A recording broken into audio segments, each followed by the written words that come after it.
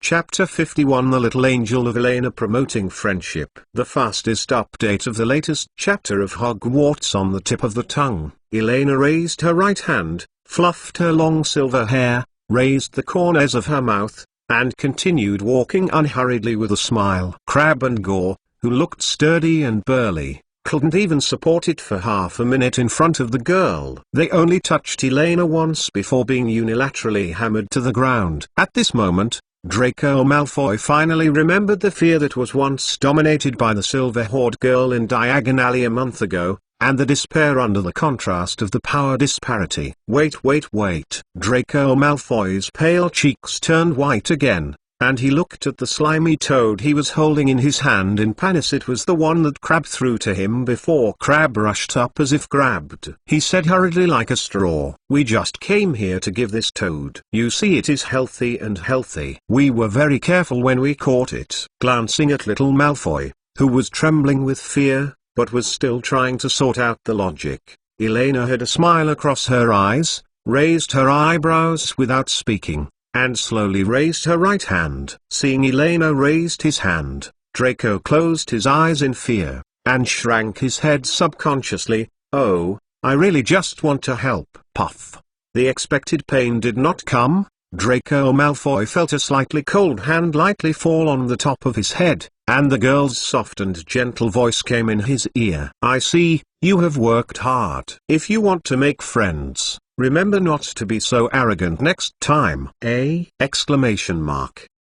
Draco opened one eye cautiously and raised his head. A delicate face that could be broken by a bomb appeared in front of him, and he could even count the long, trembling eyelashes on the girl's eyes. "Introduce yourself." "My name is Elena Caslana." Elena messed up Draco Malfoy's neatly combed hair, stood up straight, looked around the three little boys still standing in the box, looked loose, and clapped her hands grinningly. "Well, it looks like it was just a misunderstanding."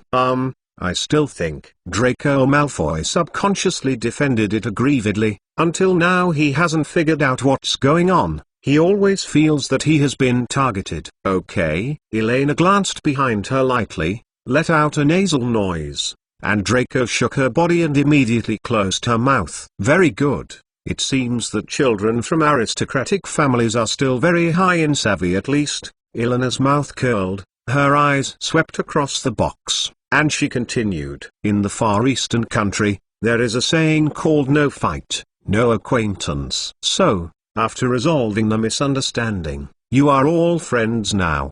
There is no problem, right?" No. "Well, I heard Dad say this before." "Sister Elena is right." Harry, Ron, and Malfoy glanced at each other, and then at the smiling silver-haired little Lorry standing in the middle of the carriage, nodding their heads stubbornly, and agreed in unison. "Hey, there are you two. Don't lie on the ground and pretend to be dead." "I deliberately avoided the danger zone." "Don't worry, I won't hit you." "But, if you dare to lie to me." Elena nodded in satisfaction. The little leather boots gently kicked the two corpses that fell on the ground, and said slowly she hadn't seen any dizzy person whose eyelids moved so quickly. Compared with the children around the town, the acting skills of Gore and Crabbe are far too clumsy. Don't fight, I'll get up." Sorry, we didn't mean it." Hearing Elena's words, in Draco Malfoy's stunned gaze, the already unconscious Gore and Crabbe,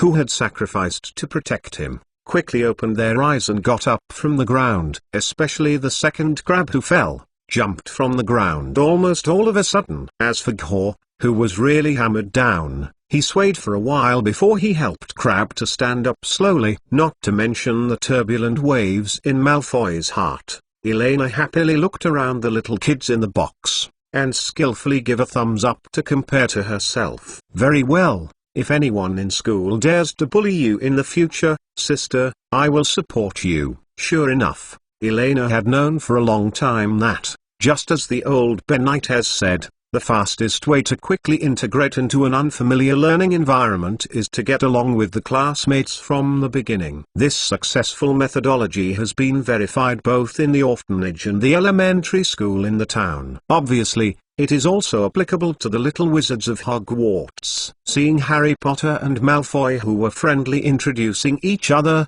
Elena felt a sense of accomplishment in her heart. So, the only reason she is a kind little angel who promotes the friendship between her classmates is called a parent every week because the teachers in the town deliberately target her. Some characters on the chocolate frog card. The fastest update of the latest chapter of Hogwarts on the tip of the tongue. The legendary character Ancient Times. 1. Falco is Solon the First Animagus. 2. The invincible Andros, the only wizard who can release a patron saint as big as a giant. 3. Seth, a strange witch who likes to turn missing crew members into pigs. 4. Odyssey, ancient Greek hero. 5. The giant Q crops killed by the Greek hero Odyssey. 6. Zuyan, Chinese alchemist in the 4th century BC. 7. Despicable Helbo, the first cultivator of basilisk and the creator of the first Horcrux recorded. 8. Mopsos, ancient Greek prophet. 9. Ptolemy, ancient Greek astronomer and geographer. Birth and death date unknown. 10. Edgar Kraug, the ghost of Hogwarts. 11. Eithliard the Ever-Ready, Eithliard the Ever-Ready, famous for being angry and attacking bystanders for no reason, died in prison. 12. Giant Moreholt, Irish giant, his brother is the King of Ireland. When the Celtic hero Tristan wanted to kill him, he stabbed Tristan with a poisonous sword. 13. Goliath the Giant, a mercenary used by the Philistines against the Israelis. The Middle Ages, AD 4,761,453. Born after 982. 1. Weird Eric, the wizard who uses jellyfish as a hat. 2. Hangis of Woodcroft, the founder of Hogsmeade Village. 3. Merlin, Chapter 13. 4. Queen Maeve, born in 993, before the founding of Hogwarts, she trained young wizards in Ireland. 4 founders. 5. Rowena Ravenclaw. 6. Helga Hufflepuff. 7. Godric Gryffindor. 8. Salazar Slytherin. 1100s. 9. Fulbert the Fearful. 10,141,097. Is a very timid wizard. He is famous for being too timid to even leave the house where he lives. He died of a roof collapse caused by the backfire of a defensive spell. 10. Wilfrid Elphick. 11,121,199. The first wizard to be stabbed by a poisonous horn. On the chocolate frog card, he appears in a bandaged image, so we may be able to guess that he escaped the attack. 11. Flattery Gregory, active in 1189. 1200s. 12.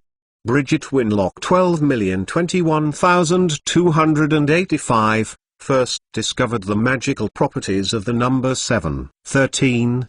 Ignatia Wildsmith, 12,271,320, inventor of flu fans. 14. Babe Orubereg, president of the Wizarding Council in the 1260s, the king ban was first introduced in the Quidditch game. 15. Cordelia Misericordia, 12,981,401, representative of the Banshee at the summit meeting of the Wizarding Council in the 14th century. 1300s. 16. Cypriudil, 13,121,357, the only referee killed in a Quidditch match. 17. John C. Aldrich, 13,421,379, the first known patient with dragonpox. 18. Giffard Dolleton, 13,901,441, the famous giant killer, Hangis who killed the giant on Barnton. 19. Count V.D. Dracal, T.V.D. Dracal, born in 1390, a notorious vampire. Mull writer Bram Stoker created the fictional Count Dracal based on him. Earl Draco also has a son, V.D. the Impaler, who inherited his bad reputation. 20. Alberta Tussle, born in 1391, champion of the All England Wizarding Tournament in 1430. 1400s. 21. Hengist of Upper Barnton, a giant from Upper Barnton in the 15th century, killed by the giant slayer Gifford Alden. 22. Burdock Malden 14,291,490, defines person as any member who walks on two legs. 23. Kongpo, 14,431,539. Chinese fire dragon experts studied the breeding of Chinese fireballs and discovered the use of Chinese fireball dragon egg powder. 24. Yardley PTT, 14,461,557. The notorious Dark Wizard has created a series of murder cases of goblins. 25. Felix Summerby 14,471,508. Inventor of the Happy Curse. The specific year is unknown. 26. Malodora Grimmelrim, a female demon who lived in the Middle Ages. Use cosmetic potions to transform yourself into a beautiful woman and marry a king. Use magic mirrors to enhance self-image. Because she was jealous of the most beautiful girl in the country, she was given a poisoned apple. Taken from Snow White. 27. Letitia Snowlands, a female demon who lived in the Middle Ages. The vicious banshee was jealous of the king's daughter, and made her fall asleep because of the spindle stained with living hell potion. A young wizard put a boosting potion on his lips to wake the princess after being kissed. Taken from Sleeping Beauty. 28. Old Mother Hubbard, a female demon who lived in the Middle Ages. She introduced stray animals into her home and starved them to death. 29. Babyaga, a Russian banshee living in the Middle Ages, living in a hut above a giant chicken's feet, eating only children. 30. Eoged the Ugly, elf representative of the summit meeting of the Wizarding Council in the 14th century. 31. Bran the Bloodthirsty, a medieval giant, live in the castle at the top of the magic vine, like to grind the bones of his victims into bread, like to bathe in English blood, and was killed by a boy named Jack. Taken from Jack and the Magic Bean. 32.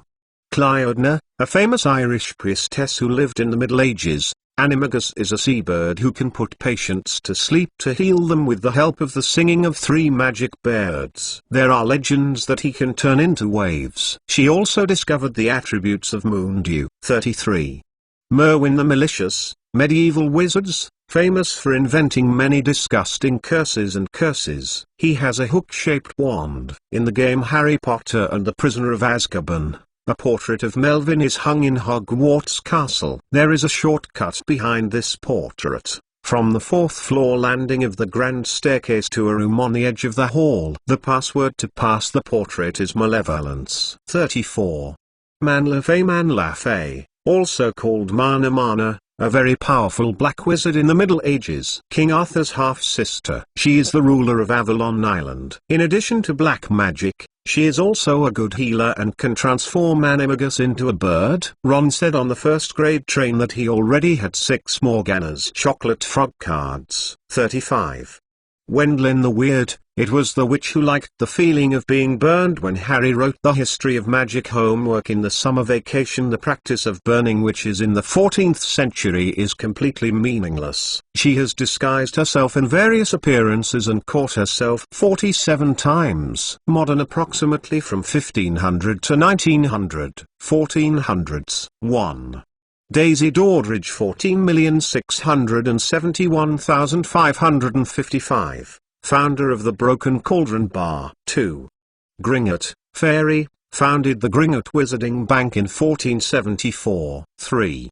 Cornelius Agrippa, born in Germany in 1486. He wrote many books about magic and wizards. Some muggles thought his books were evil and threw him into prison. Died in 1535. His chocolate frog card is one of 2 cards Ron is missing. 4.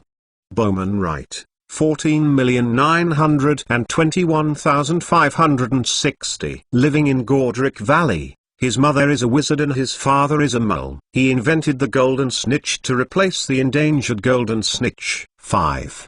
Pallad the 14,931,541, alchemy genius, 1500s. 6.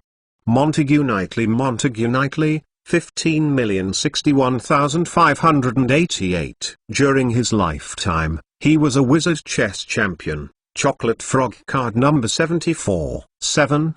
Musidora Barkworth 15,201,666. A famous composer. Her unfinished work Witch's Suite is famous for using explosive tuba. After blowing off the roof of the town hall of Ackley in a performance in 1902, this work has been banned. 8. Gunzeater of Guzma 15,561,639, discovered a cure for dragonpox. 9. Mungo Boham 15,601,659, founder of Street Mungo Hospital. 10.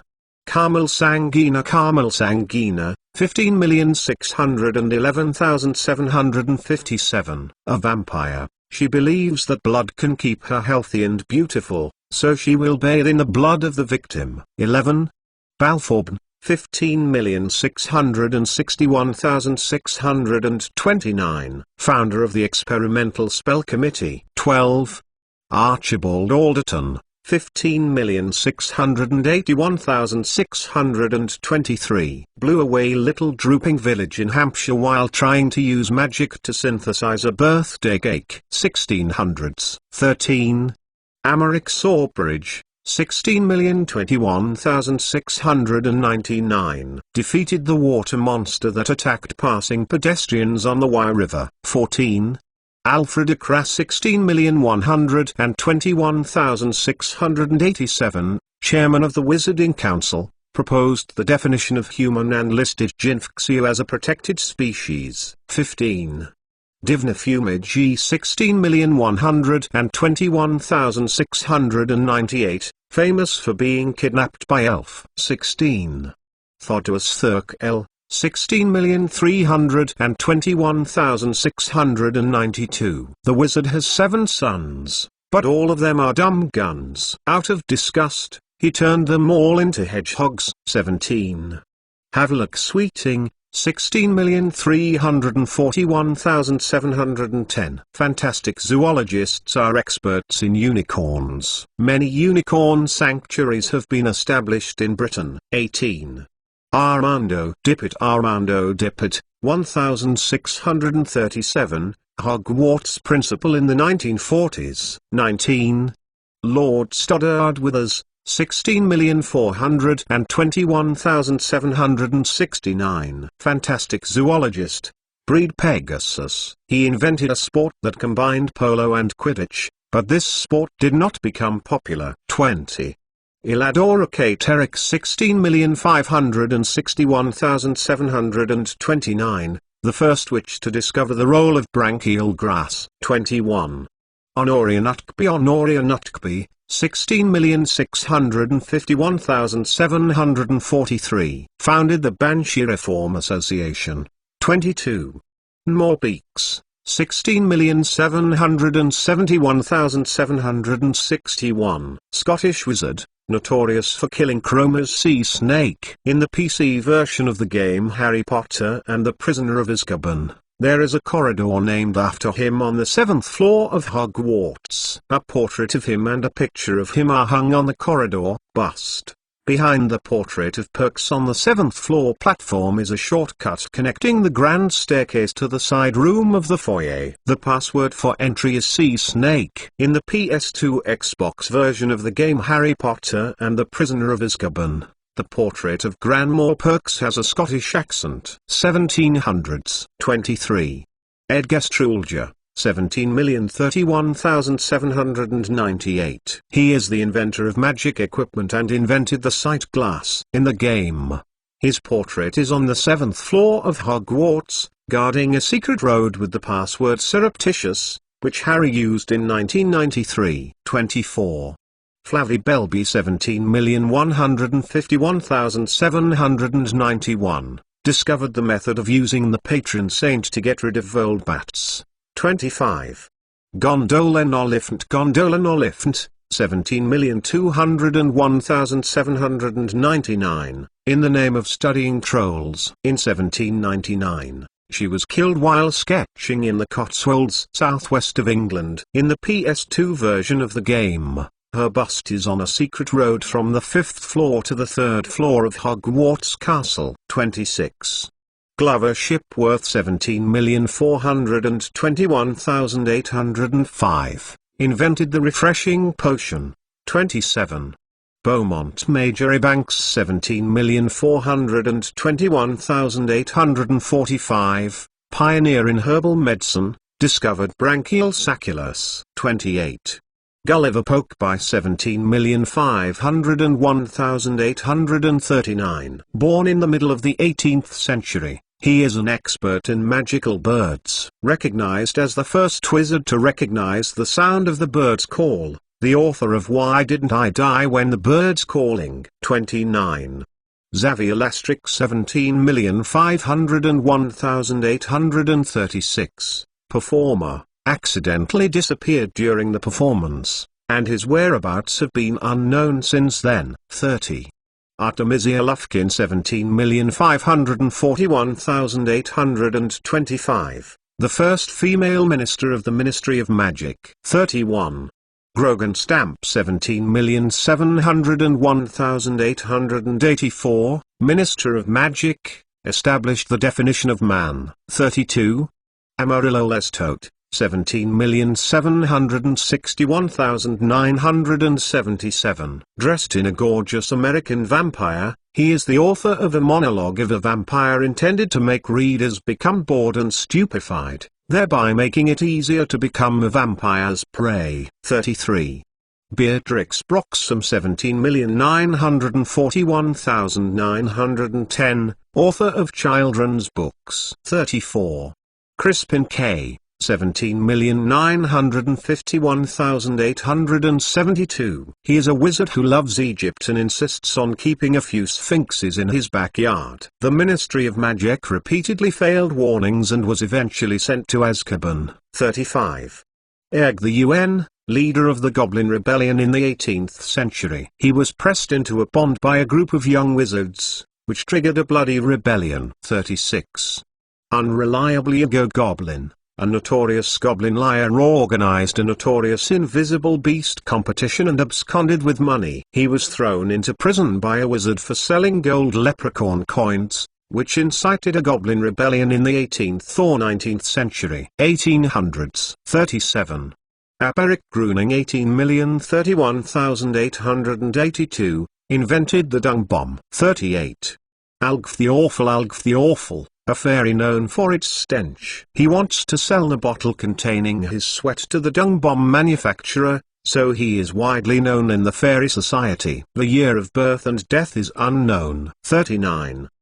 Dorcas Well-Beloved, 18,121,904. The Desperate Witch Association was established to help witches who are impoverished, emotionally frustrated, or suffering. 40. Laverne de Montmorency, 18,231,893. The witch who invented a variety of love potions, studied at Ravenclaw from 18,341,841. 41. Leopoldina Smethwick, 18,291,910. The first witch to be the referee of a Quidditch match may be related to Elliot Smethwick, invented the cushion curse in 1820, or Hippocrates Smethwick, born before 1977 in Street Mungo. Therapist have relatives. 42. Mirabella Prankite 1839, fell in love with a mermaid. 43. Oswald Beamish, 18,501,932, wizards, pioneers of fairies defending rights. 44. Sir Herbert Varney, about 1858 to 1889, vampire, who captured women to suck blood in London in the 1880s, was eventually arrested and killed by wizards of the Fantastic Beast Management and Control Division. 45. Justice Billiacle, 18,621,953, former director of the Magic Law Enforcement Department of the Ministry of Magic. 46. Saccharissa Tugwood, 18,741,966. The first witch who developed a lot of cosmetic medicines, discovered that pimples can be treated with Balbos Tempus, 47. Albus Dumbledore, 18,811,997. 48. Hesper Starkey, 18,811,973. Study the effect of moon on potion making. Her portrait guards a secret room at Hogwarts, and the password is lunatical don't know how to translate. 49. Norwal Donkwonk, 18,881,957. Because he rescued a mole child from the mouth of a lion and helicopter and died, he was awarded the Merlin First Class Badge, whose portrait at Hogwarts was Sphinx and helicopter. 50. Fifi Lafol, 18,881,971, witch, author of the book Ented Enters. 51. Roderick Plumpton, 18,891,987. The Seeker of the Tahital Tornadoes, holding the British record of catching the snitch at the fastest speed in a single game 3.5 seconds, against the KF Hilly crossbow in 1921, invented the Plumpton Pass. 52. Magentic Stuck, 18,921,991. The ancestry of the parents is unknown. She is an experimental artist, and her portraits are famous for their rise to follow people home. 53. Cassandra Vabtsky, 18,941,997. Famous prophet, author of Pull the Fog and See the Future. 54. Newt Scaman, 1897 present, famous wizard writer, also once served as the principal of Hogwarts School of Witchcraft and Wizardry. 55. Adalbert Waffling, 18,991,981. A well-known magic theorist, author of Magic Theory Hogwarts textbook, known as the father of magic theory. In the 1890s, Wallin was already a famous wizard at the time, so his work should have been published before that. During this time, Dumbledore often discussed ideas about magic with him. Modern 1900s. 1. Indira Chowdhury once served as a batsman for the England Quidditch national team. Birth and death year unknown. 2. Perpetua Fancourt, 19,001,991. Invented the moonscope. 3. Roland Kegg, 1903 present. Captain of the England Gobstone team. 4. Tilly Toke, 19,031,991. In 1932, while on holiday in Ilfracombe, the family led the family to save countless miles from a Welsh green dragon and modified their memories. Was awarded the First Class Badge of Merlin. 5. Jost Wadcock, 1911 present, served as a chaser for Pudermere United. He maintained the highest score in the British Quidditch League, which was set in a 1931 game against the Fort Bailey Bats. 6. Derwent Shimpling, born in 1912. He is a wizard comedian. He once set a whole poisonous tentacle for betting. Although he finally survived, his skin turned purple as a result. One of the Chocolate Frog card characters. The password for his portrait at Hogwarts is belly button. 7. Joda Sykes, 1915 present. The first wizard to cross the Atlantic on a flying broomstick in 1935. This incident made her famous in the wizarding world with a broomstick oak shaft 79 inches. Her bust is in the Hogwarts Hall leading to the cellar. 8. Celestina Warbeck, 1917 present, a famous singer, known as the Witch Singer. 9. Blenheim Stalk, 1920 present, a well-known mole expert. 10. Miranda Gozak, 1921 present, author of the Standard Spells series Hogwarts textbooks. 11. Carlota Pinkston, 1922 present, opposed to the implementation of the International Wizarding Federation Secrecy Act, repeatedly told the existence of mole magic. He was detained many times for the open and deliberate use of magic. Number. Chapter 94. 12. Bradwin Blodwin Blood 1923 present, vampire, low baritone singer, known as the vampire from the valley. Before biting people's necks, they will sing to them. 13.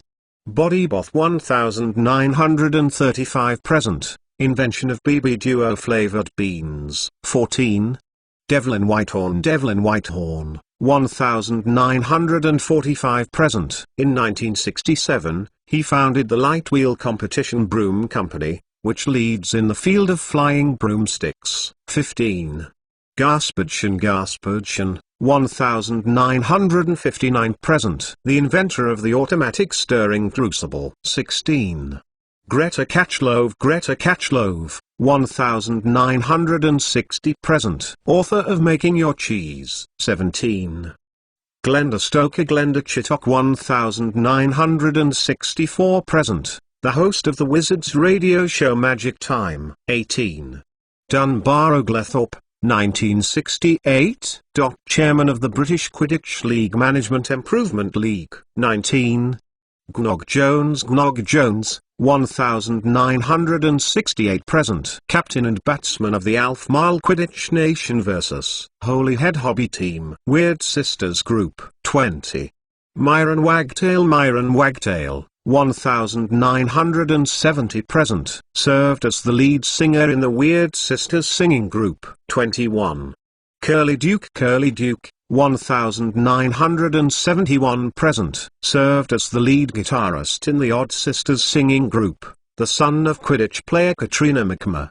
22.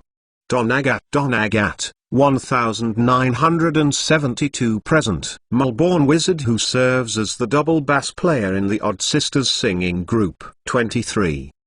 Heathcote Barbary 1974 present, play the sound effect guitar in the Weird Sisters singing group. 24.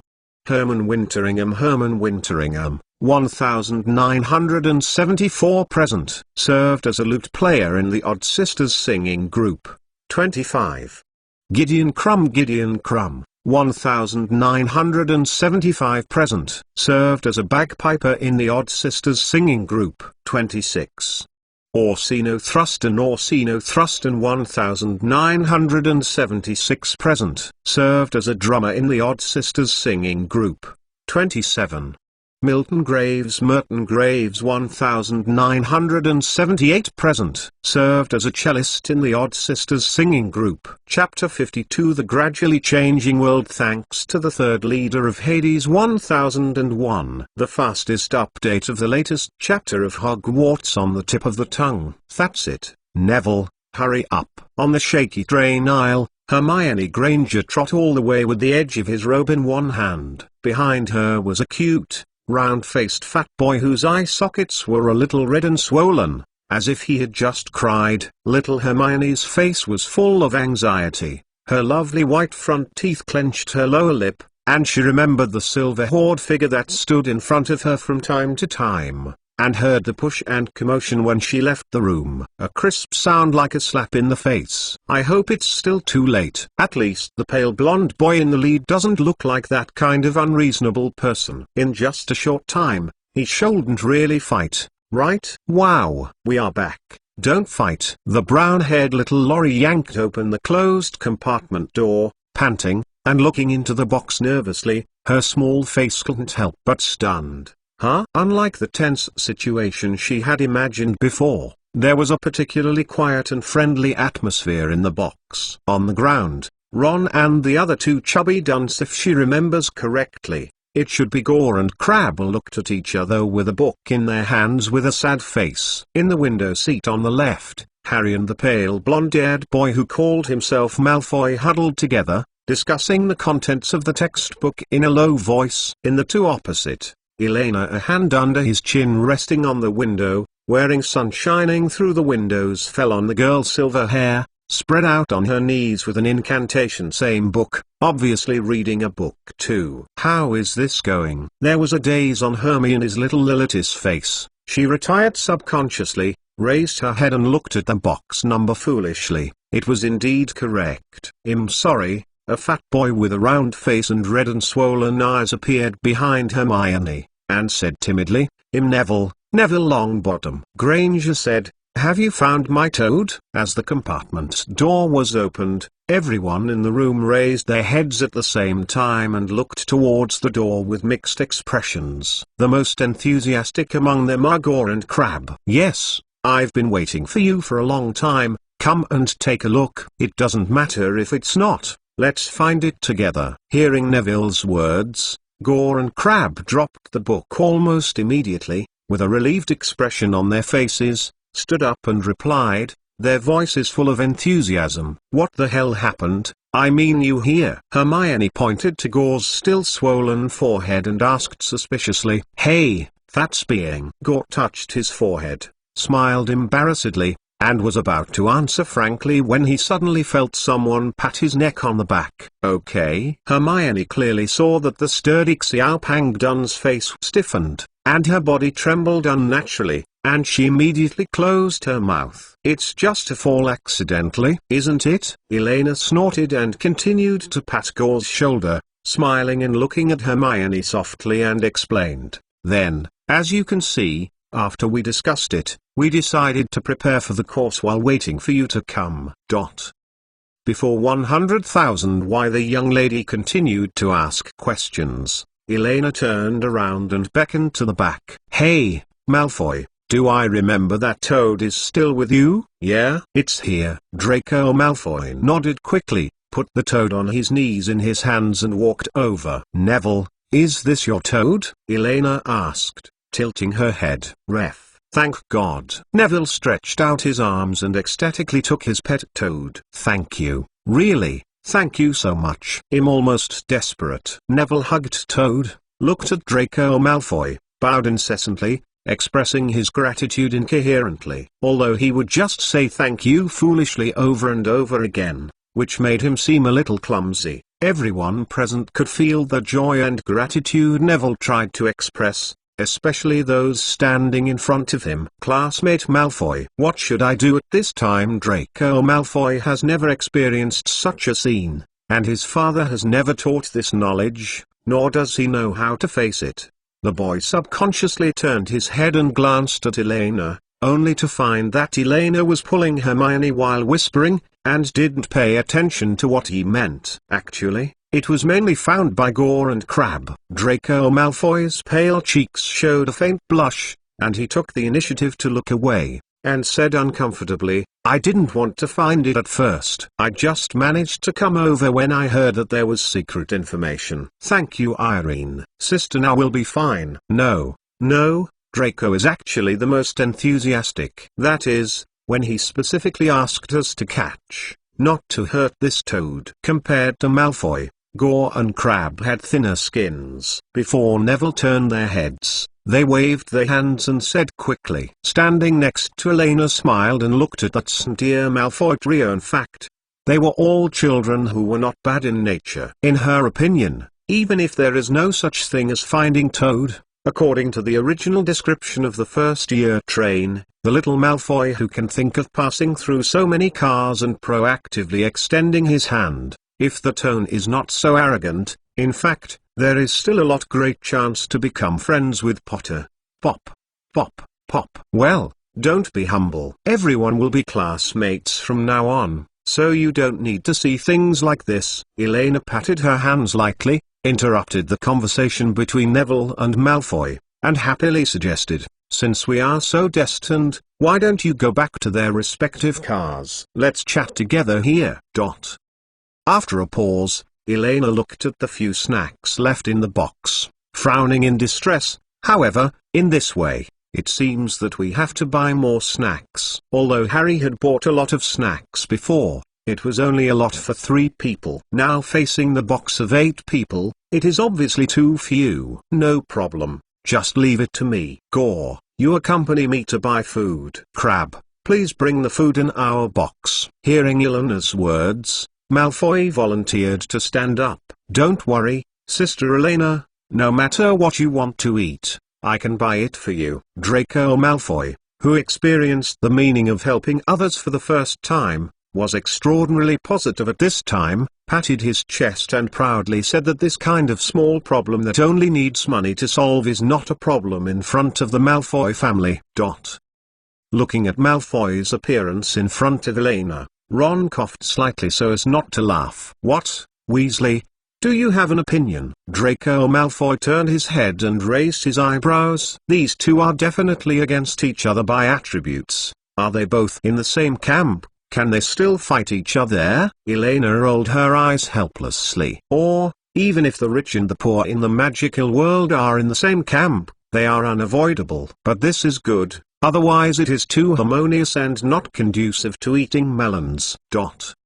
No, I just want to say, there is at least one magical drink that you can't buy. Ron shrugged and pointed to the bottle of Coke placed in the corner of the tabletop and said triumphantly, I haven't seen it. I think you might not even have heard of the ubiquitous hydrogen acid and the terrible CO2 hydroxyacid. A magical drink? Hermione looked curiously in the direction of Ron's fingers, and shrugged suspiciously. But that's just the most common Coke. Cough cough cough cough. That, Ron. Now it was Eleanor's turn to let out a violent cough. In front of Ron and Harry, she was confident that she could fool around at will. But if she added a schoolmouse to Hermione, she couldn't continue happily. The silver-haired little Lorry was about to end this with embarrassment. Topic: Ordinary Coke. Ron let out a sneer, shook his finger at Hermione, and said slowly, that's just a mole drinking method. No mature wizard will spoil this magic drink like a mole. Yes, right, Harry? There had never been a place where he showed his abilities before, but now finally there was an opportunity. And Ron would naturally not let it go. Yes, I also just learned that the correct way to drink in the magical world is to shake it before drinking. Sister Elena said that qualified wizards should learn how to use their own magic to suppress the riots caused by Coke. Harry Potter nodded quickly, and said with a serious expression on his face. Ever since he saw Eleanor's horrible power erupting, little Harry had been worried that the silver-haired girl would settle his reckless entry into the box. So the desire to survive was even stronger than Ron. Shake and drink? Cola's riot, Elena said. Hermione Granger blinked weirdly,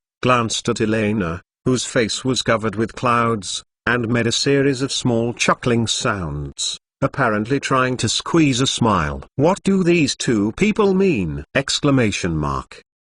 Elena gave Harry and Ron a hard look, with a vaguely murderous look on her face. Huh? Exclamation mark. Why does Sister Elena seem to be angry? Compared with Harry, Ron, who has a mother and a sister, is more sensitive to girls' emotions, and immediately noticed that the silver-haired little Loris' face was a little wrong. Looking at Hermione, who was holding a smile, Ron felt that he had found the reason every time Ginny quarreled with his mother. It was like this, and at this time, he only had to stand on the side that was bound to win. The red-haired boy picked up the Coke on the table, shook it violently, and took the initiative to send it to Elena. He glanced at Hermione provocatively and said flatly, Sister Elena, I'll shake it for you, and let her see how wizards drink. Elena looked like constipation, blankly took the Coke that Ron handed over, and glanced around. Harry was whispering something to Malfoy, and Elena could also guess from the reverent eyes of the two of them with their toes. It was definitely a little knowledge about hydroxide. The culprit Ron,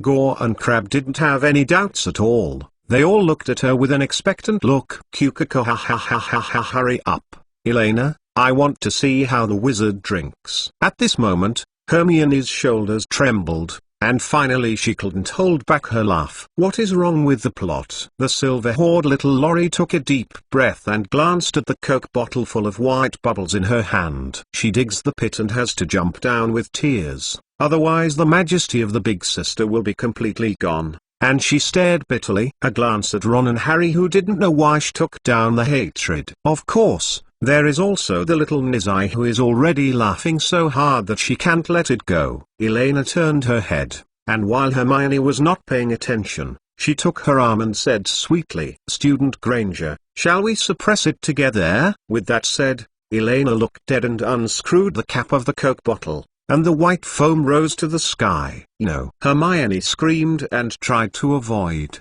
The box filled with joy. At the same time, Hogwarts. "Oh my God, Dumbledore, this is crazy." Minerva McGonagall let out a weak moan. In front of her was a huge golden mountain that had never been seen before. Just now, Dumbledore was telling her a huge plan that would make the entire magical and non-magical world tremble. "But it's worth it, isn't it?" Dumbledore smiled slightly and carefully folded the manuscript paper filled with various patterns and figures in his hands, and put it away. "Well, you convinced me. What can I do now?" McGonagall closed his eyes, took a deep breath, and said in a deep voice. Dumbledore shook his head and said softly, "You don't need to do anything. Just to welcome the beginning of the new semester normally. Time will slowly lead to the results we want." After a pause, the old man thought for a while, blinked, and suddenly added, "Oh, yes, I almost forgot.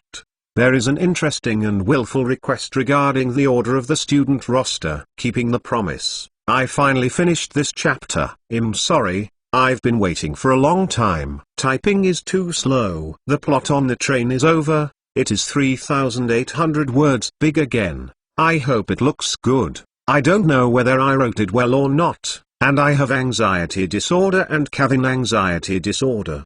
The next step is the big plot. My head hurts. I feel like I am about to become a waste goo. Go to bed. Good night, Gray." Chapter 53 Moonlight. The fastest update of the latest chapter of Hogwarts on the tip of the tongue. Elena glanced out the window, and the sky was getting darker. There are mountains and woods under the deep purple sky. The train seems to have slowed down. Not far away, a village with dizzy yellow lights can be seen faintly, if not unexpectedly. This train's terminus is the only one in the UK. A village of wizards, the village of Hogsmeade. The train will arrive at Hogwarts soon. Please leave your luggage in the car and we will send it to the school for everyone. It didn't take long before this sound began to reverberate in the corridor, which sounded a bit like a common electronic broadcast in later generations. However, considering the interference field for electronic products within Hogwarts and the us in the voice, Elena guessed that this should be due to some kind of ignorance of the group of house elves in Hogwarts. The magic of the name. "It's all due to you. It's all right now. My whole body is sticky. I changed clothes twice before I got to school." Inside the box, Hermione took a fierce look at Elena next to her, took off her coat stained with Coke, put on a new Hogwarts robe, and said angrily, "As for the boys, they had been rushed to other boxes long ago." Elena gave a cheeky smile. "It's not a big problem. We don't know how to clean and curse. It will be much more convenient next time. Do you want to have another time? If you come again, I will definitely expose you." The lovely Miss Hermione Beaver Granger raised her brows, wrinkled her nose, and threatened with a ferocious expression. She was not as afraid of Elena like those little boys. There are usually only 3 friendships between girls, especially little girls. One is the sympathy between Jan and the dog, the other is the rivalry between the schoolmasters, and the other is the most common plastic sisterhood. There is no doubt that the relationship between Elena and Hermione is a collection of the first and second types. After an afternoon of chat, the relationship between the two girls quickly heated up, and their actions and words also changed. It's a lot of randomness, whatever you do, not to mention that you still need to learn a lot of knowledge in order to beat me. Elena shrugged unmovedly, then rolled the stained robe in her hands into a ball, stuffed it into the box, grinning. "And, you really think that even if you expose me, they have the courage to resist, huh?" Hermione was about to refute with an expression of irritation, and a long whistle interrupted her. Woo! The Hogwarts Express train slowed down, accompanied by a piercing sound of friction between wheels and rails, and finally stopped on a platform on a dark and small platform. "Hi, it's really cold at night. Don't you feel cold?" Out of the carriage, the cold night in Hogsmeade gave Hermione a shiver. She tightened her robe tightly, and stretched out her hand to pull tightly on the front of the silver-haired girl's skirt. No matter what the future may be, Hermione at this time is after all just an 11-year-old girl who has just left home. She came to school by herself. Fear and nervousness are also fortunately, she has a company now. It's okay, I'm used to it. Elena, who lives in the Scottish Highlands all year round, has a calm face. You must know that the temperature of Loch Lomond after nightfall is about 35 degrees lower than here. Rebreathing this familiar, slightly cool air, on the contrary, she has a feeling of going home. Follow me,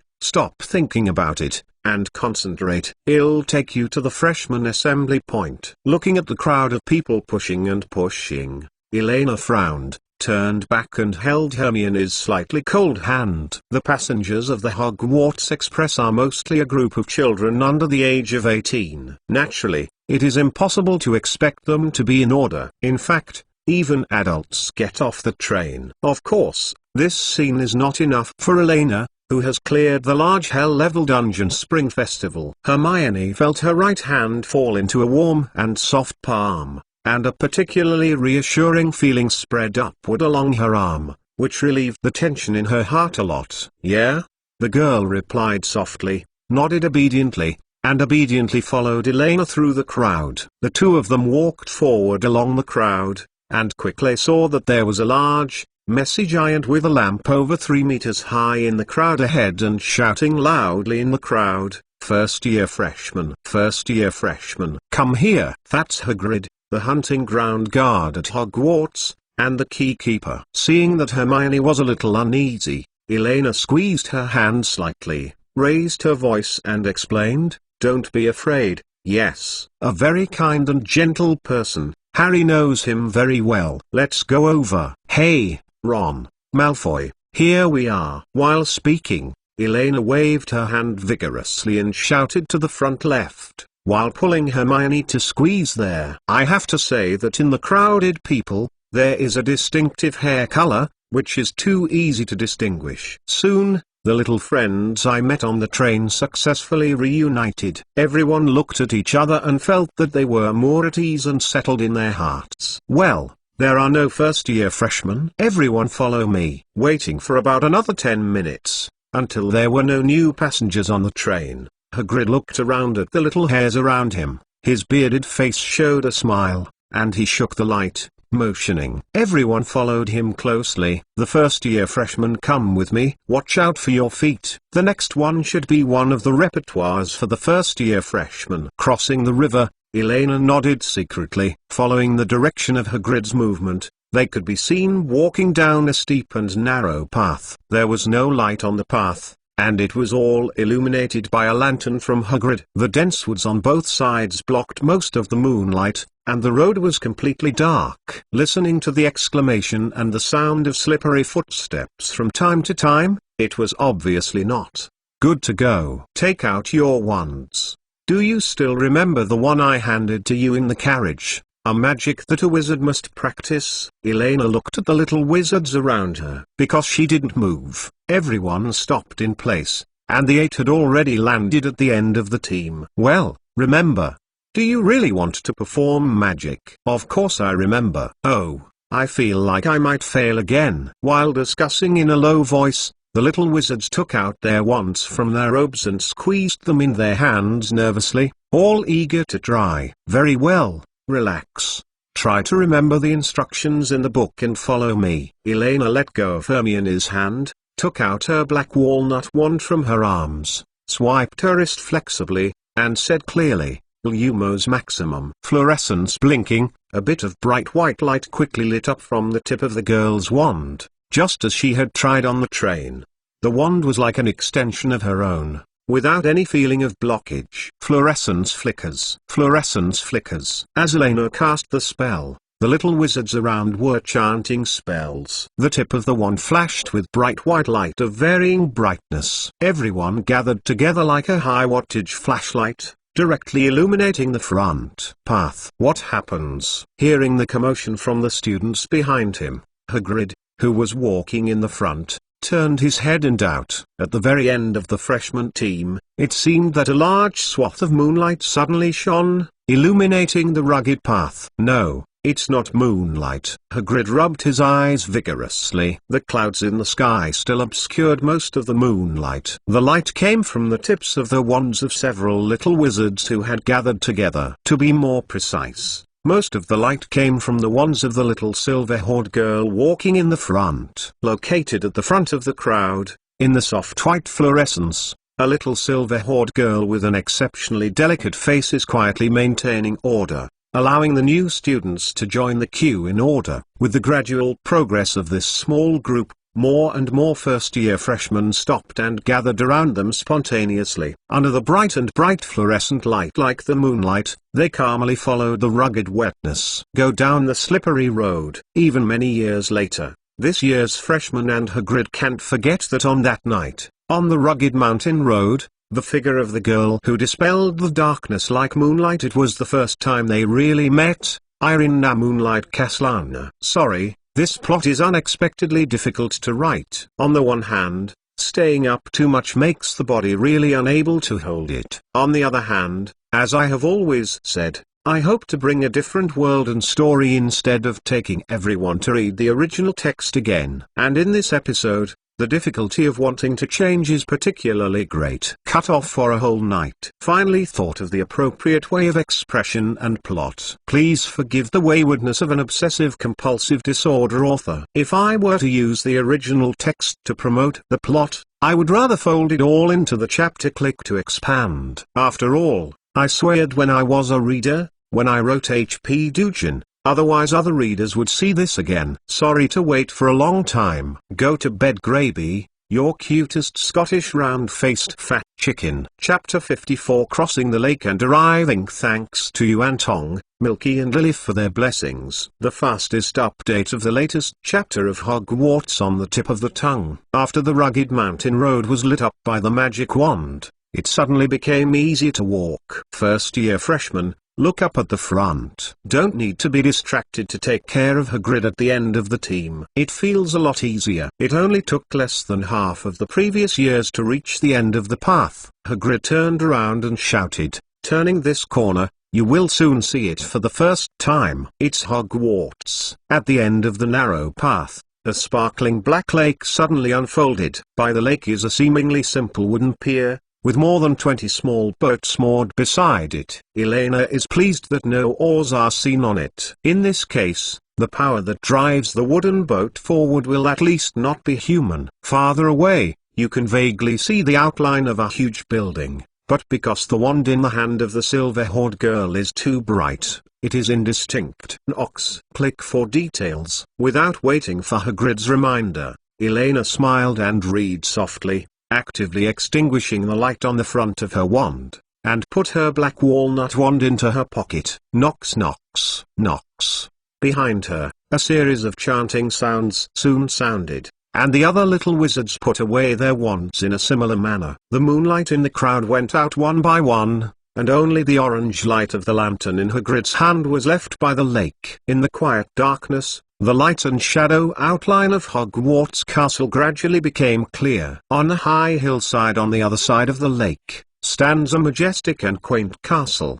The top of the castle is lined with spires and windows are twinkling under the stars. A mysterious and solemn magical atmosphere lingers in every child's heart. Thank you. Hagrid turned his head, lowered his head and glanced at Elena, who was standing beside him. Her eyes flashed like a black beetle with a gentle touch. It is indeed the student that Professor Dumbledore personally entertained. It really is a very flattering good child. After waiting quietly for the children to marvel, the giant clapped his hands vigorously and said loudly, pointing to the boat moored on the shore, "Well, there are up to 4 people in each boat. Time is running out. Let's get on the boat." The lake slowly slapped the shore, and the boat swayed slightly, which didn't seem so reassuring. Standing among the crowd, Ron was obviously one of the most unhappy people, not because he was afraid of water. It's because when he was chatting on the train 10 minutes ago bringing to each other, he still vowed to tell everyone that the stories he heard from his brothers who went to school at Hogwarts, if the light is now bright at a little bit, his ears might be red again. Well, I knew that Fred and George were lying to me again, but I didn't expect Percy would also be lying. Ron looked at the black boat and mumbled glumly. Everyone before them said that the students at Hogwarts went to the school in a magic carriage that they could move. I heard my father say about this. The council sponsored a batch of funds to the school, including the purchase of new carriages. Draco Malfoy also nodded, and glanced at the small wooden boat moored in the harbour with a slight disgust. I thought we would choose some more magical and safer way to reach the school instead of swimming there. Yes. What if I accidentally fall into the water? I can't swim. I heard that every year Hogwarts prepares a batch of death lists before the branch. There is no doubt that after experiencing the small activities of fluorescence flashing, the confidence and group consciousness of the little wizards have grown a lot. Following Ron and Draco's complaints, coupled with the fact that the fluorescent flickering has been extinguished, and the environment was re-shrouded in darkness and cold fog, the little wizards began to whisper quietly on the spot. The children who had taken steps. They also stood back one after another, looking at their surrounding companions a little hesitantly. Although the British Isles are surrounded by sea water, it does not mean that most children can swim. In fact, in contrast to most animals, people are usually more afraid of large waters than bright and warm flames, and this is more obvious in children around the age of 11. Trust me, it's safe. We are like this every year. Hagrid scratched his hair in anguish, and his beard-filled face was full of helplessness. In fact, almost every freshman who crosses the lake will encounter such a situation. How to persuade freshmen to get on the boat has always been an extremely time-consuming task, and this is especially difficult for the bad-spoken Hagrid. Okay, don't make any noise. Listen to me. Fluorescence blinking. The dampness of the lake was getting heavier and heavier, and Elena could feel that Hermione's body behind her had begun to tremble slightly. If she kept on like this, she might catch a cold. The girl frowned and took out her wand to light it up again. With the girl's cold and sweet voice, the tumultuous crowd fell silent instantly as if they had been cast by magic, and they all looked at the silver-haired girl standing right in front of the queue, her fingertips emitting bright fluorescence. If you have read a history of Hogwarts, you will know that crossing the lake is a traditional ritual at Hogwarts. Every year when first-year students come to Hogwarts, they must cross the lake by boat to reach Hogwarts Castle. This is to imitate the scene where the four great wizards who founded the school arrived at Hogwarts. But in the book, hearing Eleanor's words, Hermione with white lips subconsciously wanted to say something. Suddenly she felt a pain in her palm. Then, Hermione felt her right hand once again incorporated into a familiar warm palm. Elena glanced at Hermione and shook her head slightly without leaving a trace. While speaking, she took the initiative to lead Hermione onto a rickety wooden boat, and her blue eyes looked around when she was standing on the boat. 1 week, said softly. In other words, now we are revisiting the journey of the four great founders. Now, does anyone want to go back to school in that boring carriage? Of course not. I'm tired of sitting in a carriage or something. Without hesitation, Harry and Draco got into the boat as soon as Eleanor's voice fell. The other first-year freshmen looked at each other and nodded eagerly. Their faces were full of excitement. Without Hagrid's persuasion, with a sense of solemnity like a pilgrimage, they took the initiative to board the boat in 2s and 3s. Are you all on the boat? Hagrid looked around on the river bank. After confirming that there were no students left alone, he took a boat by himself and patted their wooden stakes on the pier. Elena vaguely felt a circle of extremely hidden magic ripples from the pier and followed the surface of the lake spread. Dozens of small boats slid across the flat black lake and drove forward, passing through the cool fog on the lake. Hermione couldn't help shivering again, and shrank behind Elena, who was standing at the front of the ship's side. The entire journey across the lake was unexpectedly quiet. Everyone was silent, staring quietly at the huge castle that was getting closer. When they approached the cliff where the castle was, the castle as high as the sky seemed to rise above their heads, which was particularly shocking. Above the cliff, one can vaguely see an aerial promenade covered with ivy tents. Elena knew that this was the place where Harry broke the old wand. It was also the most common couple in Hogwarts Castle. And step scene. Without waiting for the girl to think about it, soon, the boat carried them through the vines to a secret open entrance. The crowd entered along a dark tunnel as if they were under the castle, and finally stopped at a place similar to an underground pier. The ground of the pier was full of gravel and small pebbles. Afterwards, under the shining of Hagrid's lantern, they followed a short stony path in the rocks, and finally reached a flat and wet grassland in the shadow of the castle. Continuing up the stone steps, the first-year students gathered in front of a huge oak door. Hagrid raised a huge fist and knocked 3 times on the castle door. The door opened immediately, and a tall, black-haired witch wearing a dark green robe with a serious expression appeared behind the door. First-year freshman, Professor McGonagall, Hagrid said. "Thank you, Hagrid." Professor McGonagall nodded, took out a pocket watch and looked at it, and said with some surprise, "You have arrived earlier this year than in previous years. According to the experience of the past few sessions, it will take at least half an hour for the new students to arrive at the castle hall. If the old wizard dog, who had some inconvenience in legs and feet, leads the way, it will take even longer. As a result, half of the senior students are still on the road, and have not had time to reach the castle hall. Hey! It's the horrible and terrible older cat lady who will drug the kidnapping of innocent little girls, Professor McGonagall." Elena slowed down a little and got into the crowd, trying to make herself look less conspicuous. However, to her surprise, as she slowed down, the little wizards almost stopped directly subconsciously, as if they were on the lake before, actively letting the road guard the girl in front. So in the end, the moving crowd showed a strange concave shape, encircling Elena in the center. At this time, Professor McGonagall, who was standing at the door, had already finished talking with Hagrid. He glanced at the silver-haired little lorry meaningfully, and a look of appreciation appeared in his eyes, and he nodded slightly, trying to speak kindly.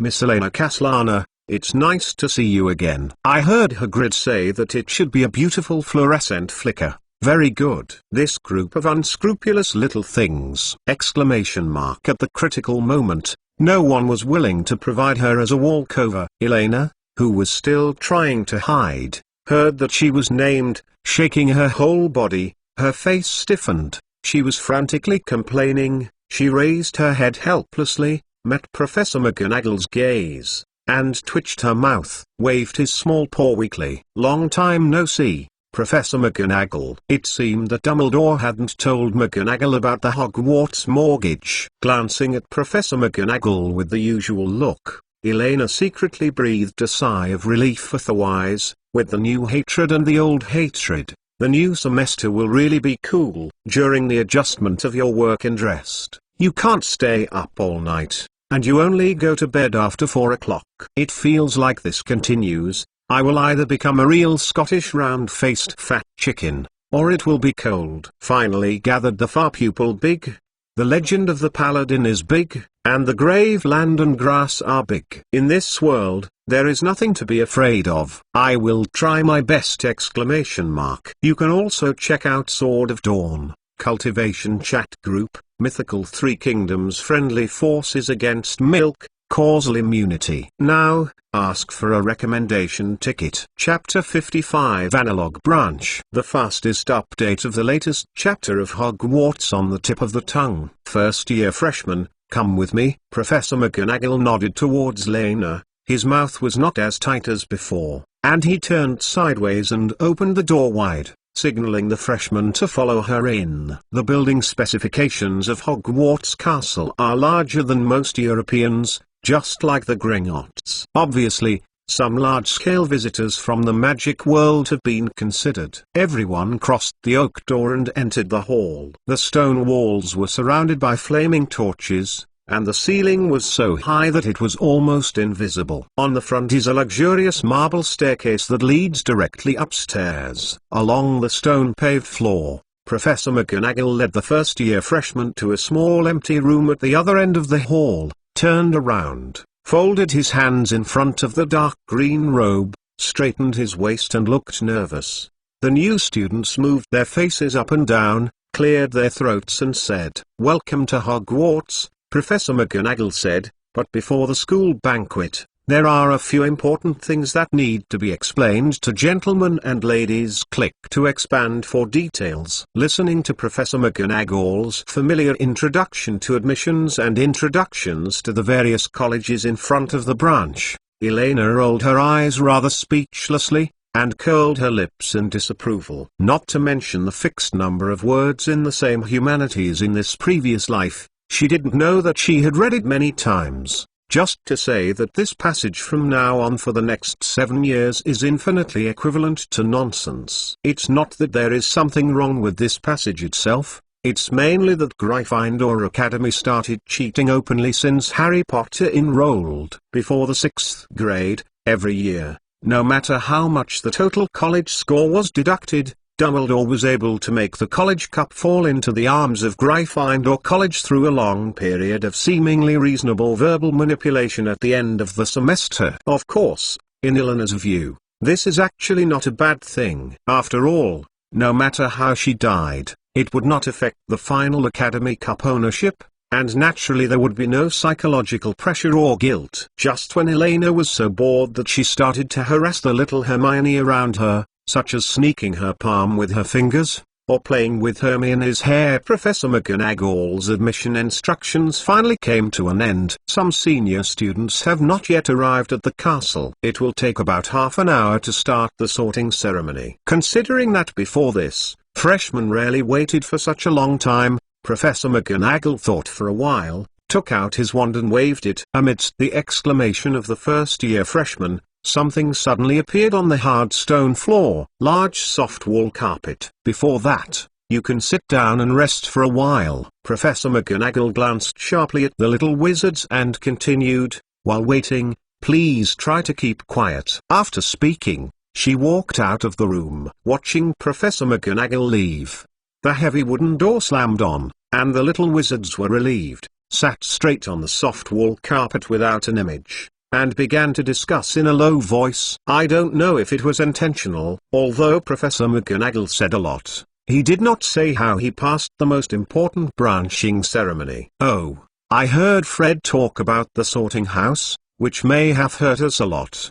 But I think he was mostly joking." Ron, who has 5 elder brothers at Hogwarts School, quickly became one of the focus of the crowd. Many little wizards surrounded him, hoping to get some news about the sorting from him. Not necessarily. My cousin said that the sorting ceremony was to perform a magic in public to prove that the school did not send the wrong invitation to enroll. I don't know if I can successfully perform fluorescence flash later, Neville said in a dull voice. His round face was full of tension. Laugh. Hearing what they said, Draco Malfoy, who was holding his arm, couldn't help but let out a sneer, raised his pale golden eyebrows, shook his fingers proudly, and retorted slowly, "How is it possible? My dad is one of the board members of Hogwarts. He told me that he only needs to recite the list of the surnames of the pure-blood 28 family to pass the assessment. None of you thought about it. Why would you give us a month to access the teaching materials in advance?" Hermione Granger interrupted Malfoy a little irritably,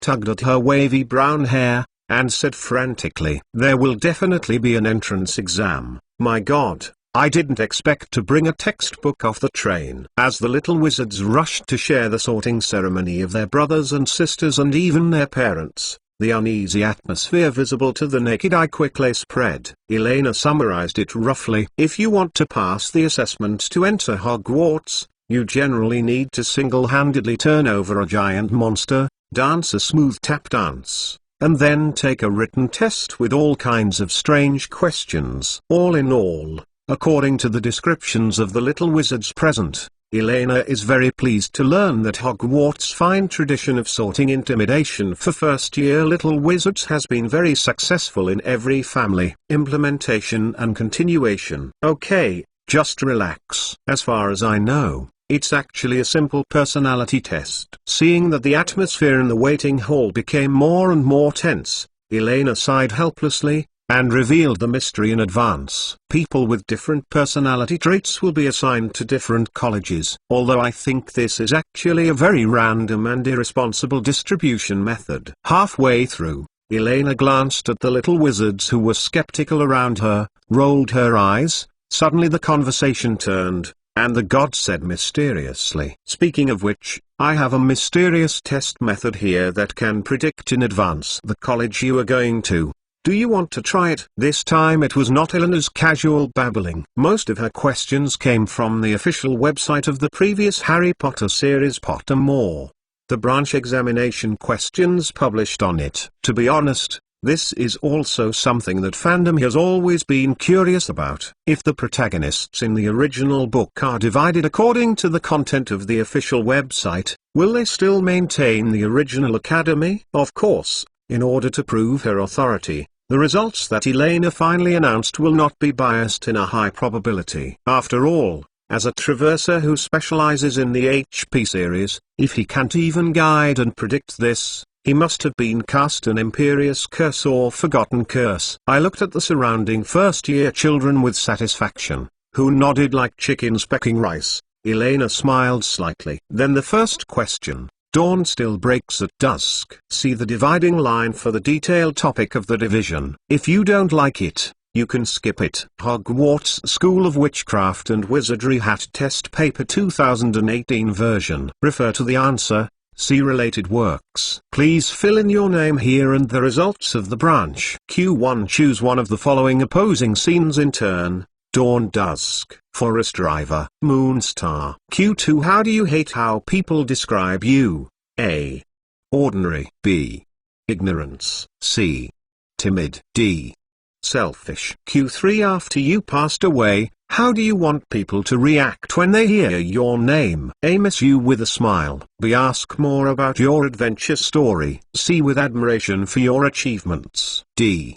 I don't mind what people think of me after I die. What they think of me when I'm alive is important. Q4. How do you want future generations to remember you? A. Wise man. B. Nice guy. C. Great man. D. Brave. Q5. If you can invent a potion, what do you hope it will bring you? A. Love. B. Honor. C. Wisdom. D. Right. Q6. Now you have entered a magic garden. Which of the following is most likely to attract your attention? A. Trees with silver leaves and golden apples. B. The fat red toadstool that seems to be talking to each other. C. Bubbles. There seems to be something glowing in the spinning pond. D.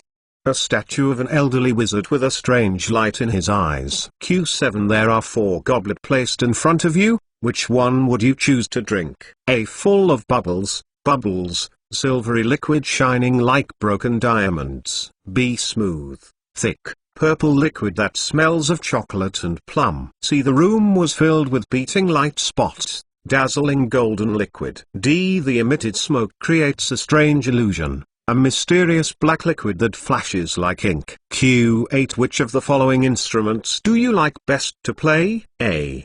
Violin. B. Small. C. Piano. D. Drum. Q9. Every 100 years, the flapper shrub will bloom and use its changing smell to lure careless people. If it tempts you, which of the following do you think its smell will be? I. Sizzling wood.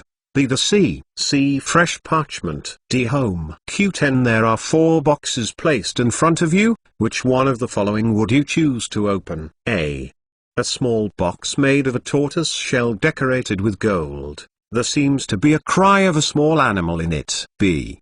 A bright black box with a silver lock and key. You know that the mysterious rune on it is Merlin's logo. C.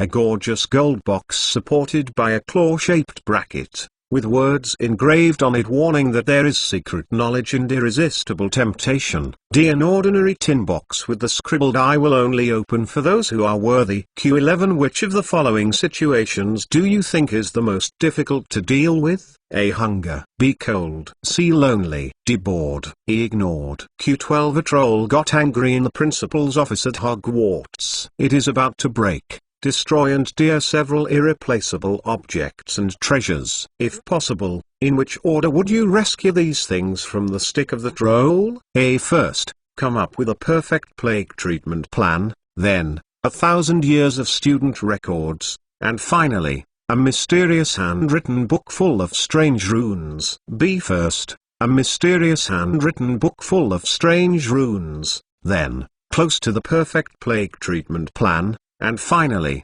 student records for 1,000 years. C. First, a near-perfect plague treatment plan, then, a mysterious handwritten book full of strange runes, and finally, student records for 1,000 years. D. First, a mysterious handwritten book full of strange runes, then 1,000 years of student records, and finally, a near-perfect plague treatment plan. Q13 Would you rather be A. Jealous, B. Imitation, C. Trust, D. Praise, E. Love, F. Fear. Q14 If you can have any abilities, which one of the following would you like to choose? A. Mind reading, B. Stealth, C. Power beyond ordinary people, D. The ability to communicate with animals, E. Ability to change the past, F. Ability to change appearance at will. Q15 What are you most looking forward to learning at Hogwarts? A. Apparition, B. Transfiguration, C. Flying with broomsticks, D. Curse, E. Fantastic animals and how to make friends with them or take care of them, F. The secret of the castle, G. All areas of magic that I can learn. Q16 Which of the following organisms do you most want to study? I. Centaur, B. Fairy, C. Mermaid, D. Ghost, E. Vampire, F. Werewolf, G. Troll. Q17 You and two friends need to cross a bridge guarded by a river monster. The river monster insists that one of you needs to fight it to let you pass. You will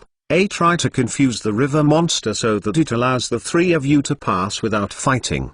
B. Try to draw lots to decide who will fight. C. Suggest that the three of you fight together. Don't tell the trolls. D. Fight alone. Q18 A classmate in the same school cheated with an automatic spelling quill in the Hogwarts exam. Now he won the first place in the spell class, and you are second. Professor Flitwick suspects this situation and leaves you after class to ask if your classmate has used an irregular quill pen. You can A. Lie, say you don't know but I hope someone else will tell Professor Flitwick the truth.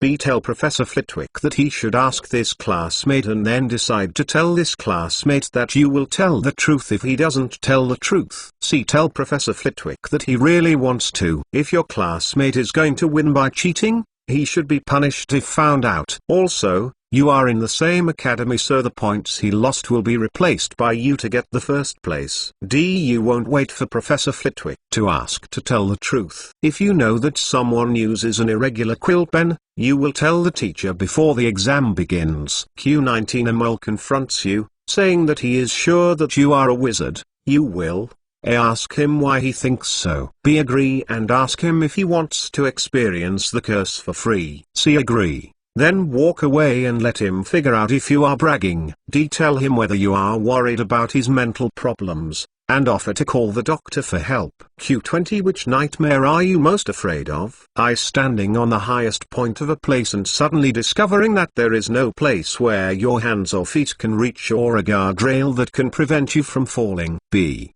I was locked in a dark room with no windows and I found an eye in the lock of the door looking at you. C. Wake up to find that your family and friends no longer recognize you. D. Forced to speak in a very stupid voice. No one understands what you say and then everyone laughs at you. Q21 Which way is most attractive to you? A. Wide, sunny grassland. B. Narrow, dark alley with lanterns. C. The winding path in the forest covered with fallen leaves. D. Cobblestone streets with ancient buildings on both sides. Q22 At night, when walking alone on the street, when you hear a weird cry that you think is magical, you will A. Walk carefully, secretly holding the wand in one hand, and be cautious of any possible danger. B. Pull out the magic wand and try to find the source of the noise. C. Draw out the magic wand and defend himself in place. D. Hiding in the shadows to observe the situation. Practice appropriate attack and defense spells in your mind for emergencies. Q23 If you are going to Hogwarts, choose a pet you want to bring. A. Tabby cat, B. Siamese cat, C. Ginger cat, D. Black cat, E. White cat, F. Grey forest owl. G. Long-eared owl, H. brown owl, I. barn owl, J. big toad, K. yellow-backed toad, N. dragon toad, M. colored toad, L. three-toed tree toad, O. snowy owl, Q. 24, A. black or white, B. heads or tails when tossing a coin, C. left or right. Click to submit. View answer catalog. Work related. G equals Gryffindor, S equals Slytherin, R equals Ravenclaw, H equals Hufflepuff. Hope you all have a good time. Chapter 56 Elena's Worries. Merry Christmas. The fastest update of the latest chapter of Hogwarts on the tip of the tongue. Hogwarts. A small lounge next to the main hall of the castle. Elena is like a star holding the moon, surrounded by a group of little wizards in the center. The closest ones are Malfoy and Potter, who were familiar with them on the train before. Draco,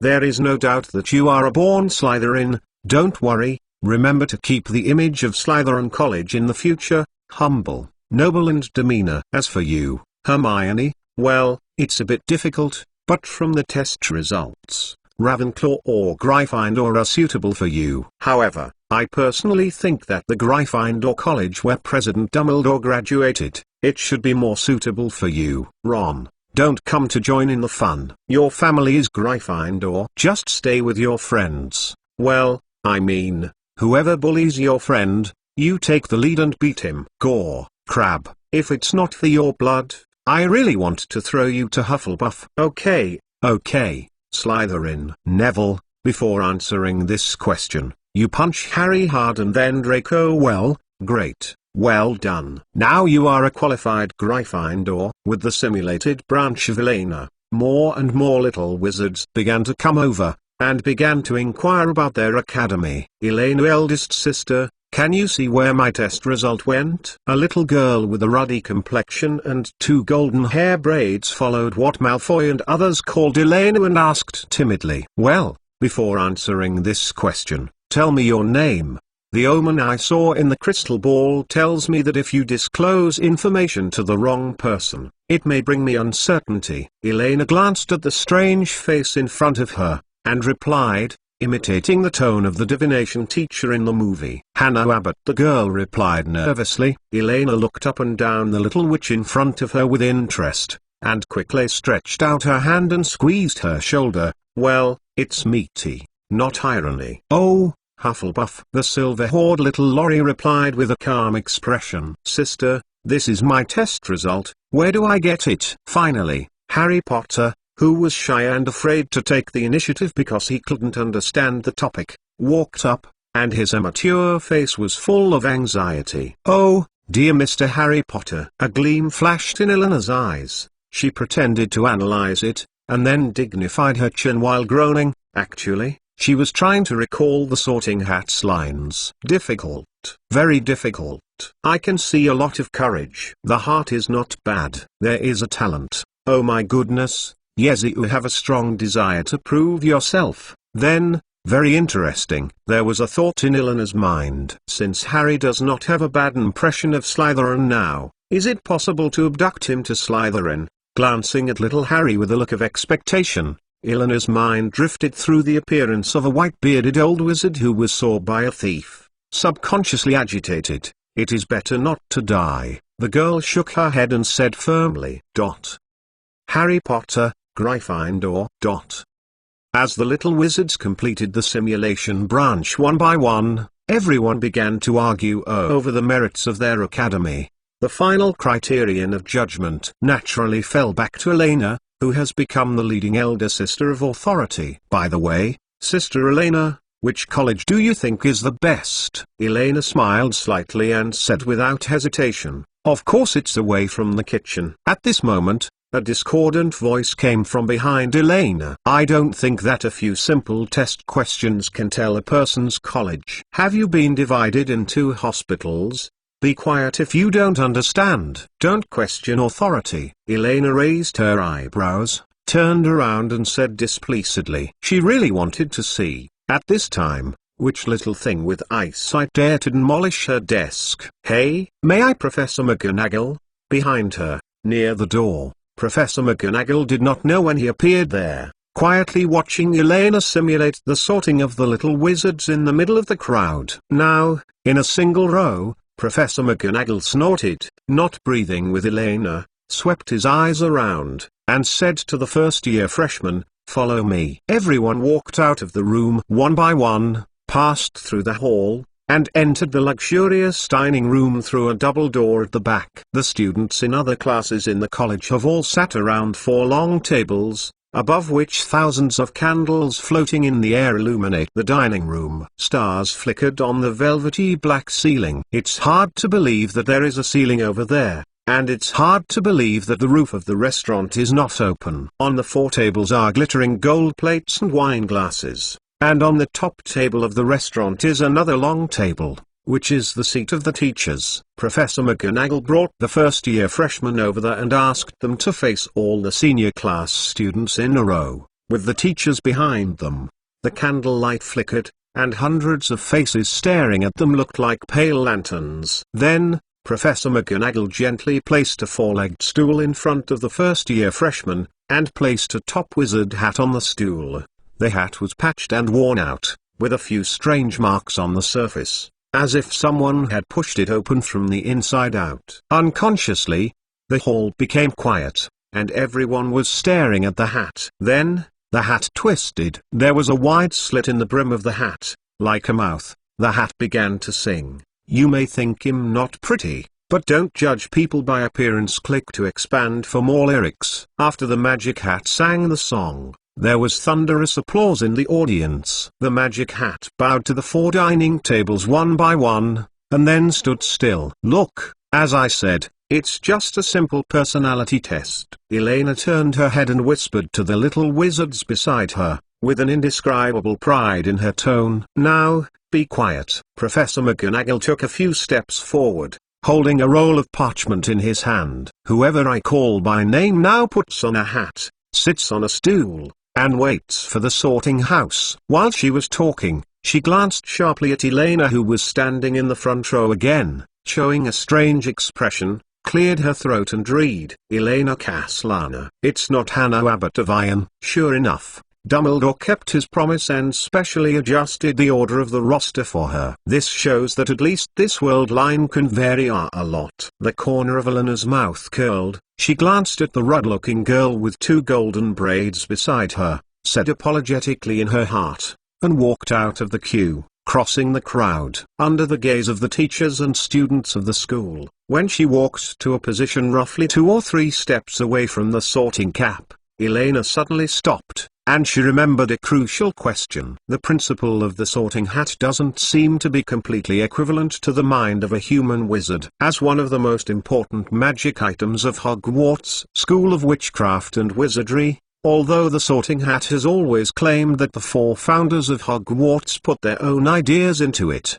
so that the sorting hat can be used according to students' talents and qualities assigned to various colleges. But in Elena's view, it is more accurate to say that this is actually a magical version of the personality test program co-written by the 4 founders. Obviously, there is an extremely powerful and perpetual scenery of mind solidified on the hat, which is used to read the thoughts of the little wizard, and then input the read content into the preset calculation program. That is, the big 4 sum of the preset screening parameters are matched in sequence, and the colleges are divided according to the degree of matching. In other words, for the Traverser, this hat is more terrifying than Dumbledore or Veritaserum, because theoretically, it just simulates a process of understanding, but actually in order to compulsory data capture and matching. Elena has never swelled to the point that she is now strong enough to compete with the 4 founders. So here comes the most serious problem. Since it is the act of reading magical items,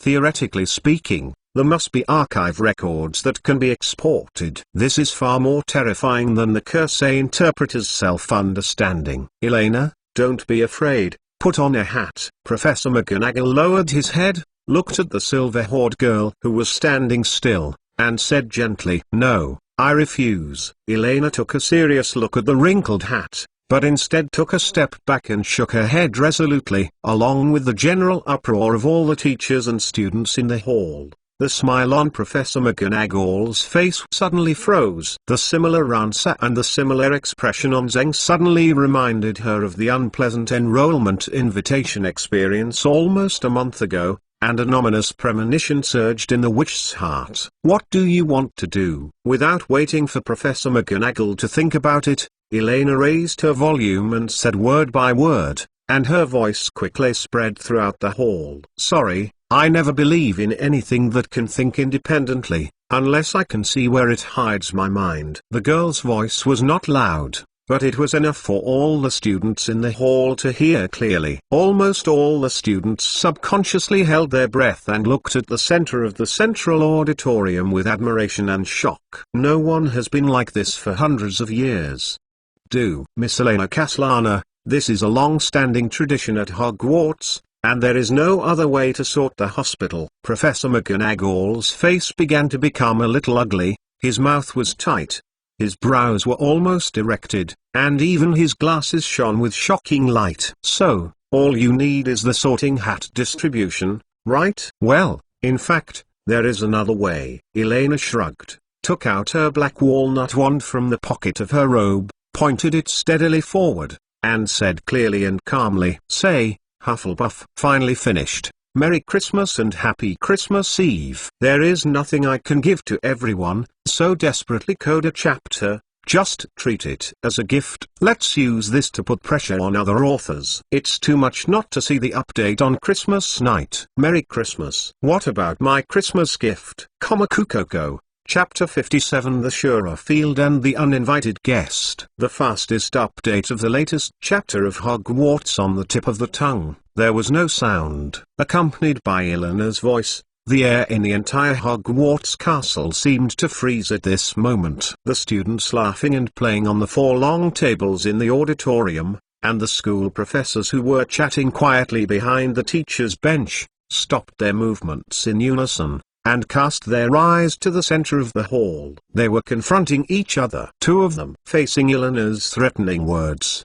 The old pointed wizard's hat shook quickly, and then quickly returned to calm, without any response. The group of first graders standing behind Elena, with Elena's unexpected behavior, all the original embarrassment and shame disappeared, and the look of worship and admiration in their eyes was almost condensed into substance. "Can you still divide the hospital like this, Sister Elena? So handsome." "It's so cool." Many first-year freshmen were so excited that their bodies were shaking slightly involuntarily, as if they were standing in Eleanor's position. Professor McGonagall pressed his lips tightly, his gaze swept across the whispering crowd, his chest undulated violently like a blower, and he laughed with anger. "Threatening the sorting hat? I have taught for so many years, and I have never met a student like you, this kind of student." After a pause, Professor McGonagall took a deep look at the courageous little silver-haired lorry, and couldn't find any suitable words to describe it for a while. She should have thought that the little devil who could catch the owl that delivered the letter to Stew the Soup could not suddenly become a good girl. "It's a nonsense. The sorting hat is impossible to promise you such an unreasonable request." Professor McGonagall glanced at Elena, who was still holding her wand. Her brows were almost straight, her face sank, and she said coldly. Elena raised her head. The Lake eyes looked at the vice principal of Hogwarts timidly, and said calmly, "Dear Professor McGonagall, are you called the sorting hat? I think, as a wise magic hat, it can make judgments on its own." In this short period of time, the vague thought in Eleanor's heart gradually became clear. Normal contemplation is only to read the subject's immediate thoughts, but the scope of the sorting hat is obviously closer to the soul level, including memory, emotions, thoughts, and even magical qualities. Therefore, she will never wear this hat until she has completely mastered eclumency and figured out the magic principles of the sorting hat. "Well," I was choked back by Elena again. Professor McGonagall tried to suppress his anger, nodding his head repeatedly with a black face, and a cold voice squeezed out between his teeth. "The sorting hat. Tell her that the Hogwarts tradition is beyond doubt. I still don't believe any freshman dare to do something with the sorting hat. It just so happens that I also don't believe in a prestigious magic school." At the opening ceremony, Teachers will cast spells on freshmen who have not been sorted out because they don't want to wear a hat." Elena smiled slightly and said softly, "The Sorting Hat, don't have any worries. Just say it. After all, we still have at least 7 full years to get to know each other slowly." The crumpled and dirty Sorting Hat was drooping on the four-corner stool, motionless. It was as if all the magic cast on it suddenly failed, and it looked no different from an ordinary wizard hat. The Sorting Hat, X2. The eyes of the two witches, one large and one small, violently collided in the air, and they gathered on the black wizard hat between the two. Feeling the huge pressure coming from both sides, the Sorting Hat twisted his body reluctantly, thought for a while, and said tentatively, "Actually, I think, for a brave and fearless child like Miss Elena, it is better to consider Gryffindor." Huh? X2. Two nasal sounds that sounded almost simultaneously. Professor McGonagall glanced at the problem student in front of him, raised his brows, and his tone revealed obvious dissatisfaction. "We in Gryffindor never call any behavior that violates the rules of the law brave." Sorting Hat. Now the key to the problem is not which college. Nothing to consider, Hufflepuff. Before Professor McGonagall could finish speaking, Elena reached into the pocket of her robe, brushed her left hand, and took out another magic wand from her arms and pointed it at the Sorting Hat. "I give you a chance to reorganize the language." "Don't be kidding. If you are assigned to Gryffindor College, then Professor McGonagall is Elena and her dean, and given the current situation, he will definitely be retaliated against." "Well, then." The Sorting Cap looked left and right. The wrinkled face on the wrinkled cap looked particularly sad, and he was about to say something. Bang! Behind Elena, at the door of the closed hall of Hogwarts Castle, there was a sudden loud noise, and the door of the auditorium was violently pushed open. "Oh no, Mr. Minister, gentlemen, you can't just break in like this." Still in the branch. At the door, a thin, rickety figure holding a lantern opened his arms to block it there. At his feet, a scrawny tabby cat stood up and purred threateningly. "Get out, Argus Filch, we have no time to talk to you." A sturdy little man waved his hand violently, and behind him, a sturdy wizard walked up directly, pushed the poor janitor a step back, and gave way. Afterwards, a large group of adult wizards filed in along the open door, and walked in the direction of the teacher's seat without anyone else. Everyone in the auditorium turned their heads to look at the group of strangers who suddenly broke into the hall of the auditorium. In terms of clothing, the intruders can be clearly divided into two groups. Among them, the larger group is a group of black windbreakers, wearing elegant British-style round top hats. The dress is neat and standard, and the faces are full of serious and old-fashioned wizards. On the other hand, the wizards and wizards of the other school wore all kinds of wizard robes with exquisite tailoring and exquisite workmanship. Their behavior and demeanor revealed the temperament of big figures from the upper world, and they followed the end of the team unhurriedly. "Ms. Caslana, step back. Go back to your queue." Before Elena could react, a dark green figure quickly walked in front of her and shielded her behind her back. "Gentlemen, this is Hogwarts School of Witchcraft and Wizardry. You have no right to break in. Now, please go out immediately." Professor McGonagall, the vice principal and dean of Gryffindor College, took out the wand directly from the placket, pinched the end of the wand nervously with his fingers, stared at the front through the square glasses, and shouted, "No, you don't understand what happened, Minerva. Get out of here. It's none of your business." Facing Professor McGonagall's wand, the small man in the lead shrank his head slightly. He looked over Professor McGonagall to the middle of the teacher's bench at the other end of the auditorium, and roared with a louder voice than Professor McGonagall. "Dumbledore." Just now, the goblins of Gringotts held a press conference, claiming that they had obtained the mortgage of Hogwarts Castle, and also showed everyone with Slytherin and Hogwarts magic the land certificate of the imprint. "Who will tell me what is going on?" Exclamation mark. "Do you think threatening the Sorting Hat is the climax?" "No, that's just an appetizer. I have already said that this is a different world that will surprise you. The feature film is only starting now." and I will try my best to write better. This big plot has been conceived ever since the book was opened, and I was worried that the pen was not strong enough to write it out, but now that it is here, I can only bite the bullet. You Meng, come on. Chapter 58. No-Nose Monster feels a shot. The fastest update of the latest chapter of Hogwarts on the tip of the tongue. Cornelius Fudge is in a very bad mood now. To be honest, it has been a long time since he unexpectedly became Minister of Magic last year. After all, Voldemort has fallen a few years ago, and it seems that he should have completely disappeared in history.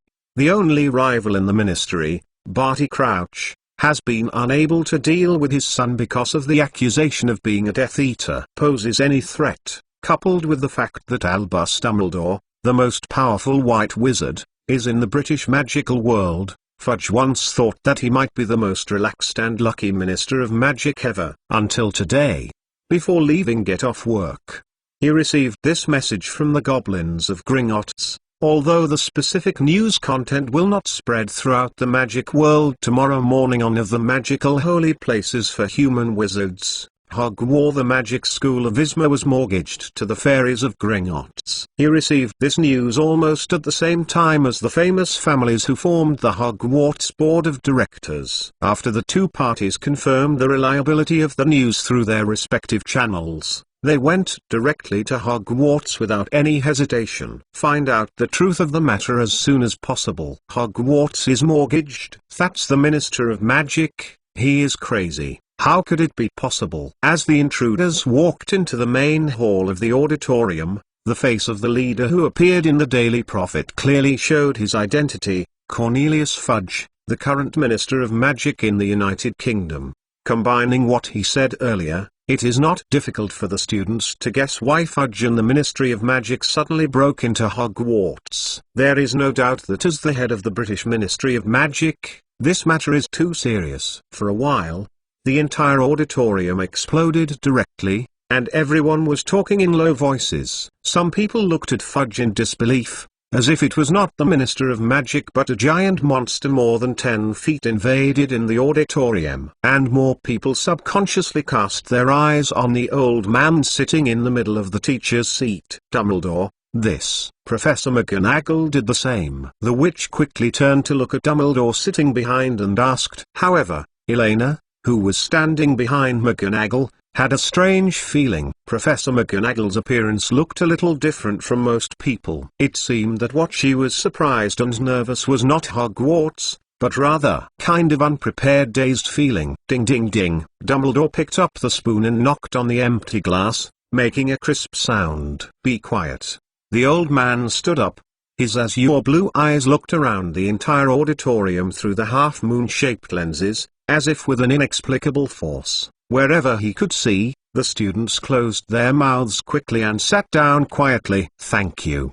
Dumbledore smiled slightly and nodded gently at the students. Finally, his eyes fell on Cornelius Fudge and his party standing at the door, frowning, and said slightly confused. Sorry, Mr. Minister, I don't quite understand what you mean, Dumbledore said as he waved his hands around. As you can see, Hogwarts is undergoing an annual sorting ceremony. I think. Dumbledore, don't try to divert the subject.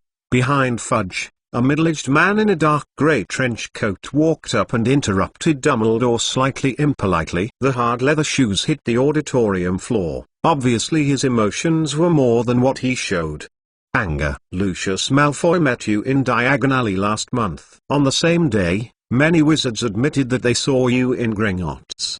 Do you want to say that you just went to relax, is it? Oh, dear Greengrass. If you can investigate further, you will find that I was actually just leading a freshman to Diagon Alley to purchase learning materials that day. You see, someone has to talk about being born in the non-magical world. The introduction of the little wizard into our world is a tradition at Hogwarts.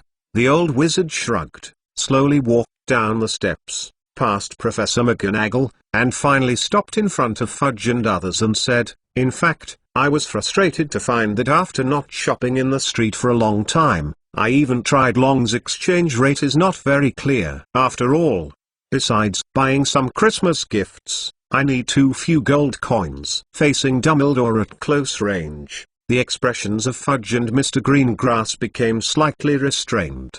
The more you are in their position, the more you can know the magical power contained in the white-haired old wizard in front of him. Now, two gentlemen, can you tell me what happened? Relax and speak slowly. Dumbledore's face turned straight, and his voice said solemnly and peacefully, Dumbledore, did you really just lead the students to purchase school supplies that day? Greengrass asked hesitantly. Since Dumbledore had said so, most of the doubts in his heart had actually disappeared. Only need to verify the records of various shops and compare the time to easily deduce the facts. He believed that a great wizard like Dumbledore would not lie about such trivial matters. In that case, the problem may have become more serious. Minister Fudge will explain the specific situation first. Not knowing what was thinking, the man rubbed his chin, beckoned to the back, whispered a few words to a young wizard. The young wizard nodded solemnly, and quickly walked out of the auditorium hall. Dumbledore, then students. Fudge took off the top hat on his head and rubbed his hands, quite annoyed. He looked at the curiosity students around his faces, and asked a little hesitantly. After gradually reacting, he also gradually realized that maybe he will face a more troublesome problem. It doesn't matter, they are all members of Hogwarts, and they have the right to know about all important events that happened or may happen in this school. Dumbledore shook his head and replied, well, since you insist, although I don't think this matter is suitable for children to know. However, the news will be published in the Daily Prophet tomorrow, so it doesn't matter. Cornelius Fudge waved his hand distractedly, looked at Dumbledore and said seriously, just now, the fairies of Gringotts gathered in major newspapers in the magic world and held a press conference. The man showed the real estate certification documents of Hogwarts Castle and claimed that it was the proceeds of a huge mortgage contract. So, didn't the fairies reveal who signed the contract and the details? Dumbledore tapped his knuckles thoughtfully and asked questioningly. No, the Minister of Magic shook his head solemnly, and frowned.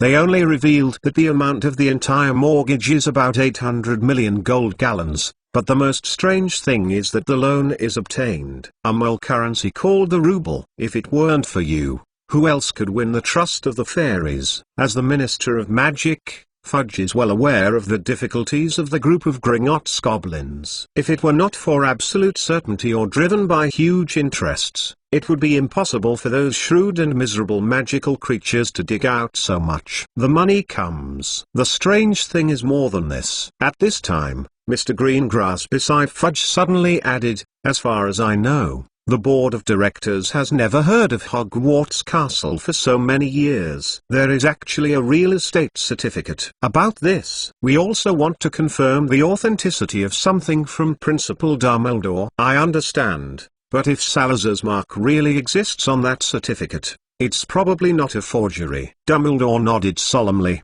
According to the literature and school history, before the establishment of Hogwarts, this castle belonged to Salazar Slytherin, one of the 4 founders. But, that was a long time ago.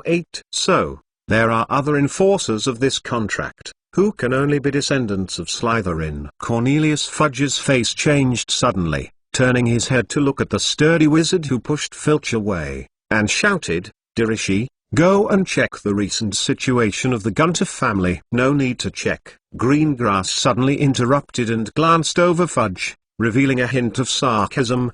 Didn't you, the last heir of the Gunter family, be invested in Azkaban long ago? If I remember correctly, it should be dead. You are there now. Shouldn't you know his relics and the last person you came into contact with during his lifetime? Hearing Greengrass' words, Fudge felt as if he had been scalded by a red soldering iron, his thick neck swelling red. You mean that the Hogwarts estate that appeared in the hands of the Gringotts fairies proved to be made by our Ministry of Magic? I didn't say that, but, if you think about it, besides the Ministry of Magic, who would need a pile of mole currency? Greengrass whispered with disgust on his face, and looked over Fudge, scanning the Ministry of Magic staff behind him indifferently. Slander. This is an unfounded accusation, and this will never happen to our Ministry of Magic." Cornelius Fudge yelled angrily when he heard the man next to him. "In my opinion, if there were real estate certificates,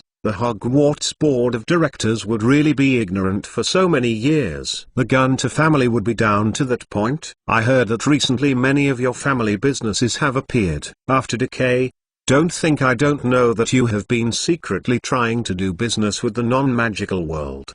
The informant in my hand." "Mr. Minister, can I see this as an insult to the noble pureblood family? How can we cooperate with those stupid muggles?" Greengrass narrowed his eyes and said in an unpleasant tone, "Cough cough cough." Seeing that the dispute between the two schools of wizards intensified, it was almost about to start an ugly quarrel in front of the teachers and students of the school. When the short story was revealed, Dumbledore, who had been standing by, coughed vigorously a few times, remembering in his arms the content on the pile of parchment paper with numbers and patterns, blinked and said, "Gentlemen, in fact, in addition to the Gunter family, there is another person who claims to have the blood of the Slytherin family." "Impossible.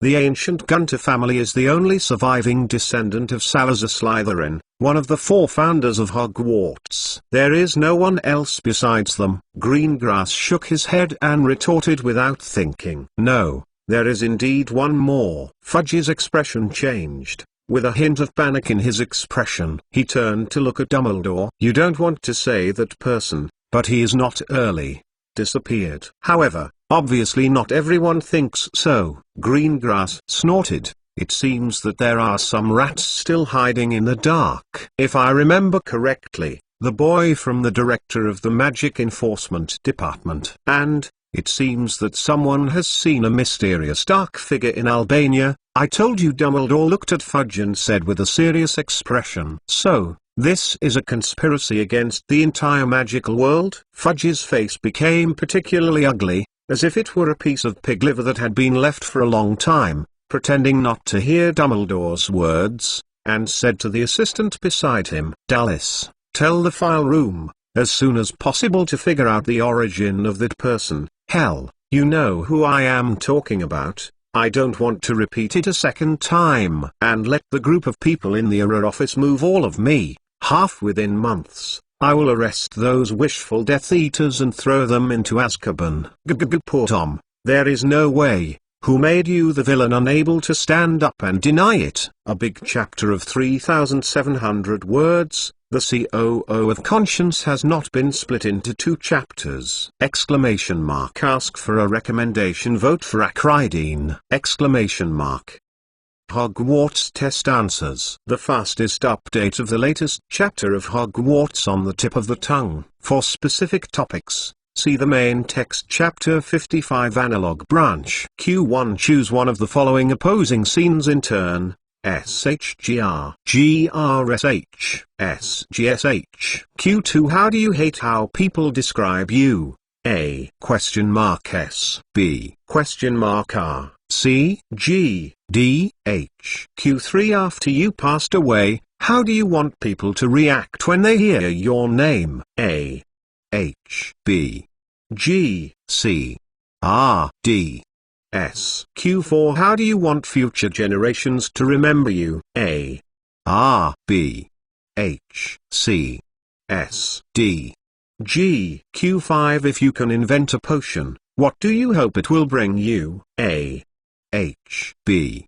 G C R D S. Q6 Now you have entered a magic garden. Which of the following is most likely to attract your attention? A G B H C S D R. Q7 There are 4 goblets placed in front of you. Which one would you choose to drink? A R B H C G D S. Q8 Which of the following instruments do you like best to play? A S B G C R D H. Q9 Every 100 years, the flapper shrub will bloom and use its changing smell to lure careless people. If it tempts you, which of the following do you think its smell will be? A G B S C R D HQ10 There are 4 boxes placed in front of you. Which one of the following would you choose to open? A,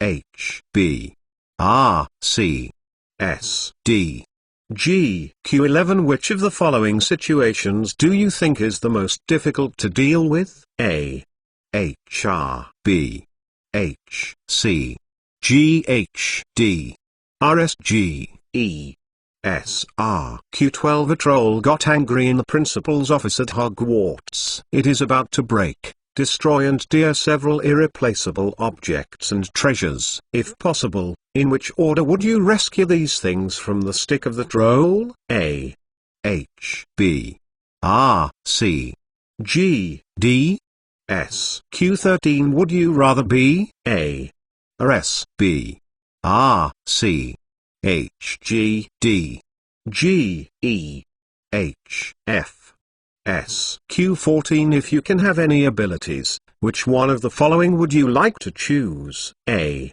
S, R, B, G, R, C, G, D, H, E, G, S, F, S, R. Q15 What are you most looking forward to learning at Hogwarts? A, G, B, G, C, G, D, S, E, H, F, or H, G, R. Q16 Which of the following organisms do you most want to study? A, R, B, R, C, S, D, H, E, S, F, G, G, G. Q17 You and 2 friends need to cross a bridge guarded by a river monster. The river monster insists that one of you needs to fight it to let you pass. You will A, R, B, H, C, S, D, G. Q18 A classmate in the same school cheated with an automatic spelling quill in the Hogwarts exam. Now he won the first place in the spell class, and you are second. Professor Flitwick suspects this situation and leaves you after class to ask if your classmate has used an irregular quill pen. You can A, S, B, G, C, R, D, H. Q19 A mole confronts you, saying that he is sure that you are a wizard. You will A, R, B, G, C, S, D, H. Q20 Which nightmare are you most afraid of? A, R, B, G, C, H, D, S. Q21 Which way is most attractive to you? A, H, B, S, C, G, D, R. Q22 At night, when walking alone on the street, when you hear a weird cry that you think is magical, you will A, H, B, G, C, S, D, R. Q23 If you are going to Hogwarts, choose a pet you want to bring. Actually the problem is not big slightly. Q24 A, S, H, G, R. B front or back when tossing a coin? H, R, S, G. C left or right? S, R, H, G. P.S. This answer is for reference only. You can log into Pottermore to view it yourself. Chapter 59 The Visit of Ghoulin Pavilion. The fastest update of the latest chapter of Hogwarts on the tip of the tongue. But, Mr. Minister, is it possible that the fairies happened to get the real estate certificate and then fabricated a contract? Standing behind Fudge, Dallas did not leave for the first time, but asked in confusion. No, sir. You don't understand at all. This ancient instrument of the magical world is not waste paper from the Mole world. Before Fudge could speak, Greengrass raised his eyebrows and said solemnly, on the original real estate certificate presented by the fairies, the Hogwarts magic mark, the Slytherin family emblem, the Gringotts certification seal, and the ancient Ministry of Magic seal are all in a normal state. In other words, the contract signed by the fairies at least complies with the most basic ancient rules and has the effect of a magic contract. Fudge nodded and continued to explain after taking Greengrass' words. So, unless we want to experience another goblin rebellion, and pay the price of a currency system that the entire magical world has been stable for decades, at present, we and the goblin can only act within the limits of the rules. You know, For hundreds of years, Gringotts has maintained a transcendent neutral position. The man looked around at the bewildered little wizards in the auditorium, straightened his chest, raised his head and said loudly, "Children, as you can see, Hogwarts and even the entire magical world are now caught in a terrible conspiracy." But Fudge paused, his eyes slowly swept across the 4 colleges, and finally stayed on the teacher's bench, squeezing out a reluctant smile and nodded. "Please trust the Ministry of Magic. You only need to listen to the teacher in school and study with peace of mind. We will take care of the rest." "Well, yes, we will be able to solve this soon." Fudge couldn't help repeating it again, rubbing the poor top hat in his hand violently. "Oh, I think there is actually a faster and more frank way." At this moment, a group of people suddenly walked in at the door of the open auditorium. The leader was a man with a pale face and pale blonde hair with oily water. The man was holding a snake-shaped cane in his hand. His indifferent grey eyes clearly did not look as relaxed as his tone. "What do you think this is? Diagon Alley or St. Mungo's Hospital for Magical Injury? This is Hogwarts. Malfoy, you have no right to break in here." Professor McGonagall frowned heavily and said angrily, waving her arms in a big way, making people suspect that she might chant a spell to drive all the uninvited guests out of the auditorium in the next moment. Lucius Malfoy casually played with the scepter in his hand, as if he hadn't seen Professor McGonagall's face, and said lightly, "Oh, dear Professor McGonagall, it's nice to see you again. In fact, as a member of the school board, I think I have an obligation to be here on such an important occasion." After a slight pause, Lucius Malfoy raised his head, and the two who turned to the front nodded politely, and continued, "What's more, I'm here to help solve the problem. Mr. Greengrass, Secretary Connolly, the Goblin Commissioner from Gringotts will be here later." It's better." Professor McGonagall snorted coldly, and his face was slightly sullen. "There were too many accidents tonight. The other side. Look, that's my dad." "I told you." Draco Malfoy elbowed Harry, who was standing next to him, and said excitedly. "However, apart from one more person participating in the argument, I didn't see any progress that would allow us to have dinner as quickly as possible." Ron curled his lips, his expression a little disapproving. "Wait and see. My dad is not like some people who only knows about mole gadgets." The excited Malfoy's expression changed, and he turned his head to retort in disgust. "That's better than being a running dog of a mysterious person." Ron's ears were a little red, and he quickly fought back, not to be outdone. "Weasley, do you want to fight? If you have the ability, you don't want to go crying to the elder sister to file a complaint. Boom, boom. Quiet. Don't make trouble. It's annoying enough now." In Harry's shocked gaze, Hermione calmly retracted her fist, glanced at the two boys who were holding their heads, and whispered, rubbing her wrists.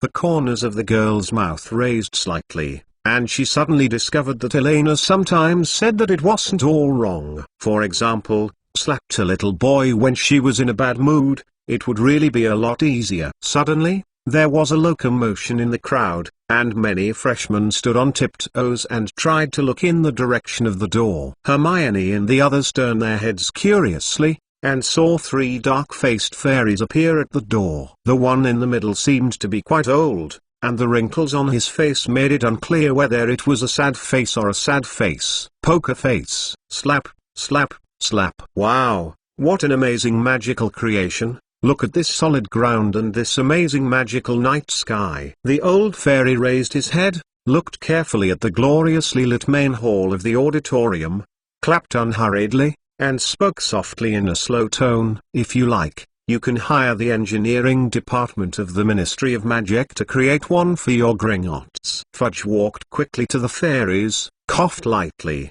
and stretched out his hand with a smile. Introduce yourself. Connolly Fudge, the Minister of Magic who has just taken office for a year, has good luck and nothing major has happened. The old goblin turned his head and introduced to the young goblin beside him. His voice was not too small, even Elena in the distance heard it clearly. The smile on Fudge's face froze for an instant.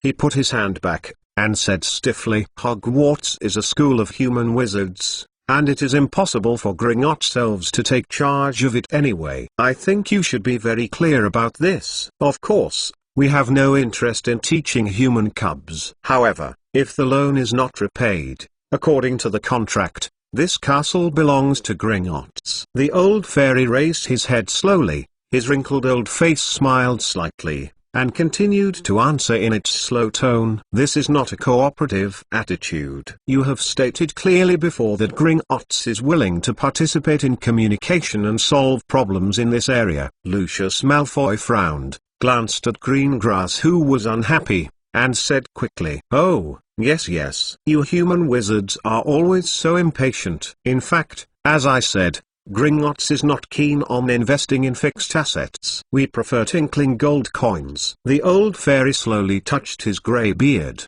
and shook his head slowly. Eleanor's face changed abruptly, standing behind Professor McGonagall, and she suddenly realized what the fairies wanted to do. Obviously, after the 819 incident, the goblins of Gringotts had already foreseen something. However, Dumbledore was already at the forefront of the crowd at this time, and she couldn't even wink. At the same time, the old goblin continued to speak slowly, with an arrogance in his tone. Therefore, all of this is not completely incomprehensible. After all, we have always had good financial cooperation with the human wizarding community. Snapped. The old fairy stretched out his slender finger and snapped a finger. A spark exploded in the air. Then, a long roll of parchment appeared in its hands. "Gary Vickers, please help me explain to the Honourable Minister our sincerity in Gringotts and the plan to cancel the Hogwarts mortgage in advance. The sorting ceremony is an important plot. This will not change, because this is the main line of the first volume. Hogwarts on the tip of the tongue can only be opened through this plot. Although I recently saw a lot of comments that said it was not good looking, I thought about it last night and couldn't skip it. The previous chapter was a bit anxious, and I wanted to skip this episode so quickly that it was a little messy. Next, I will continue to write at my own pace. It wasn't to disrupt the sorting ceremony in this way to deliberately create something new, but because it was the most appropriate time, the most reasonable time. The result of the sorting has never been a climax, and there will be no sorting plot of work in my place. If you want to relive the normal sorting ceremony, you can subscribe to the original text of Sorcerer's Stone on QQ. I am writing about another world, a world that will not forcefully return to the original text. Every change will have an impact on the world.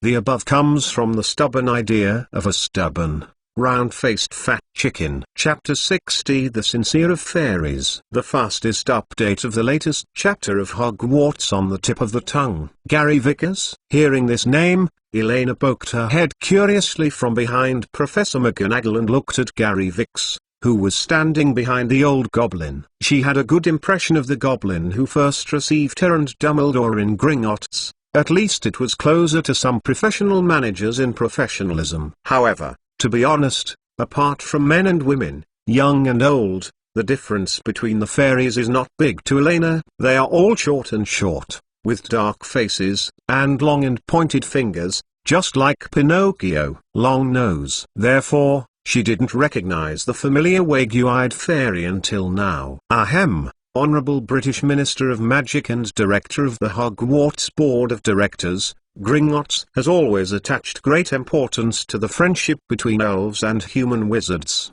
The goblin Gary Vickers straightened his waist, pinched the long parchment, glanced at Fudge and Greengrass, and quickly glanced over Dumbledore who was a little behind, and read it sternly. In view of the proposal of the British Ministry of Magic and the Hogwarts Board of Directors, after careful discussion, the Gringotts Elder Council has decided that it can make certain concessions, including waiving the handling fee of about 300 million gold gallons and returning it. Proof of Salazar Slytherin's castle land. Sounds tempting. So what are the conditions? Fudge nodded unmovedly, and asked in a deep voice. Although he has always been criticized for his lack of ability, Cornelius Fudge can never be just a lucky guy who can serve as the Minister of Magic. He will not believe in his heart that these fairies who regard money as fate will lose money. Sale. Some trivial, Administrative convenience. Gary Vickers bent over respectfully and said with a smile, Gringotts hopes to be able to pilot a lighter and brand new currency in the UK to replace the heavyweight, the metal coin. You can think of each new currency as a miniature loan contract, and any wizard can use this contract to exchange equivalent gold gallons at Gringotts. It's like the mole countries, colourful pieces of paper called the British pound or the US dollar. Yes, that's it. The non-magical world has implemented this currency system for a long time, and facts have proved that it does have an extremely positive effect on the trade circulation of the entire society. But it doesn't seem to be of any benefit to you fairies, right? Fudge frowned, instinctively feeling something was wrong, but for a moment he couldn't find the problem. No, this is already the greatest enjoyment. Gary Vickers smiled and shook his head, raised his slender index finger, and showed a serious look on his dark face. Dear Minister, just as human women like shiny jewelry, our only pleasure is to listen to gold. The sound of cannon colliding with each other. Well, is there any other than this? Fudge raised his eyebrows with a clear look, which is in line with his understanding of fairies. These cunning magical creatures always have a nearly pathological obsession with gold coins. Seeing that Fudge's tone seemed to loosen, Gary Vickers flashed a light in his eyes. His body became more curved, and said modestly, the second thing, Gringotts hopes to be able to carry out more extensive cooperation with the magic world. With cooperation, we hope to increase the number of human employees by at least 500 each year and participate in the daily operations of Gringotts Wizarding Bank. Oh, increase the number of jobs. This is really to my heart. In fact, you see, there are indeed many wizards in the magical world who cannot find suitable jobs. I think your proposal sounds really great. Fudge nodded approvingly, and replied gently, yes, in fact, we also want to take this opportunity to deepen our friendship. Although this castle is very fascinating, we think that there are more important things that need to be done. Gary Vickers' expression also became lighter, and he smiled happily and said, the last point. You need to understand, after all, if you directly terminate the contract, Gringotts will lose close to 800 million Jinjialong's huge wealth. We have to get back the principal of the sum of money. Oh, don't you think about this? The Ministry of Magic doesn't have that much liquidity, Fudge said with a wave of his hand. The Ministry of Magic has always played a vital role in the stability of the entire magical world. However,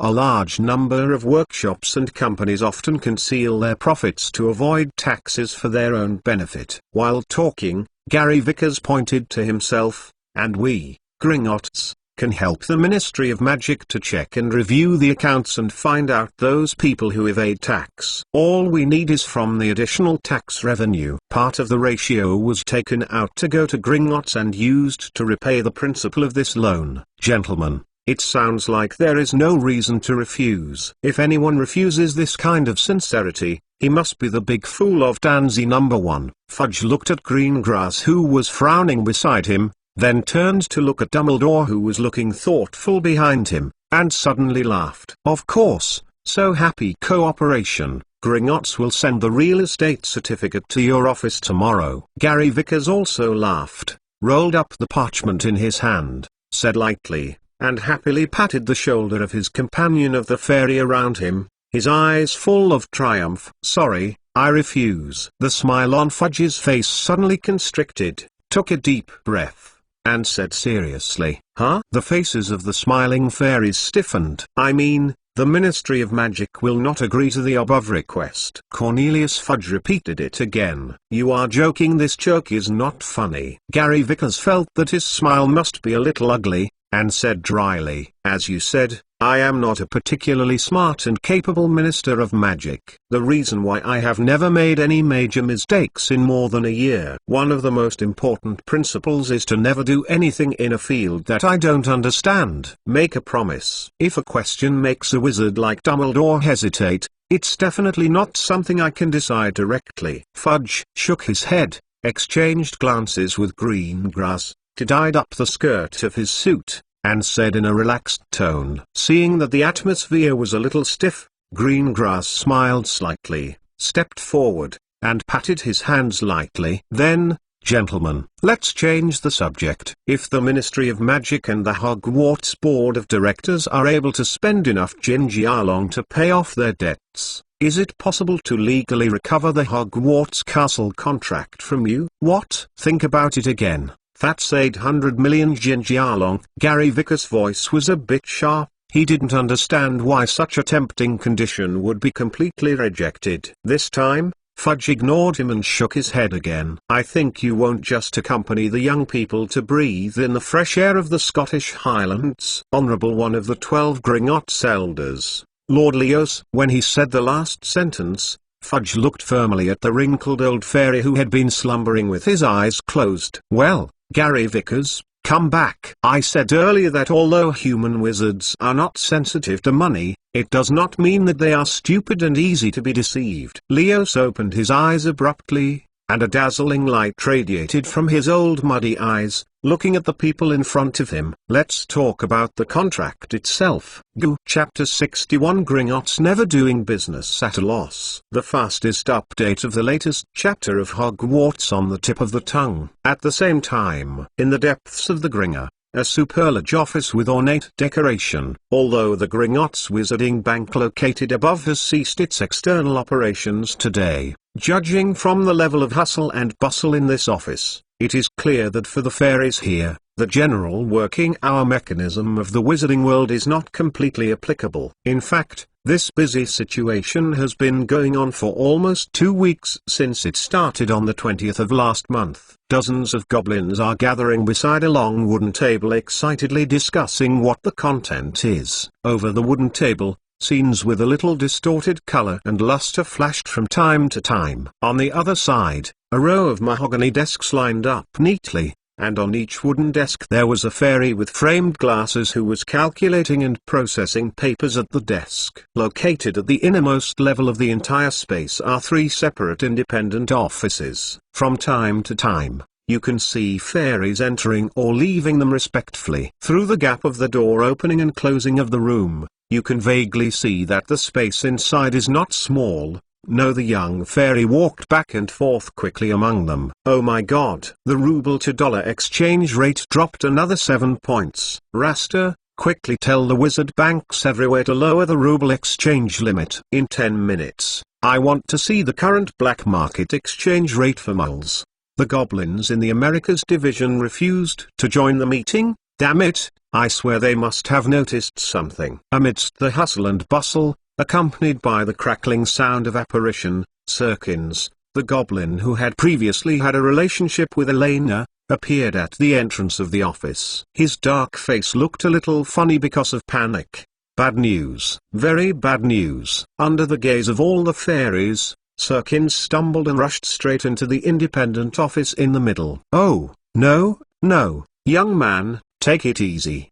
Didn't your father tell you that unnecessary panic would only make Jinjialong slip away faster? In the office, a middle-aged goblin sitting on the black revolving chair turned around, snapped his fingers calmly, and an empty wooden chair moved behind Sirkins. The reason why I transferred you from the business hall was not just because you were lucky enough to receive this large order. I hope that the new blood from the front line can guide us to some blind spots that we have not thought about before. Mr. Douglas, 5 days later, the Soviet Union will make a resolution to discuss whether to recognize the independence of the 3 republics of Estonia, Latvia, and Lithuania. Sirkins wiped the sweat from his forehead and said eagerly, "It's really bad news. Lulan, I remember I said it before, and tomorrow we'll start to further lower the exchange rate between the ruble and the gold gallon, right?" The middle-aged goblin called Douglas curled his lips non-committably, turned his head and yelled at a female goblin on the other side of the office. "Yes,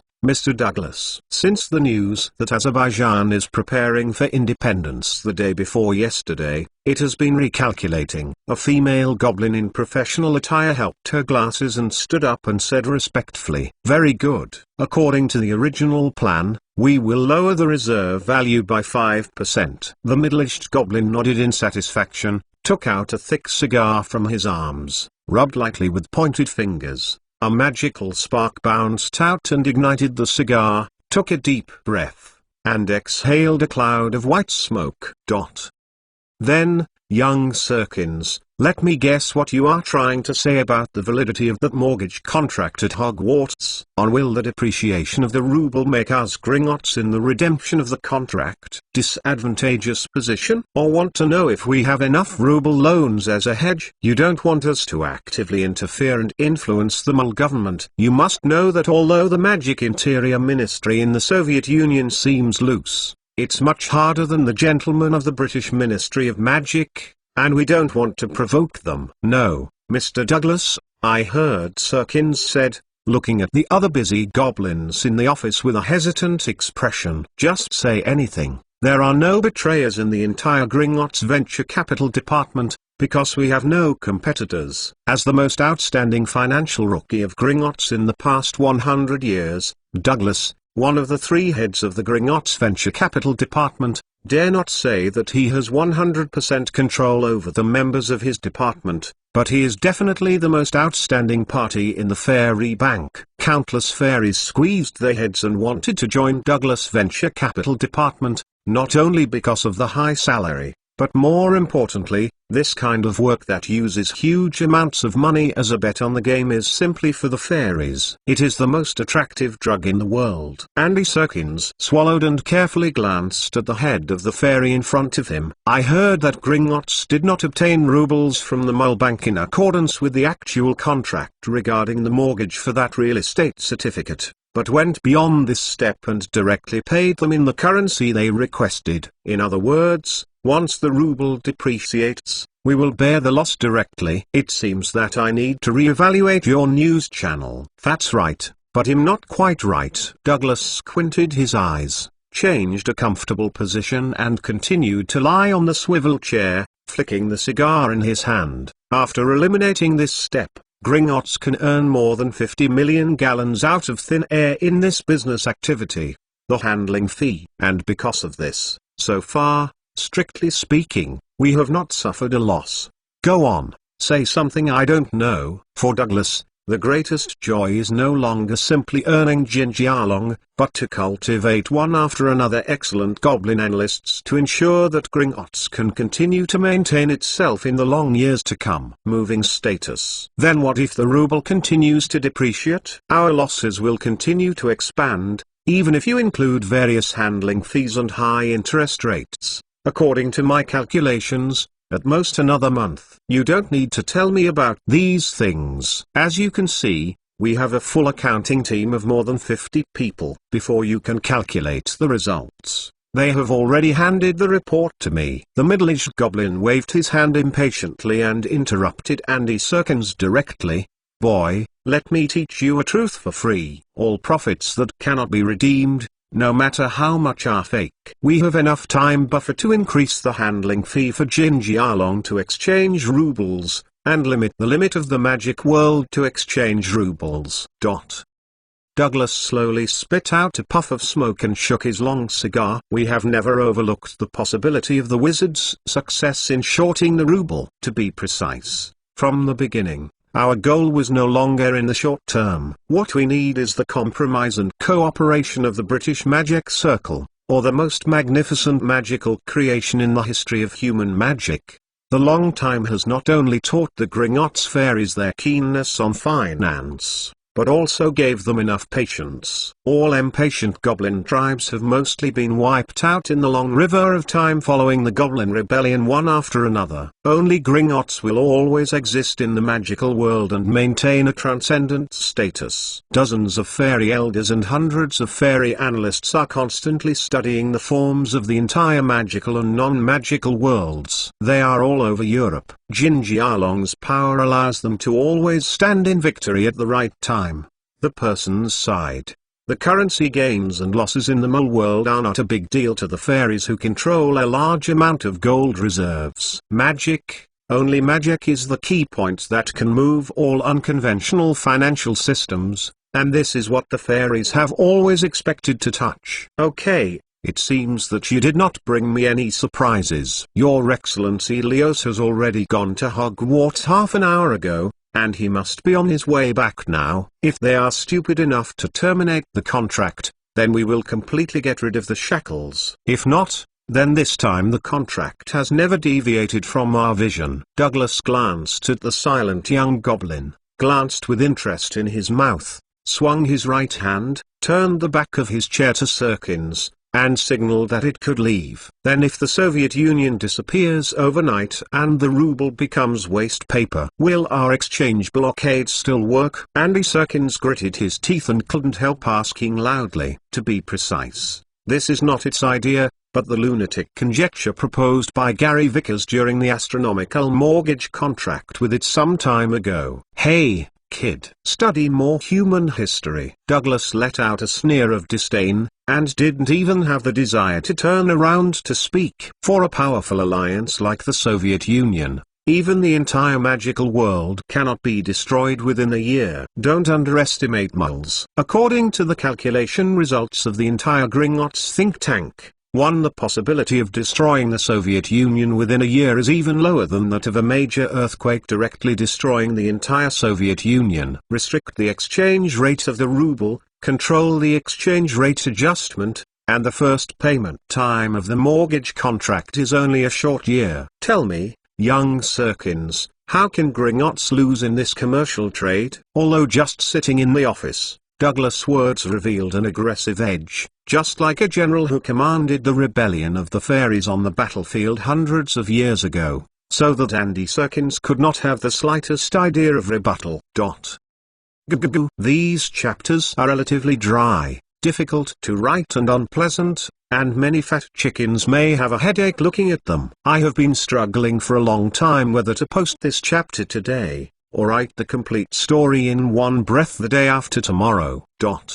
Uncomfortable Goo. Chapter 62 on the shelves this morning. Please first order my fudge. We'll definitely find out who it is. The fastest update of the latest chapter of Hogwarts on the tip of the tongue. Hogwarts. The brightly lit main hall of the auditorium is now extremely quiet. Even the most naughty student knows to remain silent at this time. Everyone has their eyes locked on the group of people near the door. Sorry, I might have heard it wrong. According to you, Gringotts does not accept Jinjialong repayment, but needs us to provide humble mull currency. Greengrass, one of the permanent directors of Hogwarts School of Witchcraft and Wizardry, has a sharp voice, with a look of disgust on his face as if he has been humiliated, staring fiercely at Leos, the little fairy in front of him, making Elena. I was worried that the next moment he would suddenly kick out towards the old fairy. Leos raised his wrinkled cheeks and showed an ill-intentioned smile. To be precise,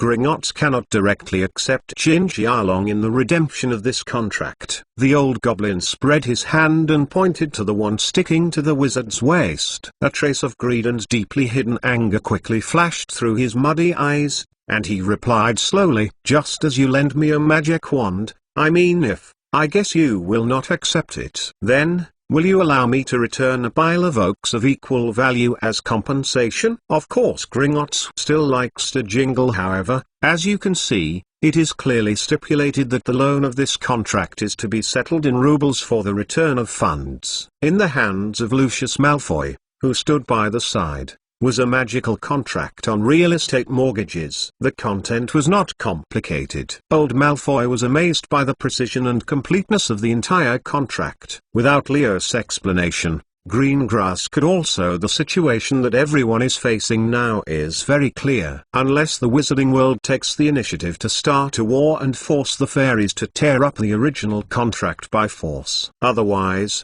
in accordance with the current rules of the magic world, only by finding a way to collect the mull currency called ruble can the Hogwarts estate certificate be retrieved from Gringotts. As a result, the plan that the board of directors previously negotiated to use the Jinjialong from each company to fill some of the vacancies and completely legally buy the ownership of Hogwarts directly stalled more than half. Not to mention whether the various pure blood magic families are willing to exchange their assets for mull currency. Just such a huge amount of ruble exchange, at present, They simply cannot complete it through any channels other than Gringotts. Cornelius Fudge's face was also not very good. He once again realized what the former Minister of Magic had told him before leaving office, that Gringotts was like a blood-sucking wing attached to the heart artery of the wizarding world. However, over the centuries, countless attempts to change all of this ultimately ended in failure. Unless the various Ministry of Magic of the entire human magic world can reach an agreement, they will not hesitate to start a war, completely destroy the wizard bank, and rebuild a financial system in the ruins. Otherwise, they can only pray that one day the goblin can make a major mistake or change the inherent operating model, and take the initiative to share the bank's operating rights with the wizard. Let me think about. Fudge reached out and took the copy of the contract from Lucius Malfoy and looked at it carefully, frowning, staring firmly at the area that was blocked by a magical halo. At the end of the text, he drew his magic wand and tapped a little parchment. "Show your secret." In the rear, where no one noticed, Eleanor's eyes shrank suddenly, and her fists were subconsciously clenched. There was no reaction at all. It was like a calm water surface, and even a wave did not rise. "A perisim." Fudge poked the copy of the magic contract in his hand with some irritation, and chanted aloud. Still nothing changed. The flowing magic halo still distorted all the patterns in the signature area. Phew, great. It seems that the magic of the fairies and Dumbledore is quite reliable. Elena tried to take a deep breath, forced herself to look away from the focal point of the hall, calmed down, and slowly backed away. Who is the signatory at the end of this contract document? Why can't it be shown? According to the description, this person should have a considerable amount of rubles funds in his hands. Cornelius Fudge raised the contract in his hand and threatened in a grumpy tone, "Goblin, as the Minister of Magic, I ordered Gringotts to cooperate with us and immediately unblock the tricks at the end." "Oh, no." Leos shook his head and said softly, "One of the principles that Gringotts lives on is never to sell users information. Just as we won't tell anyone, the previous Minister of Magic, Mr. Millicent's, the deposit figures are the same." The goblin narrowed his eyes slightly and swept the furious Cornelius Fudge with a slightly threatening look. Following its words,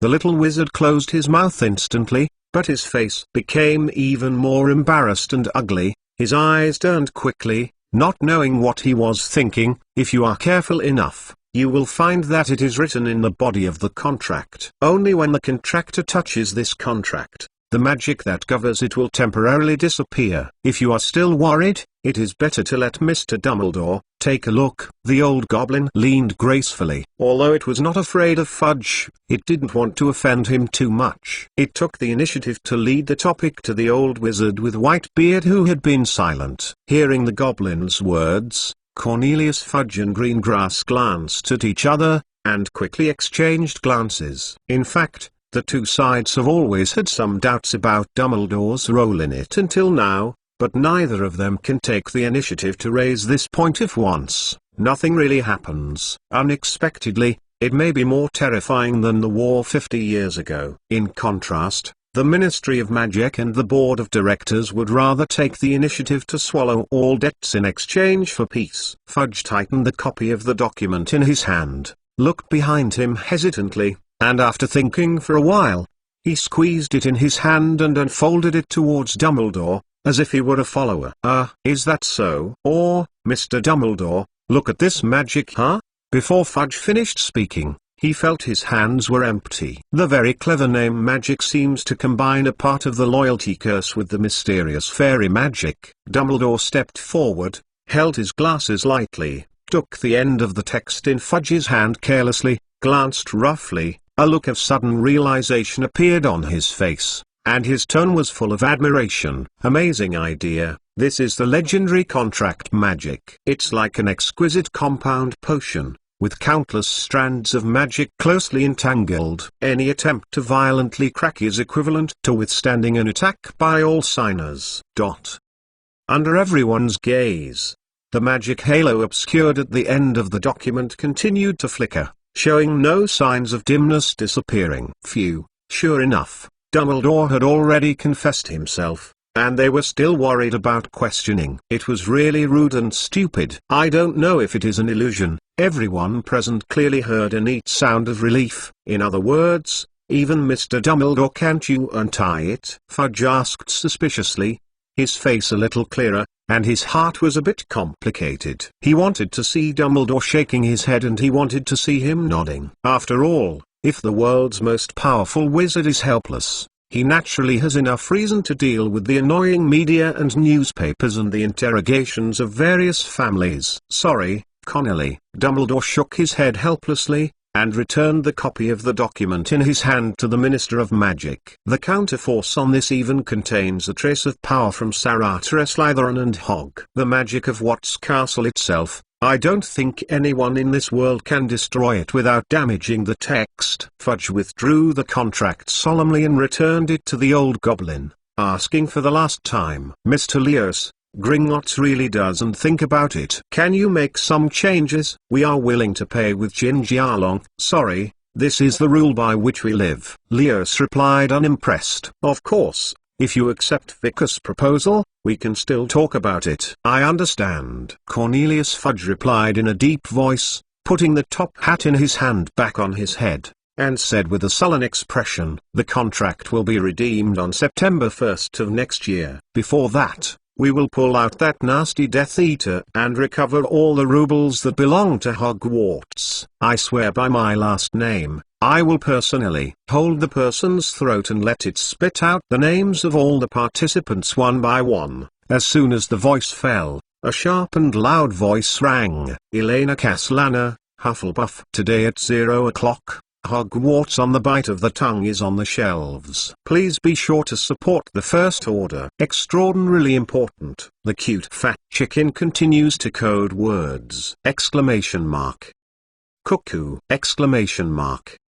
Chapter 63 is back on track maybe? For the First Order. The fastest update of the latest chapter of Hogwarts on the tip of the tongue. Accompanied by this abrupt shout, everyone in the auditorium who was paying attention to Fudge was startled at first, and then they turned around and looked curiously at the place where the sound was made. There, a little silver hoard which stood stiffly in place, looking at her as if she wanted to go back to the first-year freshman sequence behind her, holding a dirty and wrinkled top in her right hand. Peaked wizard hat. Elena blinked in confusion, frowned and looked at the dangling hat in her hand. You know, she didn't do anything just now, but wanted to secretly take the sorting hat back to the queue and give it to other little wizards to try. This sorting hat deliberately stuck at this node to talk. If it was not intentional, Elena could eat it. The girl desperately rubbed the hat in her hand that had begun to play dead again. She considered this hatred. Feeling everyone's eyes gathered on her back, the little silver hoard Lori took a deep breath and turned around. Although she has never cared about this kind of high-profile feeling, it is definitely an extremely bad time, especially if she is included on the watch list by the Ministry of Magic and the school board at the same time. She must find a way to fool around in a local manner. Fortunately, for many years, the cruel life experience has given Elena a very skilled experience in how to use her own innate advantages. Skills. Cute mixed pass. Start. My lord, I'm sorry. I'm a little hungry. They said that they can eat after the division, so. In the sight of Cornelius Fudge and Dumbledore's group, the little silver hoard which shook her body, quickly turned around, waved her hand in panic, and said timidly. While talking, the girl rubbed the hat in her hands at a loss, and stomped her feet awkwardly on the floor. Her delicate little faces were crumpled together and looked very pitiful, which made people have an urge to reach out to help her smooth them. All the teachers and students at Hogwarts suddenly fell into a strange atmosphere of silence. They looked at each other and wondered if they had hallucinations. This style of painting seemed different from what they had seen before. You know, the momentum of Elena threatening the sorting hat with a magic wand is so impressive that everyone feels a strange sense of confusion when they see such a little girl with silver hair. Oh. Dumbledore sighed subconsciously and rubbed his forehead with some headaches. He was so familiar with a girl like this, and she would appear like this almost every time she made trouble. So that now when he sees Elena showing this look, he will feel a little swelling in his temples. However, Fudge, who hadn't seen Elena before, was obviously hit. Ahem, it's us who should say sorry, dear. Fudge cleared his throat and looked around at the silent Hogwarts students, especially the group of freshmen who were standing by the auditorium waiting for the sorting house. A hint of apology appeared on their faces. No, it seems that the greatest possibility sex is that the small actions of the mysterious remnant party have been implicated in Hogwarts, and the arrival of the Ministry of Magic today did not play any role. The little wizard walked up to Elena, slowly squatted down, touched the girl's silver hair, and replied in a pleasant manner, "Don't worry, you can have dinner soon. Hogwarts has a lot of delicious food. I have studied here for 7 years and I dare not say that I have eaten all the dishes. The total number of wizards in the United Kingdom is not large, even if you include some Muggle members in the Dumb Guns and Wizard families. It may be as high as 100,000 at best." Unlike most politicians in the Muggle world, the Ministry of Magic is actually still in a relatively loose and open organizational structure. In addition, the relationship between wizards is usually not limited to simple social positions. Therefore, as Minister of Magic, Cornelius Fudge has always been extraordinarily friendly to young wizards. After all, in a sense, Hogwarts is the future Ministry of Magic. For more introduction about Cornelius Fudge, click here to expand. Then Hogwarts will be sold. And will I be able to go to school here next year? Elena tightly hugged the sorting cap, made a soft puff, raised her head and asked in a low voice. The lake blue star pupils were shining with waves. Facing the girl's immature face, Fudge felt soft, and in a few years his daughter should be at school age. Of course not. Hogwarts belongs to the wizard. Believe me, no one can drive you out of this school. Cornelius Fudge replied with a straight face, and replied very seriously, then quickly stood up, tightened his windbreaker, and looked around at the rest of the Ministry of Magic employees and board members behind him. Gentlemen, look at these young faces, we must not let them down. Time is running out. Let's start. No problem. I will let the family start paying attention to the currency called ruble. The Malfoy family will fully support the board's decision. Mr. Minister, we will find out the person's life experience as soon as possible. This time, everyone including Greengrass and Lucius Malfoy did not question any more, and nodded one after another, ignoring the goblins of Gringotts, and quickly walked out of the hall of the auditorium. Obviously, after this, the magical world will fill in the gaps, at least in the areas of public order and economics. See, this is human. Leos took a deep look at Dumbledore and the innocent and cute little silver-haired Lily, and said meaningfully to Gary Vicks next to him, never underestimate their shrewdness, but don't take them too high. Okay, let's go back. I'm starting to miss those tinkering darlings in my vault. The weather in the Scottish Highlands is really cold. Creaking. Bang. Soon, with the last goblin leaving the lobby of Hogwarts Castle, the gatekeeper Filch couldn't wait to close the gate and isolated all the noise from Hogwarts. In the hall, the students who had been depressed for a long time finally breathed a sigh of relief, looked at each other, and talked in a low voice. After all of what they had just experienced was too exciting for them. Ah, great God. It looks like everything is finally back on track again. Professor McGonagall rubbed his palms vigorously, took a breath, and glanced at Dumbledore. He glanced at the students who had been discussing, and quickly turned and walked towards the position of the four-corner stool where the sorting hat was previously placed. Well, Ms. Castellana, thank you for your help. Now, you can put down your poor sorting hat and go to Hufflepuff College. Before Professor McGonagall could finish speaking, I saw Elena put the wizard hat in her hands back on the four-corner stool, and gestured to Professor McGonagall with an OK gesture. The corners of her mouth raised to reveal a cute little tiger tooth. He stepped back, then raised his hand and beckoned to the first-year freshman next to him. Hey! What are you waiting for? Don't you want to finish the yard sooner and sit down for dinner? The freshmen who were originally lined up and dressed in black robes looked at each other and didn't know who was leading the head. They swarmed up, looking excitedly at Elena, who was standing in the position of Professor McGonagall. Looking at what I am doing, Do you still need me to teach you? Elena raised her eyebrows, stretched out her hand to gently smooth the sorting hat as far as possible, showing an encouraging smile. Then, under the gaze of all the teachers and students of the school, the freshmen took out their wands from their arms, gathered in a circle, pointed at the sorting cap with excitement, and read it out loud because of tension and a little trembling. Draco Malfoy, Slytherin. Harry Potter, Gryffindor. Terry Butt, Ravenclaw. Hannah Abbott, Hufflepuff. I'm tired. It seems that I haven't changed my status, so I posted it directly. Thank you for your support. I won't post the testimonials on the shelves. I tried my best to go to the code word. The round-faced fat chicken that was put on the shelf without saving it feels so desperate! Exclamation mark. Chapter 64 First Order. Is it wrong to seek food in the UK? The fastest update of the latest chapter of Hogwarts on the tip of the tongue. Hufflepuff, deduct 10 points. Seeing the chaotic little wizards, Professor McGonagall's lips trembled with anger, his voice filled with cold anger. Miss Elena Caslana, take your seat immediately. In the hall, a huge hourglass full of diamonds swayed slightly. It was Hufflepuff's college hourglass. Beside it, there are 3 other hourglasses of the same size in sequence.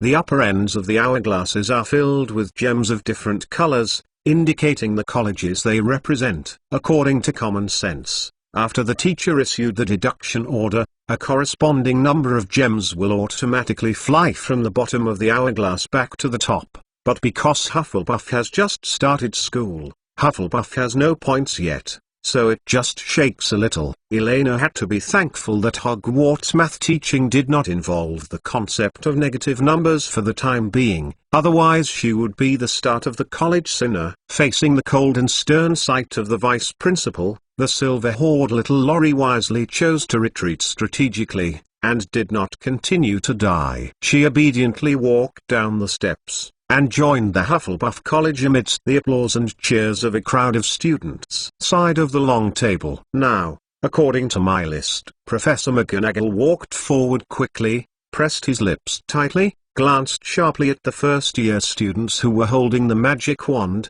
closed their eyes and took a deep breath, trying to keep himself calm. Forget it. Everyone introduces their names to the whole school in turn, and then puts on their hats. Also, put away your wands. The little wizards looked at Professor McGonagall with a sullen face tremblingly, then turned to look at the silver-haired girl who was waving at them on the Hufflepuff long table, and nodded cautiously. The next moment, a girl with brown wavy hair and a boy with pale blonde hair walked out of the queue almost at the same time, reaching out to grab the sorting hat in front of Professor McGonagall. Huh? The girl let out a nasal sound, and as the pale blonde-haired boy actively retreated, she became tactful and cheerful. She picked up the sorting hat, turned her face to all the students, took a deep breath and introduced herself loudly, while wearing it forcefully up a sorting hat. Hello everyone, my name is Hermione Granger. Gryffindor, she screamed as soon as the hat touched the girl's head. Perhaps it was because everyone hadn't reacted to it at the beginning, or for other reasons. Compared to Eleanor's joining Hufflepuff, Hermione's cheers were louder. The students of Gryffindor College stood up and clapped vigorously, as if they had received some great honor. Good job. Did you see it? The second one is Gryffindor. Actually, I think Elena is more like Gryffindor. Hermione clenched her fists hard. Before that, she had never thought that she would have the guts to introduce herself to so many people alone. Took a deep breath and took off her hat, and handed the sorting hat in her hand to D next to her. Draco Malfoy. Well, hello everyone, my name is Malfoy, Draco Malfoy. Draco raised his head nervously, swallowed, and walked up the steps. He hesitated a little and shouted out the same loudly, putting on his hat in a modest manner. Slytherin. The hat yelled quickly. Hello everyone, my name is Harry Potter. Gryffindor. Hello everyone, my name is Ron Weasley. Gryffindor. With the previous child as a demonstration, the subsequent progress became exceptionally smooth. What happened tonight was so shocking that even the sensation caused by Harry when he introduced himself was much smaller. This made Harry,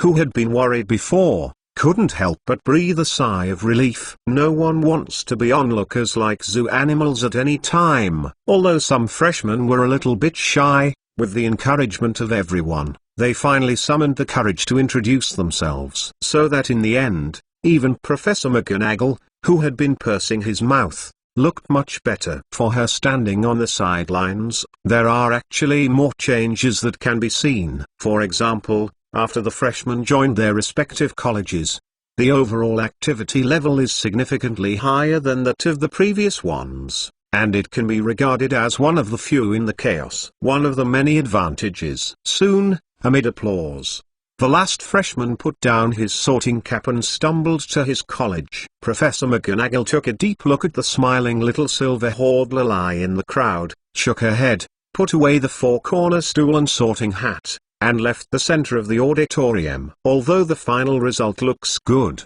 from her point of view, she still hopes that there will be no such accidents in the future. "Wow, Sister Elena, you were so cool just now." Hannah, with two blonde braids, touched Elena with her shoulder, and said with a look of admiration she never thought that she would have the courage to threaten the sorting hat, or shout out to all the teachers and students of the school. "Own name, huh? Oh, that's nothing, you will get used to it in the future." Elena was taken aback for a moment, and replied subconsciously. At this time, she was staring at the golden plate in front of her in a daze. Following the normal process, wait until Dumbledore says the weird phrase "idiot," cry, remnants, twist. After that, the Hogwarts dinner will officially begin, and the house elves will use food. Quickly filling all the empty plates she could see, she couldn't wait to taste the legendary Hogwarts grand opening banquet. You must know that although the children in the orphanage have enjoyed the food at Hogwarts in advance this month, it is only the lowest standard of food after all,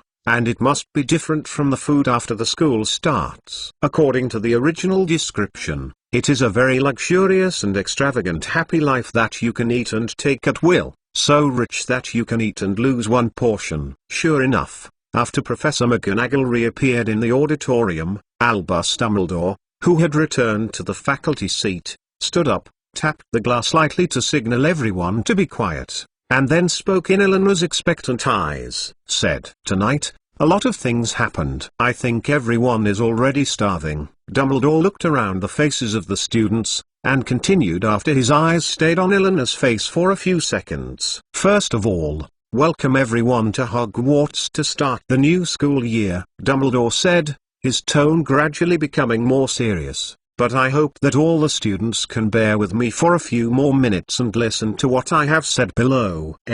Exclamation mark. The smile on Eleanor's face collapsed, and she blinked her eyes in confusion, and an ominous premonition rose in her heart. This seemed to be different from what was written in the script. You heard it right. Hogwarts Castle was mortgaged to Gringotts. If the payment is not made on time, the castle will belong to Gringotts in name before school starts next year. There was a nervous whisper in the auditorium. Although everyone vaguely understood what was going on based on the previous conversations between Fudge, Lagras and the fairies, they heard Dumbledore admit that it was another thing for everyone. Kind of different meaning. Everyone stared at Dumbledore in panic and disbelief, hoping to hear some good news from him. As a member of Hogwarts, I think each of you has the right to know the situation facing the school. Dumbledore continued. The Ministry of Magic, the school board, the professors of the school, and everyone in the magic world, enthusiastic wizards, will find ways to tide over this difficulty together. In the meantime, I hope that all students can focus on learning and don't put more pressure on professors and parents. At this moment, we all work together to tide over the difficulties together. Dumbledore has always held the view that it is always better to tell the truth than to lie. He believes that instead of concealing and letting students think about it, it is actually a more respectful and wiser to put all the difficulties in front of everyone. Practice. At least in this way, the whole school will inevitably be exceptionally united, and there will not be too much confusion. At this time, Every childish face facing Dumbledore in the auditorium was written with seriousness and solemnity. Even the freshman who had just completed the sorting nodded very seriously and stared at Dumbledore nervously. In addition, after preliminary discussions among all the faculty and the board of directors, in the next year, Hogwarts School of Witchcraft and Wizardry will reduce the amount of ingredients including meals, the clothing supply of each department, and so on. Wasted expenses. The specific regulations will be announced within a week. Kang dang. Oh no. The spoon in Eleanor's hand fell weakly on the empty plate. Her eyes were filled with shock and fear, and her mouth wailed like a wounded little beast. Of course, today's school banquet will not affect it. Dumbledore smiled heartily. Rest assured, I can guarantee that Hogwarts is not so poor that everyone is hungry. Anyway, thank you everyone. Let's get started. After speaking, Dumbledore patted his palms, and the dinner plate in front of everyone was instantly filled with all kinds of food. But even though Dumbledore said so, almost all the students still looked at the dinner plate in front of them with a heavy heart, as if it were the last food in their lives, even if all of them were the food they missed a holiday. Roast beef, grilled chicken, pork chops, lamb chops, sausages, steaks, boiled potatoes, baked potatoes, potato chips, Yorkshire pudding, pea sprouts, carrots, gravy, tomato sauce. Well, Elena is an exception. From the moment the food appeared in front of her, she no longer regretted the disappearing rich meal. I saw the girl holding up a fork and poking the roast beef in front of her with a slight disgust. Her gaze slowly moved from the potato eats platter on the table to boiled home-cooked vegetables, and she sighed silently. I want to be Britain seeks delicious food. Did she make a mistake? Sure enough, it still has to be self-reliant. Second! Exclamation mark. There should be updates when you wake up. I try to write. The following words are free. Seeking subscription. Coco. So this is the real First Order.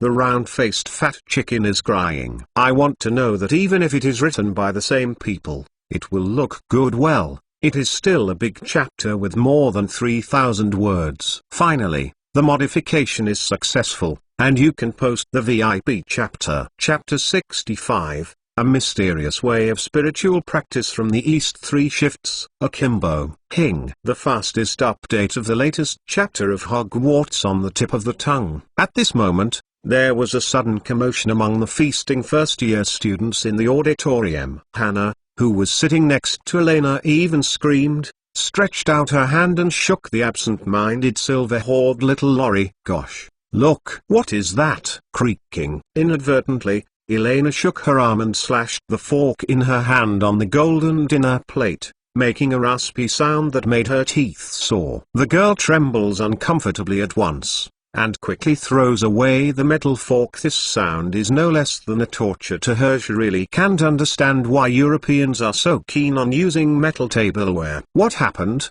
Such a fuss. Elena glared at the culprit next to her, and asked in a bad tone. It was also Hufflepuff College. She had 100 ways to make Hannah classmate recognize her mistake. Look at the sky. The little girl with golden braids shrank her head and pointed weakly to the side. Following Hannah's fingers, Elena raised her head in confusion. I saw 20 ghosts suddenly floated on the walls around the auditorium. These pearly white, translucent ghosts slid across the entire auditorium and waved to the students in a friendly manner, as if they were stars attending a grand ceremony. Relax, these are the ghosts of Hogwarts. Wizards can leave their mark on this world so that they can continue to walk where they lived and walked. Elena patted Hannah's hand, smiled and explained calmly, looking at the ghosts with complicated eyes. It has to be said that the ghosts of the magic world are a very strange existence. In a sense, they have achieved immortality. Soul, which is precisely the most mysterious part of the current non-magic world's technological level. Even according to the Gryffindor College's near-headless Nico, the resident ghost at Gryffindor College paid a certain high price, which was enough to attract countless people who feared death. For more introduction, click here to expand. If you are interested, you can ask Gryffindor's resident ghost, Sir Nicholas de Minxie Popington, how he can be transformed into a ghost after death. However, What Elena did not say is that the ghost of Hogwarts actually has another way to form that is more frightening, that is, to become the earthbound spirit of the castle. The most obvious example in this regard is the girls' bathroom on the second floor of Hogwarts Castle, the crying Myrtle who died under the eyes of the basilisk, and the teacher of the history of magic, Bin, who has truly made it, Professor Scott Cuthbert. This conjecture became more and more certain after she signed a contract with Gringotts. Hogwarts is a creation with extremely strong magic power, and it has a certain chaotic willpower in itself. Because of this, in order to independently choose the principal's inheritance and decide whether the magic contract is effective. It is inferred from this that Hogwarts is likely to spontaneously set up magic with students and teachers at school. Once a student or teacher dies suddenly, they will automatically stay at Hogwarts and become ghosts. As for why Fred died in battle and did not return, it may be because the two brothers dropped out of school. Elena raised her left hand and silently stared at the invisible contract on the back of Gwengji's hand at the very end. She had no doubt that if she died unexpectedly at this time, there was a high possibility that her soul would stay in this castle and become a new earthbound spirit. "Will you guard this place forever after you die?" Dumbledore was accidentally overwhelmed. "I hope he won't regret it then. After all, ghosts are not all good-tempered children." Elena curled her lips, smiled unkindly, raised her head and widened her eyes, carefully distinguishing among the ghosts that appeared. It's a pity that until her eyes were a little sour, she couldn't see a little ghost with a wide face, big mouth and round eyes, wearing brightly colored clothes, a tie, and a hat. "Oh, my dear, don't the food match your appetite?" A chubby little monk-like ghost floated slowly beside Elena, with a kind smile on the chubby round face. "Or, is there any confusion that I need to help answer? However, I suggest that you can talk while eating. The time for dinner will soon pass. After all, it looks really good." The fat monk ghost glanced at the enticingly fragrant food on the long Hufflepuff table, and said sadly, "However, I was just a little irritated by the friction of the knife and fork." Elena shrugged non-committal, glanced at the metal knife and fork left aside, hesitated a little and took out two magic wands from her arms, pulled the tablecloth and wiped it carefully. Sister Elena, I didn't mean it just now. I'll help you pour pumpkin juice." Little Hannah's smile was a little stiff. Just now, when she was waiting in the queue for the branch, she had heard the boy named Ron say about Eleanor's brilliant record on the train. Combining with the magical abilities shown by the silver-haired girl when crossing the lake before, Hannah couldn't even rise up the courage to resist. Tuke, tuke, tuke. In the shocked gaze of the fat monk ghost and Hannah Abbott, Elena skillfully put the two wands together, knocked the ends neatly on the table, and in a magical posture pinched a piece of beef into the entrance.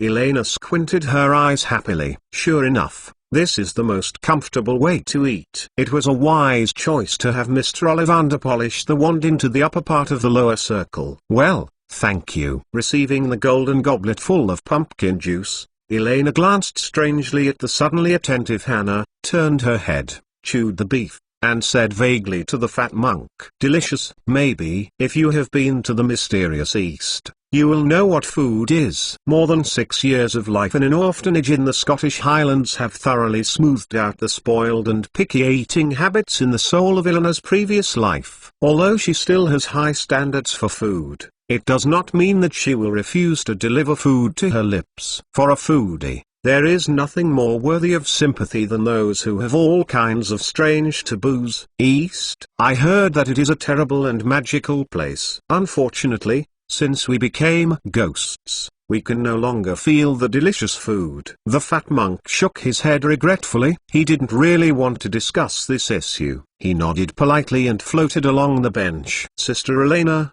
you are." Hannah Abbott on the side finally couldn't help the curiosity in her heart, staring at the pair of magic wands in Eleanor's hands, and asked hesitantly. Hannah Abbott, who came from a magical family, is not unfamiliar with the various uses of magic wands, but she has never seen the use of magic wands directly as tableware, and she still has such a strange, never-seen meal. The way. "Oh, you said this." Elena looked around. In addition to Hannah Abbott, many first-year freshmen and even Hufflepuff's senior students in the vicinity turned their attention to her, part of which was hearing her introduction about ghosts. Most of them are attracted by girls' peculiar dining styles. It's really a group of curious children. It seems a bit cruel to just interpret this as chopsticks. Elena thought for a while, smiled slightly, and said leisurely in an unpredictable tone, "This is actually an ancient way of practicing magic. The magic wand is an extension of each wizard's body, and cultivating a tacit understanding between himself and the magic wand is something that every wizard must do. Using a magic wand to assist in eating can strengthen people and the bond between the wands, on the other hand, can also exercise the fingers, so that we can make dexterous spellcasting movements. Of course, this is a more difficult way to practice. Therefore, at the beginning, I suggest you use ordinary small wooden sticks to practice. Next, I will show you something." In the eyes of a group of little wizards, Elena raised the black walnut chopsticks in her hand, accurately picked a piece of fragrant roasted bacon from Hannah's plate, and stuffed it with a small mouth open because of surprise. Hannah lit a mouth, as compensation for grabbing Hannah's iron throne. The silver-haired little Lori squinted her eyes cutely, and said triumphantly, "Look, after long-term training, the flexibility of the fingers will be several times that of ordinary wizards." Third, the fat chicken is going to be exhausted. Thank you book friends and veterans for your rewards, which will be written separately in the testimonials later. I didn't expect to be able to book more than 10,000 for the first time, so touched. I can only work hard to give back to everyone. Chapter 66 Classmate Elena, please stay. The fastest update of the latest chapter of Hogwarts on the tip of the tongue. As the fat monk said, the dinner did not last long before it ended. I haven't waited for Elena to show more Hufflepuff's students the mysterious wand learning knowledge from the East. It is estimated that after most of them have opened their appetites and filled their stomachs, the rest of the food will be taken from the dinner plate. Disappeared. The plates became as smooth as ever. Oh, wasting food is simply one of the worst charges in the world. Elena shook her head heartily. She could guess without asking. With the usual noble and elegant of the magical world, there is no hot leftovers on the dinner. The argument for eating. However, the blushing little Hannah classmate obviously couldn't realize Elena's mood. It is finally over. Seeing the food on the plate disappearing, the little girl quietly breathed a sigh of relief, rolling her throat, trying to swallow the food in her mouth. Hannah never imagined that being forced to feed is such a terrible thing. Then, it should be dessert time next. Elena clapped her hands happily, and tilted her head to her side with a smile. Hey, as the last meal left on the plate disappeared, the empty golden plate was filled with dessert in the blink of an eye. There are all kinds of ice cream on the table: apple pie, syrup fruit tart, chocolate muffin, fried jam donut, marmalade pudding, strawberry cake, fresh milk jelly, mango pudding. No, don't. The mouth is about to close. Well, Miss Hannah's eyes widened instantly. She shook her head in panic, covered her mouth with her hands, and pitifully begged the little silver-haired witch sitting next to her. This terrible line, "People who don't know think what I did to you." Elena stretched out her hand, pinched Hannah's red cheek quite speechlessly, and glanced at her mouth. All right, I will spare you this time." Turning around, I took a closer look at the cuties who were on the plate. Even the picky Elena has to admit that compared to the perfunctory and terrible staple food, the British are in terms of refreshments and desserts. His accomplishments are quite good, not inferior to any place in the world. It's no wonder that so many Europeans are particularly keen on afternoon tea, not to mention cultural habits. In Elena's view, the most fundamental reason is that refreshments and desserts are far more delicious than regular meals. I just patronized Hannah to feed little Hannah. Elena didn't eat too much herself, and now it just happens to be used to taste what may be the last luxury dessert feast at Hogwarts this school year. Hey, is it still too long? It seems that you have to master the zoom in curse and zoom out curse as soon as possible. After crushing the fruit pudding for the third time, The silver-haired little Lorry reluctantly put down the chopsticks in her hand, and resignedly used a spoon to gather the pudding crumbs on the plate and scoop it into her mouth. Compared with the 7 inches and 6.25.3 cm of normal chopsticks, the 12 inches 30.4 cm body of this exquisite black walnut magic wand is not too long, and it is not too long to be used directly as tableware. Awkward. Even in theory, if it is used for blanching hot pot or boiling lamb, this length is just right, but this is based on adult standards. For silver-haired snacks who are only 10 years old, this size is still a bit too difficult to control, especially when it is necessary to pick up delicate and fragile desserts such as puddings and cakes. This shortcoming is particularly obvious. From the public dinner plate to Elena's personal dinner plate, a neat tray of food scraps is conspicuous evidence. Even if Elena has tried to put the broken dessert corpse on the plate, it is inevitable. Left a mark on the tablecloth. Laugh if you want, I'm not so stingy yet. Rubbing her sore fingers, Elena gave a white glance at her side. Her small face flushed. Hannah Abbott, who wanted to laugh but didn't dare to laugh, said angrily, and took out a small silk bag from her arms. Put the wiped wand back in. Before fully mastering the cleaning curse, Elena is not planning to use her wand to eat for the time being. After all, the face of the Castellana family still needs. She didn't want to take out a small wooden stick full of the aroma of barbecue in front of Professor McGonagall to cast the spell when she took the transformation class later. After witnessing Elena's failed demonstration of using chopsticks, with Hannah's cheerful laughter, the barrier that lingered between Elena and the freshman quickly disappeared. For girls, dessert is always one of the most common topics and agreement. For Elena, who has a wealth of experience reserves as support, it is too simple to lead an interesting topic in front of a group of children who have never seen the world. Time is in the exclamation of the little wizards from time to time. The past passed quickly. It didn't take long for the delicious desserts to be wiped out by the students. When the last remaining pudding crumbs on the plate disappeared, the whole table became clean and white again. At this time, Dumbledore stood up again. The buzzing voice in the hall suddenly stopped, and silence in the auditorium resumed. All right. Dumbledore glanced at the little silver-haired Lolita who was hiding the syrup fruit pie in the wizard's robe, and shook her head helplessly, then turned her head to look to the other side, and said with a smile, "Now that everyone is full and drunk, I want to say a few more words to everyone. In addition to the Hogwarts Special Period Adjustment regulations that will be announced in the next week, the beginning of this semester at that time, I still have a few things to pay attention to." Click here to view Dumbledore's full statement. Elena curled her mouth boringly, and glanced sympathetically at Professor Quirrell, who was talking to Professor Snape in a low voice, to be precise, the big scarf wrapped around Quirrell's head. Well, it seems that Dumbledore still has not given up his original plan, Salvation Star Development Plan. Poor Tom Voldemort,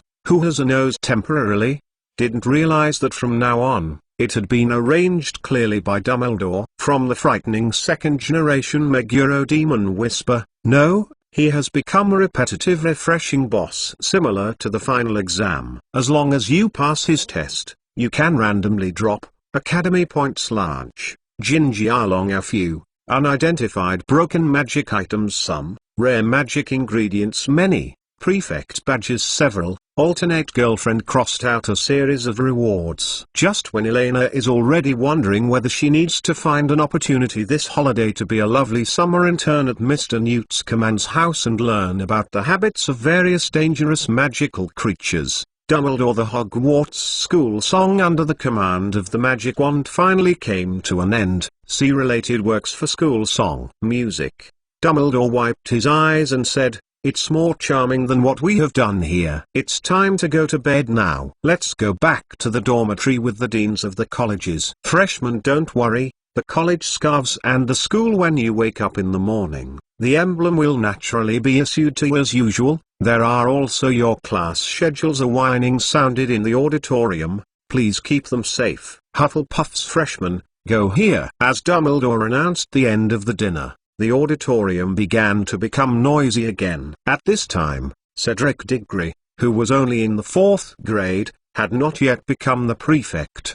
The tall girl at Chai Park's long table. Just as Elena stood up and was about to follow Hannah through the crowd to follow the team, a familiar gentle old man's voice suddenly heard in her ear. "Student Elena Caslana, wait a moment, you will come to the principal's office with me first." Degenerating the fat chicken is trying to flap its wings. Code word. One more beast. Advance evolution loading. Chapter 67. I believe in you, Ghost. This chapter is free. The fastest update of the latest chapter of Hogwarts on the tip of the tongue. Everyone has someone they fear, and Elena is no exception. If she was asked to sort, then Albus Dumbledore would definitely be in the top 3. It's not because Dumbledore is the most powerful wizard in the world today, but because he was the second person who was so cruel to beat Elena's ass since he was a child. Most important thing is this hot heart. The old turnip is very ruthless. Hearing the sound coming from her ear,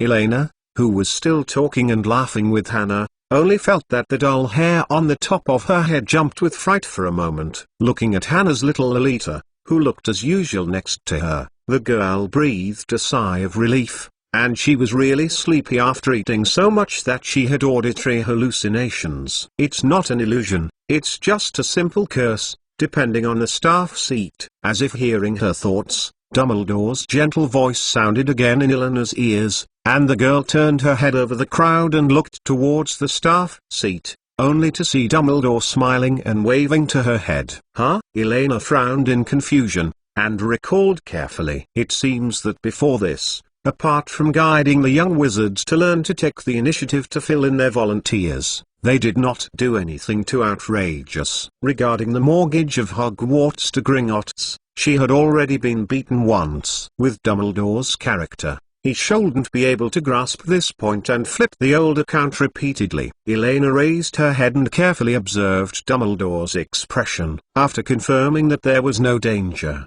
she felt a little calmer and nodded towards Dumbledore. It happened that she also had some doubts that Dumbledore needed to answer.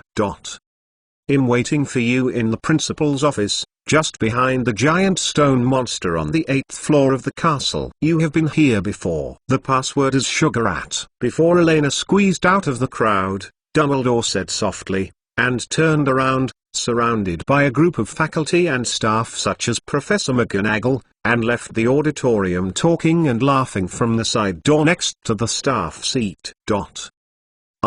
Wait, I don't know the way. Elena nodded subconsciously, and immediately reacted, raising her hand and shouting loudly regardless of her past and present. The skill of road recognition is an extremely difficult existence for her. After all, it is scientifically proven that there is no direct connection between the level of IQ and whether it is Lukai. Especially in such a terrible place as Hogwarts, it only took 2 journeys after counting back and forth. Why was Dumbledore so sure that she would remember the way? Forget it. It seems that God's will. The lovely Elena can only release the principal's pigeon today. People. The silver-haired little Lorry curled her lips, turned around and prepared to return to Hufflepuff's new life sequence, only to find that Hannah and the others had already disappeared without a trace. Speaking of it, among the 4 college lounges at Hogwarts, she seems to have never been to Hufflepuff College. There doesn't seem to be much description of Hufflepuff in the original book, except that it is located next to the kitchen on the 1st floor. Very good. Then the question is, where is the kitchen and what is the password? Gryffindor freshman, hurry up, don't be left behind. Just as Elena began to become anxious, Percy Weasley's voice faintly heard, and Dumbledore's little lions not far in front were lined up and disappeared behind the porch. Wait for me, wait for me. Elena's eyes lit up, she picked up the obstructive robe and hurriedly chased it, and quietly draped it at the back of Gryffindor's team. As long as she reached the Gryffindor floor, she knew how to get to the principal's room. As for asking for directions frankly and acknowledging road idiots, it is absolutely impossible, and impossible in this life. She is the proud Elena Caslana. Elena followed Gryffindor's first-year freshman, through the noisy crowd, out of the auditorium, and up the marble staircase. After Percy led the crowd twice through the door hidden behind the sliding baffle and hanging curtains, Elena felt extremely grateful for her choice. If she were alone, she might have been lost here in the magic castle like a living creature. I have to admit that in terms of reliability alone, Percy, an excellent student leader of the 3 good students, is actually quite competent. The whole process went smoothly under his guidance, even if it was a prankster Pippi on the way. It didn't take much time to deal with the past decently. Not long after, the little lions of Gryffindor suddenly stopped. Elena stood on tiptoe and looked at it. The front has reached the end of the corridor on this floor. There is a portrait hanging there. The portrait is a very rich woman in a pink dress, although she has not seen it before. But Elena still understood her identity in an instant, a fat woman, the housekeeper in the common room of Gryffindor College. That said, the destination has arrived.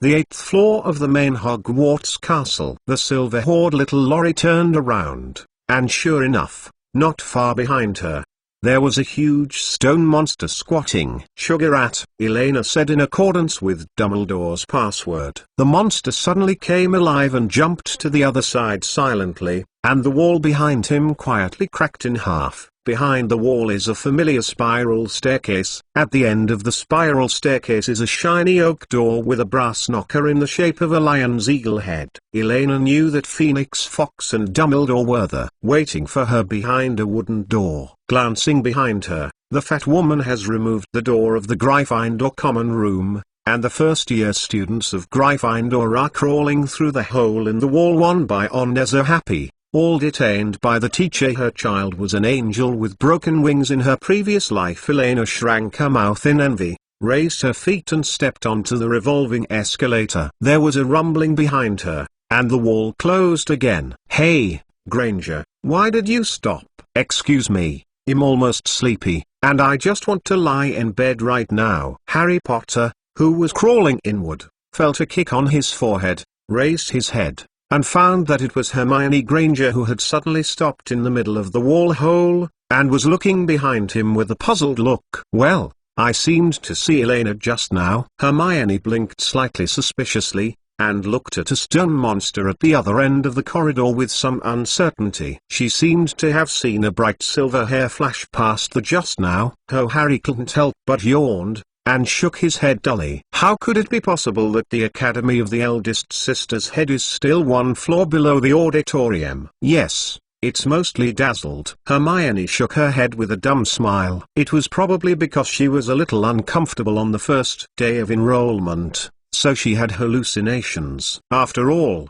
that was the first friend she met at school. Unfortunately, the 2 of them could not be assigned to a college. She actually wanted to talk a little more with Elena. "Fortunately, I should be able to see Elena in class tomorrow." At the same time, the principal's office. Albus Dumbledore sat behind the wooden desk with his arms folded, looked at Elena, who opened the door with interest, and said with a smile, "I've been waiting for you for a long time, Miss Elena Caslana. Let's talk briefly about some of the problems that Hogwarts will face after being mortgaged." Bad. Laux in Lao turnip. This is the rhythm of turning over old accounts. "Sorry, I'm a little rushed. Go to the toilet first." The expression on Elena's face froze, and she quickly turned and pulled the door handle behind her. A look of helplessness appeared in Dumbledore's eyes, and the 2 interlaced index fingers lightly nodded at each other, and with a light click, the oak door shrank tightly. "Don't worry, it won't be too long. Don't be too nervous. It's just a few short sentences. It's not a bad thing." Pulling the door desperately, the silver-haired little lorry turned around,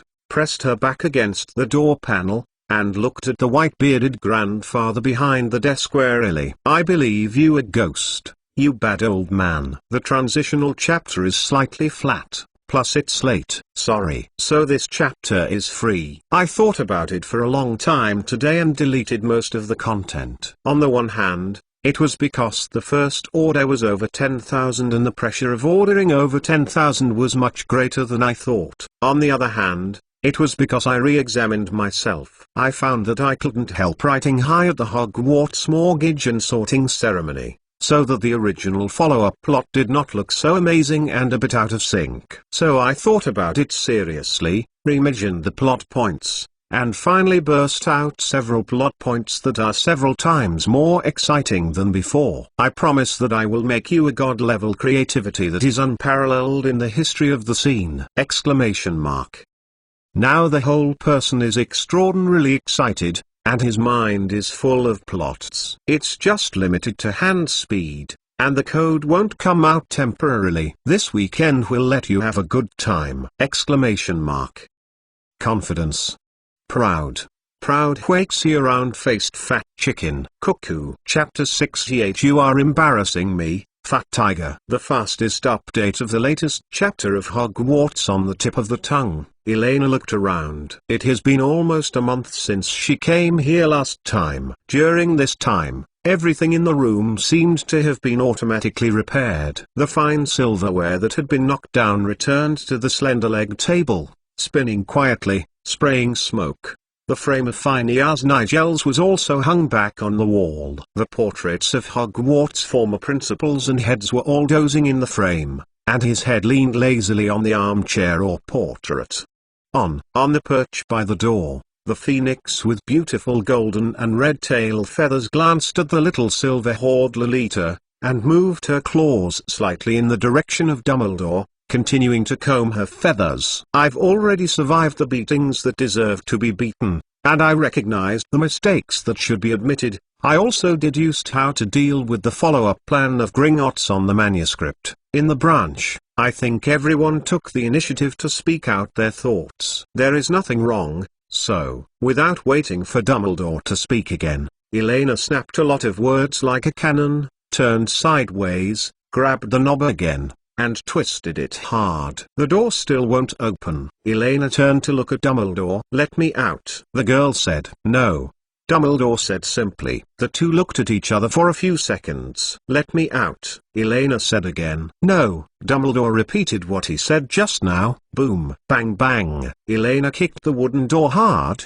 turned back helplessly, covered her ears with her hands angrily, raised her head and looked at the old man. "Okay, then you can tell this child. Sometimes it is really difficult to accurately evaluate and define her." Dumbledore shook his head rather helplessly. "Perhaps, I think, before everything starts, I need to apologize to you first." The old man thought for a while and said calmly, "Since the last time you left Hogwarts, I have not communicated with you. I have to confess to you an old man's mistake deliberately separating you from magic. It's not a correct idea." "Well?" The silver-haired little lorry with a resisting face blinked curiously, and slightly loosened some gaps in her hands. "Didn't she get it wrong? Did Dumbledore take the initiative to apologize?" Very beautiful fluorescence flash. I'm not just talking about the spell itself, but the precious quality that shines in this matter. I guess, among the countless new students at Hogwarts, they may never find it again. There is no brighter light than this. Dumbledore smiled genially, and the admiration in his tone couldn't be more obvious. Even if only Hagrid's words were relayed by Professor McGonagall, he could clearly imagine Elena holding a magic wand to illuminate the dark scene for the freshmen. Based on this alone, Dumbledore could be sure that she was different from everyone before. Perhaps, in the way of dealing with girls, he should also make more attempts. "Sit down, please. By the way, the fruit tart doesn't taste very good after it's cold." Seeing the vigilance in the girl's eyes gradually disappeared, Dumbledore smiled slightly and waved his magic wand. Several golden dinner plates appeared on the desk, filled with all kinds of desserts that appeared at the dinner just now. "Oh, by the way, let me think about it. Maybe I need a pot of steaming black tea with honey." "Guru." The silver-haired little Lolita gently swallowed her saliva. At the dinner just now, she patronized and teased Hannah. In fact, she didn't eat too much, so she secretly hid some food on her body. "Is it true that you won't go through the old accounts and investigate the previous incident?" Elena asked in a low voice. "Will not." "Then what about my threat to the Sorting Hat?" Dumbledore smiled and shook his head and said, "That won't be the case. In fact, I have always felt that our branch is too sloppy and casual. You promise? I promise you. The old man nodded. There doesn't seem to be any danger anymore. Elena thought about it for a moment, and without hesitation, she walked to the chair opposite Dumbledore's desk and sat down. Well, then, Professor Dumbledore, what do you want to say? You asked me to come here, so you won't just praise me.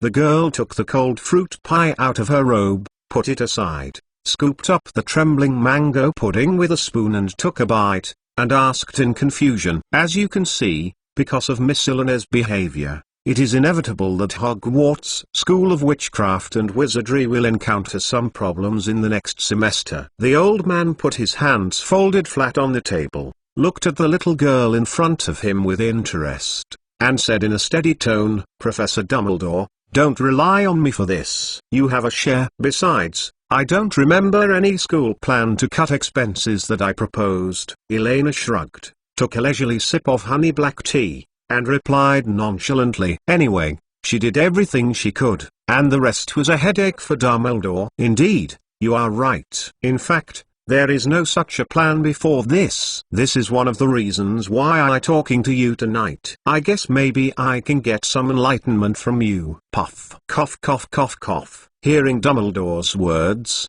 the little silver-haired Lily who was drinking the honey black tea leisurely choked and coughed violently. Wait, what are you talking about? Elena slapped her chest vigorously, and finally relieved her breath, staring at the old wizard with white beard in disbelief. So what you said to the Ministry of Magic tonight was made up on the spot? No way. In fact, I can't expect the goblin to react like this. Dumbledore spread his hands and said helplessly, for the future of the magical world and Hogwarts, sometimes we need to make some necessary compromises. What's more, I think about it, so it will be safer for you. Then at the end of your dinner, the so-called Hogwarts Special Period Adjustment Regulations. Yes, it was also a temporary idea. For the time being, there are only a few measures. Dumbledore nodded with a smile. It has never been a simple matter when it comes to the austerity of expenditures at the level of the entire school, and this will become more complicated in a magic school. Not to mention herbal medicine class,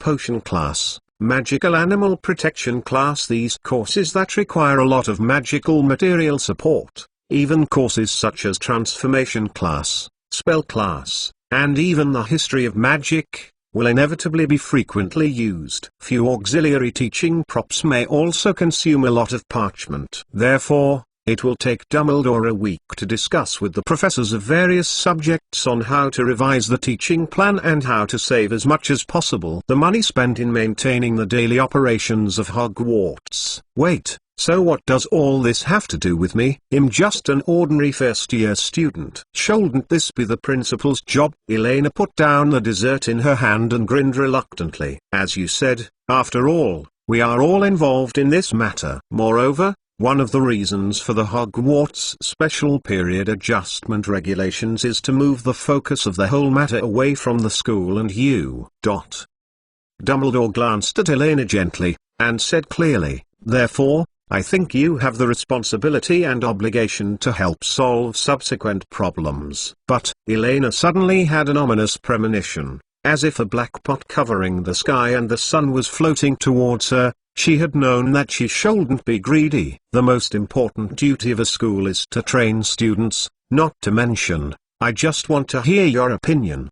Dumbledore interrupted her and said softly, you should also be able to think that with the emergence of the regulations, it will inevitably lead to resistance or panic among the students. It turns out that it is smoothing and mobilizing young people emotionally. You have many unique and effective ways. The most important thing is how to spend the gap before the regulations are formed. No, I think you are embarrassing me, Fat Tiger. Elena rolled her eyes weakly, and she knew that this spicy old radish had no good thoughts. I feel that if it were Elena Castellana, she would be able to do this. Dumbledore replied in a slightly teasing tone, and after a pause, the old man asked a little curiously, by the way, who is Fat Tiger? It will break out tomorrow, right? Well, It should. Stay tuned.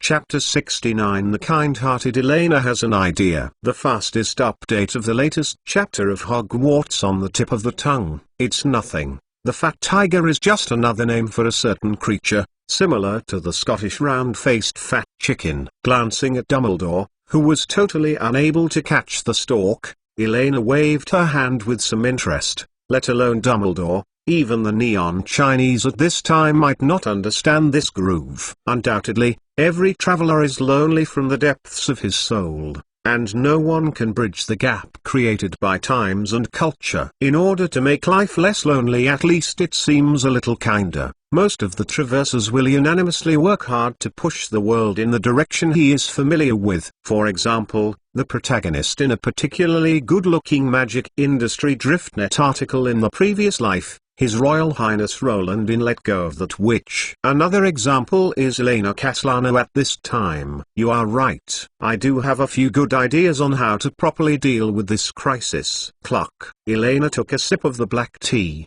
thought carefully, put the white porcelain cup into the golden cup and saucer, and sat upright, her lake-blue eyes quietly looking at the old man in front of her. It is easy to change from frugality to luxury, and it is difficult to change from luxury to frugality. This is a simple truth. If you want to implement the Hogwarts Special Period Adjustment Regulations, the biggest difficulty is that the wizards' young masters and women who have long been accustomed to the superior living environment, only a temporary crisis announcement is not enough to support everything. Students spend the entire semester. You have to think about it. This is different from threatening the sorting hat and proactively speaking out your own ideas as simple things. The innocent and playful look on Elena's face quickly faded, and a touch of mature calmness that did not belong to her age appeared on her immature face. She looked at those azure blue eyes through the half-moon-shaped glasses of the old man,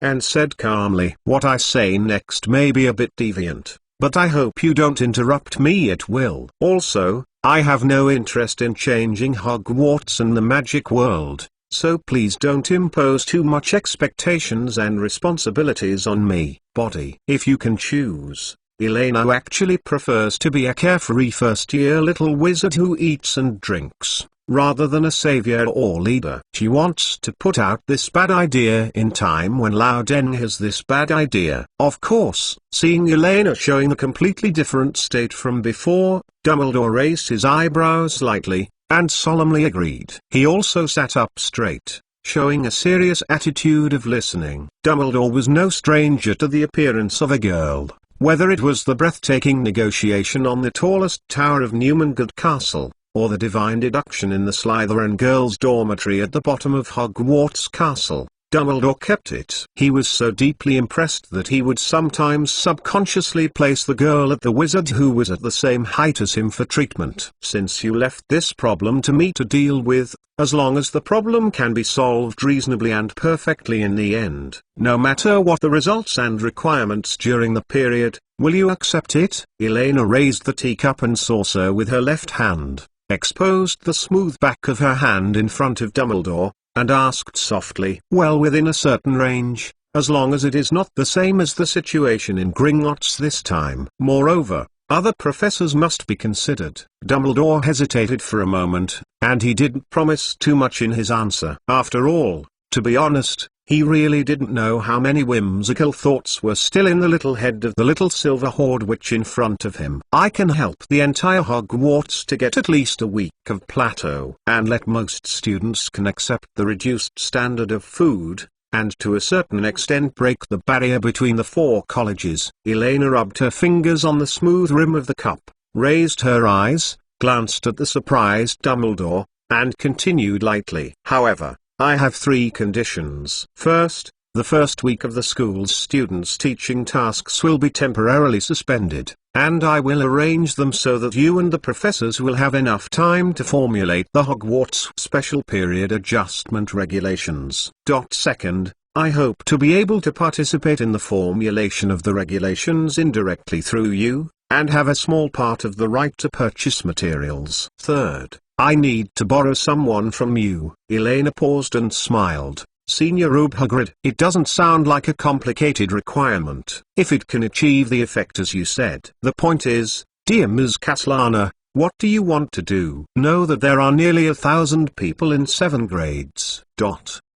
It's very simple. A strange look appeared on Eleanor's face. Her eyes lowered to look at the steaming black tea in her hand. Xinqian's blue eyes flashed with complex emotions. She squeezed the teacup with her right hand and took a sip. Professor Dumbledore, have you heard of military training? Military training, short for militarized training, is the most mysterious force in a terrifying mole country. If there is anything else, it can correct all the bad problems of students from elementary school to university in a short time, and while consuming a lot of energy and time, it can also quickly promote the team between people. Consciousness and tempering willpower. Then there are only military training from previous lives. In Elena's view, Hogwarts School of Witchcraft and Wizardry and even the entire magical world are too casual, extravagant and wasteful living habits, and aristocrats who lack the concept of time. Little wizards such as George and Fred have too much energy cannot be vented,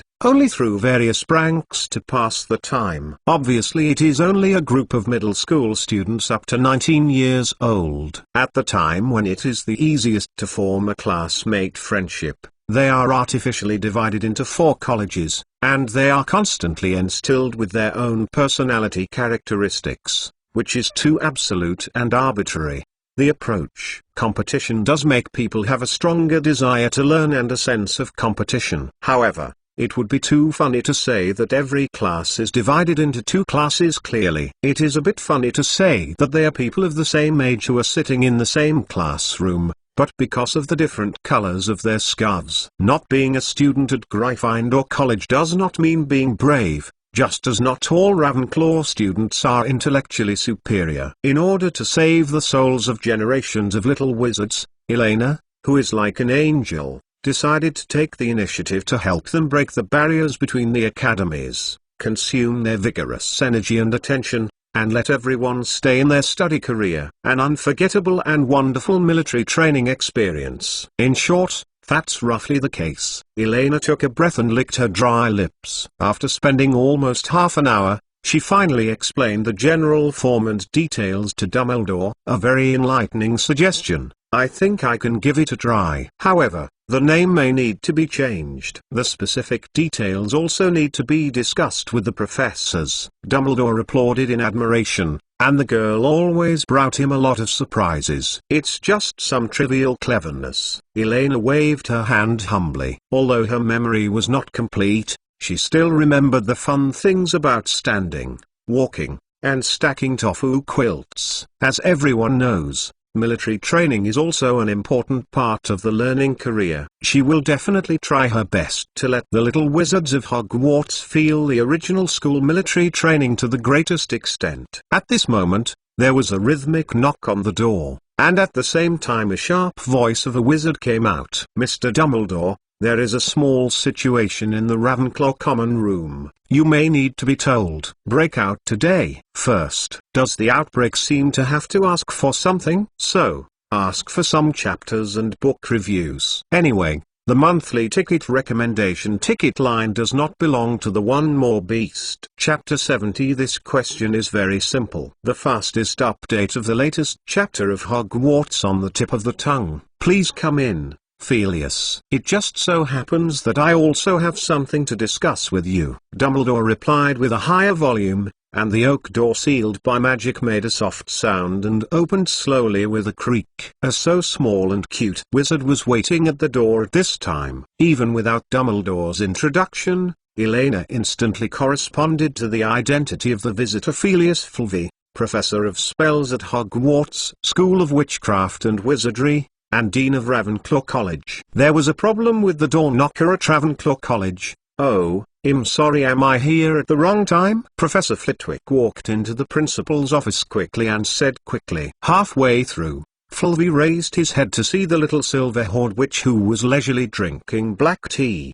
as well as the rich variety of desserts on Dumbledore's table, suddenly stopped talking, with a somewhat embarrassed expression. It's okay, I just reward Miss Elena with an extra dessert because of that beautiful fluorescent flash. You should have heard Minerva say it." Dumbledore shook his head dismissively, smiled and answered, while secretly blinking his left eye at Elena. Elena put down her teacup instantly, got up from her chair, leaned gracefully. "Thank you, Professor Dumbledore, for your hospitality. Then, I will go back to the lounge to sleep." "Ah, yes yes." The little Fluffy nodded excitedly and glanced approvingly at Elena in front of him. "The noble and kind character is more admirable than the spell itself. I look forward to meeting you in class. Aye, Miss Lina." Speaking of this, the look on Fluffy's face is a little bit embarrassing. Since he started teaching at Hogwarts in 1970, he has never seen a Ravenclaw student like this year,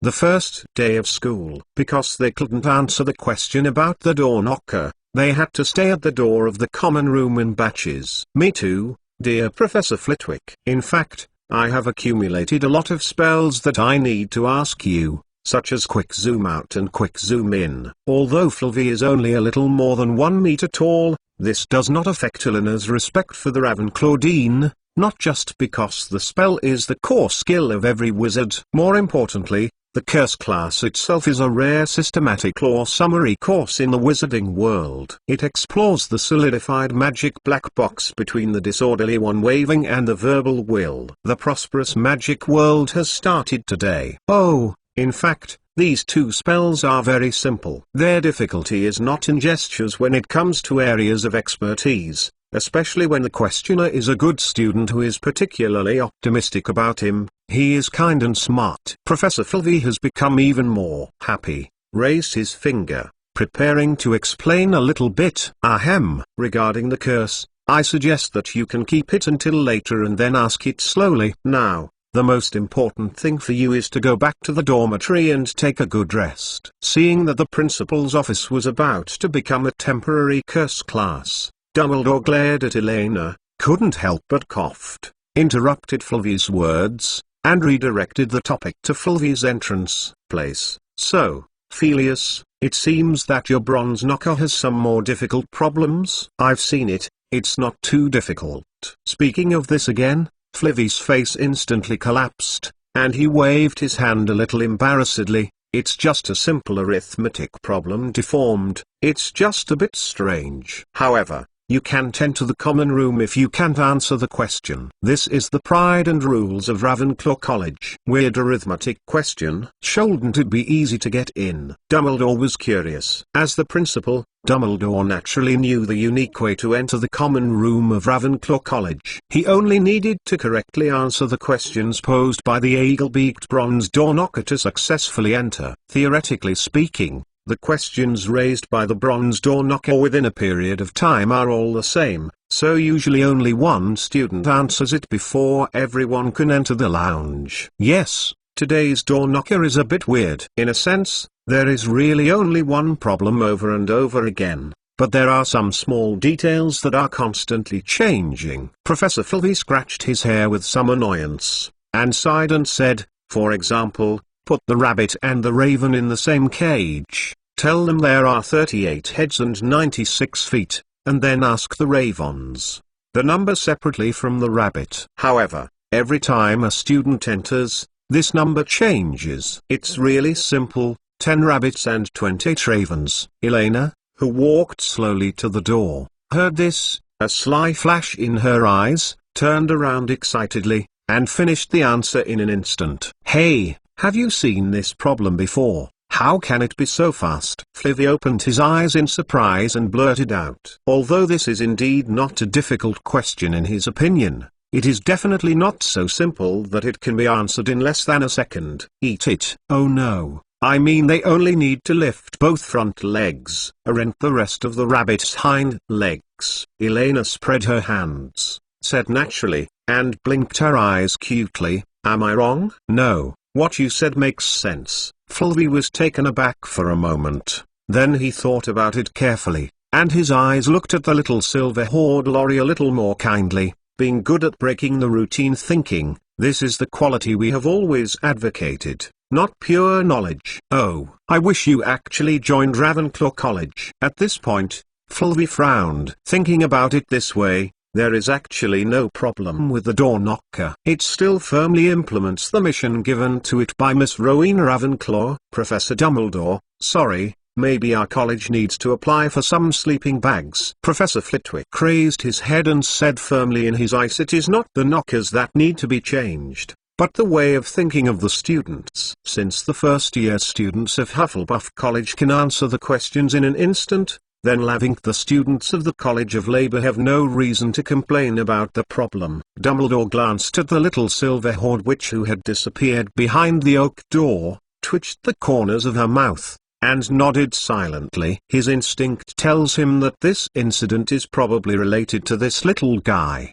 but since Fluffy, as the Dean of the Academy, has made a decision, and he is just guessing, it is naturally not easy to refute. Well, if you insist on Phileas, Dumbledore shrugged, not intending to delve too much into this matter, and then looked at Professor Flitwick with a serious face, and said solemnly, in addition, there is one more important thing. Although it is late, it may be necessary to summon the professors. Regarding the Hogwarts Special Period Adjustment Regulations, we may need to make some adjustments to the teaching plan. In the meantime, I added a preschool preparation course for the little wizards. I thought about it carefully. The benefits are many. For example, it helps to break the gap between the academy, improve the willpower of young people and the accuracy of spellcasting, and help strengthen their physique. Second, the outbreak was successful. One beast evolves, and hell two beasts. Just begging, please, please, please don't steal me. I've been writing very hard. Goo. This plot has a lot of brains, but it also needs to be written very carefully. If you are not careful, it will collapse step by step in the cloud and step by step into the abyss. Chapter 71. I've been here. The fastest update of the latest chapter of Hogwarts on the tip of the tongue. Hogwarts, the 8th floor of the main castle. Holding a lot of desserts, a little witch with long silver hair stood blankly beside the ugly stone statue, looked at the empty corridor, and the triumphant smile on her face gradually disappeared. She still hasn't solved her road silly problem. She couldn't find the specific location of the common room at Hufflepuff College, and it was too cruel to walk from the 8th floor to the -1st floor without an elevator. Got it. Speaking of it, how Burly, the house elf, had taken her away before, seemed to have a shortcut. Elaine wrinkled her face and tried to recall the tour route a month ago, while she kept looking at the surrounding environment. The night was getting dark, and there were several cold medieval knights on display in the corridors, and most of the figures on the wall portraits were listlessly shrugging their heads. Walking down the corridor on Eleanor's right to the end, it was a classroom with its doors closed. She knew that there was a Steinway piano belonging to Grindelwald and Amp Dumbledore in the classroom. At the other end of the corridor, beside a warm torch, is a portrait of a graceful woman. The circular opening behind the portrait is the only entrance to the Gryffindor common room. It is a pity that the fat lady, the aunt of Gryffindor College, is not as reasonable as the Bronze Eagle ring at Ravenclaw College. If it is a student from another college, even if he knows the password, he cannot enter the Gryffindor lounge. As Elena thought, she looked at her clothes in frustration, wondering if she could get through with Hufflepuff's yellow and black,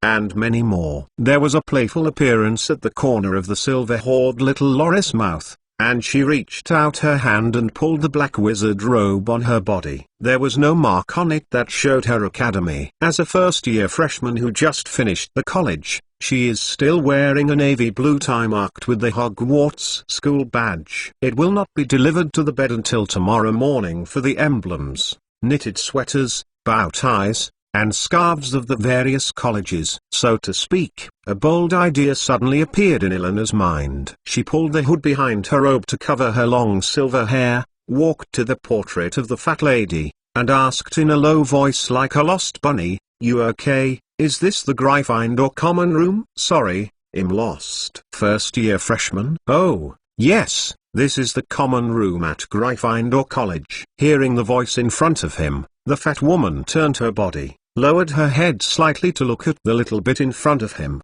and said softly, "Sorry, my dear, but the duty is You still need to give an order to pass her know the password. Caput eyes, Elena said clearly. The fat lady smiled slightly, and led her left hand to her side. The portrait swayed forward, revealing the circular opening leading to the Gryffindor common room. Elena lifted up and hurriedly crawled along the hole in the wall. Behind the entrance portrait wall hole is a comfortable round room filled with soft armchairs. The burning fireplace in the room makes a crackling sound. There are 2 spiral staircases leading to the male and female dormitories. On the first day of school, the long journey and successive events made most of the students exhausted. They returned to their dormitories early. There was no one in the warm common room, which saved Irene's worries. As the spawn point for waking up from Hogwarts for the first time, this may be one of the few scenes she's most familiar with. The silver-haired little Lorry walked up the spiral staircase on the right and opened the door. Entered the female dormitory in Gryffindor Tower. Lifting the brim of the hood,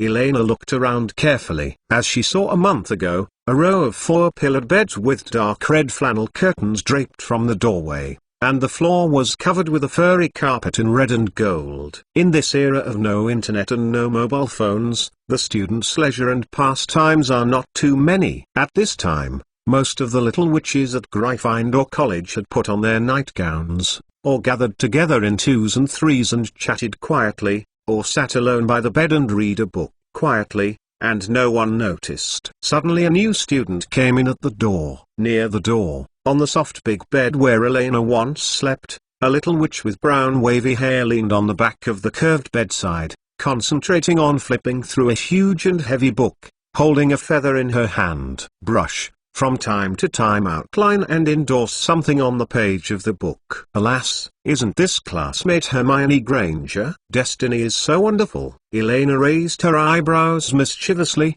stood on her toes, and silently walked around behind Hermione, and glanced over at the title of the book in Miss Noah's hands, A History of Hogwarts. The content described on the spread pages is exactly how the 4 founders arrived and established Hogwarts. Needless to say, the cute little classmate Hermione must be trying to verify what Elena said while crossing the lake. Actually, I didn't see it here. Elena gave a light cough and explained seriously, however, the origin of the ritual of crossing the lake is indeed as I said. If you are really interested, you can ask Professor Dumbledore, or the history of magic if you are really interested. Professor Binns. I know, I just want to confirm it again. Yeah. Hermione nodded absent-mindedly, and stopped abruptly when she was halfway through her words. She turned her head in shock with her eyes wide open, and the quill made a long mark on the page. SH. Before Hermione yelled, Elena quickly reached out her hand to cover her mouth, and at the same time put a finger on her mouth, beckoning her not to speak out loudly. She didn't want to be ashamed in the middle of the night. Slowly drive out. Elena, why did you get in here? Hermione looked at the familiar and delicate face in front of her, looked around carefully, and asked in a low voice, because of some accident, I separated from the Hufflepuff College team, and then Professor Dumbledore asked me to come to this floor. Elena sat down on the edge of the bed, shrugged, and replied sincerely, although it sounds a bit fanciful, the facts are already in front of you, and the password is dragon scum, right? Glancing at Hermione's suspicious eyes, Elena stretched out her paw dissatisfied, and tugged at the little fat face of the girl in front of her, with a hint of heartache in her tone. Oh my god, what are your eyes? Would I lie to you? I'm a Hufflepuff. I just thought, maybe Professor Dumbledore remembered my college wrongly. After all, they need to consider today. There are too many things, and I don't want to add new troubles to the professors. In fact, what she said was indeed the truth, except that some insignificant points were omitted in the middle, but it was still an irrefutable fact. But Hermione glanced suspiciously at Eleanor's close LKWAs. Although they were filled with sincerity, her instincts had been desperately telling her that there must be something logically wrong. Okay, don't think about it so much. Look, I brought you some good things. Without giving Miss Know-It-All too much time to think, Elena simply kicked off her shoes and quickly climbed onto the soft big bed. unbuttoning her robe with excitement, and all kinds of pies, biscuits, and candies brought out from the principal's office. All of her brain splashed on Hermione's quilt. Hermione was taken aback for a moment, and the doubts in her mind were instantly thrown aside. She hurriedly put the book in her hand behind the pillow, and hurriedly reached out her hand to gather the scattered desserts and biscuits together so as not to fall on the sheets or rolling down under the bed. He yelled anxiously, "Hey, go down, don't put all the food on my bed." Before she finished speaking, I saw Elena directly raised her hand, put her robe on the high back chair next to the bed, and shook her long silver hair comfortably, and then she retracted her feet and slid in, leaning against Hermione in the warm bed. "Ah, you haven't washed your feet yet? Don't go to sleep." Miss Beaver's face bulged, her big brown eyes glared at Elena fiercely. Although she did have a moment of fear of sleeping alone when she came to school for the first time, it did not mean that she would not be angry,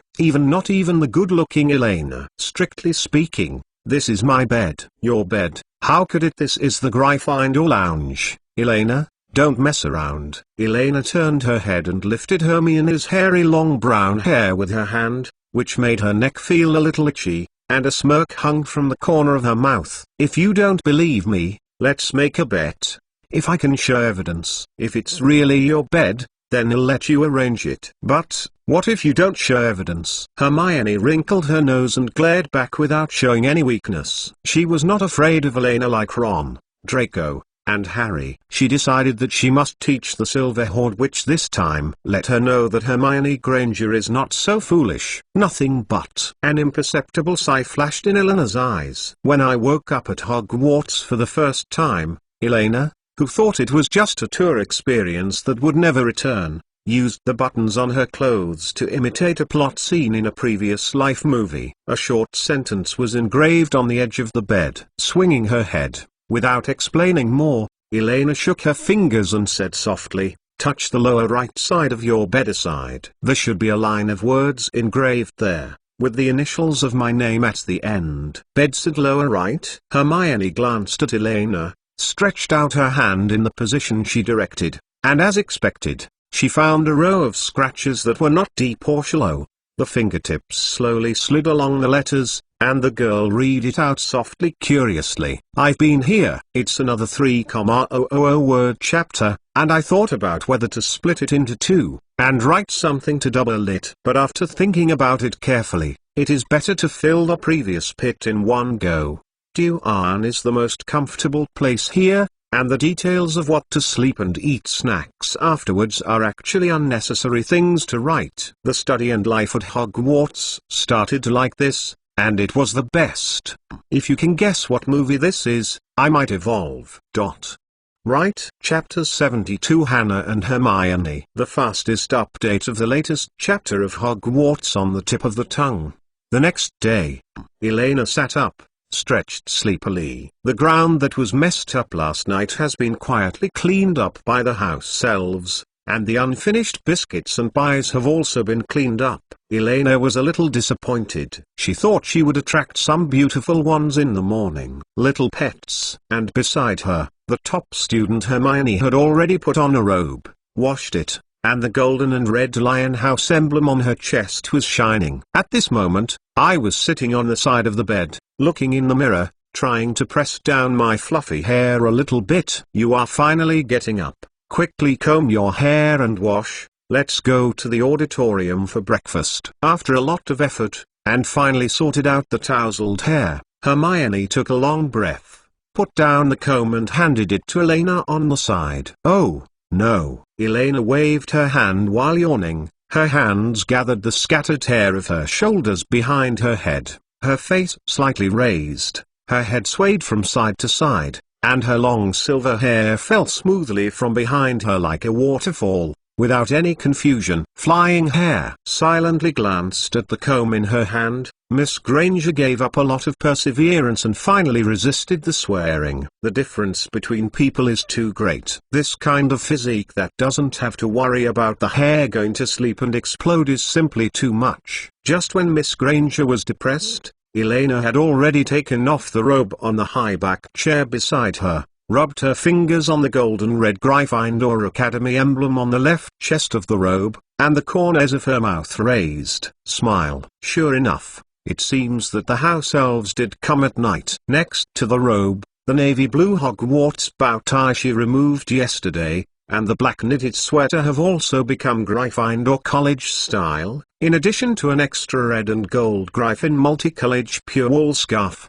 Your clothes. She waited until Elena covered her robe and moved to the mirror to adjust the position of her tie. Hermione suddenly realized that Elena was dressed in the same Gryffindor Academy outfit. Is there any problem? It fits well. By the way, this scarf belongs to me, too. Elena straightened up and turned around happily, and winked with satisfaction at the Gryffindor version of the Silver Horde Witch in the mirror. But speaking of it, there are nearly 1,000 people in a school. I don't know if the professors will face blindness and only recognize color when deducting points. Elena is thinking about it without any margins while she is tidying up her clothes. After all, if the house elf had branded her robe in the suitcase in the Hufflepuff lounge, she would have 2 sets of uniforms from different colleges from now on. In this way, after graduating, you can boast that you are a dual degree at Hogwarts or no, an elite wizard of dual colleges, right? Because the washing utensils are all in the Hufflepuff common room downstairs.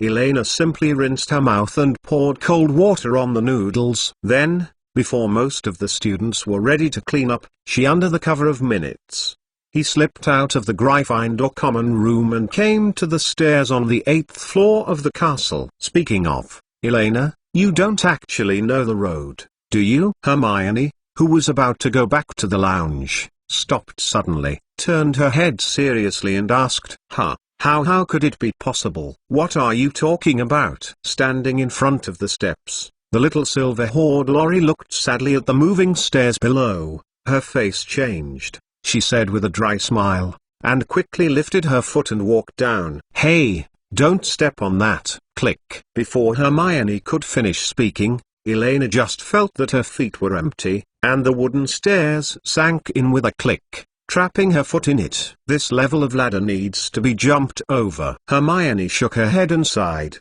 turned and walked back, helping Elena pull her foot out of the sunken plank. Forget it. It better accompany you to the auditorium. Yeah? Elena nodded obediently, following the route Percy had said before. Hermione asked Elena in a low voice while pulling Elena down the stairs. Right. Speaking of which, Elena, did you read the schedule? Do you know what's going on? It stands to reason that there are only 2 simple lines on the curriculum schedule that should have marked different time periods. In view of the Hogwarts Special Period Adjustment Regulations, all originally scheduled courses will be suspended this week until the adjustment is completed next week. This week's teaching schedule and specific details will be announced at breakfast. Who knows, not Professor Dumbledore or Professor McGonagall. Anyway, don't you know when you get to the auditorium? Elena shrugged and turned her face aside somewhat uncomfortably, pretending to be trying to record the road the 2 were passing through. To be honest, Miss Beaver's eyes are sometimes piercing, especially when someone is trying to lie, whether it's a man or a woman. When you sleep with someone under the same quilt for a night, you will have some subtle feelings between you. At least it will let you know the truth of each other's emotions and words. Less promotion. Oh, isn't it? Hermione glanced at her friend next to her, raised her eyebrows proudly, and snorted non-committal. Even if she didn't see Elena's eyes, she could feel the Silver Horde Witch not telling the truth. Combined with the events of last night, all signs indicate that Elena must know something. For a time, Elena had the illusion that she had encountered a live version of Professor McGonagall. This can't work. Her little Lori can't be like that. Elena frowned, and was about to find a way to re-erect her majesty, when she suddenly heard someone calling her name on the stairs below. Elena. I can see you. Before Elena could see clearly, she felt a small figure with 2 golden braids rushing up from the corner of the stairs, holding a pile of clothes, and screaming recklessly and hitting her chest. Hannah. Elena stretched out her hand to support the little daredevil in front of her, carefully looked at the girl's ruddy face, looked at the clothes she was holding tightly in her arms, and asked in some confusion, What's the matter? Where did you go? I just looked back in the auditorium yesterday and you were gone. I waited for you by the suitcase with your name written on it for a long time. I didn't even see you. I didn't dare to tell the prefect, and Hannah rubbed her red forehead, raised her head and said anxiously, the whole night before, she was worried that Elena would be blocked by the door because she didn't know the password. And she ran to the entrance of the lounge from time to time. Hannah felt scared when she went out alone to find someone, but she didn't dare to tell the prefect that she was afraid that Elena would be caught and confined because of this, and she kept entangled until midnight before lying on the bed in a daze. Fell asleep. After waking up early in the morning, Hannah saw the reminder on the class schedule and suddenly remembered that Elena would probably be in the auditorium, so she rushed out in a hurry. Okay, I'm fine. Speak slowly. Elena glanced at the clothes Hannah Abbott was holding in her arms, the yellow and black Hufflepuff college uniforms with the black badger pattern printed on them. Don't even think about it or know that they were specially brought to her. So, what she is not good at is dealing with people who express kindness to her. If one or two of them are like this, how can she be a big demon king afterwards without worry? Okay, I was lucky and accidentally slept in the Gryffindor lounge for one night. The silver-haired little Loris' eyes softened, raised her hand, patted Hannah. Little Loris back, helplessly turned her mouth at Hermione next to her. Granger, please go to the table at Gryffindor College. Don't worry, we will be in class together soon. One more animal evolution. Cuckoo. Hell double beast Rua. Straightforwardly ask for chapters and say, ask for votes. Chapter 73. Let the smile freeze at this moment. The fastest update of the latest chapter of Hogwarts on the tip of the tongue. The main hall of Hogwarts Auditorium. The enchanted ceiling presents a somewhat depressed grey cloudy sky, just like the psychological portrayal of most students at this moment. Although it is not yet known what kind of curriculum adjustment will usher in, part of the influence of the Hogwarts Special Period Adjustment Regulations has begun to manifest. On the long tables of the four colleges are bowls of porridge, plates of pickled herring, a small pile of sliced bread, and a small plate of fried eggs. A little farther away is steaming milk jug. In all fairness, in Eleanor's view, even if it is not in a state of saving money, such a breakfast is definitely not shabby. However, it is clear that only a few people have such ideas as Elena. Looking around, most of the students sitting at the table, especially the seniors at Hogwarts, have ugly faces. Many people have subconsciously increased their strength in the use of knives and forks. On the one hand, the Sorcerer is worried about the future of the school. On the other hand, it's not that he is venting the little emotions in his heart. After all, compared to the luxury breakfast banquet that used to have dozens of dishes, suddenly falling to the level of white porridge and omelette will produce an unacceptable psychological gap. This is the more senior students. The more obvious it is, however, the news that the school is facing a crisis temporarily hides this dissatisfaction. So, will you go back to sleep in the lounge tonight? Well, at noon I will show you the way to the dormitory. Then your clothes. After Elena's explanation, Hannah's emotions quickly stabilized. She tightened the uniform she was holding in her arms, and watched Elena say seriously, as if the little silver-haired witch would get away from her if she didn't pay attention. Disappear. Don't panic. The problem is not big.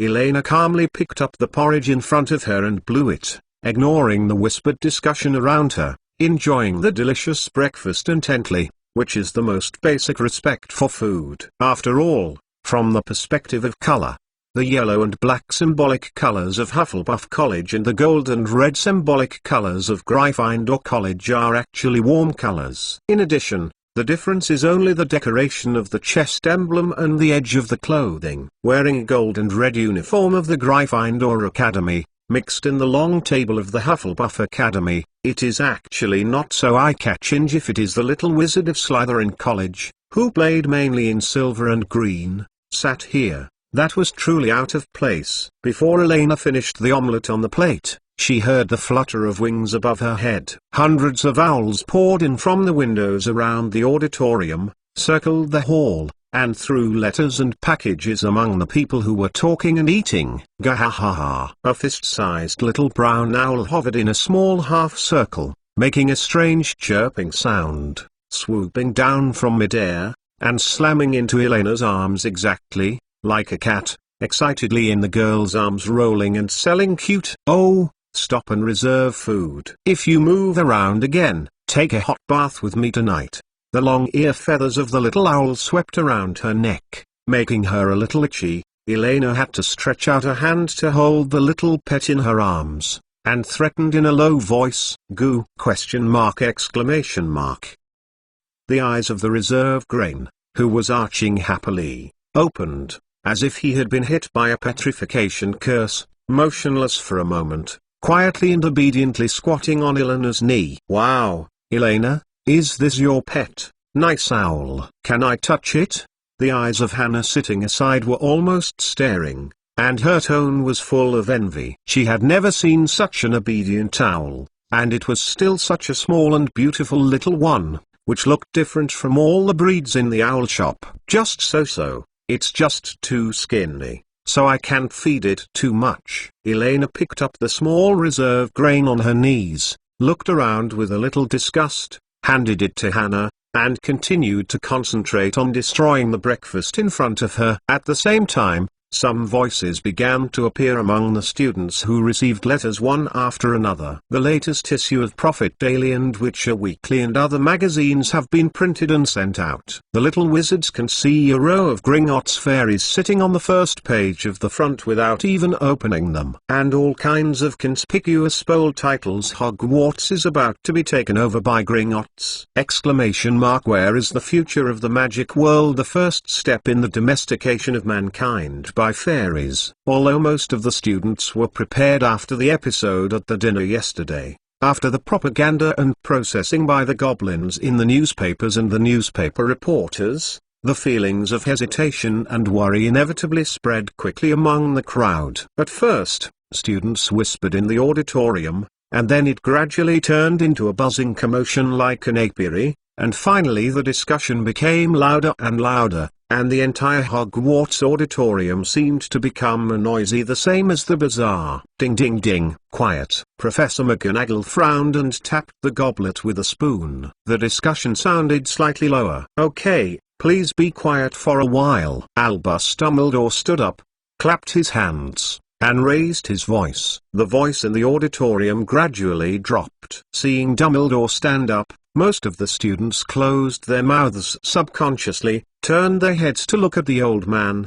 and waited for his speech. "Thank you." Dumbledore nodded with a smile, looked around a circle of expectant and worried faces, and said, "It seems that everyone has no intention of eating breakfast before getting a reassuring answer. First of all, I can tell you with certainty that the ownership of Hogwarts will not be transferred to the Goblin, so you don't have to worry about having no place to go to school afterwards." "Thank God." Elena let out a heavy sigh of relief when she heard little Hannah beside her. Hey, heck. Elena looked around and put down the table where, the relaxed-looking classmates, secretly grabbed 2 pieces of toast from the table, hid one into her arms and one into her mouth, took a bite carefully and gave out a fine salsa sound. Dumbledore's mouth twitched a few times, and he took the initiative to look away and cleared his throat. "Then, I also regret to tell you that because the Hogwarts Special Period Adjustment regulations have not been fully implemented,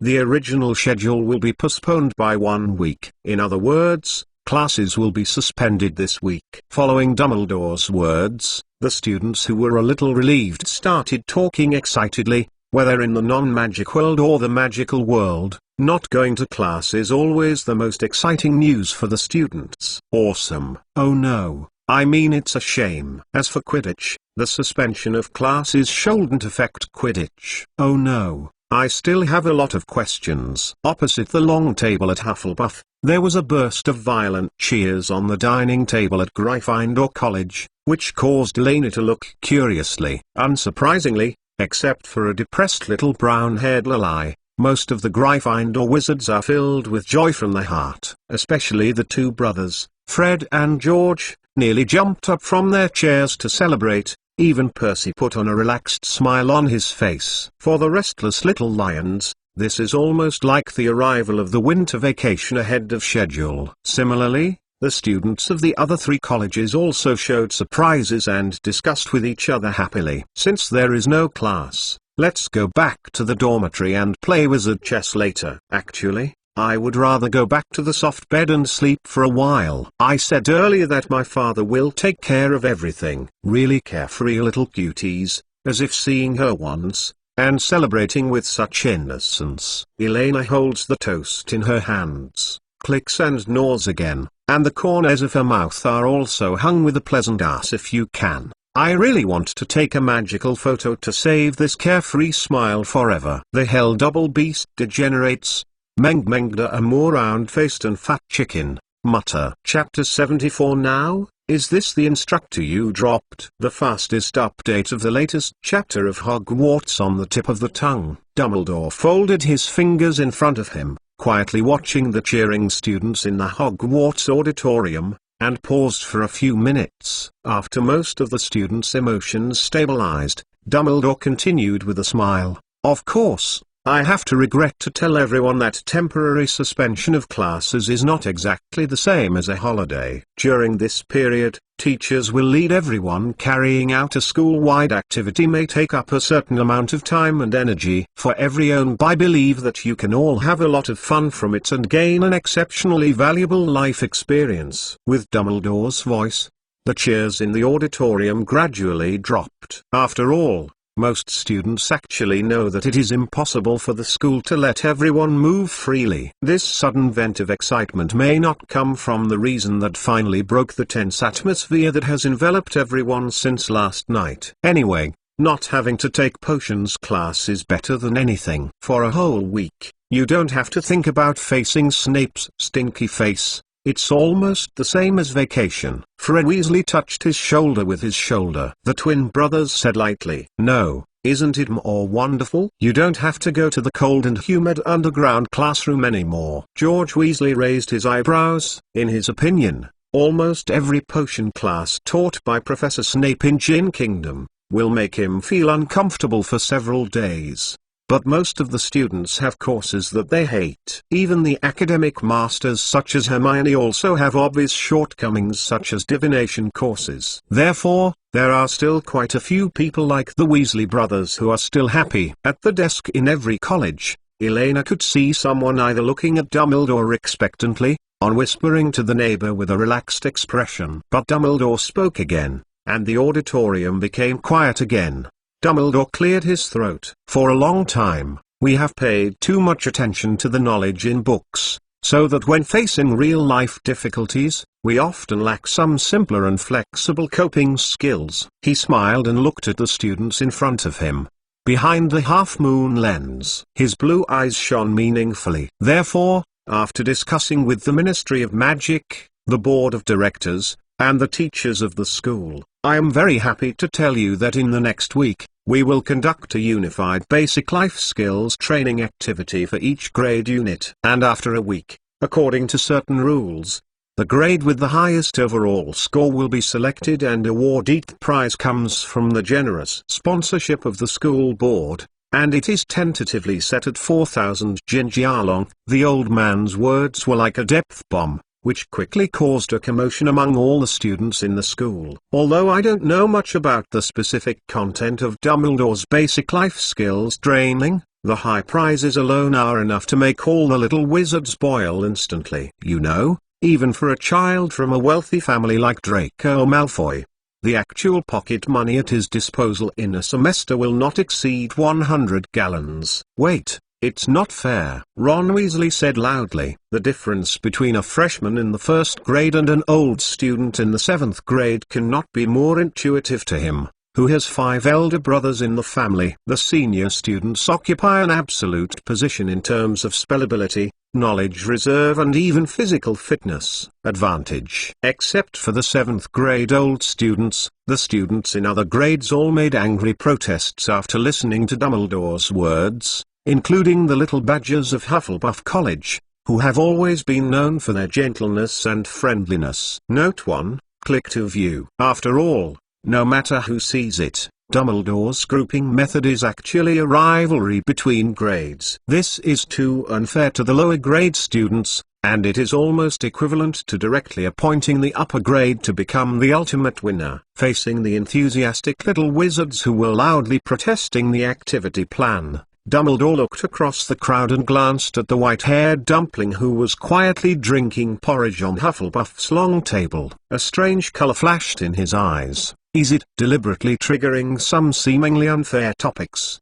so that everyone will focus on rules and confrontation, rather than the rationality of the activity itself? Dumbledore mused thoughtfully. So far, except for the way it seems a little bit evil, Eleanor's proposal has indeed successfully diverted the attention of the students. Then the next step is the reversal. Dumbledore recalled the cold voice of the girl in the principal's office last night. The biggest gap in a school is not the college, but between each grade, because of the huge gap formed by time. The best way to temporarily break the gap between the academies is to recombine them, and then create a team that needs to face opponents together. Actually, in my opinion, senior students will not have any advantage in the next project. Mr. Weasley. Dumbledore turned around and faced Ron Weasley, who was the loudest, with a gentle smile. In order to make the whole event fairer and more meaningful, most of the judging items are not about magical ability and physical fitness. Much depends on the degree of earnestness and willpower of each person. As for the specific content details, the respective instructors of each grade will introduce them in detail. I will not say more here. After speaking, Dumbledore turned around, nodded to the professors on the faculty seat, raised the volume a little and continued, "Next, students of all grades, please follow you in the order I read them." This time the instructors gathered at the designated location. First of all, students in the 7th grade, please stand up. It is Professor Flitwick who will guide you through the basic life skills training course this week. 7th grader, come with me. Our fixed meeting place this week is in the spell classroom. The little Professor Flitwick walked out with a serious face, and led the oldest group of students out of the auditorium first. Next are the 6th grade students. Your activity guide this week is Professor McGonagall. Please stand up. I'm waiting for you in the defamation classroom. I think everyone here should remember how the defamation classroom goes. Professor McGonagall stood up and glanced over the 6th graders of the 4 colleges, looking at Gryffindor. Many colleges stay there for a few extra seconds. Although it is just a simple activity, I still hope that you can take it seriously and set an example for the lower grade students. After 2 grades as demonstrations, the process became smoother and smoother. 5th grade, Professor Sprout. 4th grade, Professor Quirrell. In accordance with Dumbledore's arrangements, students of all grades, with confusion and excitement mixed on their faces, followed their guides to the meeting place in turn. The whole activity was surprisingly smooth and quiet, until 3rd grade, Professor Snape. Oh no, Dumbledore, you must be joking. Fred Weasley let out a desperate wailing. The expression on his face was as if someone had told him to cancel this Christmas, and all the Gryffindor 3rd graders had the same expression as him. He finally realized that if there is anything worse than the weekly potions class, then he must face Professor Snape every day for a week. You are not allowed to be late in the potions classroom. Snape glanced indifferently at the 3 third-year students of the college that had almost zero morale except for the joyous Slytherin college. He gave a cold grunt with a facial expression, and then quickly said something, leaving the auditorium directly. As the twins who watched the Weasleys leave the auditorium with a heavy pace as if they were on the execution ground, Elena couldn't help but raise the corner of her mouth. According to common sense, after experiencing the military training, a wonderful friendship will be established between the instructor and the students. I wonder if this law is universal in the magic school? It's really exciting. Dumbledore coughed slightly and brought everyone's attention back. 2nd-year students, your guide teacher is Professor Aurora, and the location is in the school's astronomical tower.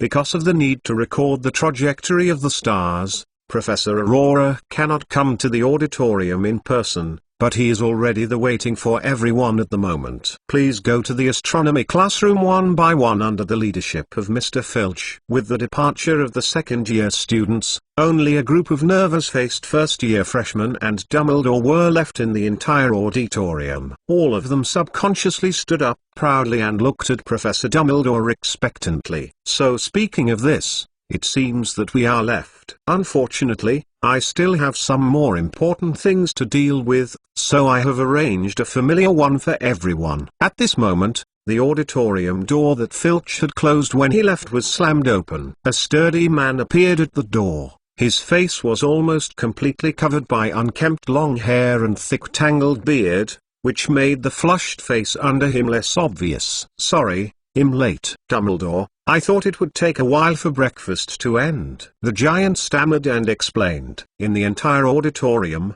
except for two people, almost everyone cast their eyes on him with stunned eyes, which made him more tense, and his thick palms firmly grasped his clothes, which seemed to relieve him a little. His emotions. "Actually, I was not late, you just came here. It's just that breakfast ended early."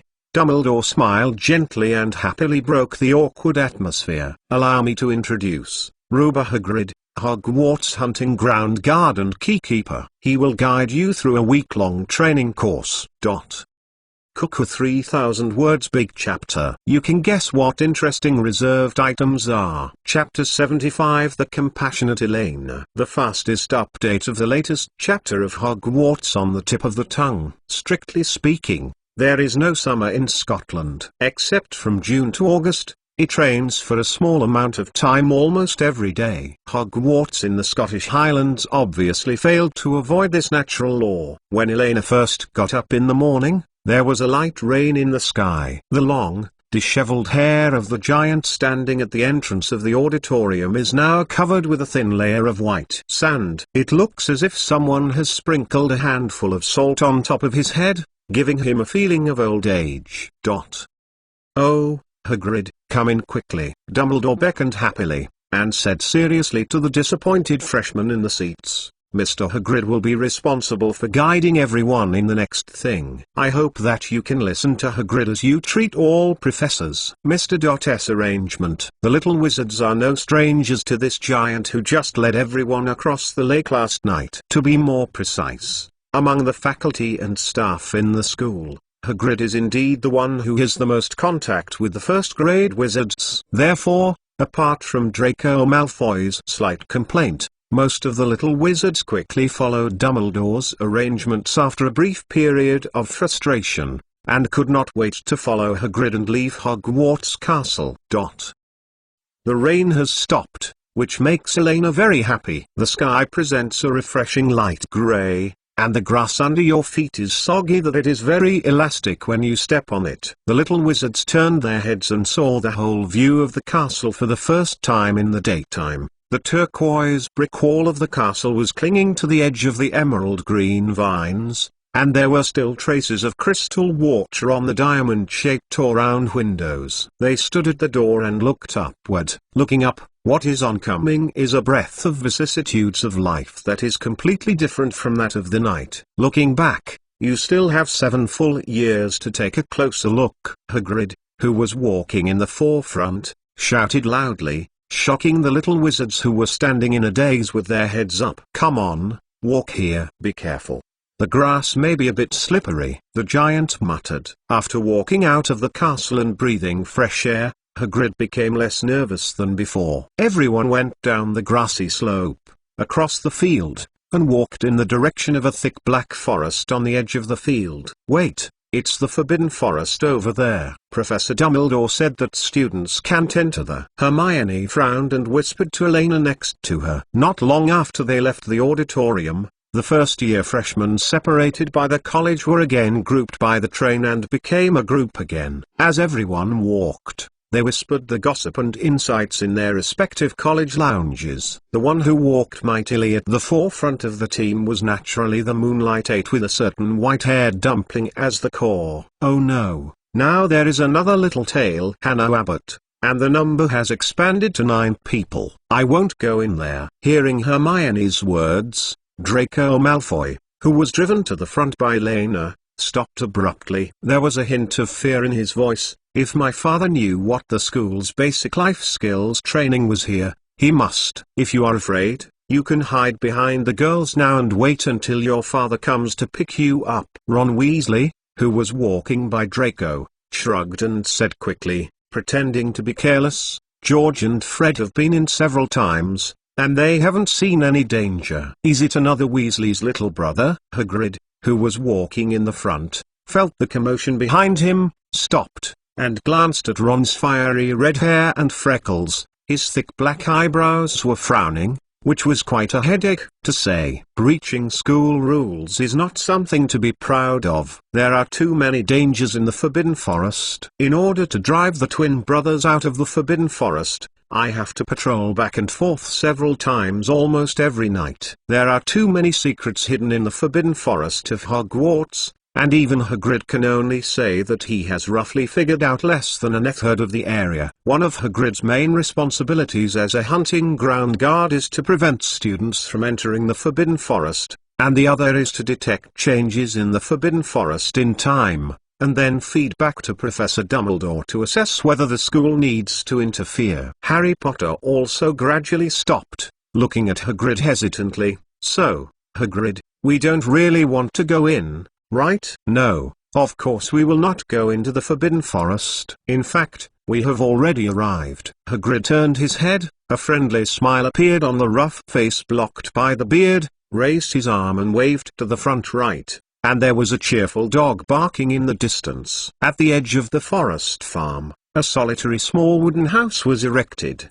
The wooden house was surrounded by a rough wooden fence to simply enclose a reclaimed muddy field, which seemed to be used to grow some vegetables. A huge black hound was wagging its tail, running towards Hagrid from the direction of the cabin. Oh no, Yaya, this is not the time to play around. Professor Dumbledore has arranged a very important job for us. Hagrid smiled and shook his head, knelt down and stroked the big dog's head, motioning it to sit on the ground first. Turning to look at the little wizards around him, Hagrid took out a piece of parchment from his arms, took a quick glance, carefully folded it into his arms, and clenched his fists nervously. Okay, let's get started. This is our fixed meeting place for the next week. From the edge of the forest farm to the castle area, it belongs to the first graders' range of activities. Hagrid stomped his feet, opened his arms and made a large irregular circle in the air, took a deep breath and continued. Then, considering the peculiarities of the first-year students, in order to better suit everyone's physical conditions, Professor Dumbledore appointed an assistant among everyone to assist me in the next training project. Elena cast students Lana, please come to me. Before Hagrid finished speaking, almost all the little wizards subconsciously cast their eyes on the silver-haired little witch surrounded by the crowd. There is no doubt that if there is any peer of the same age who can convince everyone, then it is definitely only Elena, who is far superior to her peers in strength and knowledge, and who can get along with everyone. The corner of Elena's mouth curled, her eyes squinted triumphantly, and she walked forward slowly in the enviable gaze of the little wizards, her long silver hair dangling happily behind her. As the proponent of the entire military training plan, she naturally thought about how to escape this pit. She is not interested in accompanying these little kids to revisit the life of military training. The reason why Hagrid must be the first-year instructor is one of the important purposes to make herself a reasonable teaching assistant. In such a precious experience, if there is no onlooker holding cold drinks and fruits, some regrets will be left. Of course, a good and considerate girl like her can't just watch this happen.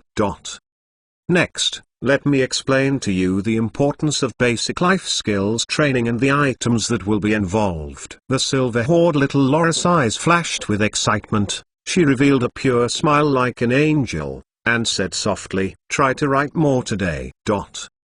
1 Watch of the Beast does not fully evolve at WO days and 3 Watch of the Beast. Chapter 76, Magic Stance. The fastest update of the latest chapter of Hogwarts on the tip of the tongue. Ah, that, Miss Caslana. Seeing that Elena was about to start the pre-military training talk directly, Hagrid raised his fist and coughed slightly. took out the folded parchment from his arms and handed it to Elena, speaking with some uncertainty. "Here is the training content written by Professor Dumbledore. You probably haven't read it yet. I think we might need to follow this." "Well, that's right. I'm sorry to be so excited. Ha ha ha." The silver-haired little Lolita, who was brewing emotions, became stiff, touched her head awkwardly, laughed a few times, raised her hand to take the parchment from Hagrid's palm and gently spread it out, violently wiped a cold sweat in her heart. "I was so excited that I almost showed up." "Oh?" Among the crowd,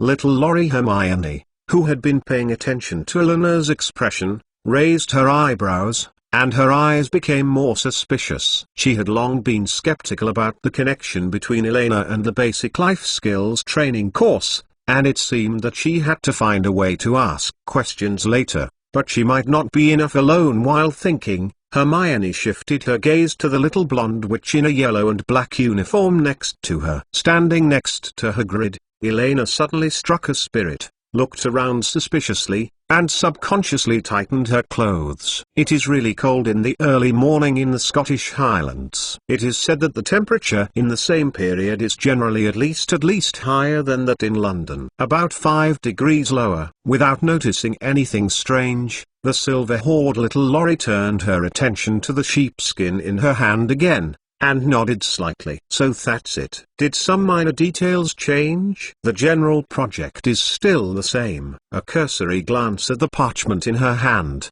"There is not much difference in essence from the plan she put forward in the principal's office last night. It just adds some magical decorations in the name and form." "Okay, I've already remembered it." After shaking her head pretentiously, Elena couldn't wait to return the parchment in her hand to Hagrid. "But you only watched it for less than 2 minutes. Hagrid hesitated to squeeze the densely written parchment in his hands, and asked in confusion. Even if he had watched it one night in advance, he barely remembered the main project form. However, the meaning of each training project, as well as the tedious and detailed rules, are completely unrememberable once they are separated from the parchment. "No problem. 2 minutes is totally enough for me." Elena smiled faintly, her right hand tucked her long silver hair, her tone of voice carried a strong self-confidence. "Don't be kidding. The manuscript of this military training plan is based on her deep memory. I wrote each word by hand. How could I not remember it?" Elena looked around at her innocent and ignorant and immature face, scowled and cleared her throat, tried to suppress the excitement in her heart, and tried to make her voice sound calm and serious. "Before the start of the course, all the students are separated from men and women, and stand in 4 columns in order of height. Then I will make adjustments. Before most of the outdoor courses begin, it is naturally essential to form a basic formation." Relying on her high popularity among first-year freshmen and her rich experience in physical education in her previous life, Elena quickly made the messy little wizards stand in an 8x9 square. "The number of first graders is tentatively scheduled to be 73. Then, Sister Elena, what are we going to do next?" Standing in the front of the girls' queue, Hermione raised her hand, and suddenly, she was obediently giving Elena an inexplicable hair. After carefully pondering the comparison between the two's power and magical abilities, the silver-haired little Lori came to the conclusion effortlessly: no matter what, she has a crushing advantage over Hermione, so there is no need to panic. "Don't worry, I will introduce the specific content of the project next." A light flashed in Eleanor's eyes. Military training is actually militarized training. The original purpose is actually to cultivate reserve resources for regular combat troops. The estrangement between regional cultures alone determined that she could not completely imitate her previous life experience, not to mention the huge difference between the non-magical world and the magical world. In addition, the instructor level was uneven, and the time was only a short week. Elena had to reluctantly cut down many interesting training programs such as Going Forward, Going in Unison and Military Physical Boxing. In the end, discussed with Dumbledore and compiled a set of Magic Edition Military Training Basic Life Skills Training. The entire Basic Life Skills Training program is actually divided into 2 sections. One is Basic Physical Ability Training, and the other is daily life skills practice. Just like the name, it almost revolves around how to improve the neglected life ability of the little wizard. At least it looks like this. In Eleanor's view, although with the progress of the times, various spell systems and magic techniques have become more and more mature, compared with the ancient times, the physique of most wizards today is too weak. The only sport, Quidditch, is more of an entertainment game for transportation, rather than a mature sport with a systematic and physical function in the strict sense. Not to mention war wizards like Godric Gryffindor with an e-handed sword and an e-handed wand. Even Sar, who is also one of the founders of Hogwarts School of Witchcraft and Wizardry, wields a two-handed wand in the category of long-handled weapons. Ratcha Slytherin, or Merlin, the legendary wizard who followed the Knight's Charge, can easily rub more than half of the wizards in today's magical world on the floor without magic. As an veteran who has experienced 2 world wars and 2 generations of the Dark Lord's reign, Dumbledore naturally understands the importance of a strong and healthy body without Elena. Therefore, almost without expressing any doubts or objections, Dumbledore happily agreed to Elena's training program, and even helped her to cover most of the physical training programs with a layer that looks very good. A reasonable magic theory, for example. First of all, the first training item, magic stance. Everyone, stand up straight with your feet together. Keep your chest up. Look straight ahead. Take out your wands and hold them firmly in front of your chest. Now, imagine your bodies are transformed into trees with wands in your hands, firmly rooted on the ground. The soul turns into a core and wanders in the vast wilderness. Elena squinted her eyes and said loudly, "Akimbo," thinking that all the students in the school were standing in the military posture. The little dumb hair on her head was about to take off with joy. There is one more chapter late. Right? Go. Chapter 77. Does this plot seem wrong? The fastest update of the latest chapter of Hogwarts on the tip of the tongue. The magic wand is the most important casting medium for all wizards. It is the other self of each wizard. The wood on the outside represents your body, and the core is equivalent to your soul. This will not only improve the fit between you and the magic wand, but also temper your spirit and condense the power of all souls in your body. Straighten your legs, Elena said with her hands behind her back and explained you aloud. And she sat in the queue of the first-grade wizards with satisfaction. From time to time, she adjusted some of the little hairs with non-standard postures, and experienced the experience of those instructors. Happy. Very well. Now everyone maintains magic stance for an hour. The longer you persist, the more significant the improvement you will get. As she walked, Elena suddenly felt her eyes dark, and raised her head. She didn't know when she was back in front of Hagrid. The giant looked around at the determined and serious little wizard, with a kind and grateful smile on his face. Thanks. I don't know how long it will take to make this clear without your help. It's okay. I just did some things that teaching assistants should do. You see, it's actually not complicated. Elena waved her hand and said with a humble smile that people who have not experienced military training will never experience this kind of happiness. Speaking of which, if she remembers correctly, there are still a few unopened bottles of Coke in the suitcase of the Hufflepuff dormitory that have been transported to the dormitory. Could you consider asking the house elves to ice the Coke to the venue? Just as Elena started to let go of her thoughts,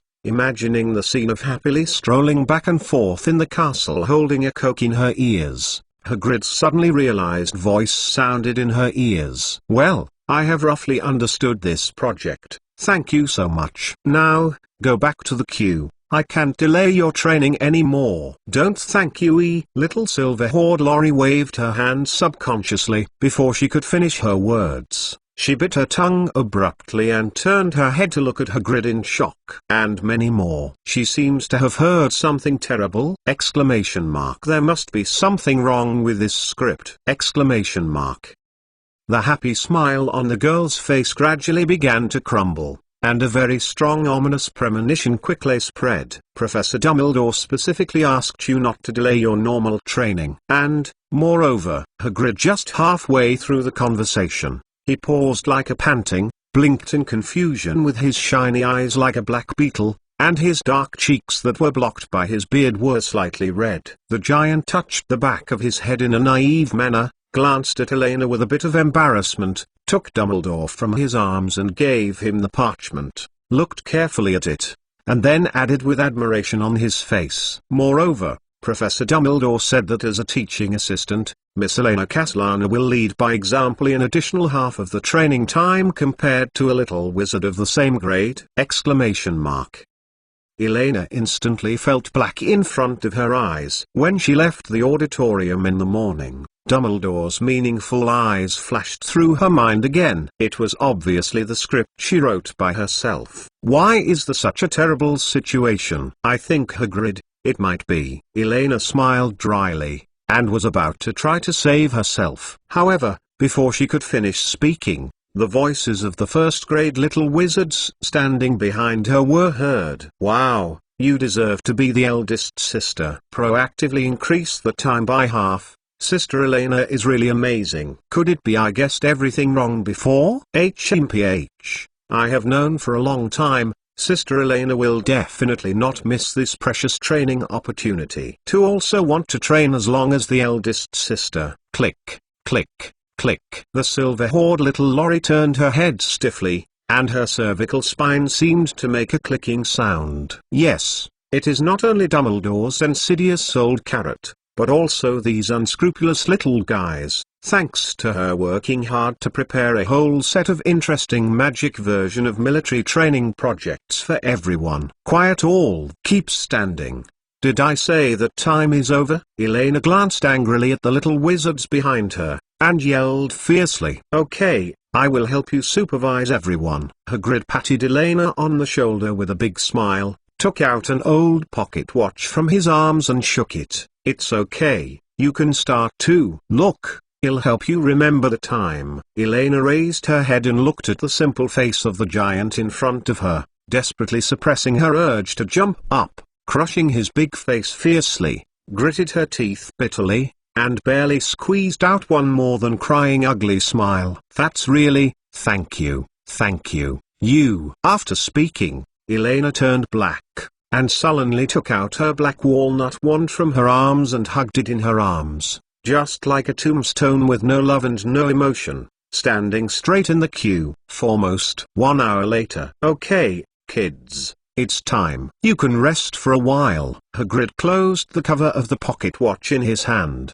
clapped his hands vigorously, and looked at it with a particularly admiring look. Elena, who still has a life face no firm could resolute love, has no choice but to acknowledge that the power of role models is indeed very obvious. Since Elena took the initiative to stand at the front of the queue as a demonstration, most of the little wizards seemed to be energized, and stayed motionless for an entire hour. This made Hagrid, who thought he would hear a lot of complaints, made it easier for Hagrid, who had asked Professor McGonagall for advice, how to deal with the disobedient young wizard. However, what made Hagrid felt even more surprised was that as he announced the end of the project training time, less than half of the little wizards stopped the magic stance movement and began to move their bodies. More little wizards seemed to have not heard his words, gritted their teeth and continued to work hard to persevere, like little saplings rooted in the ground, standing in the queue without moving. Hey,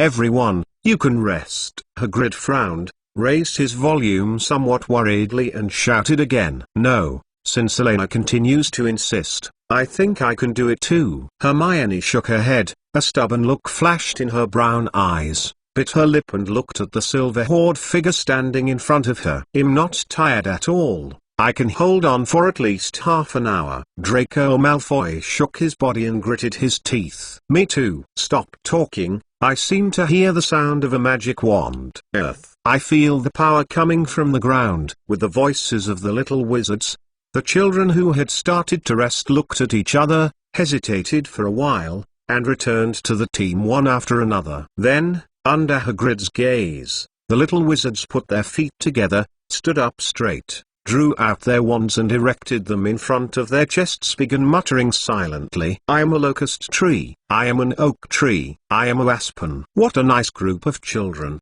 Hagrid rubbed his eyes with emotion. He was much more obedient and hardworking than when he was in school. The beast has evolved successfully in 2 days and 3 watches. Chapter 78. One day, I will be like you. The fastest update of the latest chapter of Hogwarts on the tip of the tongue. The mist raised by the short train in the early morning quickly dissipated, and the bright sunshine sprinkled unobstructed on the empty field in front of Hagrid's hut. Next to Hagrid's hut, on a large piece of ground that was deliberately cleaned and flattened, there were a large pile of black wizard robes scattered around, not all of them, to be precise. The long robes stacked on the ground are clearly divided into 2 types. One is the piles of clothes that are randomly rubbed and thrown together in the corner, and the other is neatly stacked one by one, neatly side by side, occupying most of the area. On the other side of the main playground, the first-year wizards who took off their robes and dressed only in knitting college uniforms akimbo, panting, standing or sitting on the ground. Their faces are not as relaxed as before. Just after the Magic Stance training program, Elena continued to perform Magic Stance 2 squat natural release 50-meter round trip in one breath, just like breaking a jar, and every one of them was real. Withstands an extra 50% training intensity on the ground.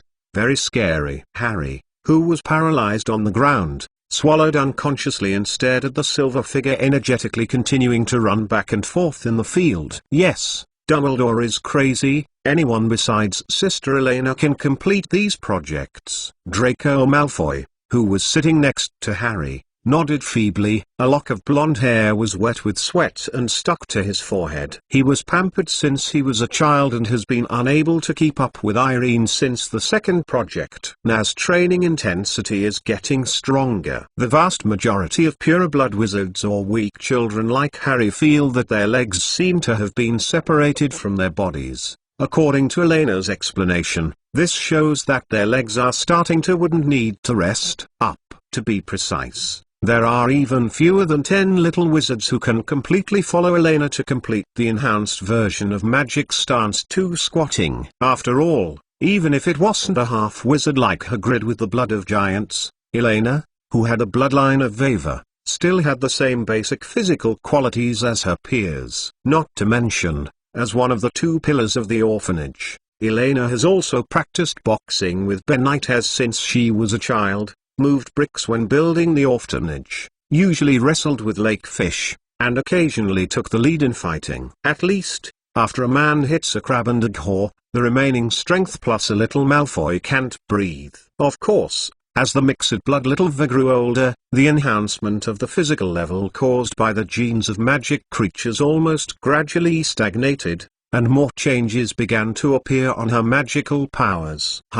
No more. What did she eat to grow up? After a while, Hermione panted heavily, said in a hoarse voice, and sat down on the grass beside them, her face full of unwillingness. After sitting down, she felt that her feet seemed to be filled with leadstone, and her lungs seemed to be burning. Even the basic project of natural release 50m round trip hasn't been completed, and Hermione has no physical strength left to continue running with Elena, let alone subsequent additional projects. One day, I will be like a big sister. It didn't take long before Hannah also came to Hermione's side, bent down in pain, pressed her knees with her hands, her golden braids were weakly pressed against sweaty cheeks, and she bit her lip and said stubbornly. Hannah always thought that she helped her family at the Broken Cauldron Bar since she was a child, even if she didn't have any dazzling talents in the magic course. At least she was not weaker than everyone in terms of endurance and physical strength,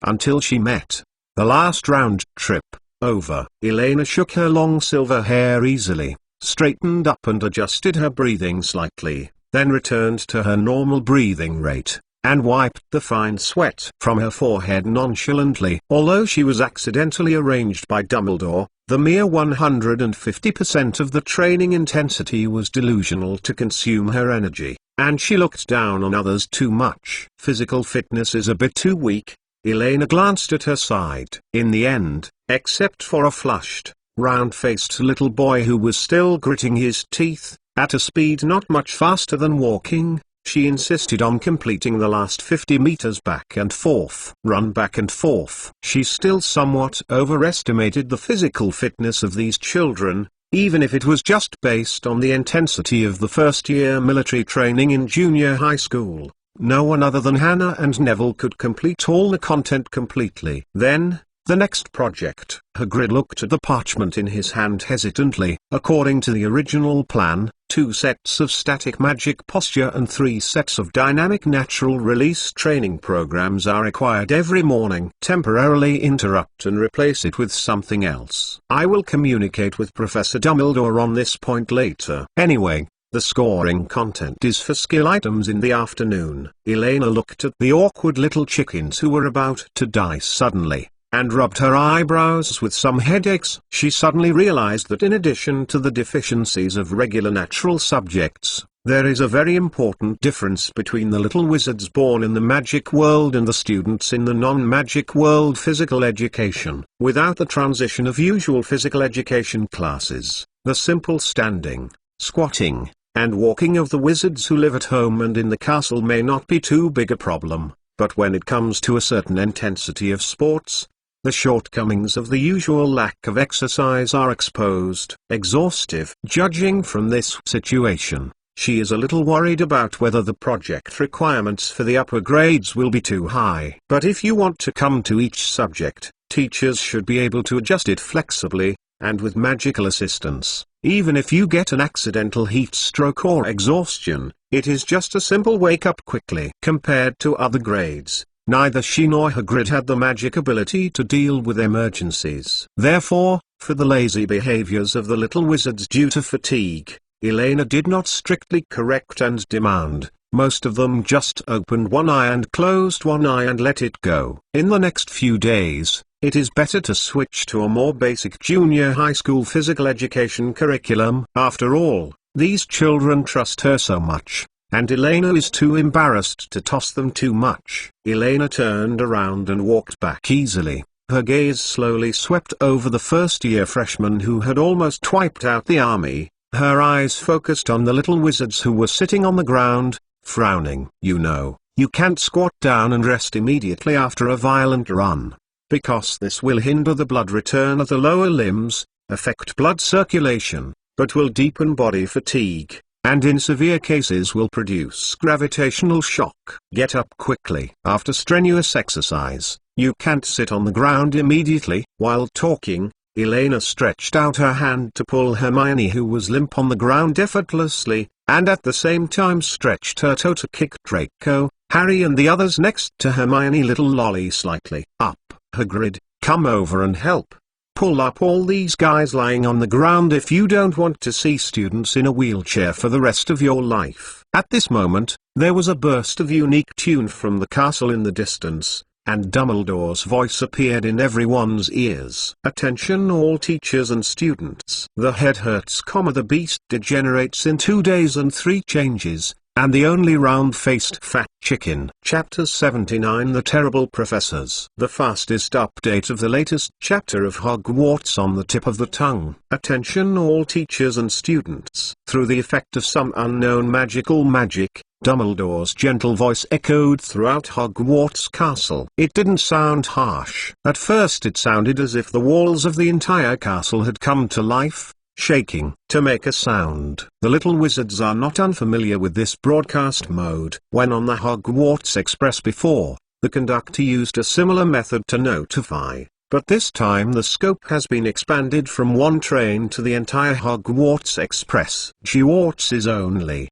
and the sensory experience it brings is even more different. Hearing Dumbledore's voice, the little wizards of 7 grades scattered around the castle stopped the ongoing project, curiously raised their heads and looked to the left and right, as if Dumbledore was casting his phantom. The curse is like hiding beside them. Attention all teachers and students. Dumbledore repeated what he said before. If someone observes carefully, he will notice that every time Dumbledore speaks, there is a slight difference in the tone and pause, as if he is constantly adjusting and verifying whether the broadcast voice is coming out. Is it clear and effective? In fact, This is not a particularly complicated magic. The only difficulty is that if you don't want to waste magic power needlessly, then you need to selectively lock some areas for multiple magic manipulation. Compared with the traditional sound amplification magic, this method is undoubtedly dozens of times more complicated and complicated,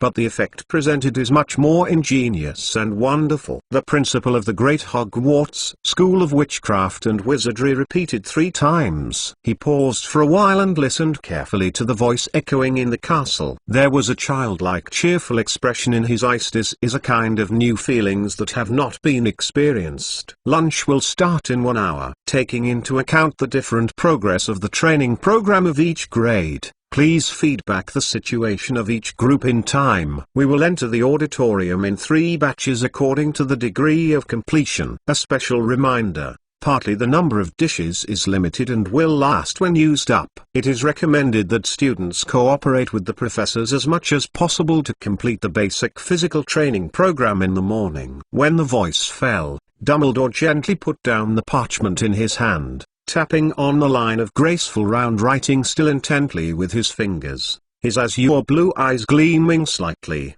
Perhaps there could be more in this interesting form. Usefulness, such as the situation that has been plagued by professors in various subjects, and students cannot get up on time, or, however, in this way, many parts of this magic still need some simple changes. Dumbledore thoughtfully stroked the wanded hand, picked up a beautiful red quill pen from the table, and dipped it in the silver ink bottle beside him, and casually read the oral script written by Elena. Turn it over and start writing directly on the back of the parchment. At the same time, on the basement level of Hogwarts Castle, the potions classroom. This is a very large classroom. According to legend, it was the first large dungeon where the castle was used to hold prisoners. It is said that the potions classroom was not located here in the earliest days. Judging from the glassware in many abandoned classrooms in the castle, it seems that the place for the potions class has been changed many times. At least Elena knew that the classroom with the black lacquered piano opposite the entrance of the Gryffindor lounge had also briefly served as a potions classroom. However, in recent decades, since the deans of Slytherin have happened to be professors of potions, the location of the classroom has not undergone any new changes, so that Hufflepuff students learn from. When you climb out of the common room, you will feel cold all over. A thin layer of water mist condensed on the blue-grey wall, cold and gloomy. Glass jars were placed along the wall, and the animal specimens soaked in it were creepy. A stone basin is placed in the corner of the classroom. Above the stone basin is a monster-shaped drip nozzle, which is usually used to wash hands and spoons. If it is a normal class time, some copper balances, glass test tubes, and pots of ingredients will be placed on the long wooden table.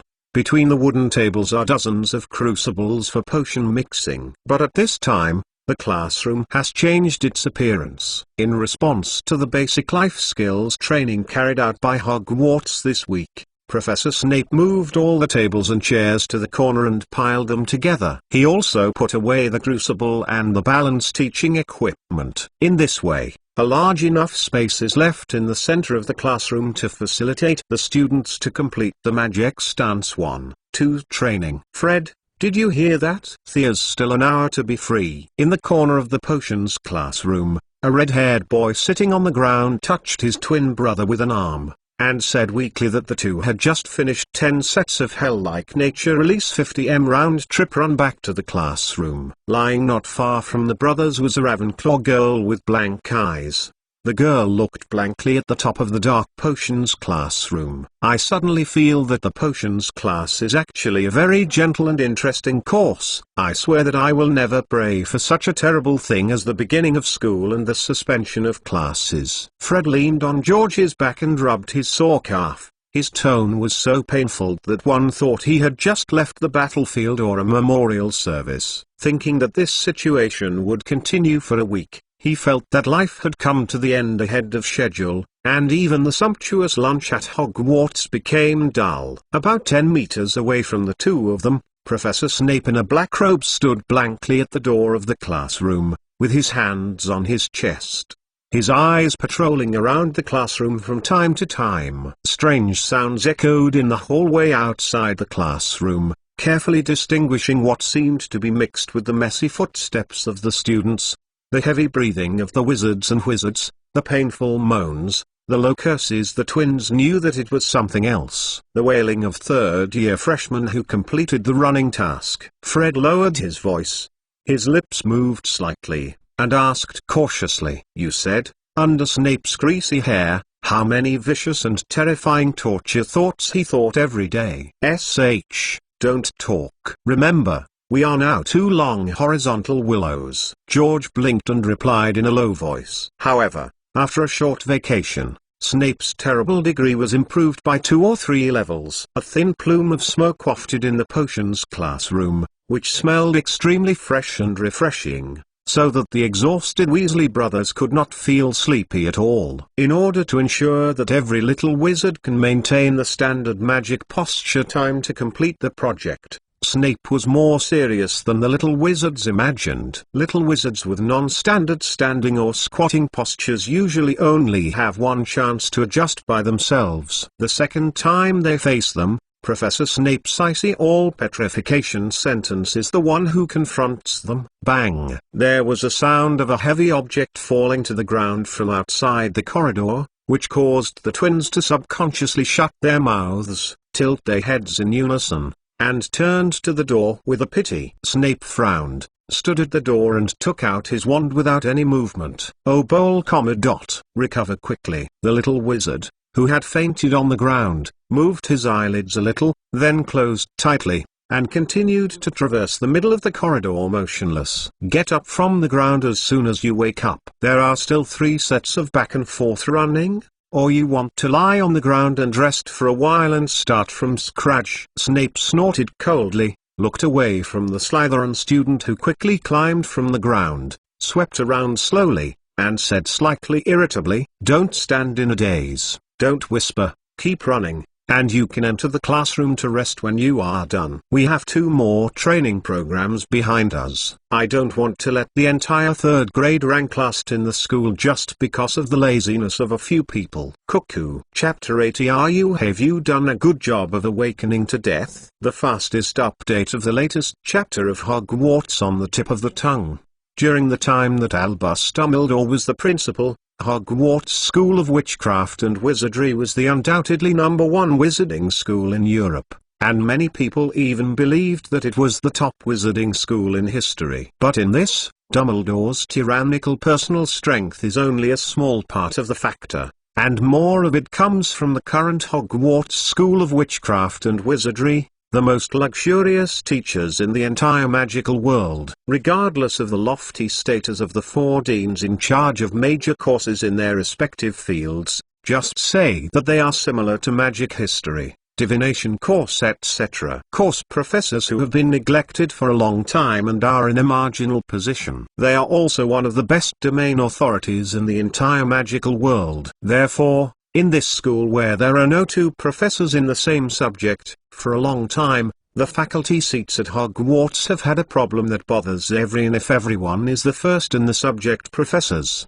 then looking at the entire school, who has a higher level of education? This is a doubt that has nothing to do with friendship and salary, and haunts the purest educators. However, due to the differences in their respective disciplines, this question has always been cleverly hidden in the heart of every professor until this year. This may be the best opportunity for you to show yourself to all the lower grades before graduation. I don't think anyone would want to show good demeanor in this aspect, and finally, in the disgusting eyes of the lower grades, their heads are ashamed. Leave school, right? In last year's OWLS exam, I was very happy to see that you did not waste your precious study time at Hogwarts. However, this is not a reason for you to relax. In the next week, I don't want to see anyone who uses magic to be lazy in training. Wood. Marcus, as the Quidditch captain of your respective academy, I hope you can focus on how to lead everyone to complete all training programs as soon as possible. Instead of being like two mandala grasses uprooted from the soil. The same babbled and noisy. Recover quickly. Get up and continue. Yak. No matter how strong the student's Ereb's stronghold on for a while, there are still 2 items left. Mr. Filch, can you please help supervise the students who have not completed Natural Release 1 here? I will lead the remaining students to continue to the next project. There is no doubt that the emergence of military training or wizard basic life skills training inadvertently broke the delicate balance of the past.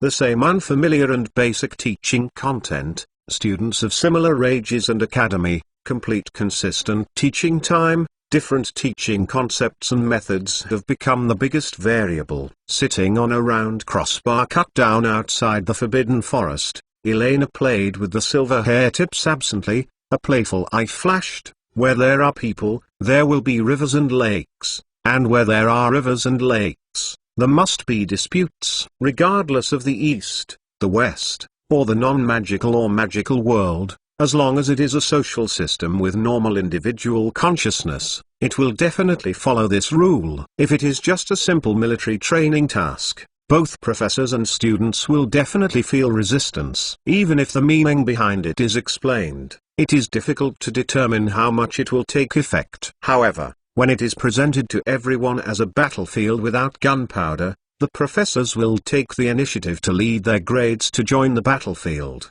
like heroes, and use noble reasons to cover up the already intolerable competition in their hearts. The 4,000 gold Jialong rewards are just an addition to the confusion. The confrontation between the 7th grade itself is the biggest reward. Which class of students is the best, and whose teaching method is easy to guide the students? 7th grade confrontation. You can't win at all, right? Sister Elena, what shall we do? We are almost resting. Let's move on to the next project. Yeah, if you don't hurry, you will definitely be the last to eat. Don't be naive, think about it and you will know that it is impossible to win at all. If Sister Elena can secretly help us put some water. Hearing the announcement from Dumbledore, the first-year freshmen who were still resting couldn't sit still.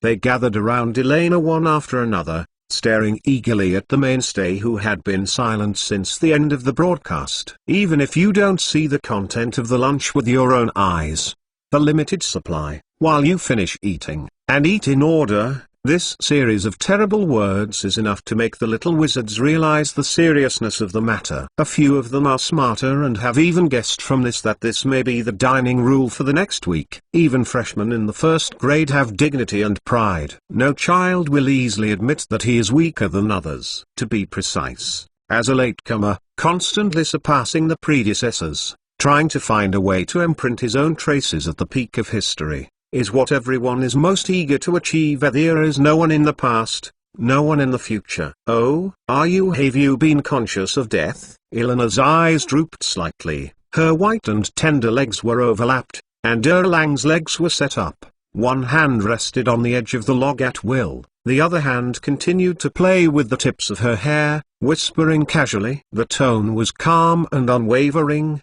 as if he was just asking what to eat tonight. Feeling casual and uncomfortable. The messy first-year little wizards were as if they were splashed with cold water on their faces, their breaths could not help but stagnate, as if they were being stared at by some invisible behemoth, and they all shrank back subconsciously. Die? It's just training, it's too exaggerated. Just kidding. After a few seconds, the little wizards around Elena looked at each other stiffly and talked in a low voice. But I don't know if it was awe-inspiring by the girl's aura. The pitch was lower than before. Great, Elena, don't scare everyone, this is very important. This may be our dining pattern in the coming week. Hermione frowned, but instead took the initiative to take a step forward, staring at the little silver-haired Lorry with a displeased expression, raising her voice. My answer is serious. I never lie about food. Irene, now left hand forced a brace, suddenly stood up, lake blue eyes calmly watching Hermione's small Lorry face. uttered a chuckle. Go to the next project. If I remember correctly, apart from me, only Neville and Hannah have completed the 3 training projects so far. While talking, the silver-haired girl slowly looked around every little wizard around her. Everyone who touched Eleanor's sight unconsciously lowered their heads. Elena raised her eyebrows, walked up to Hermione Lorry with her hand, her voice slightly raised. You are asking me, how can I rely on cheating to win? Faced with Eleanor's questioning, Hermione's face instantly turned pale, her small mouth pouted aggrievedly, and she quickly turned her head away from Eleanor's sight. Ignoring and comforting the injured little beaver, Elena crossed Hermione and slowly walked into the crowd, her cold voice with a terrifying sternness, her eyes gleaming with a terrifying light. What do you think everyone in the 7th grade is fighting for? It is food, a precious item that sustains life and prevents death. Do you think you are very hard? Just now, Professor Dumbledore used magic to synchronize the situation of all grades with me. Elena took a deep breath, tried to break the serious expression on her face, raised her finger to the distant castle, and said loudly, at this moment, every senior sister is working hard to squeeze out every bit of energy in the body and soul. In order to maintain the standard of magic posture, they would rather let the petrified curse fix the body that is not obedient. Even if I fainted from exhaustion, I will reopen my eyes under the effect of the resuscitation curse in the next moment. Whether it is a bruise, a knock, or even a scratched body on glassware or sharp metal, apply a touch of white potion, and you will be able to devote yourself to the training in less than a minute. Facing these senior students who are older than you, stronger than you, know magic better than you, and dozens of times harder than you, if you don't have the consciousness of death, why should you fight for their food? Caveat. The hell double beast is coming! Rua. Super fierce. Chapter 81, The Secret Book of the Castellana Family. The fastest update of the latest chapter of Hogwarts on the tip of the tongue. The sunlight passed through the clouds and fell on Hogwarts Castle below, staining everything with a faint golden layer. The open space between the castle and the Forbidden Forest was filled with a kind of repressive silence. The relaxed smiles on the faces of the little wizards had long since disappeared, and all of them frowned and bowed their heads silently. The atmosphere became more and more solemn in the silence, as if a piece. The crumbling stone may overwhelm everyone at any time. Regarding training in other grades, Elena has no need to lie. The facts can be easily verified by returning to the common room. More importantly, the girl has actually proved by herself that even if the training intensity is increased by half, those projects can actually be completed. What's more, in addition to Elena, Neville and Hannah, who seemed to be mediocre, have also kept up with the pace of the course. This has undoubtedly become the last straw that weighs on the fragile self-esteem of most young wizards, when neither talent nor difficulty can be used as excuses. The only reason is only one's own weakness. Neville, who suddenly became the focus of everyone's attention, raised his head blankly, his lips moaned a few times, and his round and fat face was even more rosy than when he was running. His hands clenched his fists in front of him and let go. I just don't want to be left too far. The silver-haired little Loris' eyes were soft. She crossed the crowd, rubbed and patted Noe-Khan's back with a smile. No, you have to believe in your own potential. As you can see, you are no better than most people.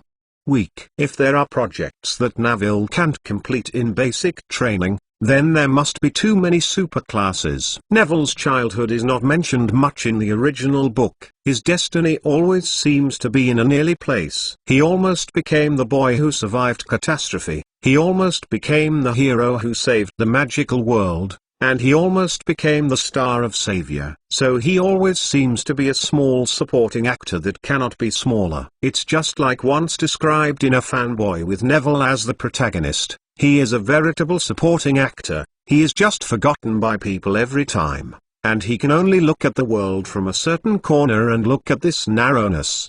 World. Although he is a true purebred, he is not even as good as a mudblood, and he is always the object of people making fun of. However, Elena knew that, in a sense, Neville was the most hidden diamond among the first-year students. Some people even said that if the Harry Potter series 7 Steps is the main, there is nothing wrong with changing the angle of view to Neville. After a while, another voice broke the silence. Since Longbottom can do it, there is no reason why I can't. With the help of Gore and Crabbe, a pale and thin boy stood up slowly, patted the ashes on his body, and then wiped the wet blonde hair back forcefully. But there are still 6 groups left, wait for me. A bit after speaking, Draco Malfoy turned around and walked back to the 50 meters runway planned by Hagrid. A stubborn expression more like Gryffindor appeared on the immature face. Following Draco's movements, the little wizards suddenly discovered that a girl in a gold-red knitted sweater was already running back and forth in silence on the runway, with long, tousled brown hair. Harry rubbed the calf kicked by Elena, stood beside Draco, and nodded seriously. I have 4 sets left, but since I took a break, I will run 2 more sets with you. Or, just compare it. Everyone is in 6 groups. A freckled red-haired boy squeezed out from between the 2, touching his friend on both sides with his shoulder, and said with a grin, "Boys are really weak. Is Padma interested in comparing with me? You only have 3 groups left, Patty. Then if I win, you have to call my sister. I'll talk about it after winning first." A pair of beautiful black-haired Indian twin sisters glanced provocatively at each other, and before Harry and the 3 of them started to start, they shouted "start" in unison, and rushed out.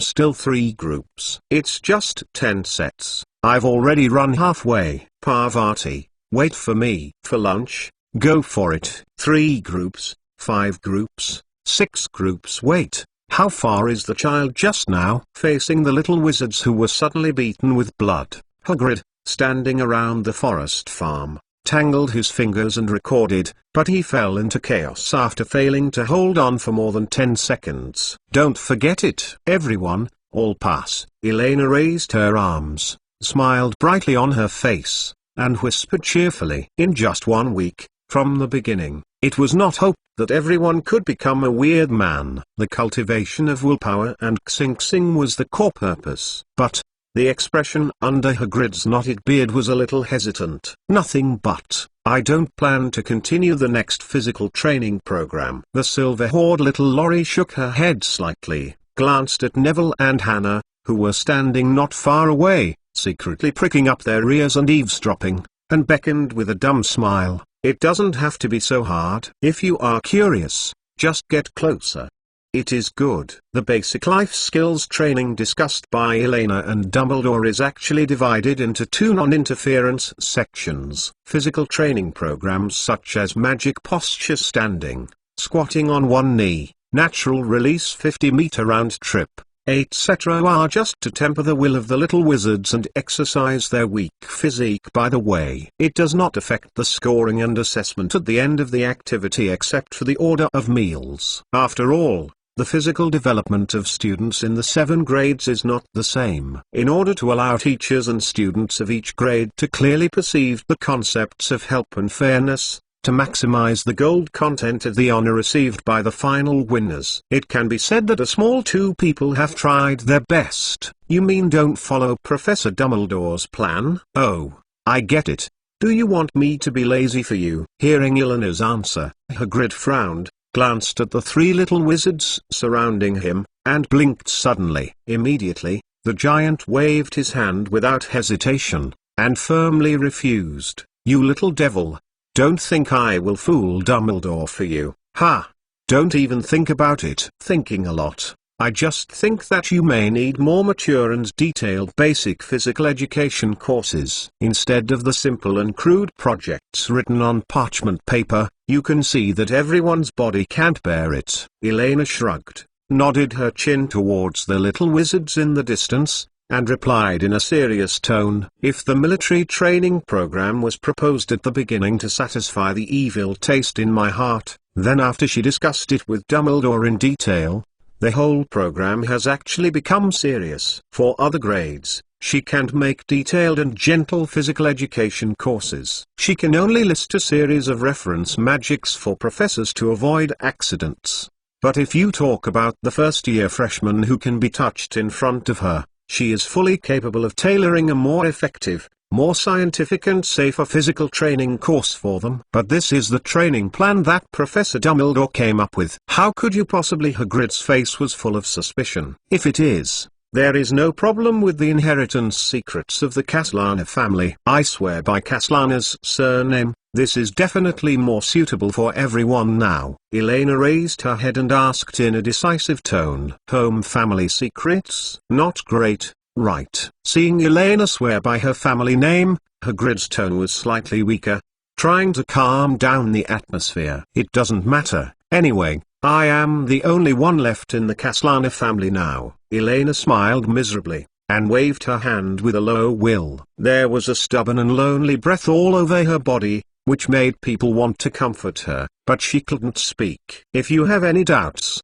Mr. Hagrid, you can write to ask Professor Dumbledore's opinion. After all, there is still some time before everyone finishes the run.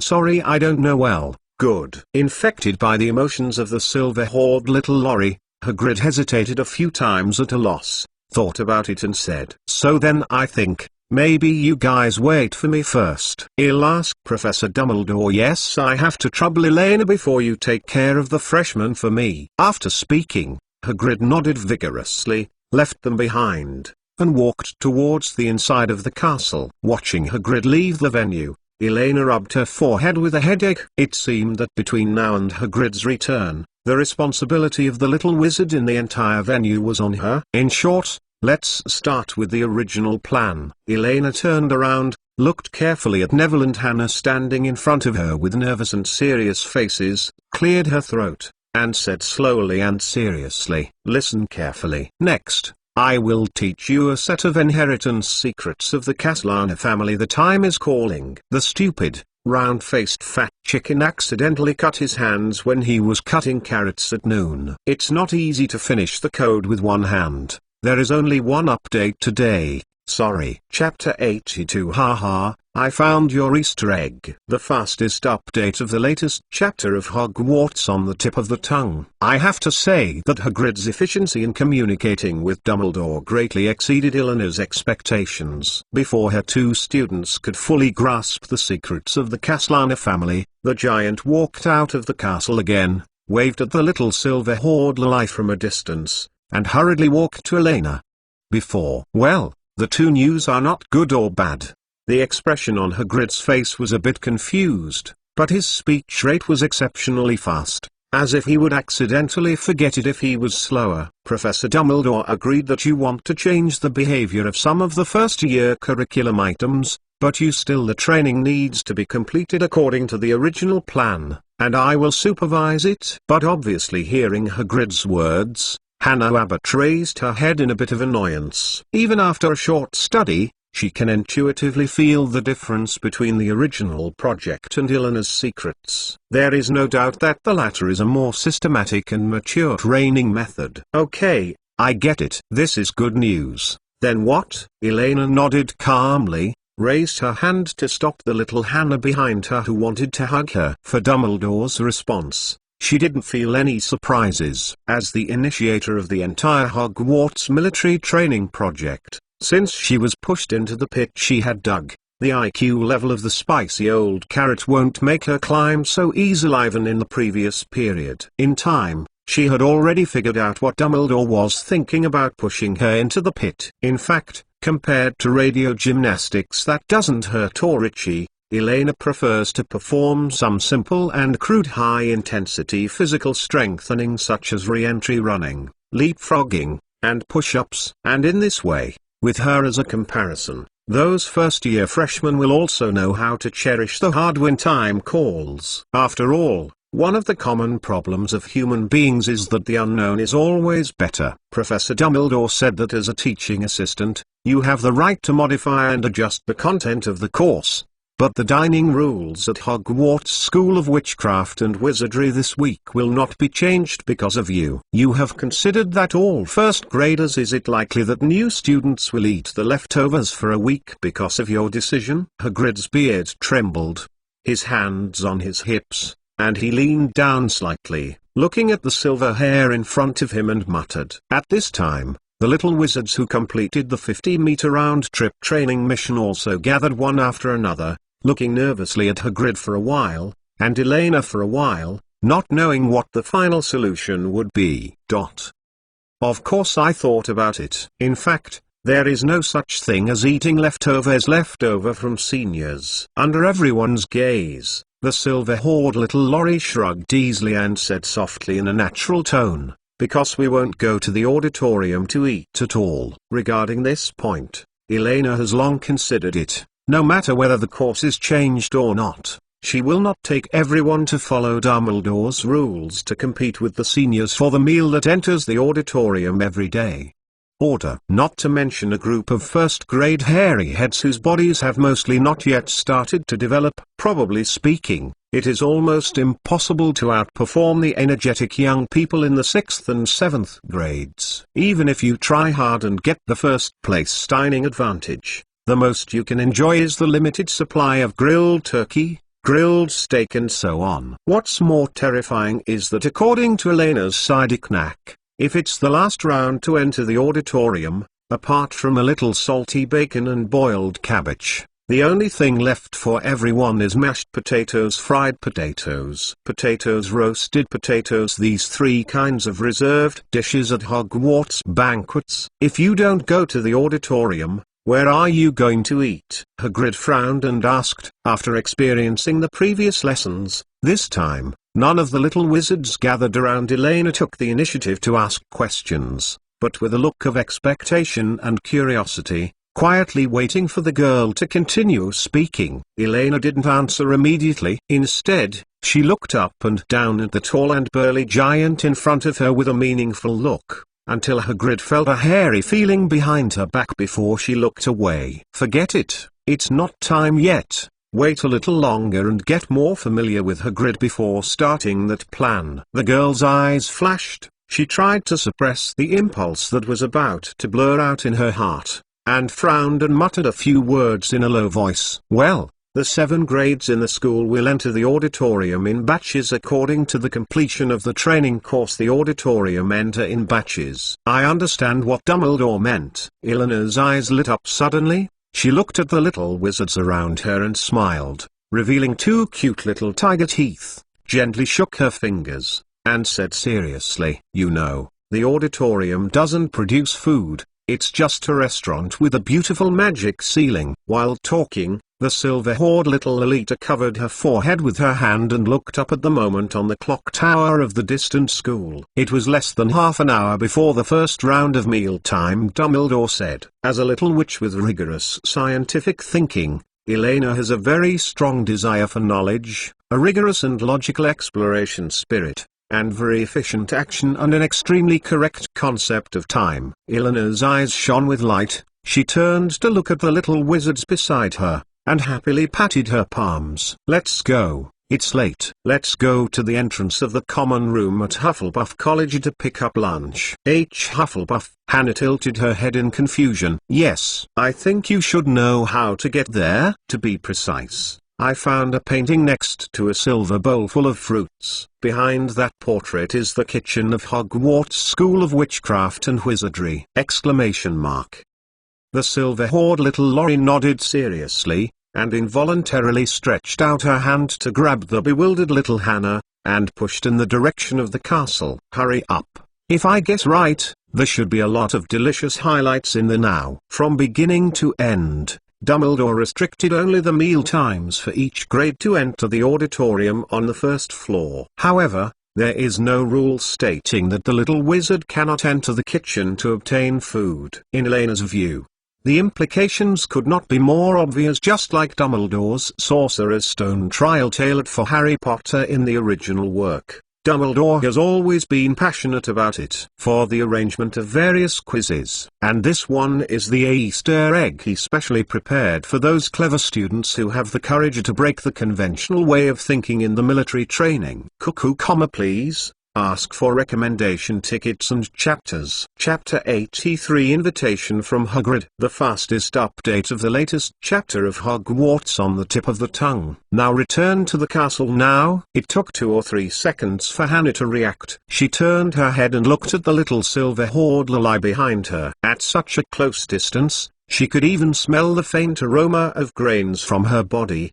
Wait a minute. The robe is still there. In order to facilitate training, the little wizards took off their robes and piled them on the clearing next to Hagrid's hut. Fortunately, the clothes produced by Mrs. Morkin's robe shop will have name tags on the inside, so even if everyone's styles are similar, they can still distinguish their clothes. That's right. So after we took away the lunch, it didn't look so conspicuous among all grades. Elena raised her eyebrows, thinking Hannah made a lot of sense. Although they followed Dumbledore's plan to win the egg reward, it is better to keep this kind of thing as low as possible. The standard robes of Hogwarts School of Witchcraft and Wizardry are also used to hide food very often. By the way, Hannah, show you how good my little owl is. Elena suddenly thought of something, and blinked triumphantly at Hannah. Lolita turned and stood in place, beckoning to the clothes mountain next to Hagrid's hut. Reserve grain, and hand me the clothes. Then, under Hannah's gaze, one of the slightly swollen black robes moved slightly, and it seemed that some small animal rolled over inside, and then there was no more. The pile of clothes calmed down again, and there was no more movement. It's usually very obedient. Maybe it's during the daytime to make up for sleep. Glancing at Hannah next to her, the silver-haired little Lorry was a little bit unconscious on her face, raised her volume and shouted, "Storage, preparation, food, my robe." Goo. This time, a fist-sized little brown owl stood up from the pile of clothes, and turned his head sleepily. His eyes instantly fixed on the silver-haired fat chicken predator right in front of him. After hitting a jilling, quickly flapping her wings, her claws grabbed the girl's robe and flew over. Elena discovered very early, I don't know why, the growth rate of the power and intelligence of the food reserve is much higher than that of normal owls. Some items that are difficult for ordinary large owls, this little laughing owl can also do it. To ship. This made her sometimes wonder whether the little pet that Dumbledore gave her was actually mixed with a little bit of blood from other magical creatures. Wow! What a smart owl. Is this Eleanor's pet? I want to raise an owl too. Much better than Percy's stupid mouse. This time, not only Hannah, but all the first-year students around made enviable voices. Among them, the look on Ron's face is particularly obvious. If he can, he actually wants to have an owl of his own, like most students do, instead of a stupid and useless mouse as a pet. It may be the last laughing owl in the world, and it will naturally be more unique. Satisfied with the enviable look of the little hairs around, the dull hair on top of Eleanor's head turned up and she clapped her hands and pushed the little wizards toward the clothing mountain. Okay, don't waste time, go get your clothes. A very interesting owl. Did you train and raise it? Compared with other students, Hagrid, who has been dealing with magical animals for a long time, can see more. It is true that most owls in the magic world can easily distinguish the words of their masters, but the principle of their ability to send letters mainly comes from the effect of the ancient name magic imprinted in their blood. Just like reserve grain, which can distinguish other orders besides sending letters, in essence, it is already close to many real magical creatures. Not to mention, the body of this little owl is obviously much stronger than its counterparts. Actually, it is a pet given to me by Professor Dumbledore, and I have just kept it for less than a month.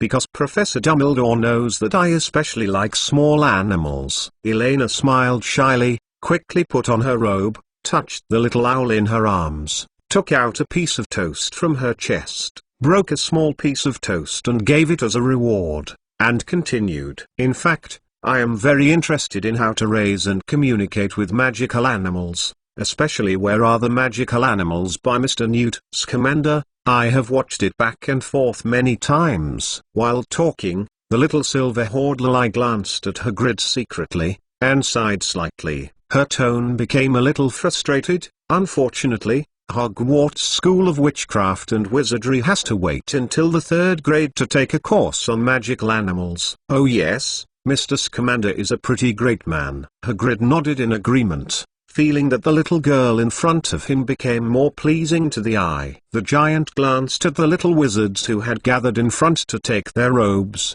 hesitated for a moment, and whispered in a low voice, "Actually, you can come to my hut to play more when you have time. There are so many interesting magical animals in the Forbidden Forest. I can take you to get to know them." "Really?" Elena raised her head quickly. The frustration on her face was swept away in an instant, and she asked with a bright face. "Of course." Hagrid nodded seriously and agreed again. Putting on the robes, the first-year little wizards gathered around Hagrid and Elena again, and the two stopped talking and blinked with satisfaction. Then, under the guidance of the first-year students of Hufflepuff College, a group of little wizards walked into the main hall of the castle along the long stone bridge, took a curious look at the auditorium, which was still empty at this time, and turned towards the entrance to the castle. The stairs on the basement floor. Down the wooden stairs, Hannah stood at the top of the stairs for a little recognition, and led everyone straight to the entrance of Hufflepuff's father-in-law's lounge. "Although I don't know how to take the specific route,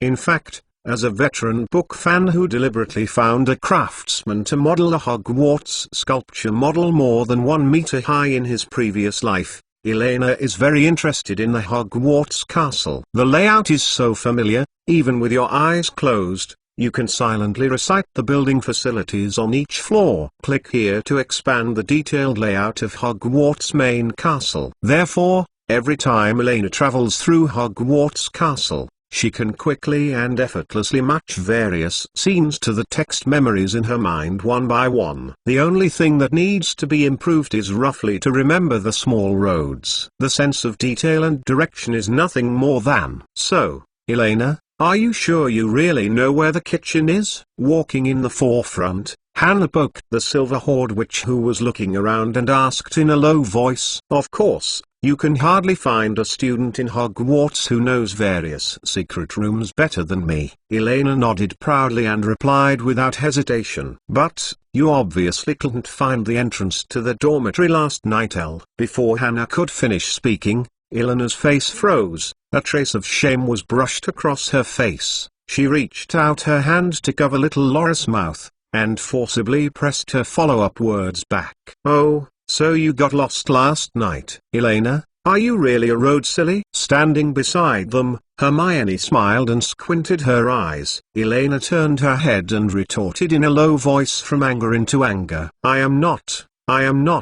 You are talking nonsense. You will know if I am right when you get to the place. That can only prove that you have read the introduction of this place in the book, or heard others mention it, but it doesn't prove that you are not a lunatic." Hermione smiled slightly, carrying her little hand on her back, repeating her opinion seriously. Elena could feel Hannah, who was covering her mouth next to her, and nodded in agreement. The Silverhorde little witch grinded her teeth bitterly and glared fiercely at the little brown-haired beaver who was smiling very happily. Now she only hated that she could not grow her hands to seal the mouth of the little girl next to her. "You two, wait. When there is no one in the future, let's see how I clean up you. I have a bit of cold, my mind is dizzy." When I first arrived at a new job, I was so tired that I really wanted to cry. The preview of the next chapter has finally arrived. Hogwarts on the tip of the tongue. Chapter 84,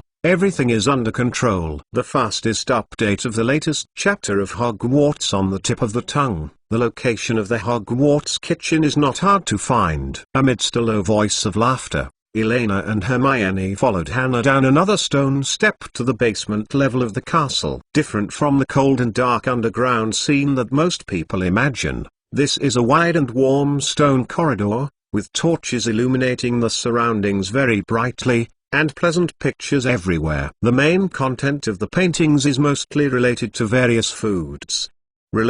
In front is the entrance to Hufflepuff's common room. Halfway through the stone corridor, Hannah pointed to the end of the corridor, stopped and turned around and said slowly, "Booty, remember, Elena, you said before, You are looking for a pear with a picture of fruit, painting? Well, what's the matter? Elena temporarily let go of Hermione under her, raised her head and looked in Hannah's direction. There was a picture hanging on the wall beside the corridor, and the picture was full of fruits. Huge silver bowl. Yes, it's here. Everyone, stop. We're here. Elena nodded and replied, and the next half of the sentence was addressed to the little wizard team following her. Then how do we get in? Also say the password. After finally getting out of the claws of the silver-haired little lorry, the blushing little Hermione took a step back, her eyes full of curiosity. How could the kitchen set a password? Elena's long silver hair swayed proudly behind her, and stepped forward confidently in the eyes of a group of little wizards, stretched out her index finger, and gently scratched the big green pear painted on it. As described in the strategy familiar to Elena, the pear on the screen quickly squirmed, grinning, and suddenly turned into a big green doorknob. Well, come in line one by one, I can't get so much food by myself. Elena turned around, waved to the little wizards behind her, opened the door and walked in first. This is a large room with a high ceiling. The area is the same size as the auditorium above. There are many shiny copper pots and basins on the surrounding stone wall, and there is a large brick fireplace at the other end of the room. In the room,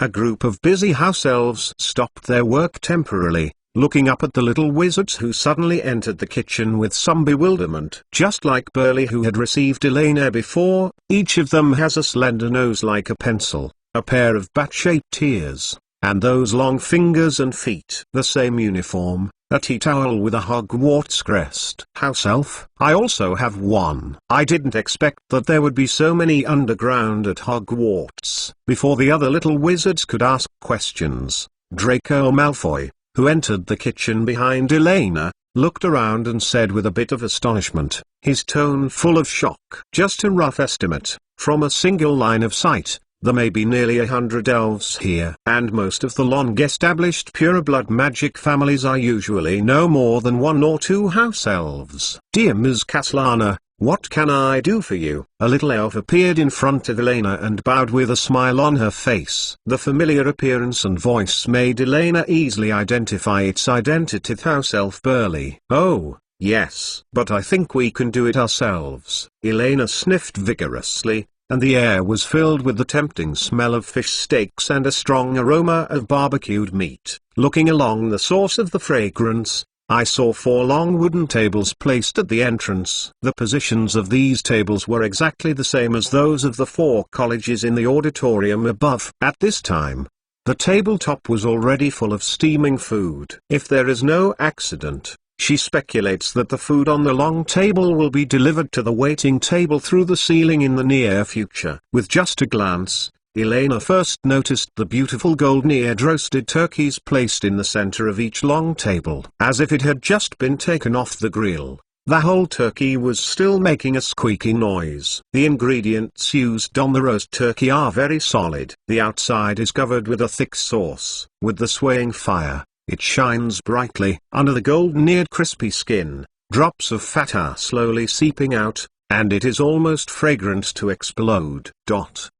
Next to the roasted turkey, there are veal steaks with bones. There are still some traces of charcoal grilling on the beautiful coat layer. In order to facilitate the placement, the house elves manipulate the knives to remove the large pieces of beef, slowly cut in the plate. Standing at Elena's position, you can just see the cut section of the steak, which perfectly interprets the definition of outer burnt and inner tender. The meat juice is almost like sweating from the tender meat, so that the little wizards who had been tired all morning couldn't stop swallowing. It has to be said that due to geographical restrictions, the house elves may have a single cooking method, but as a European-style conventional grilling category, the house elves are undoubtedly the best they can do.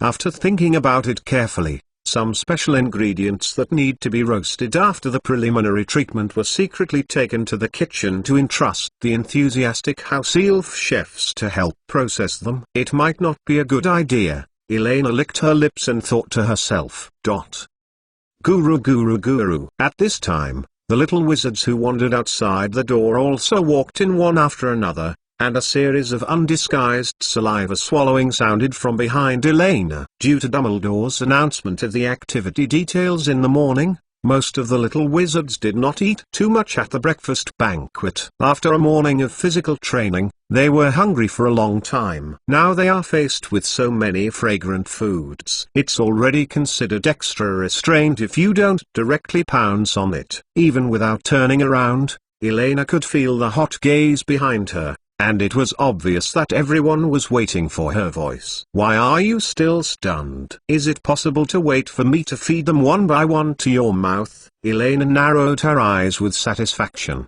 with a strange look in her eyes, turned around and spread her arms. The corners of her mouth raised, and she let out a low moan like a demon. "Tired all morning, are you hungry? Go, these are all yours," accompanied by the voice of the silver-haired little witch, looking at the delicate face that made people unable to resist. The last trace of worry in the hearts of the little wizards who were about to be restrained collapsed in an instant, even if it was such a virtue. Children from families like Draco Malfoy couldn't help rushing to the table to feast on. "Wait, these can't be eaten now." Burly, the house elf standing next to Elena, watched the first-year wizards who roared past like locusts. They stood blankly on the spot, shaking their hands anxiously, not knowing what to do. Elena squatted down, gently patted the elf's weak shoulder, and softly comforted, "It's okay. Probably Professor Dumbledore also told you that in order to match the school's activities, the school's meal specifications and rules this week are the same as in the past. It will change. But this is not the same as I said before." The elf Burly blinked helplessly, his big eyes like two ping-pong balls, and his expression was full of anxiety and hesitation. The silver-haired little Loris' blue eyes flickered lightly, trying to make herself look more sincere, and she smiled slightly. "Don't worry, everything is under the control of Professor Dumbledore. This is actually a part of the activity. This is just Professor Dumbledore has some special rewards for students who can break the conventional thinking." "Ziow, it smells so good. Hogwarts is really great." "Well, yes, the Easter egg rewards hidden under the rules." Elena intoxicatedly inhaled the alluring fragrance wafting in the kitchen, nodded vigorously, and emphasized it again in earnest. "I wish you all have a good appetite after reading this chapter. Good night." Ask for a recommendation ticket. Chapter 85. Something seems to have happened accidentally. The fastest update of the latest chapter of Hogwarts on the tip of the tongue. "I can't believe that we are actually second." Dragging his tired body into the auditorium through the open door, Fred Weasley spoke to the twin brothers beside him in a surviving tone. "You should say, too bad, there is still a grade ahead of us." George Weasley rolled his eyes weakly, and nodded his head to the back of the black robe at the front of the team. "The devil Snape cares is not whether he can be the first to eat." In this morning, they refreshed their understanding of the strength of the Hogwarts potions professor. It was as if he had deliberately studied the lazy ways of all students, whether it was Kuma, cutting corners, running away, pretending to be sleepy, or even deliberately injured. Snape only had to glance at the devil sheepskin scroll in his hand with a blank face. You can easily find a way to deal with it. So that George and Fred even had a strange and terrible feeling, as if they were no longer facing the old-fashioned professors, but growing up as adults. Oh no, to be precise, it was better than that. It's even more terrifying. And in the gap between the two quietly talking, Professor Snape also sat with Professor McGonagall, who had just finished directing the 6th grade students to take a seat. "Severus, it's nice to see you." "To be honest, I always thought that Professor Flitwick's 7th grade students would be the first." McGonagall raised his eyebrows, and a smile appeared on his tight lips. If it were to be told by Professor Dumbledore that when she was ranked first in the 6th grade at noon today, it was just a bit unexpected. Then, seeing Snape take the 3rd grader into the auditorium for the second time, it really surprised Professor McGonagall. "There are not too many difficulties. Professor Dumbledore has already written in detail in the course description." Snape replied calmly, with a glance in his eyes. The third-year students who returned to the dean's desk and sat down subconsciously, and were excited communicating with the seniors in the morning. The corners of their mouths were barely visible. Cocked. Apparently, the aerosolized brain refresher made by imitating the smoke silverware in Dumbledore's office works well. Although it is not as effective as taking it directly, it can still relieve fatigue to a certain extent, and maybe it can be increased later. Dose. At the same time, beside the Hufflepuff long table, a third-grade curly-haired boy was looking back at the senior at the same table, describing what happened in the potions classroom. "Oh, my God, you can't imagine what I went through. In just one morning, I was hit by Professor Snape twice in the petrification curse, and once in the awakening curse. In that place, let alone Akuma, even sleepiness. It's an extravagant hope."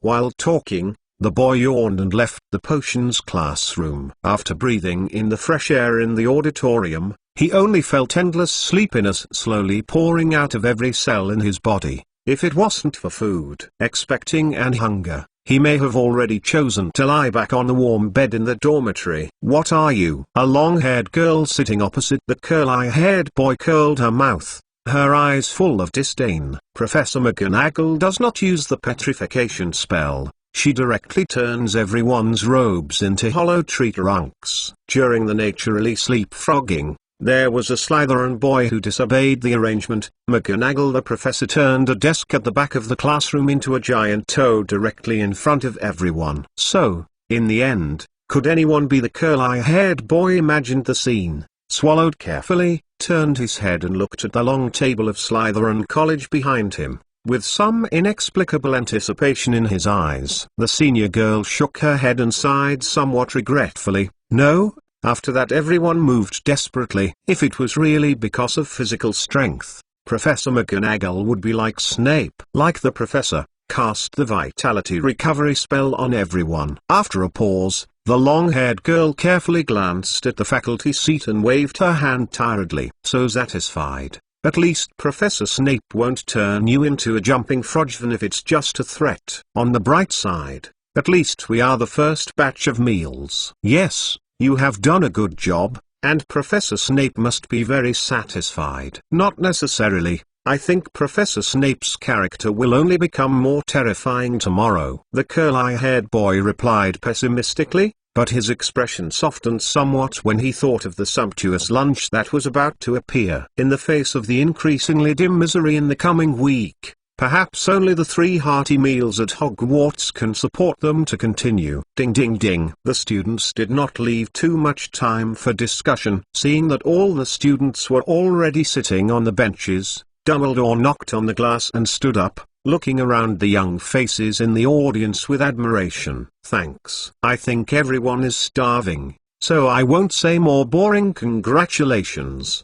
Dumbledore smiled and clapped his hands, and all kinds of food appeared on the empty table in an instant. "Enjoy your rewards. As the first batch of the winning grade, today's limited dishes arise." The happy smile on Dumbledore's face slowly froze on his face. For the first time in history, the teachers and students present heard such an abrupt pause from Dumbledore's mouth for the first time, and followed the old man's eyes curiously. Past. Soon, everyone discovered something wrong. Almost no decent meat can be seen on the entire table. Toast, roasted potatoes, potatoes with skins, boiled potatoes, mashed potatoes, potato chips, and Yorkshire pudding with Scottish characteristics. Food that still looks very hearty quickly filled most of the long table. If you don't consider the huge empty dinner plate that is located in the center of each long table, the long row of empty dishes that is usually used for main dishes. Meat. It's gone. This transition from hope to despair almost instantly made the entire auditorium silent, as if dozens of Dementors had suddenly drifted into Hogwarts. "Sorry, it seems that there should be some small conditions in the kitchen. Wait a while, and new dishes will appear soon." Without hesitation for too long, Dumbledore came back to his senses in less than 2 or 3 seconds, smiled gently,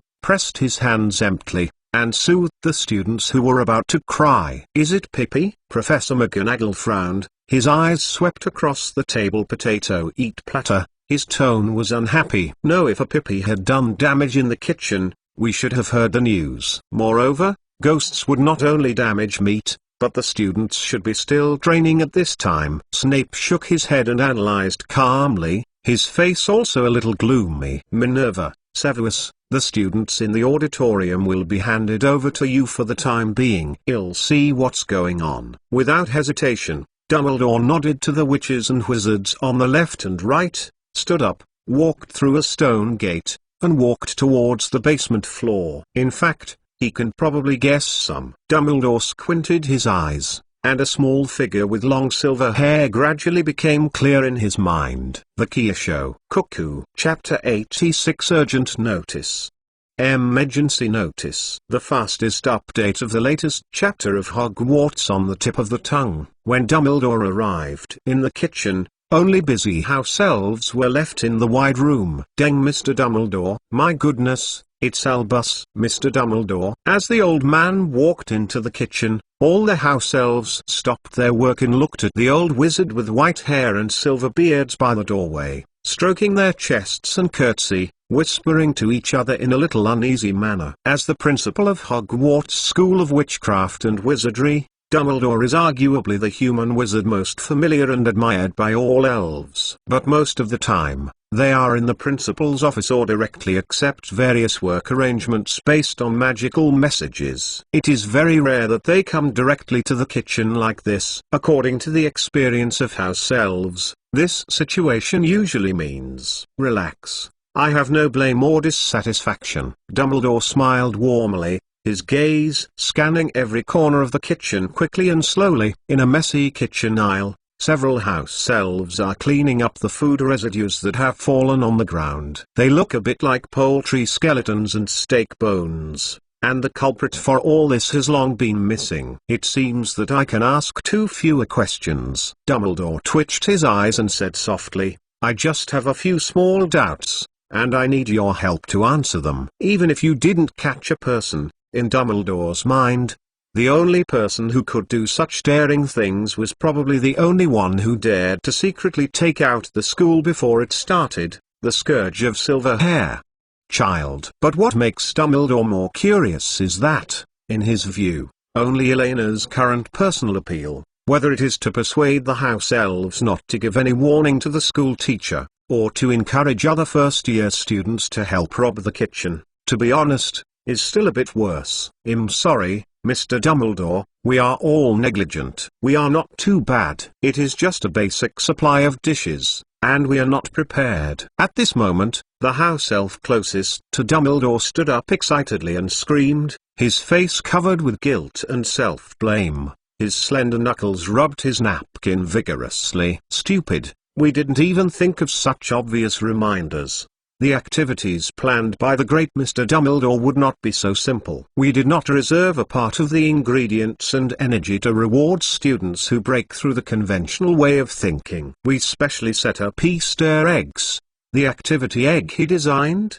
Very obvious hint. Rewards for breaking through the conventional way of thinking. A flash of astonishment flashed quickly across Dumbledore's face. In a daze, the face of the house elf in front of him faintly overlapped with the Goblin Commissioner of Gringotts, and a bad feeling of déjà vu slowly came to the heart of the old wizard. The most important thing is that we didn't expect that we would need to prepare so much food to take away. The house elf continued. Dumbledore waved his hand indifferently, and said lightly, but a group of children who have just turned 11 should not be able to get much. In short, let's put together the other dishes of the students in the auditorium as soon as possible. Although the limited roast turkey at noon today is probably too late to re-roast, at least some of the food should be left. Dumbledore tried to think more optimistically. As for Eleanor's affairs, you can find time to educate slowly later. After all, this was originally because of the imperfections in the rules he specified. What's more, she also flexibly quoted Miss Ravenclaw's motto as a shield. Yes, fortunately there is Mr. Hagrid who is the guard of the hunting grounds, otherwise the children will definitely not be able to win. Yeah, fortunately Hagrid. Okay! Hagrid. Following the words of the house elf, Dumbledore nodded with a smile. and suddenly his expression became clear, and a strong ominous premonition became clearer. Wait, the little devil took height on no, what's left in the kitchen now? You are talking about Miss Castellana? Except for the salty bacon sealed in the cellar, including grilled sausages, all the cooked meat has been taken away. The house elf bowed his head respectfully, truthfully, replied. Well, Dumbledore only felt that his eyes suddenly went dark, and his heart began to ache again. This feeling is no stranger to him. After all, it is the second time this year. At the same time, on the woodland clearing outside Hogwarts Castle, dozens of white tablecloths used to spread the tabletops were spread out on the ground. The little wizards who had just ransacked the kitchen were like a picnic, gathering in groups of 5 or 6 because of physical problems. Hagrid was alone. Take up a picnic cloth. The center of each tablecloth is filled with various foods: minced meat pies, grilled sausages, French fries, grilled chicken legs, potato chips, cooked cabbage, and of course Yorkshire puddings, grape tarts, fruit cakes, etc. I also brought a lot of desserts. At Eleanor's suggestion, the little wizards eat foods that are not easy to carry, such as roast turkey and fried steak, directly in the kitchen. Is there really no problem? I always feel a little uneasy. Hermione squeezed a minced meat pie in both hands, bit it, and muttered quietly, although so far, the whole process has proceeded exceptionally smoothly. Most of the situation can be consistent with Eleanor's statement. But she still found some strange doubts. For example, Elena expressed the almost inhumane phenomenon in some cases. When she announced that all the freshmen had left the kitchen, she even used a little violence to force the gluttonous freshman to move Eldorf. Regarding this, Eleanor's explanation is, in order not to delay the house elves preparing food for the next group of students. For example, it was clearly Dumbledore's Easter egg set up to reward everyone, but Professor Dumbledore did not appear in front of the little wizards to express congratulations and praise during the whole process. You have to concentrate on eating, and have no distractions. Come and taste this, it tastes pretty good. Elena patted little Hermione on the shoulder with ease, and skewed a grilled sausage that was browned and oily and brought it to the girl. Well, thank you. Hermione, who had no free hands, opened her mouth obediently, took a bite of the sausage, and said vaguely, but, since it's an Easter egg, why haven't you seen Professor Dumbledore? Is this illogical? Well, don't think so much. You just don't know the character of Professor Dumbledore. He is not the kind of politician who will make a long speech when everyone is hungry. He won't be eating. Disturb. At this moment, in the direction of Hogwarts Castle in the distance, the broadcast that had appeared before rang again. However, this time, Dumbledore's voice was not so gentle, like a mechanical sound without temperature. Urgent notice. Urgent notice. Elena Castellana, the first year of Hufflepuff College, come to the principal's office immediately. Well, today I saw a chief remind officer activity. According to the description, it seems that after winning the first place, I can add any work at will. The round-faced fat chicken who likes to read shows that he really likes this thing! Exclamation mark. So, I myself sent a comment urging Hogwarts on the bite of the tongue. Didn't you say that there were no more rules? Now, let's make a bet. If my one finally gets the first praise, then I will finally evolve into a sacred 5-watch angel. 5-watch. I will do what I say. However, if it doesn't, I'm not allowed to dislike a fatter grunt in the future. Chapter 87, I am in everything. The fastest update of the latest chapter of Hogwarts on the tip of the tongue. Huh? Hearing Dumbledore's voice, Hermione, who was gagged by the grilled sausage, snorted softly, with such an expression on her face. The next moment, little Lori Hermione seemed to have thought of something. Her expression suddenly became anxious. She tried to swallow the food in her mouth. Her big brown eyes stared at Elena, filled with panic and worry. Dumbledore's tone in the broadcast alone can be heard by any individual, and it is definitely not like Elena's previous commendation of the outstanding student who won the egg. Ah, it looks like you guessed it wrong. It doesn't seem to be an Easter egg. Elena spread her hands helplessly, and said with regret. In fact, according to the best situation she had anticipated, Dumbledore could actually pinch his nose to bring the pot down. After all, it's not the first time that she has unilaterally cooperated with the principal. Anyway, things have happened anyway. Let's talk about it when I'm full. Try this. The Silver Horde Witch picked up a grape tart with a squinting face, leaned in front of Hermione and said with a smile, as a problematic student who has been a frequent visitor to the teacher's office in both past and present, Elena has no volatility in her heart and even wants to laugh a little in the face of Dumbledore's unsatisfactory report of the instruction office. Snapped. The egg tart flew out sideways.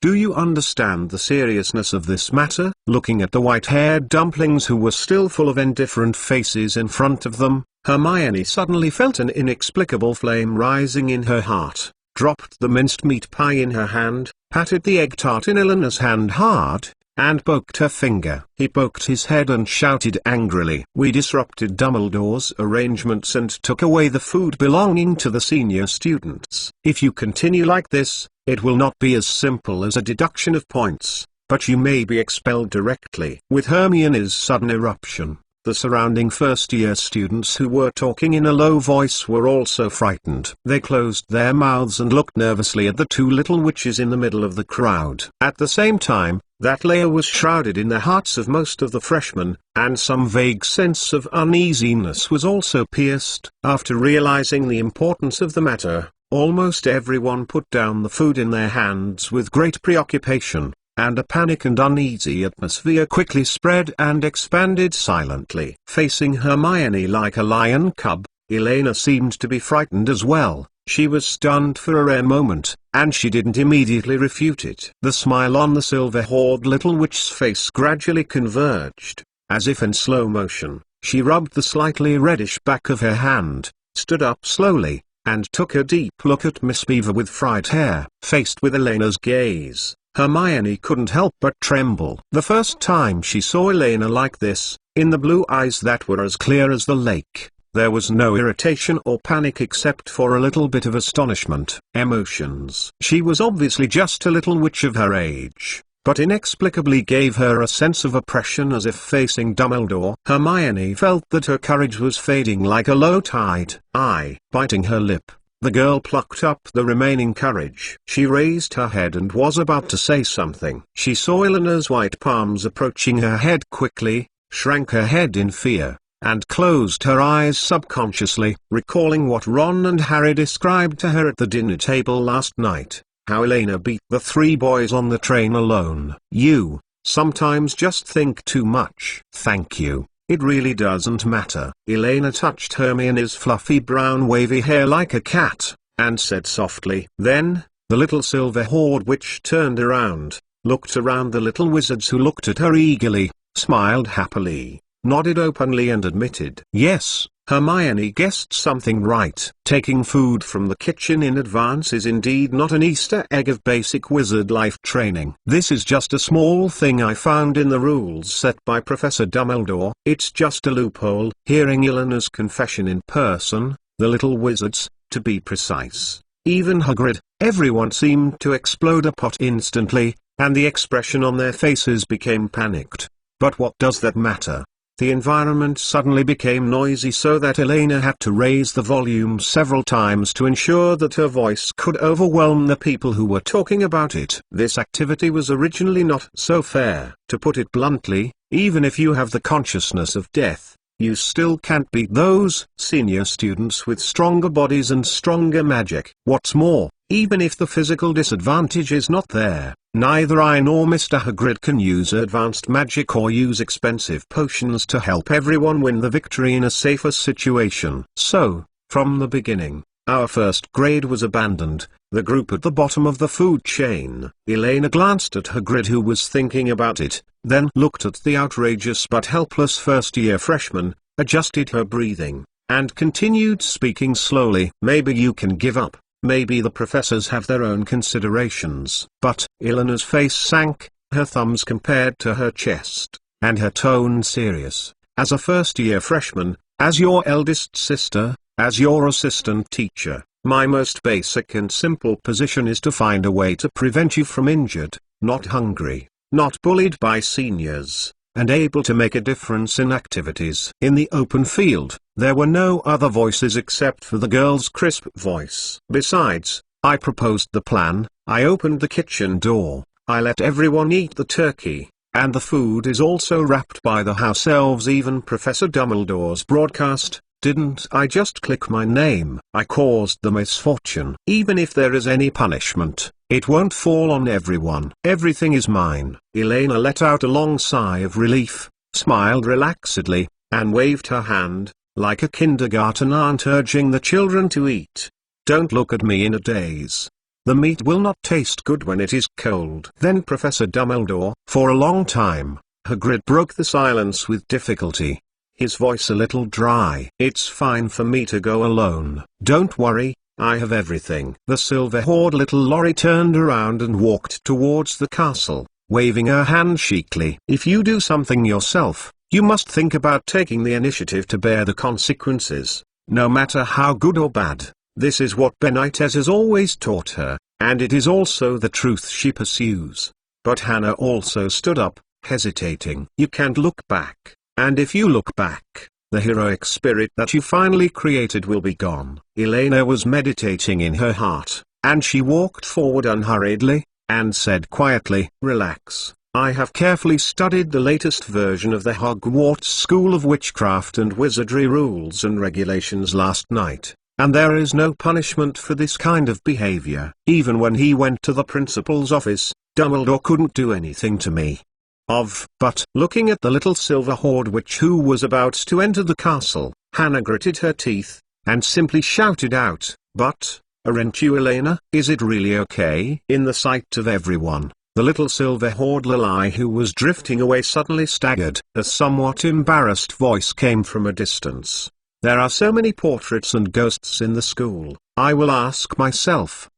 Chapter 88. Guessing about magical portraits. The fastest update of the latest chapter of Hogwarts on the tip of the tongue. Initially, the stairs of Hogwarts Castle still did not move. However, the wise Miss Rowena Ravenclaw believes that an immutable learning environment will constrain people's thinking and obliterate the curiosity of little wizards. So it didn't take long for the other three founders to be surprised to find that it was harder to find a stairway in Hogwarts that had not been enchanted than it would be to make an utterly sound bird sing all the time. What is even more desperate is that Miss Rowena, who has finished tossing the stairs, has already begun to turn her attention to the door in the castle. Fortunately, the three founders who finally noticed something wrong joined forces to stop her behavior. Since then, the common rooms of Slytherin College and Hufflepuff College have been moved to the ground floor of the castle, so that at least the students will not miss breakfast because they can find their way. As for the culprit responsible for all this,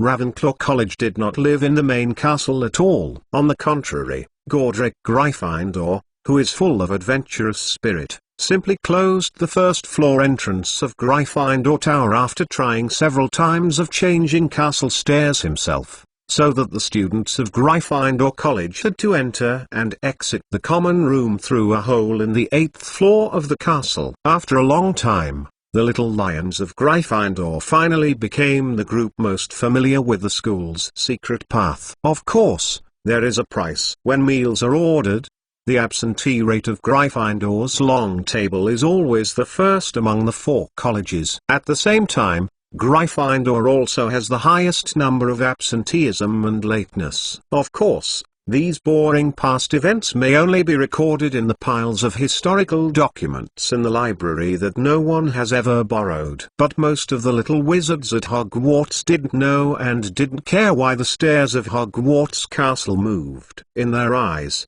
this seems to be as normal as the sun rising from the east every day. Why did you say this all of a sudden? It's because. So where is this place? It should be the 5th floor, right? It is another familiar three-way intersection. Elena looked around with some uncertainty, and leaned on her tiptoe on the edge of the corridor railing, carefully counting the number of floors downstairs. Why hasn't even a wise principal ever appeared for so many years? considering adding floor signs and classroom name signs to Hogwarts Castle. It turns out that most of the portraits and ghosts in Hogwarts are not so reliable. Except for the more self-conscious characters appearing in the original work, most of the ghosts and dynamic portraits are not so much a continuation of life, as they are echoes of the traces of the wizards who have lived in this world. Welcome to Hogwarts. I believe you will spend a very meaningful time here. In the picture frame on the wall behind Elena,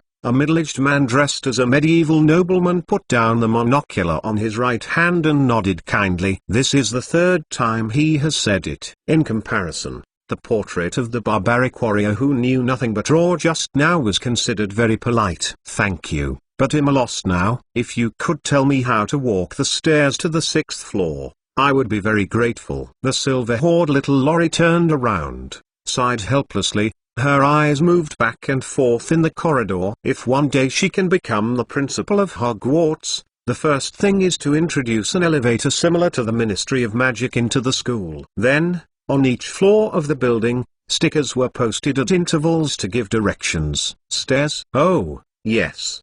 The moving stairs in Hogwarts are quite interesting. The nobleman in the painting raised his eyebrows, smiled gently, and whispered softly in a tone similar to reading a story, talking. Do you know that in this era, many buildings have already appeared in many buildings that move by themselves? According to their form, they are divided into elevators, escalators, and moving walks. Which one do you think Hogwarts is more suitable for?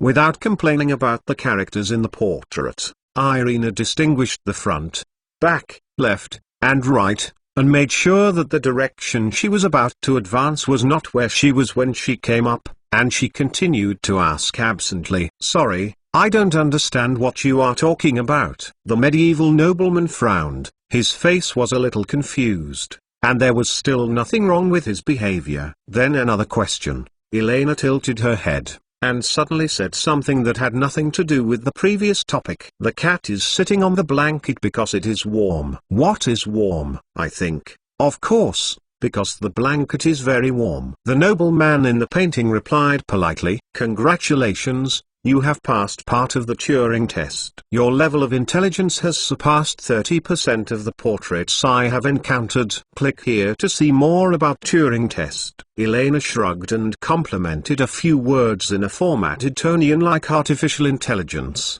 Portraits that seem to be traces of a living person. Many of them can pass the original memories of humanity to answer the logical question. But the silver-haired little witch blinked lightly with her beautiful lake blue eyes, and continued nonchalantly. In addition to animal fiber blankets, there are also many acrylic and viscose fiber blankets. Acrylic fiber is a kind of fiber that is similar to wool in appearance, feel, elasticity, and warmth, and is processed by spinning. Viscose fiber: it is a cellulose fiber obtained by extracting and reshaping fiber molecules from natural wood. Cellulose using wood as the raw material. Excuse me, which one do you think is warmer, acrylic or viscose? According to Eleanor's incomplete experimental summary along the way, and the description of JKR in the original work, in her opinion, the magical portraits that have appeared in Hogwarts Castle can be roughly divided into 4 categories. The simplest category is the common animated pictures in later generations. They just keep repeating a certain scene, such as a portrait of a fairy who has been beheaded, or a photo saved by a magic camera. The characters inside do not actually have much interaction with the outside world. As the play progress bar is reset, some behaviors will restart again and again. The entire behavior is an independent closed-loop display window. No matter whether it is noisy, shaken, provocative, or even seduced by the side, it can't affect the characters in it. This category is not too much in the castle, but Elena guessed that maybe the chocolate frog card should also use this kind of magic after all. If the character on the chocolate frog card can answer the question, then it is estimated that all wizards, when walking around the rivers and lakes, it will be the same as in Game King or The Witcher 3 Gwent. Everyone carries hundreds of wizard cards with them. The second category is much more common. Just like a simple artificial intelligence, you can ask them some simple questions, and according to some mysterious magic principle, they will make some simple responses, for example, blinking, smiling, angry, and some answers stored in their question bank. Elena estimates that this may be a bit similar to Siri, which has not yet come out at this time, to be precise. Not to mention Siri in most cases, even if it is QQ Xiaobing or the magical manual customer service of Goose Factory, not as good. Not to mention the Turing test, even slightly more difficult math problems or brain teasers will cause them to have various error reports. And the third, and most common one, is the existence such as the nobleman in the portrait in front of him, which Elena calls memory echo. In Elena's view, they are a bit similar to the memories drawn by Professor Dumbledore in the original book when he used the pendant pen to a certain extent. They retain the character of the original character, a small amount of memory, and perhaps one more. A little bit between soul and memory, a mysterious existence called humanity. The part of the portrait where the human nature is relatively complete can even pass a part of the Turing test smoothly. At least some questions that require human social common sense or moral values can be answered correctly. Of course, it is quite common to answer non-questions like this. After all, they don't really think and act like humans. If they are unlucky, the lost mixed blood voe often needs to ask several portraits to get the path to the upper level. The easiest way to distinguish this is, "Sorry, I don't understand what you are talking about." Hearing Elena's use of acrylic fiber and viscous fiber as keywords, the nobleman in the portrait repeats again the sentence he just said a few minutes ago. Even the previous sentence the girl has explained the meaning of these two terms. It's okay. I'm just passing the boring wayfinding time. I'm sorry, anyway, thank you for your help. Elena waved her hand with a smile, without explaining too much, relying on the ancestral woman of the Caslana family intuitively, choose a direction to go forward. Yes, they are after all just a memory echo that was intercepted. No matter how time goes backwards, no matter they come into contact with any new things, they can no longer learn and understand, and merge into the original reverberations of past memories like encapsulated precision instruments. For the whole world, from the moment they begin to move in a painting, or even earlier, time has stagnated forever, and will never move forward for even a microsecond. This point even applies to the portraits of the successive headmasters in Dumbledore's office.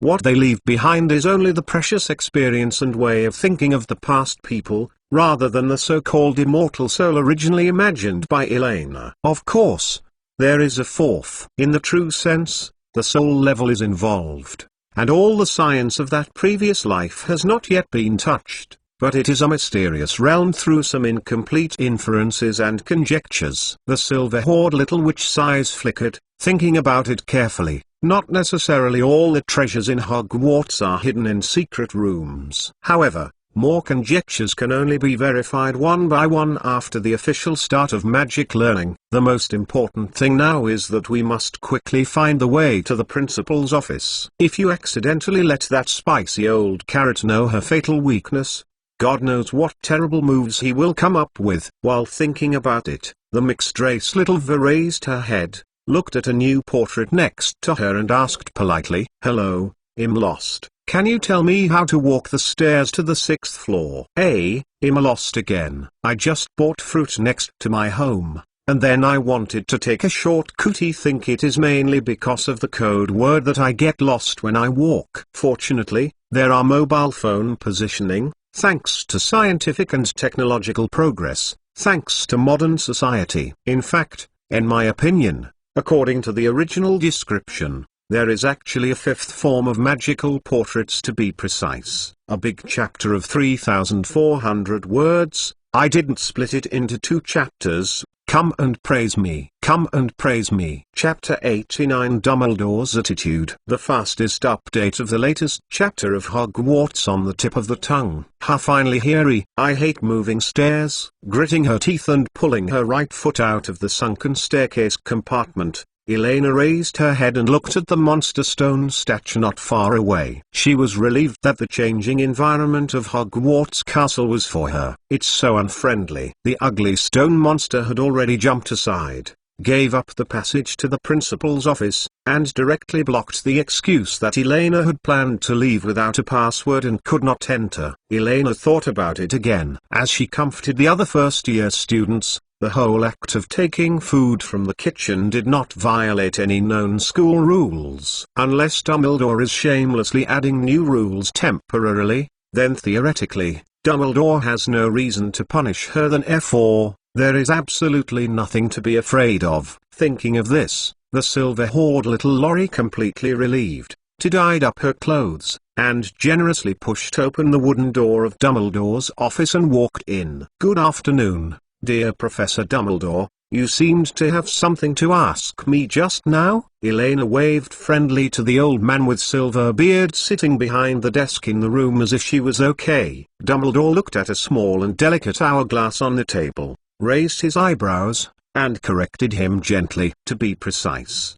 half an hour ago." "I'm very sorry to keep you waiting." The mixed-race little V bowed sharply and confessed her mistakes in a sincere manner, which caught the old wizard by surprise. Without giving Dumbledore time to react, the girl straightened up quickly, with her hands behind her back. Her right toe was embarrassedly drawing a circle on the ground, and she explained in a low voice, "But you have to understand that this castle is so charming. There is no such thing as getting lost. She will never admit that she is crazy about her way in this life. She just doesn't have a strong sense of direction." Dumbledore put down the book in his hand, helped his half-moon glasses, raised his head and looked at Elena, who was playing quietly, without speaking. This is the simplest and most efficient way of communication that he has gradually summed up these days. Otherwise, no matter what she says, she will be able to bias the topic. Sure enough, with Dumbledore's silent response, Elena, who was performing Onan show, quickly fell down like a deflated balloon. "Professor Dumbledore, you are getting bored lately." "It turns out that you are not like this." Elena curled her lips boringly, and sat down on the chair in front of the desk obediently.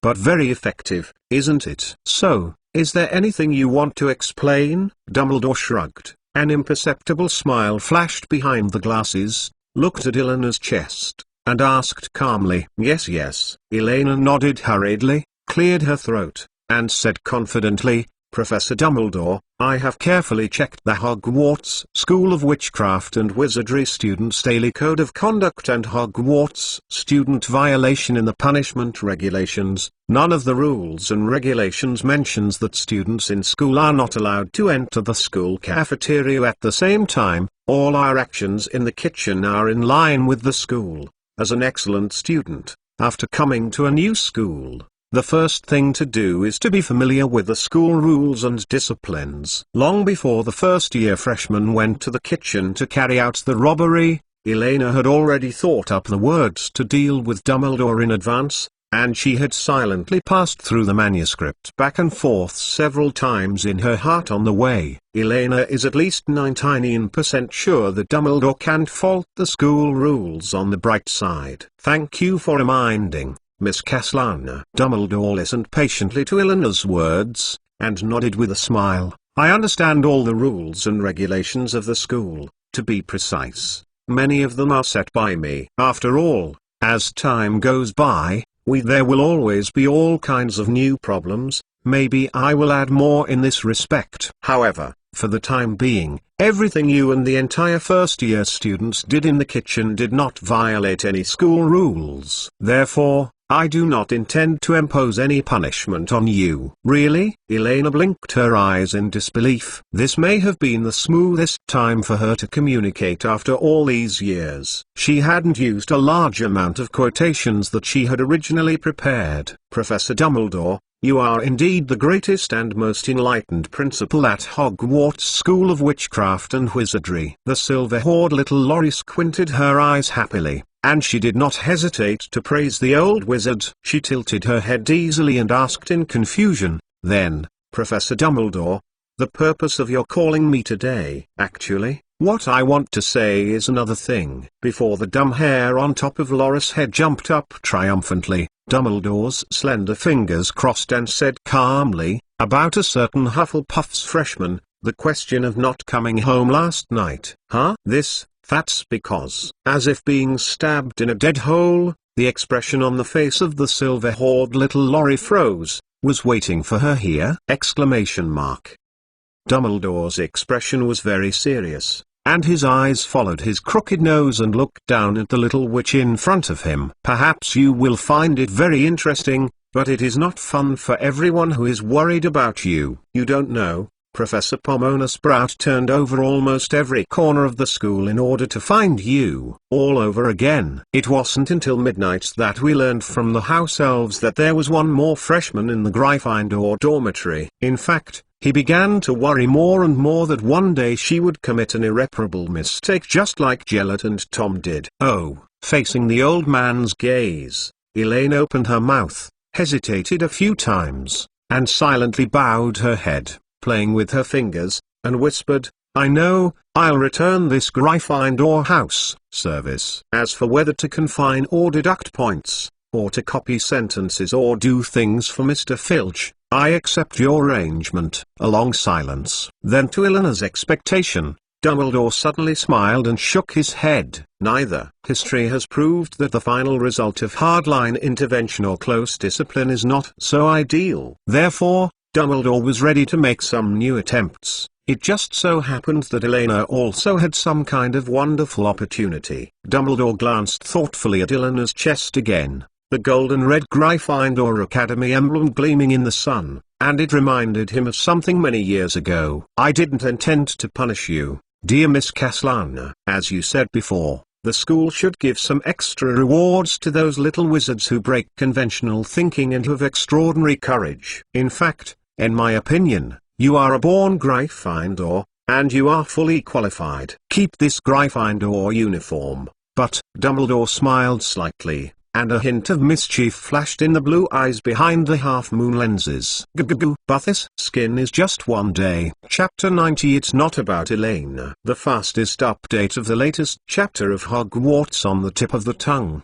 A little wizard with extraordinary courage who breaks conventional thinking. Perhaps changing a little wizard arbitrarily would feel proud after hearing Dumbledore's previous compliments, but this obviously didn't apply to Elena. You know, Benitez once told me that the words before Theb are all nonsense. After realizing that Dumbledore had other arrangements, Elena raised her head and glanced at the silver-bearded wizard who had deliberately paused to observe her expression, and sighed helplessly. Professor Dumbledore, when did you start? Got into the bad habit of selling guanzi? She couldn't fight and fight, reasoned, she was at a loss, and she had no comrades in arms to help speak. And this set of cute bluffs didn't work at all in front of Dumbledore. Apart from accepting the arrangement obediently, she had no other way out for the time being. Okay, but Dumbledore pursed his lips.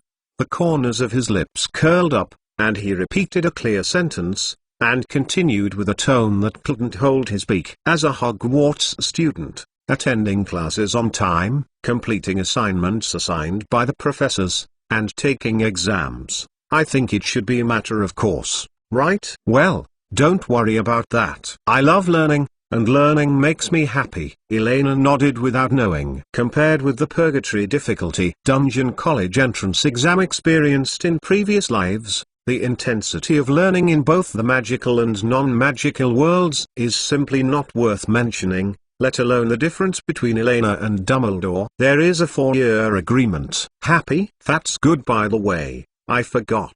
You probably haven't received the class schedule for this semester. Dumbledore smiled slightly, took out his wand and pointed it dexterously at a blank piece of parchment on the table. In an instant, the thin ink lines spread like a spider web from the place where Dumbledore's wand touched, interconnected and crisscrossed, and quickly formed a detailed timetable, with the top of it saying Hufflepuff Chi First Grade Course Schedule.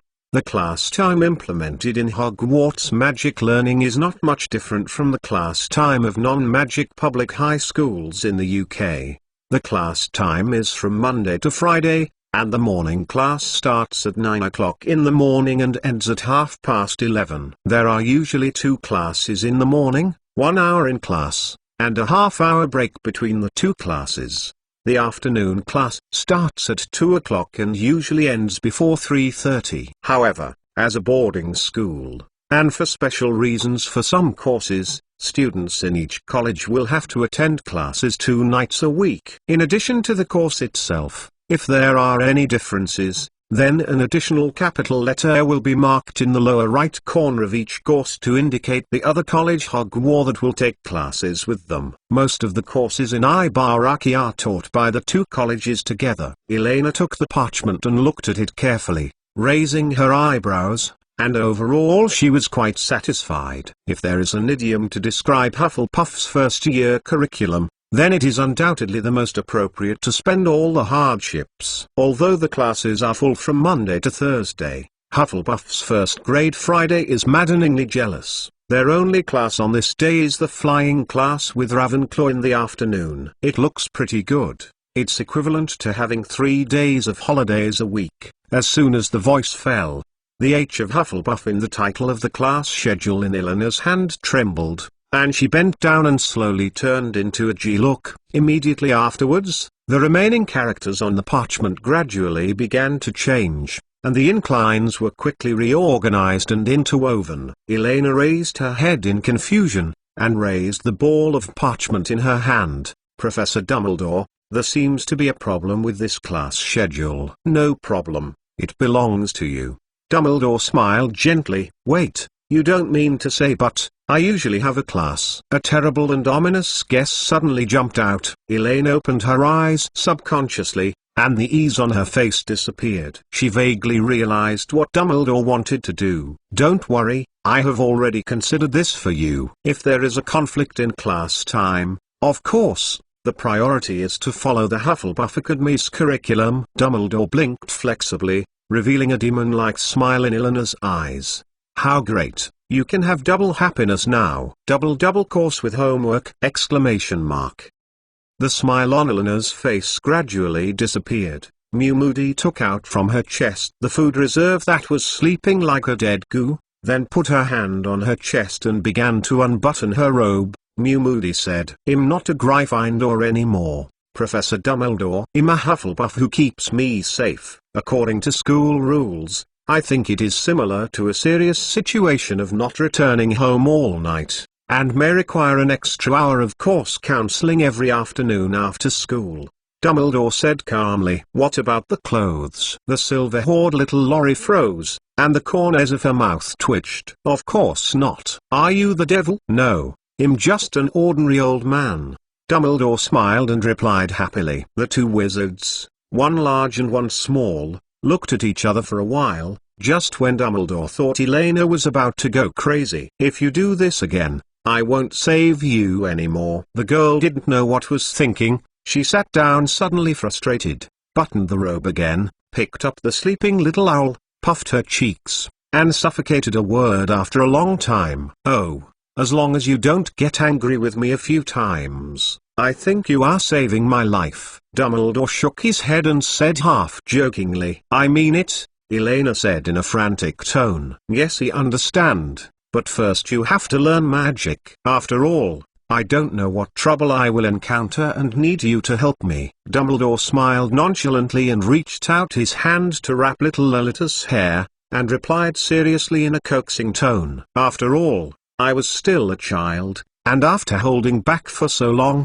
I ended up with such a childish anger." "You don't know anything." The silver-haired little witch shook her head dissatisfied. Her blue eyes squinted, trying to make her eyes colder, as in the middle elf it just made her look more like a cat with a touched head. Then, before Elena finished speaking, the door of Dumbledore's office slammed and was slammed open. Hagrid rushed in, his eyes full of anxiety under his dark, tousled hair, and several little wizards followed him. "It's all my idea, Professor Dumbledore," Hagrid said eagerly. "I am the instructor of the first-year freshmen. This kid is just a teaching assistant. If you must be held accountable, you should first be punished." "It should be me, sir." "Professor, Elena just doesn't want everyone to be hungry. She has been working very hard to maintain order. If you want to punish, even we can punish it together. Yes, yeah, Principal Dumbledore, I ate almost a whole turkey. Sister Elena didn't eat much. Professor Dumbledore, you must know my father. He'll write to my family later. Let him suggest that the board of directors give the school a little more money to buy food. So you shouldn't punish Sister Elena. Why are you here? Hearing the commotion behind her, Elena turned around, but she was moved a little bit helplessly, and was about to say something. It's nothing about Elena. Before she could speak, a blushing little girl suddenly jumped out from behind Hagrid, panting and running in front of Dumbledore, mustering the courage to speak loudly. Hermione of Gryffindor can testify that Elena is a road idiot. She doesn't know the road at all. It's me. I brought everyone to the kitchen door. Dumbledore, Elena Caslana, ! Cuckoo, ready to make a more interesting activity. If the chapter says more than 500, double update tomorrow. Let's. In short, try fat chicken first. Chapter 91, a hint of possibility thanks to the round-faced fat chicken Meng. The fastest update of the latest chapter of Hogwarts on the tip of the tongue. Hannah! ! Degrees. The handful of emotions that had just risen in Eleanor's heart were instantly shattered, and then she reacted quickly, and she hurriedly covered little Hannah's mouth, and smirked at Dumbledore awkwardly and politely. This kid is a little confused and doesn't know what he is talking about, Professor Dumbledore, don't take it to your heart. Sure enough, only the wrong name was taken, and there was no interlaced nickname. This classmate Hannah Abbott was indeed an Iron Man, but he just grabbed your Iron Throne. As soon as they met, he would poke his heart. ?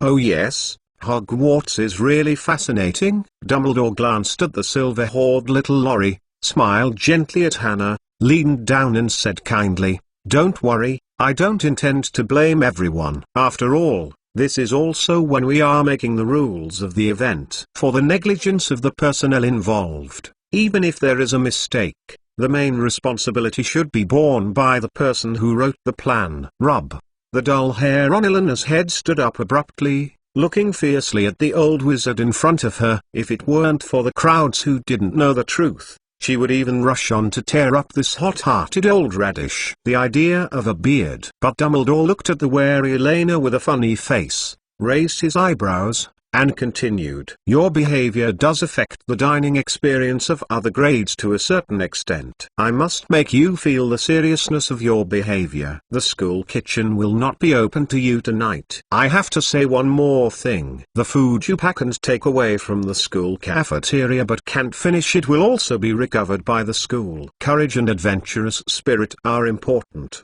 but it is more important to grasp the boundaries of your own behavior. It's too late. I hope you, especially Miss Caslana, can think about it carefully. After that, he turned to Hagrid. I have to go back to the auditorium, Ruba. I need to announce a few more notices. These children will be handed over to you. I have more confidence and initiative. I don't think you will be much worse than the professors. Hagrid nodded with a serious face, and left the principal's office with a group of little wizards. After the door was closed, Dumbledore was the only one left in the room. However, instead of going to the auditorium immediately as he said, he returned to the wooden desk and took out several parchment papers with beautiful handwriting from the drawer, spread them out one by one, tapping the desk thoughtfully with his fingers.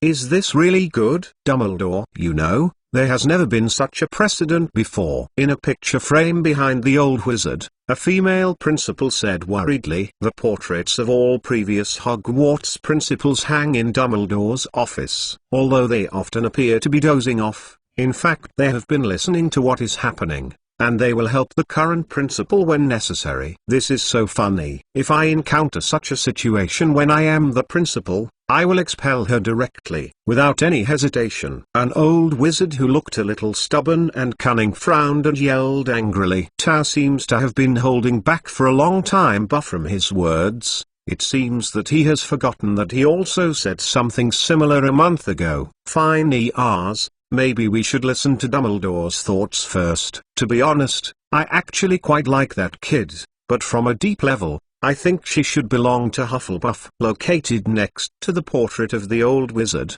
Felida Spool, who had discussed with Elena about the experiences of eating magical animals and plants, said gently, with some doubts in his eyes. Then, the discussion of the previous principles gradually became quieter, and they turned their eyes to Dumbledore, waiting for the old man's explanation. Tuk, tuk tuk. Oh, so good. Dumbledore's finger tapping gradually stopped, and he spoke slowly. In fact, I have been thinking about a problem these years. Sometimes, I feel that our branch is too sloppy, and we don't pay enough attention to young people. It's been too long, and it's so long that we even start to doubt it. Is it possible for the students of the 4 colleges to live in harmony and unite? As the conflict and estrangement between the college and the college deepen, I am more and more worried that one day in the future, the original friendship between the 4 founders will be reenacted, the scene of collapse. I am old, and I have no choice or energy to gradually change the relationship between young people. Dumbledore paused,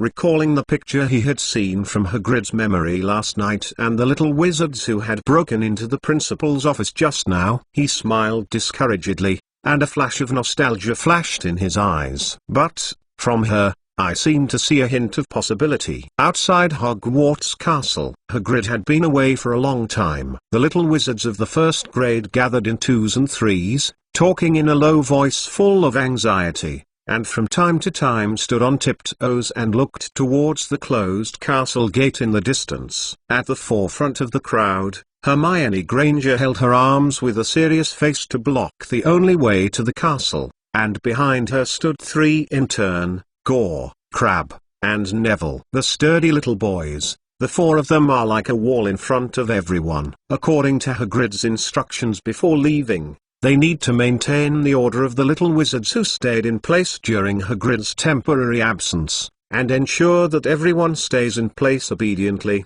until Hagrid and the others save Elena. Back until they came back just a few minutes ago, they had just convinced a Ravenclaw boy to return to his place. However, the prestige of little Hermione Laurie alone is obviously not enough to keep most of the little wizards at peace for too long. Over time, the anxiety and commotion among the crowd became more apparent. Even Hermione's mentality began to become impetuous. Whether it was the increasing humming tone or the constant exchange of arms, it all showed the girl's concern about the situation in the castle. It's really an annoying white-haired dumpling. I have to be a hero. I won't come back. It's cold. The irritable little beaver bit his lip, and couldn't help but glance at a wrapped tablecloth beside her. There was a lot of untouched food that she had left for Elena specially, according to her observation. Elena seems to have a particularly strong preference for eating. At this moment, Lavender Brown suddenly jumped up and shouted in surprise, pointing in the direction of the gate of Hogwarts Castle. "Hey, look! They are back! Elena is here too! Goo! Are you demons?" Exclamation mark. It's 500 so soon! Exclamation mark.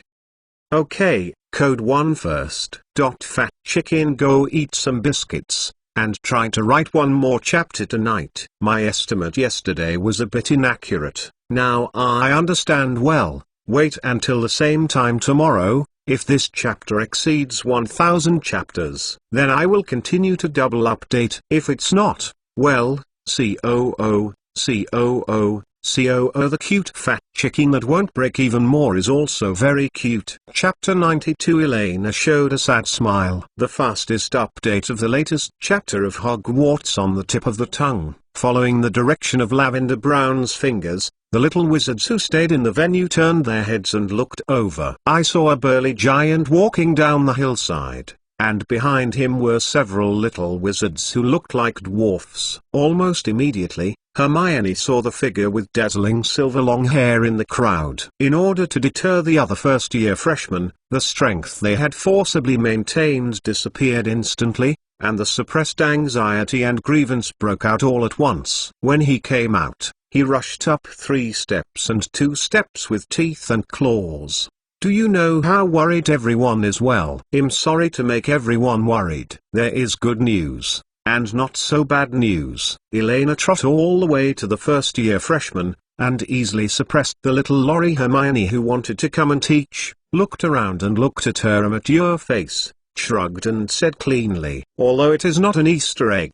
After explanation and discussion, Professor Dumbledore said that he did not intend to delve into this matter. There will be no deductions, confinement or copying sentences. So, everyone can continue to enjoy this a good lunch. After the girl answered in the affirmative, the big rock in the hearts of the worried little wizards finally fell. They all breathed a sigh of relief and smiled, and some even couldn't help but cheer. "Ha, great, yay." Finally relieved. Long live Sister Elena. To be precise, since Elena appeared, all first-year freshmen seemed to have found the backbone, and the tension and hesitation lingering in the atmosphere of the venue dissipated in an instant. After a while, when everyone's emotions eased, they gradually began to notice another thing in Elena's mouth. "So Sister Elena, what's the bad news?" a boy with curly hair in a Hufflepuff robe asked curiously. Justin Finley, a little wizard from a mole family like Hermione Granger. The reason why Elena remembers his name is not to say how deeply impressed the character was in the original time and space, but what makes her memorable is the simple self-introduction that he briefly brought in during small talks. If he did not receive the admission letter from Hogwarts, Justin Finley would originally go to Eton Middle School, which is recognized as the best in the UK and must be chosen by the British royal family, political and economic elites. Yes, the most famous aristocratic middle school in the UK. Although there is not much mention of Justin Finley's family background in the original work, all those who can enter this school, except for some outstanding geniuses, will never have a simple family background, usually at least all.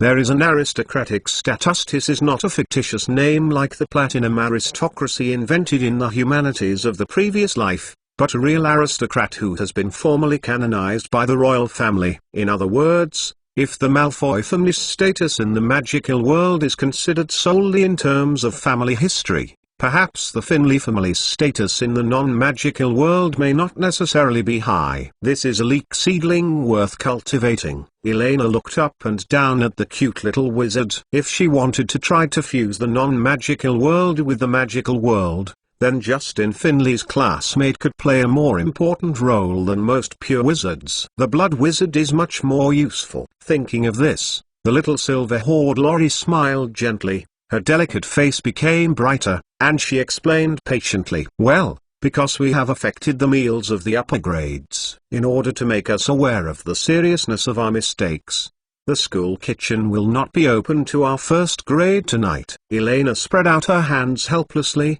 showing a sad smile. "In short, we can only find a way to eat tonight." "It's not fair," Justin Finley complained indignantly. "It's okay. At least we still have so much food from the kitchen." A beautiful Indian witch patted the boy on the shoulder and said lightly, "Judging by her Ravenclaw uniform, it should be Padmapata. She also has a twin sister at Gryffindor College." No, Professor Dumbledore said that the extra food would be recycled by the kitchen. Ron, who heard Dumbledore's words with his own ears, shook his head sadly, raised his finger and nodded behind the crowd. "Look, they are already here." "Recycling? What do you mean?" "Oh no." Padma Patil turned her head in confusion and let out an exclamation. At some point, a few more house elves wearing tea towels with the Hogwarts emblem appeared behind the crowd. As the elves snapped their fingers one by one, the excess meat piled up on the tablecloth was quickly disappearing. Wait, stop, that one won't work. At this moment, Elena felt Hermione in her hand suddenly burst out of strength without knowing where she came from, and she broke free from her suppression, and rushed towards a folded white tablecloth ball with a panic expression on her face. He stubbornly grabbed the ball of mealcloth and hid behind him, looking at the approaching house elf with a pleading look.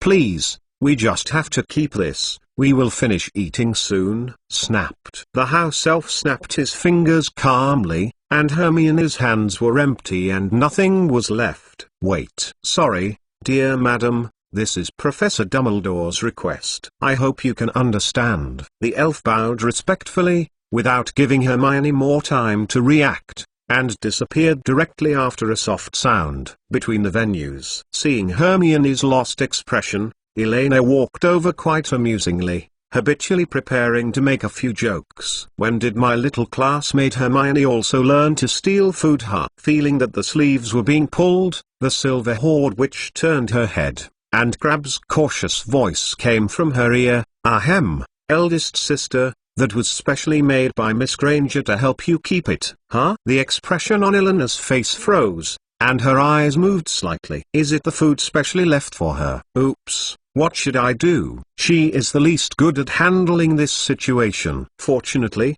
at this moment, Hagrid's shout suddenly came not far away. "Hey, Elena, first graders, I thought of a good way." I saw Hagrid walked out of the hut with a big pocket in his hand, and waved to everyone excitedly. I suddenly remembered that I had made a lot of rock cakes before, although they may not be so delicious. But at least everyone's dinner has been settled. "Hagrid, you know how to cook." Harry opened his eyes wide in disbelief and looked at the giant in surprise. It was hard for him to imagine such a rough man wearing his apron. "Hey, of course." Hagrid raised his chin, glanced down at little Harry, and said proudly, "I know a lot of things. Anyway, after all, I have been alone in the hunting grounds for so many years. I have to learn to take care of myself. Come here, everyone can taste it first." While talking, Hagrid took a hard cake from his pocket and stuffed it into Eleanor's hands. "Rock crust cake." Hearing this name for the second time, some distracted Elena finally reacted. "Isn't this the dark dish that can be used as a self-defense weapon in Hagrid's hut and can easily smash normal human teeth?" Seeing a group of ignorant little wizards taking the rock cake with excitement, Elena twitched at the corner of her eyes. Sure enough, the next moment there was a painful cries of teeth on the court. "Hey, Mr. Hagrid, I think we'd better try some normal food first." Elena shook her head helplessly, patted Hagrid, who was a little frustrated, and suggested, "But except for rock cake, we don't have any other food for a while." Hagrid, who was frustrated in cooking, said dully, "No. Yes, and still very rich." Elena looked at the sparkling black lake of Hogwarts behind her and the dense vegetation on the edge of the Forbidden Forest, showing a sad smile. "Two more successful. Keep your promise." You demons." A Digimon with a round face and a fat chicken. Gaboo is not a Pokemon. Do you know what a Digimon is? It is the kind of cute animal that will evolve and degenerate. Well, I said so much for the purpose of telling everyone that there are two ways to feed round-faced fat chickens. Monthly Pass. And Jang said. Chapter 93, The Legend of Druids. The fastest update of the latest chapter of Hogwarts on the tip of the tongue. Wait, you don't mean to say, just look for food in the Black Lake and the Forbidden Forest? Hagrid was taken aback for a moment, his eyes widened in disbelief. His head was shaking, and his face was filled with astonishment. Impossible. First you have to figure out that this is not an ordinary lake or jungle. Yes, but we are not ordinary non-magic. Elena took a step forward, opened her arms to everyone, calmly, and replied indifferently, "We are humans, wizards." Cluck. As the silver-haired little witch fell gently, a palpitation aura suddenly spread from her body, and her eyes touched Elena's light blue eyes, which was as peaceful as the lake before the storm. Let the presence all the first-year little wizards suddenly felt a beat in their heartbeat. They had an illusion, as if what they saw was not a little witch who was less than 11 years old, but the black dragon Moreholt who can devour the world in Norse mythology. For a moment, they even felt that the shimmering waves on the lake and the swaying leaves in the Forbidden Forest were stagnating for a few seconds. Of course, not everyone had this feeling. At least the burly Hagrid didn't have the slightest feeling of pressure or stagnant air. In fact, if there is any change, in the eyes of the hybrid giant, the appearance of the silver-haired little witch in front of him seems to have become more cordial. This is a totally unreasonable goodwill, more like a strange feeling when encountering some kind of similar, but this does not affect Hagrid's refutation of Eleanor's point of view. But, no matter what you say, at least for now, you still have little hairs who don't understand anything. Hagrid's thick voice broke the sudden dignified atmosphere and rescued all first-year freshmen from suffocation in time. What's more, before this, We rarely obtained daily food directly from the Black Lake and the Forbidden Forest. He shook his beard, frowned and said in a deep voice, to be precise, most of the ingredients in Hogwarts are purchased in Hogsmeade Village or the surrounding farms. Hogwarts School of Witchcraft and Wizardry has coexisted peacefully with the surrounding animals for hundreds of years, and many magical animal communities have actively moved to the vicinity of the school in order to seek refuge. But, is what you are doing is completely correct? Do you really have an extraordinary connection with animals? Do you let more wizards love and understand them? Eleanor's eyes flashed, and she asked without thinking. The series of questions made Hagrid difficult to answer for a while. The answer is no. The silver-haired little witch shook her head and said calmly in a statement of fact, wizards are still fearing magical animals, and similarly, more and more creatures in nature are still going extinct. However, this is not without a solution.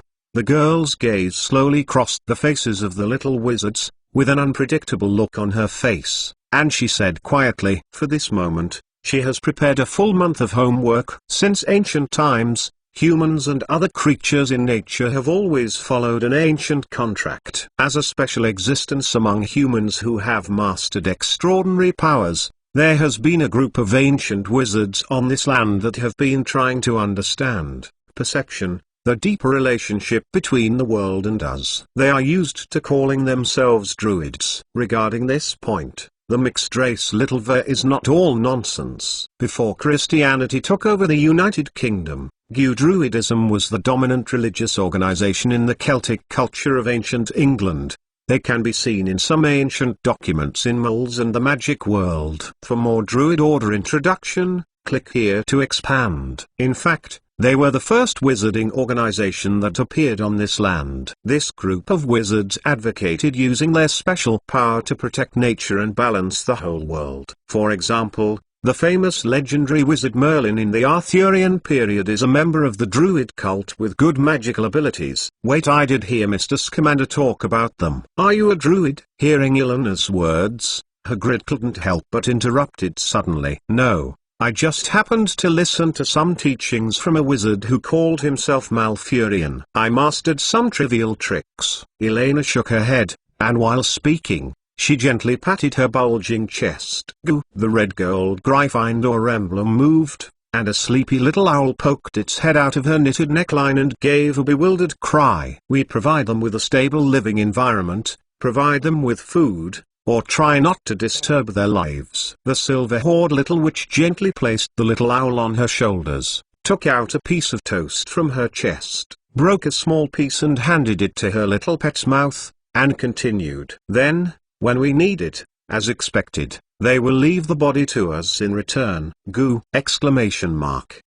Just opened his beak and happily grabbed the small reserve of bread. His body became stiff, and stood pitifully on Eleanor's shoulders. Her hairy body trembled again. Glancing meaningfully at the little owl who had just pretended to sleep in the principal's office, Elena turned around and walked to the lake, crushing the bread in her hands and spreading it out. Before long, a few water splashes suddenly appeared on the lake, and a few big purple black fish that Elena had never seen before jumped out of the water and ate the floating breadcrumbs. It's right to think about it. The fish that can live in the Black Lake, which is full of all kinds of magical animals, can be more special than the ordinary big fish in Lomond Lake. Look, and since eating the food delivered by me, it means that I am allowed to eat them. Even the druids who are closest to nature will not raise any questions. The fish in the Black Lake of Hogwarts are so big and beautiful. What a smooth body, what a powerful tail. Elena couldn't help licking her lips. Well,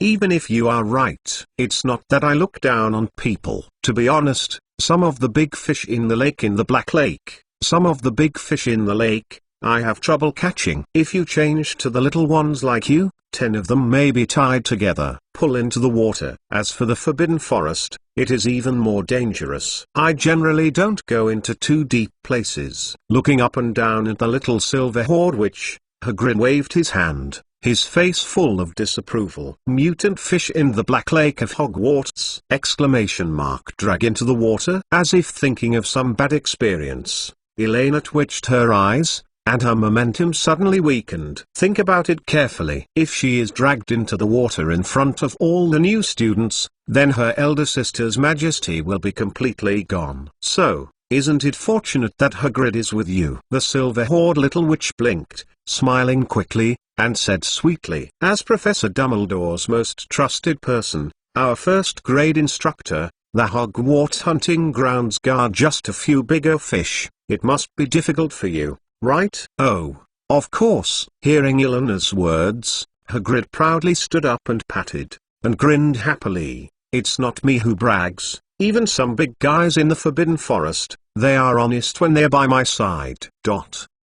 But the giant scratched his messy hair in anguish, and looked at the rock cake set aside by the little wizards in embarrassment. He was a little depressed. "Even if these fish are caught, I might not be able to make delicious food for everyone. Don't worry about this at all." A touch of nostalgia that only she knows flashed in Eleanor's eyes, and then she raised her chest confidently. "I know a little bit about cooking, especially how to cook mutant fish. First, cut the apple to the index finger, so it's a bit slow. I am trying to code the second more. Sorry, it's a bit slow." Chapter 94, Opposite Intuition. The fastest update of the latest chapter of Hogwarts on the tip of the tongue. But Hagrid hesitated. Although logically speaking, Eleanor's words did not seem to be flawed. Reuben Haig knew very well that he was definitely not smart. According to Mr. Newt Scaman's evaluation, they were all the same type of people.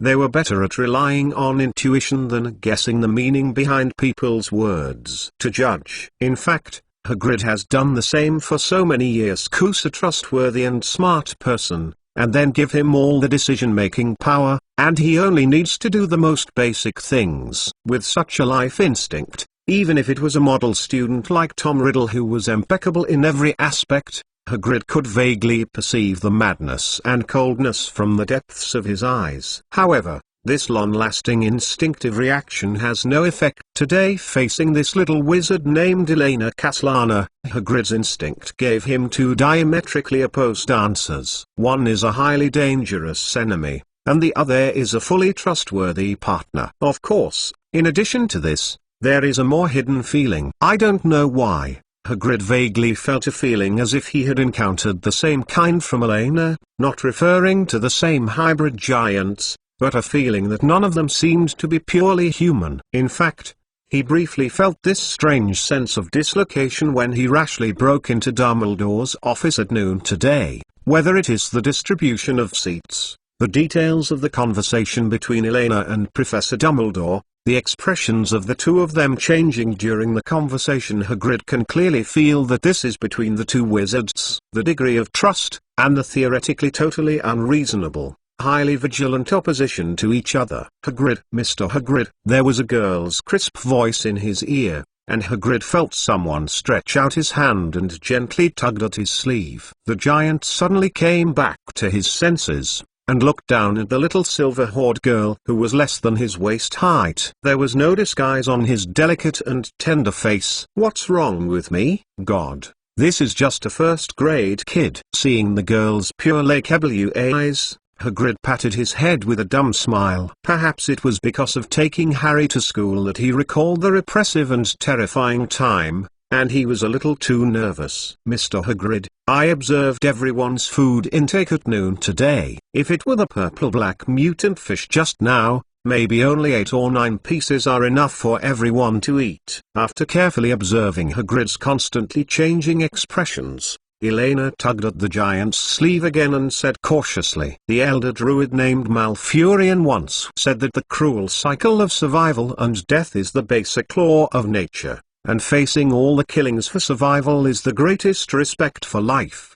What a wonderful boy! Hagrid couldn't help feeling a little ashamed of the doubt in his mind when he heard Eleanor's words. Think about it, a little angel who can use a magic wand to disperse the darkness for everyone on rugged mountain roads, a student assistant who can be trusted by Dumbledore, and one who bears twice the amount of training than the others without a word. Student, a kid king who took the initiative to take all punishments for the benefit of the collective. a little witch who has listened to the teachings of the Druids and loves small animals. Any waste is disrespect for life, I remember. Hagrid nodded with a serious face, thought about it, knelt down and patted Elena on the shoulder, and smiled kindly. Don't worry, just leave the rest to me. Although I am not that good at magic, but when it comes to these simple hunting and fishing, there are few people in Hogwarts who are better than me.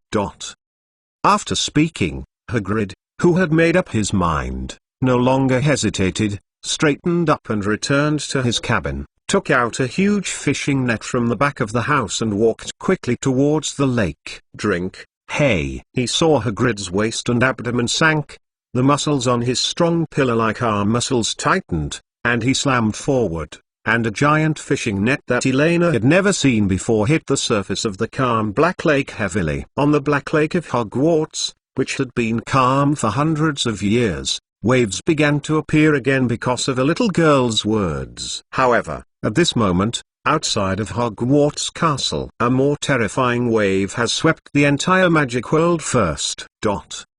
Cuckoo, this chapter may be a bit short. The main reason is that the following content is an extra thing, and the writing here is also inappropriate. But in general, the total number of words on both sides is actually almost 2 changes. Hey! The change plan remains the same, or if the 2 chapters are divided into 1000 chapters, they will evolve. Chapter 95, A Chaotic Morning. The fastest update of the latest chapter of Hogwarts on the tip of the tongue. Devon, Otley Street. Catchpole Village, an unfamiliar small village. It is located closer to the south of the village, hidden among hills and trees. Most moles have not even discovered a magic house there, and the Weasley family, the most prosperous pureblood family in the magic world, lives here. This is a large stone house. It has at least 4 floors, and it's crookedly built, as if it were built by magic. 4 or 5 chimneys were erected on the red roof, and a sign saying Burrow stood obliquely there by the door. The front door was full of boots and rusty crucibles. There were a few fat brown chickens in the yard, and goblins were building their nests. The first rays of dawn slanted through the windows into the narrow living room. Molly Weasley,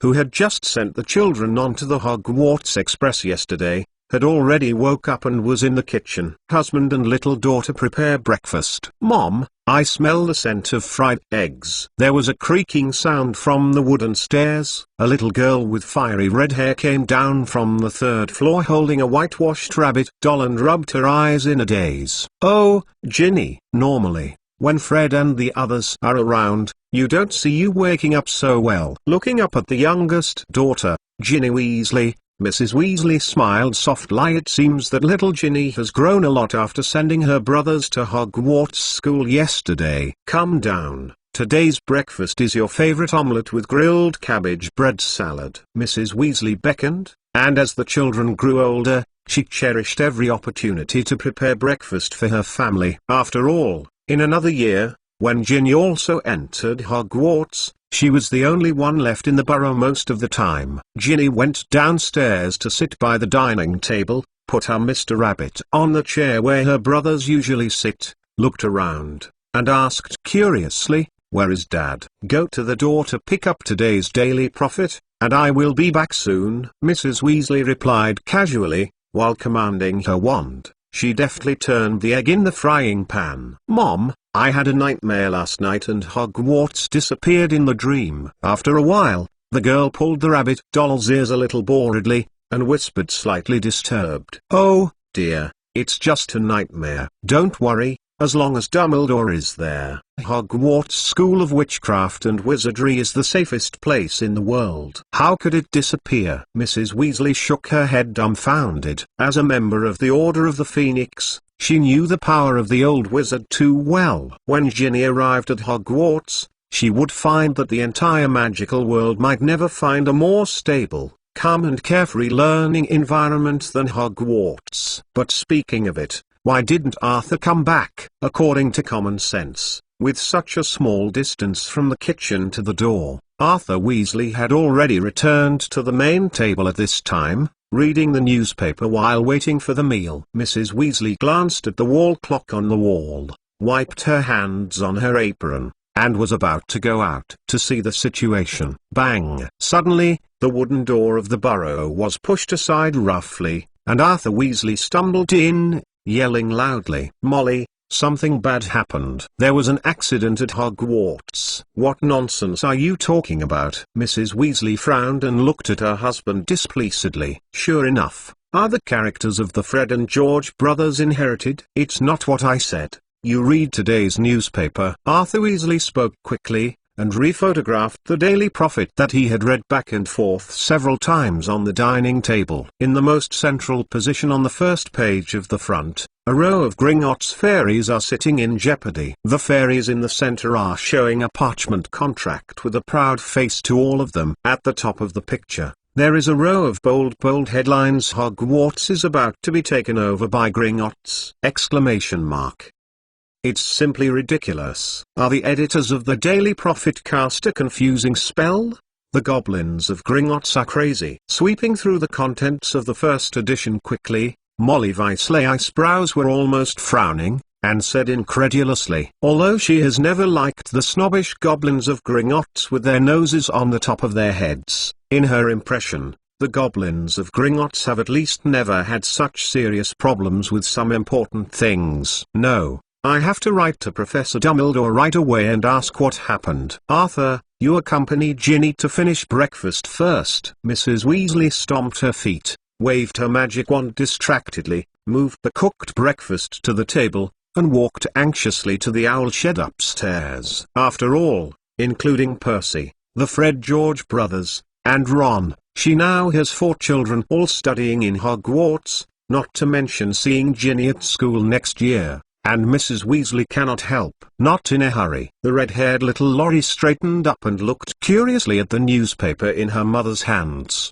"What happened at Hogwarts?" "Well, nothing, honey. You just need to finish the salad in the bowl obediently. These are issues that should be worried about by our adults." Arthur Weasley settled, touched the little daughter's head, and said gently, "I'm no longer a kid, and I don't need anyone to accompany breakfast." Ginny Weasley knocked the tabletop with a fork, dissatisfied, wrinkled her nose and snorted. "Well, my little Ginny has grown up." Mr. Weasley nodded absently, and dealt with it casually, while trying to suppress the irritability in his heart. As a member of the Ministry of Magic, he fully understood the Ministry's control over the Daily Prophet. Since this news was released to the outside world, then in all likelihood, Minister of Magic Cornelius Fudge had already been notified of this matter. However, why there was no news of such a big thing before? Mr. Weasley felt that his brain was in a mess, and the description in the newspaper was too rough and one-sided. It was just a display of the content of the Gringotts Fairies press conference,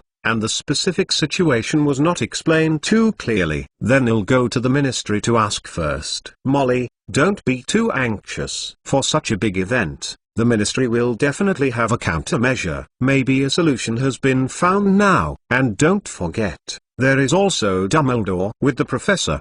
He can definitely control the situation." Thinking of this, Arthur Weasley felt a little relieved, and hurriedly stuffed the breakfast into the entrance, took off the coat from the hanger and put it on, walked to the stove to clear his throat, and was about to use Floo powder to go. Ministry of Magic. Suddenly, a man's head appeared in the flames. The round-faced fat chicken looked at it.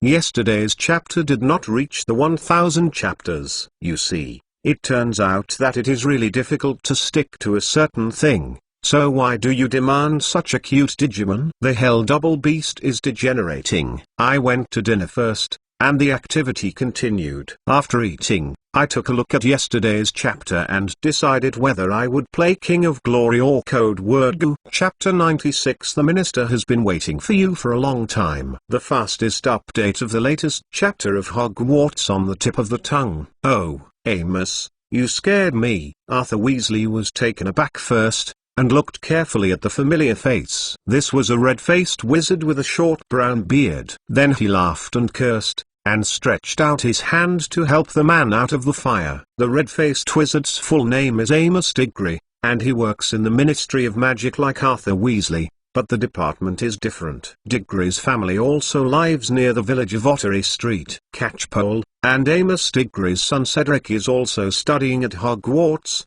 So Arthur and Amos, the personal relationship between the two is quite good. You must have seen the news, Arthur. Without too much politeness, Amos Diggory waved his hand annoyedly, frowned and said in a deep voice. Mr. Weasley noticed a copy of the Daily Prophet in his right hand. Needless to say, everyone's anxiety is the same, and Arthur, who also has a child at Hogwarts, can understand how Amos Diggory feels now. Yes, Mr. Weasley nodded solemnly. The news is too abrupt. To be honest, I haven't had a clue until now, and there hasn't been any news in the ministry before. What about you? I heard some news vaguely. Yesterday evening, the Era office held an emergency call. A friend told me that it might be a conspiracy planned by that person's remnant party. Amos Diggory looked around, lowered his voice subconsciously, and the flames flickered. His face was a little scary. My God, Arthur Weasley let out a low voice. His eyes widened. So, is it true? Hogwarts Castle was sold to the fairies of Gringotts? Not yet. According to the revelations in the Witcher Weekly, it is precisely the proof that the land of Hogwarts Castle has been mortgaged to the fairies of Gringotts. Amos Diggory shook his head and looked at Mr. Weasley with some expectation. There have been rumors in the ministry that you and Professor Dumbledore are very close. I'm still thinking about it. Maybe you will know some more things. Actually, I don't even know as much as you. By the way, did you ask the gentleman at the Lovewood house next to him? I remember that he seems to be the editor of The Devil, and he may have some extras there. First-hand information of the company? Mr. Weasley thought for a while and said, You mean Xenophilius Lovewood? No, since his wife passed away, he has become a little weird and talks about ridiculous things all day. In fact, he was thrown through the stove early this morning. Gave me a copy of Singing a Devil. Mr. Diggory raised his eyebrows, let out a chuckle, and a weird look appeared on his face. They are absurdly thinking that the whole thing was a conspiracy planned by Professor Dumbledore. They even said that Dumbledore was trying to overthrow the Ministry of Magic. Secretly united the elves to want to sell Hogwarts, and then used it to provoke a war between the non-magical world and the magical world. Absurd. It's nonsense. Arthur Weasley waved his hand vigorously, couldn't help raising the volume and said angrily, If Mr. Dumbledore wants to be Minister of Magic, he can do it with just one sentence. Not to mention, as the principal at Hogwarts who has served the longest time, it is impossible for him to mortgage his school. Drop. Who said no? Mr. Diggory touched the short beard on his chin and nodded in agreement. A wonderful and complete story. I don't find it interesting, Arthur replied in a muffled voice. As a solid supporter of Dumbledore, even if he knew that this was just a way to get attention in the contradictory,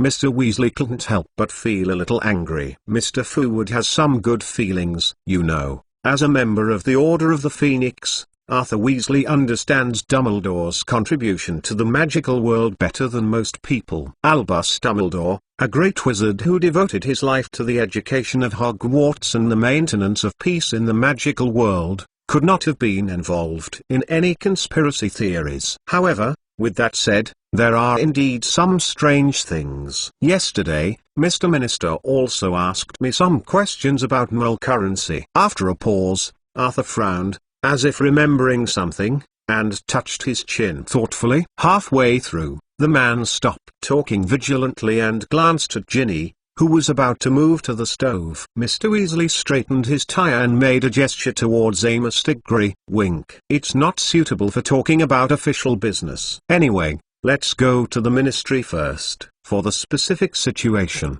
ask the Era office or Mr. Minister at that time, and you should know. As he said, Arthur Weasley picked up a flower pot from the kitchen mantel and handed it to the red-faced wizard. Amos, you first. Okay, see you in the lobby on the first floor. Amos Diggory glanced at the bare-faced little girl, nodded gently, clamped the newspaper in his hand under his armpit, and picked up a bunch of shiny from the flower pot powder, walked to the stove and threw the powder into the flame. With a cry, the fire turned green, and Mr. Diggory went straight into the fire and shouted, The Ministry of Magic.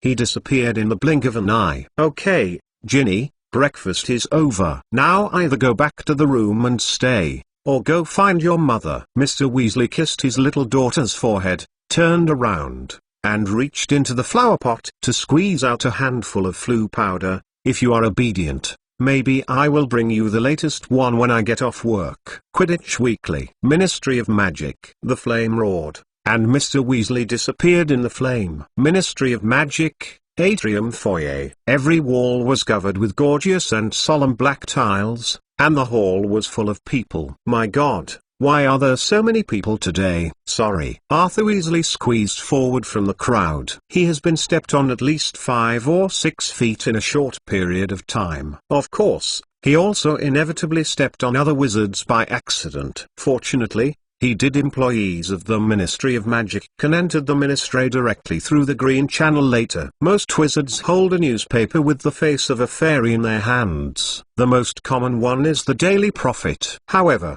the covers of other newspapers and magazines such as the Wizard Weekly and Contemporary Wizard Interview are similar, with pictures. Obviously, this sudden official announcement by Gringotts is like stabbing a hornet's nest in the entire wizarding world. Oh, Arthur, thank goodness, you are finally here. Before Mr. Weasley could stand firm, a shrill and thin voice similar to a little girl came from him. I saw a fat and short witch standing next to the elevator, with short grey-brown curly hair, wearing a small brown velvet bow and a pink hair band, and a wide, loose-skinned face full of sweetness. Tired of fake smiles. In fact, few people in the Ministry of Magic don't know the red man next to Connolly Fudge, the Senior Deputy Minister of Magic, Dolores Umbridge, especially Mr. Weasley. After all, from history in terms of Yuan, Umbridge entered the No Abuse of Magic office at the earliest. Deputy Minister Umbridge? Arthur Weasley raised his head in confusion. It stands to reason that his work rarely directly involves this lady. In fact, the two have not spoken for many years. The detailed content, I will explain to you on the way. Without much hesitation, the witch directly stretched out her thick and short fingers to grab Mr. Weasley's arm and pulled it into the elevator. Come with me first. Secretary Connolly and other Mung-related department directors have been waiting for you in the conference room for a long time. The first is more. There will be more later. Well, there may be 2 to 3 changes today. Rua. The same evolution and feeding rules are still the same. Giant Show, monthly pass and all bookings are likely to promote the evolution of the round-faced fat chicken. Chapter 97 Meeting of the Directors of the Ministry of Magic. The fastest update of the latest chapter of Hogwarts on the tip of the tongue. British Ministry of Magic. First basement, Minister's office. This is a spacious room that doesn't match the appearance. Of course, it is normal to use magic to expand the space here. Umbridge's description is not accurate. In fact, when the two arrived at the minister's office, the meeting seemed to have begun. The room was full of directors of various important departments, and everyone's expressions were extremely stern. A middle-aged wizard in his 50s with a stern face touched the parchment on the table with his fingers, his tone indifferent. This is a copy of the contract currently given by the Gringotts elves. We have carefully sorted out the terms in it. There are absolutely no errors, omissions or incompleteness. To be precise, the text and terms of this mortgage contract, the degree of rigor is far greater than all the contracts I have seen, and the complexity of the magical restraint effect above is also by far the highest. This morning, the International Magic Law Office and our International Magic Trade Standards Association have reached a completely consistent conclusion. From the perspective of the text, this is at least a rigorous framework that needs to be polished for decades. We have reason to suspect that the man behind the scenes has been preparing for this moment for at least 10 years. Without a doubt, this is a carefully planned and polished conspiracy that has lasted for many years. Our response must be cautious. After the middle-aged wizard finished speaking, his waist slowly straightened, his eyes raised to look at Cornelius Fudge sitting behind the desk. Across the crowd, Arthur could see the wizard's meticulously managed silver hair and the straight and somewhat unnatural hair slits in the middle. Only the Department of International Magic Cooperation can speak to the minister in such a tone at the Ministry of Magic. Mr. Batty Crouch, the director of the company, in other words, as long as we exchange enough rubles from Gringotts, everything will get better. Cornelius Fudge knocked on the table tiredly, waved his hand, and said weakly, "Mr. Minister." The wizards standing in the front row exchanged their eyes, and Barty Crouch took a deep breath. His expression turned particularly ugly. Gringotts. Next to Mr. Crouch, Amelia Burns, the current director of the Magic Law Enforcement Department, went on to say stiffly, "Gringotts declared that there were not enough rubles reserves, and closed the Jinjialong and rubles this morning." The exchange window between the two. The square Chidwitch adjusted her monocle and tried to suppress the anger in her heart. The Ministry of Magical Interior of the Soviet Union is now in a state of indefinite suspension due to internal restructuring and disagreements. Simply put, we have almost lost all the channels through which Jinjialong can be exchanged for the trivial Mole Country paper.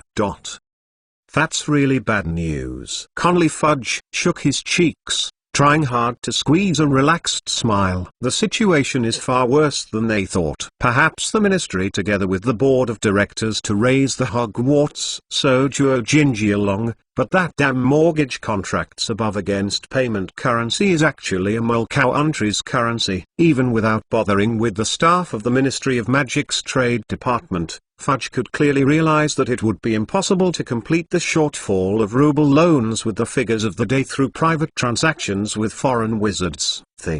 After another difficult silence, a strange cough suddenly sounded behind the crowd. Hem. As if not feeling the dignity of the atmosphere, Umbridge kept her shrill and thin voice and said, "Mr. Minister, Arthur Weasley from the Department of Prohibition of Mole Abuse is here. Maybe we can ask his opinion." Arthur Weasley? Yes, if the ministry needs to select a Mole player, then Arthur Weasley can definitely rank in the top 3. Fudge raised his head expectantly and looked in the direction of the door. He knows that Weasley and Dumbledore have always had a good relationship, and Weasley is fascinated by moles. Maybe he can give everyone a new perspective. Hey, Mr. Weasley, who hadn't fully figured out the situation, walked to Fudge's desk under the gaze of a group of people, and squeezed the top hat in his hand awkwardly. "Mr. Minister, if you are missing the colorful pieces of paper in the Mole world, why not seek help from the Mole Prime Minister?" "Honestly,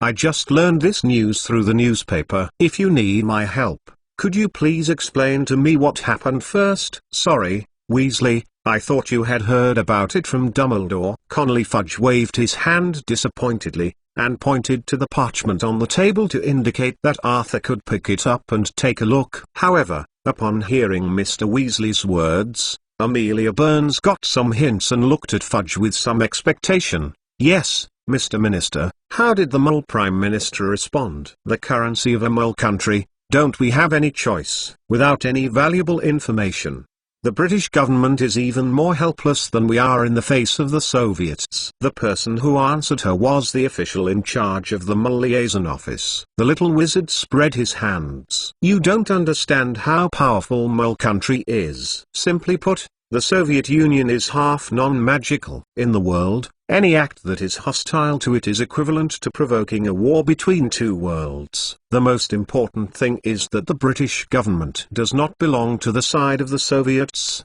and they will not reserve too many rubles." Boom. Enough. Bad news, bad news, bad news, all from yesterday to today. Gentlemen, I don't need you to keep reminding how bad the situation is. I just want to ask, so far, is there any progress on any one thing? Conley Fudge slapped the Daily Prophet on the desk heavily, and snarled angrily with his right fist hammer on the triumphant smiles of the fairies. "Look, the entire wizarding world is asking us why Hogwarts is about to fall into the hands of the fairies. This is an extremely despicable kidnapping, a shameless betrayal of the human magical world, an unprecedented huge conspiracy." 10 hours have passed. Our answer is helpless. For the first time in his life, how much he hopes that what the Tangtoon magazine says is true. He is a fairy killer who can make fairies into pies without changing his face, instead of being a fairy killer forced to deal with the cunning goblins.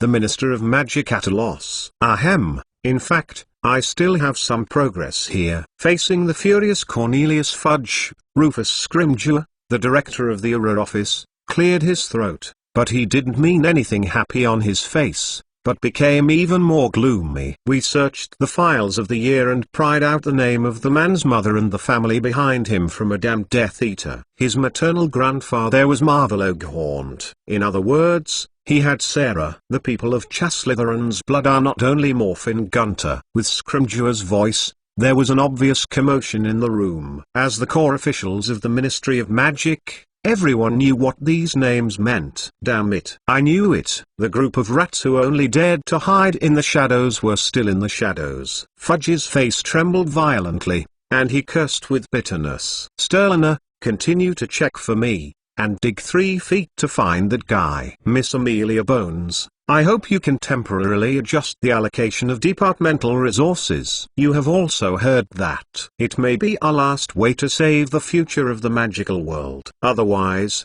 we can only pray that the Gringotts goblins suddenly mercy and renounce the contract, or the behemoth of the non-magical world will take the initiative to send the mountain of rubles to us. I understand. Amelia Burns nodded solemnly. A murderous look flashed across her face, and took the lead to leave the minister's office. Immediately afterwards, the various departments under the Magic Law Enforcement Department followed her out of the room, and the room suddenly became quite empty. Of course, on the Gringotts goblin side, we still need to try again. Cornelius Fudge sighed weakly, and looked around the directors of the various departments still staying in the office. So, next. Chapter 2.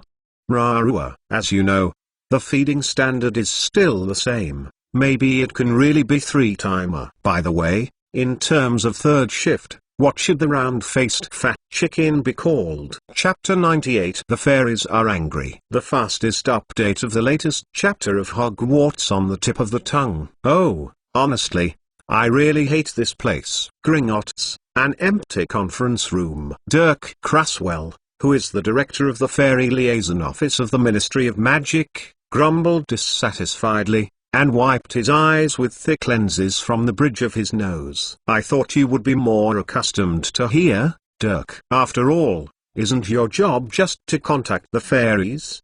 Beside the wizard, Arthur Weasley with horny glasses shrugged and said helplessly, of course. I don't like this place either. I think maybe only those who are rich will think that banks are a wonderful thing. The place. It's not a good job to deal with fairies, Arthur. Believe me, after you today, you will feel how polite the fairies before then are. Dirk Craswell sighed. Many people think that dealing with Gringotts may be a fat man, but only he knows that the miserly fairies are completely different when facing ministry officials. Mouth and face. According to the former director of the Fairy Liaison Office, the fairies are actually a group of clever magical beasts that hide their cunning and viciousness under their greed for wealth. In fact, I already feel it. Arthur Weasley took out his pocket watch and looked at it. They have been left here for almost an hour. But until now they have not seen the shadow of the so-called Gringotts Fairy Commissioner. Obviously, the attitude of the Gringotts goblins, who had grasped the weakness of the Ministry of Magic, couldn't be clearer. The long-standing closure between the magical world and the non-magical world, coupled with the political barriers between the state and the state, the goblins only need to get stuck in the channel where Gingy Arlong exchanges the ruble, and all the initiative is in control. In their hands, the so-called negotiating intention is just to give the Ministry of Magic a seemingly decent step. All officials of the Ministry of Magic, including Cornelius Fudge, understood this very well. In this silent contest, unless the British Ministry of Magic dared to risk the world's unrest and start a war first, this dumb loss would definitely be taken. To be precise, since the officials at the Liaison Office compiled the non-magical press reviews and assessed the difficulty of obtaining the ruble, the entire Ministry of Magic has almost agreed. Renounce the debt of Hogwarts. Instead, focus on investigating the remaining Death Eaters to recover funds. It's just that as a government department in charge of all affairs in the British magical world, the necessary effort posture naturally still needs to be maintained. Fudge had no doubt that as long as he dared to give up Hogwarts, he would be ousted by angry wizards the next day. Therefore, after the meeting of the minister's office, Mr. Weasley, one of the few muggles in the Ministry of Magic, and Dirk Craswell, the director of the Fairy Liaison Office, were assigned to go to Gringotts together to represent the Ministry of Magic and the fairies. We discussed the issue of reopening the ruble exchange window. Of course, in the eyes of the discerning people in the ministry, this actually has another meaning. The Ministry of Magic needs officials with sufficient weight to come to the public, attract people's anger and doubts for them, and take the initiative to take responsibility if in the end Hogwarts Castle is really under the control of the fairies because of the inability to repay the debt. Then Arthur and Dirk are another group of incompetent and stupid ministry officials. However, as a rule, the ministry usually makes a few symbolic criticisms afterwards, and secretly gives out a little extra salary subsidy to appease these backups. This kind of task is naturally fatal for those officials who want to be promoted. Poison, but it was perfect for Mr. Weasley. However, understanding is due to understanding. There will be some resentment in the hearts of the two. It's too much. These arrogant goblins. We are also officials representing the Ministry of Magic. Is it true that we can do whatever we want with money? After waiting for another 10 minutes, even a good-tempered person like Mr. Weasley was a little angry, stood up angrily, walked to the door and questioned a goblin attendant dissatisfied. "Sorry, please wait patiently, sir. The fairy commissioners in charge of this matter are still in a meeting, and they will come as soon as the meeting is over." The goblin in the black uniform of Gringotts bowed respectfully, and continued to repeat the previous answer, with a rigid and impeccable tone, which made Arthur a little doubtful whether it was a magical creature or a living goblin in front of him. "You guys." "Thank you, we understand, so wait a minute." Just as Mr. Weasley was about to explode, Dirk stretched out his hand from behind the door and rapped it on his shoulder, pulling him back, and whispering in his ear, "Calm down, Arthur, now it's time to compete for patience." "In my opinion, there is good news instead." "Good news?" Arthur Weasley looked at the young man behind him a little strangely. Hasn't this boy been confused with the goblins for too long? If it was left out for half an hour, it could also be interpreted as a demonstration. Then as time goes by, I am more and more sure that Gringotts must have encountered some kind of trouble. Fairies with a long lifespan have a much heavier concept of time than human beings. And even one of Gringotts' fairies' most famous sayings is time is the most precious treasure. According to Dirk Craswell's long-term contact, the purpose of this group of goblins is usually terrifyingly clear, and bureaucracy may exist, but it will never affect their most important efficiency. There is no doubt that the meeting with the Ministry of Magic is an unavoidable act at the official level, and the time cost of this negotiation itself is bound to exist. If the ending really cannot be changed as originally envisioned by the Ministry of Magic, then in theory, the most reasonable approach is to end the negotiation as soon as possible instead of using this naive method to delay time. The youth director of the Fairy Liaison Office pushed the thick glasses, and concluded with a certain tone. "And at this special time, things that can cause trouble to Gringotts are very likely to be related to what we are about to talk about. Although I don't know why, I'm sure about one thing from now on. The longer the waiting time, the better for us." In other words, they are really in a meeting to discuss how to deal with us. Mr. Weasley frowned, his eyes flashed with a faint, thoughtful, "Speaking of which, the fairies of Gringotts are not as confident as they appear. There may be a turning point, as long as we understand that the fairies are worried about what?" Dirk Craswell touched his chin, and the two fell into contemplation at the same time. "Yes, this contract must have disadvantages to the fairies, but where?" Arthur and Dirk's guess was not wrong. The fairies did encounter very difficult problems. At the same time, under the feet of the two, Gringotts Venture Capital Office. Everyone, an hour has passed. Even the stupid wizard can spot something wrong. The Goblin Master Piper Glass, with his neatly combed hair, knocked hard on the table with his cane and snarled loudly, "The plan. I need the plan." Instead of listening to you tell me that the ruble exchange rate has fallen a few points,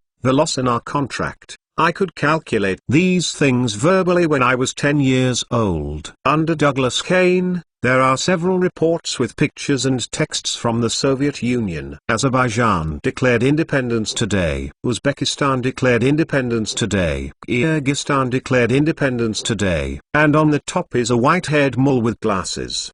There is a dark brown birthmark on the bald scalp of the Mediterranean Sea. On the pictures recorded with a magic camera, a man sits at a wooden table and repeats, with a sentence, "I, Mikhail Sergeyevich Gorbachev, announced my resignation from comma and suggested that be dissolved by itself." Asshole. Douglas Kane was knocked heavily on the table, scared the surrounding goblins shrank their heads. This mole is definitely under the imperious curse. Are the wizards of the Soviet Ministry of Magic and Internal Affairs all fools? I know that the wizards are absolutely uneasy and kind. They protested to the International Federation of Wizards, demanding that the protection personnel around important mole government officials be increased, and they must not be manipulated. Yesterday's 2 chapters were not successful. Hey, it's close to the new year, and everyone is unwilling to read the book. Give him a cute round-faced fat chicken again or more than 1,000 rue. Chapter 99,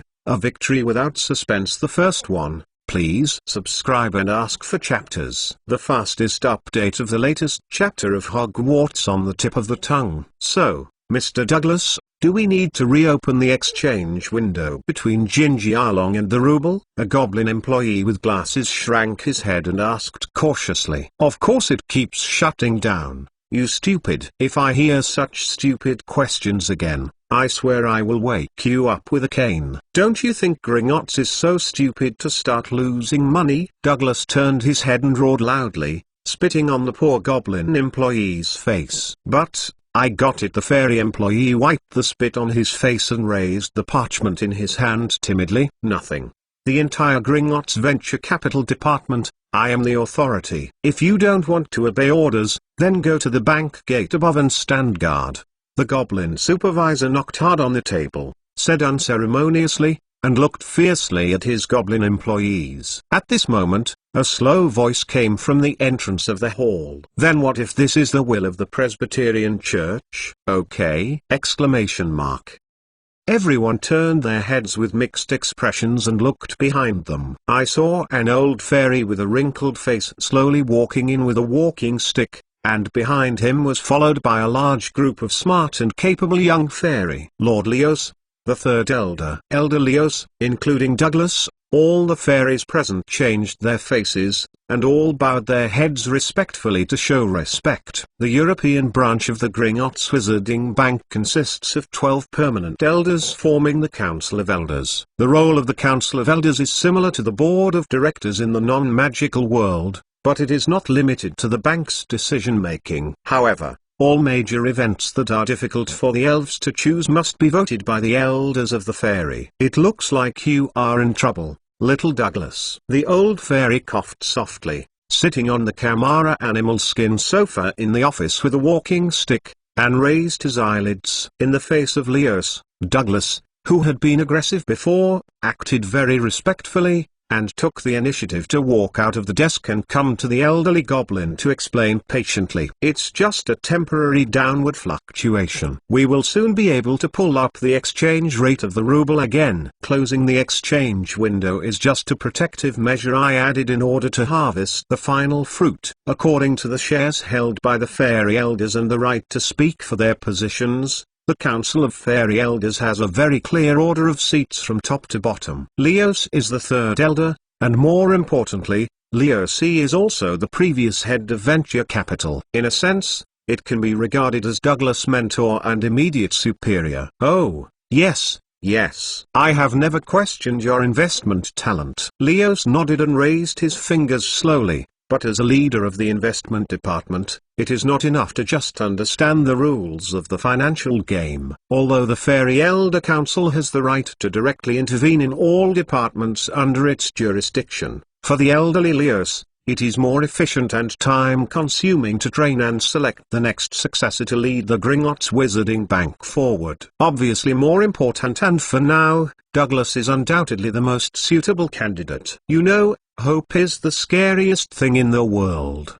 The magic world may lose Hogwarts in this mortgage contract for various reasons, but the last straw that overwhelms their capital chain must not be Ancientling Pavilion was deliberately added. The old goblin squinted his eyes, looked around the office it once controlled, and said in an irrefutable tone, "We can increase the handling fee and limit the amount of exchange. However, the exchange between Jinjialong and the ruble, the window must be reopened. Let the human dog bite the dog." Gringotts will always maintain a neutral attitude. "But, Elder Leos, the exchange rate of the ruble is still falling." Douglas frowned. "Isn't it a good thing to make Gringotts appear to be in the position of a suffering master in this storm?" Leos coughed, and a smile appeared on his wrinkled face. "In the short term, the wizards may make a small profit, but in the long run, Gringotts will never lose." According to the Gringotts Elder Council, their goal from the beginning was to find a way to force the Ministry of Magic to compromise, or to force human wizards to have exploitable loopholes in their hurried response. Interest rate gambling and commissions were nothing more than commissions. The extra surprise attached to it is nothing more. Let me ask you the simplest question. Based on the contract interest rate, how many rubles will the wizards have to repay when it expires next year? The old fairy cocked his feet and leaned back on the leather chair comfortably, as if he was back again. It was the same as the time when Douglas was trained.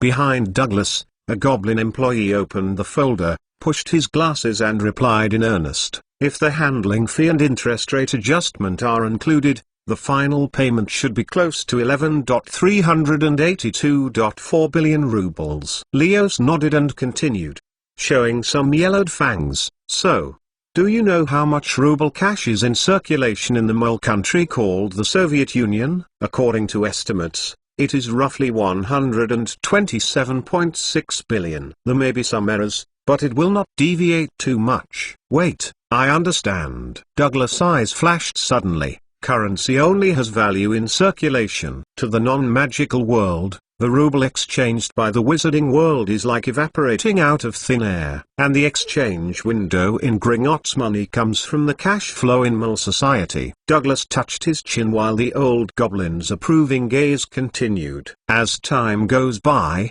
even if we do nothing, in order to ensure the normal circulation of commodities, the exchangeable ruble cash will gradually decrease. Moreover, it is not certain whether the wizards can raise so much in Jialong. We only need to check the deposits in the Gringotts vault, and we can easily calculate the amount of cash in the magic world." That is to say, after being spotted by Leos, Douglas made a quick estimate in his heart. After a while, he raised his head and swallowed and looked at the old goblin in shock and said, "From the beginning, they couldn't possibly exchange through Gringotts to cash enough to redeem the Hogwarts Castle estate certificate. How can the wisdom of a mere human wizard be better than a whole Gringotts Elder Council?" Leo snorted, and a useful look appeared on the old face. "Learn a little, child." From the signing of the entire contract, from that moment on, there is no suspense in the ending. First, today I am going to be the fifth watch Lolita. Ask for subscription. Ask for chapters, ask for a monthly pass next month. Chapter 100 The Inside Information of Coolin Pavilion. Second more. Please subscribe and ask for chapters. The fastest update of the latest chapter of Hogwarts on the tip of the tongue. Don't care about short-term gains and losses. Douglas. The fairy elder smiled unpredictably, and scratched his fingers indifferently. The eyes of the short-born species will become narrow due to the length of life, just as the ant can never understand the power of the fire dragon. Time and money are always standing on our fairy side. Glancing at the thoughtful young fairies in front of him, Leos gently blew off the dirt on his fingertips, shrugged and said lightly, "Even if the wizards are really beyond our imagination, that castle, then give it back to them." Standing behind Douglas, Andy Serkins said boldly, "But, they didn't give money." "We can lend them. We pay in 5 years and then repay every year. up to 20 or even 30 years. During this period they can use the money to do anything and ask us to pay in any currency.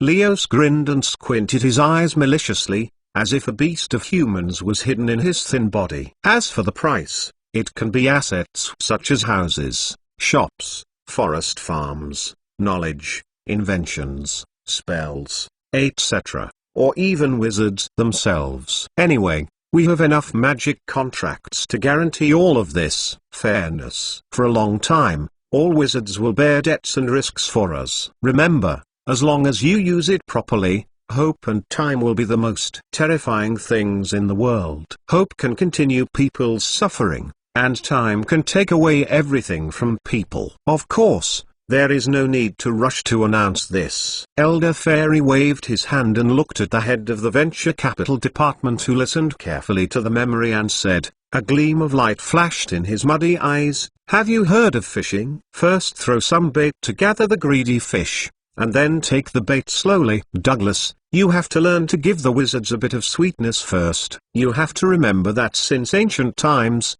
our Gringotts Wizarding Bank has been the most trusted friend of human wizards. At least we need to make wizards believe in this. Then, there is one last question. If the ruble continues to fall, or the mole country is destroyed by war. Once this mole currency is reduced to waste paper, all our blockades will be invalidated. Douglas hesitated for a while, and asked in a half-joking tone, but the expression on his face didn't feel relaxed. What? As if to hear something funny, Leos waved his hand exaggeratedly. I don't believe in any predictions. I only believe in numbers and probabilities. Gringotts pays thousands of dollars to scholars and analysts in the magical and non-magical worlds around the world every year, but so far the most pessimistic analysis I have ever seen tells me that the Soviet Union will continue to support it for at least 10 years. Do you know how powerful this mole country is? Take a look. This is a statistic that we finally got. To be honest, the protection of the mole leaders by those wizards is more strict than that of their own daughters. Snapped. The old goblin took a document from the assistant behind him and threw it in front of Douglas.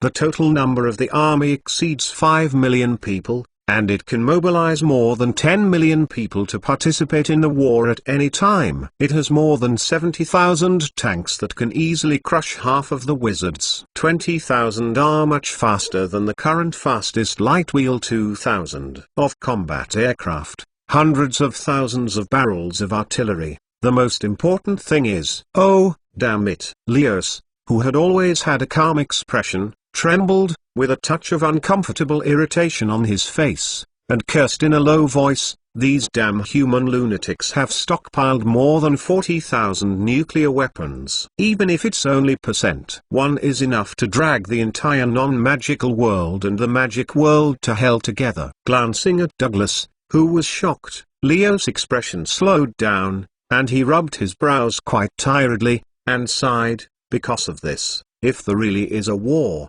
whether it is the non-magical or the magical world, everyone will try to protect and save these lunatics, lest they do crazy things. Therefore, all bad news is only temporary. The Soviet Union and the ruble will soon stabilize again, so don't worry. Well, if there is no objection, please notify the officials of the Ministry of Magic. The time has come to show my sincerity. I think I don't need to teach you one by one for the rest. Remember one last thing. Be careful, Dengblido. Leos waved his hand tiredly, and saying so many words in one breath was a heavy load on its body. The old goblin only hopes to be able to hold on for a longer period of time, so that it can impart as much experience and wisdom as possible to the successors of Gringotts, so as to ensure that the future of Gringotts Wizarding Bank and the goblins can be smoother. Relax. Dear Elder Leos, the Elder Fairy Council has laid all foundations. If we still don't know how to deal with this situation,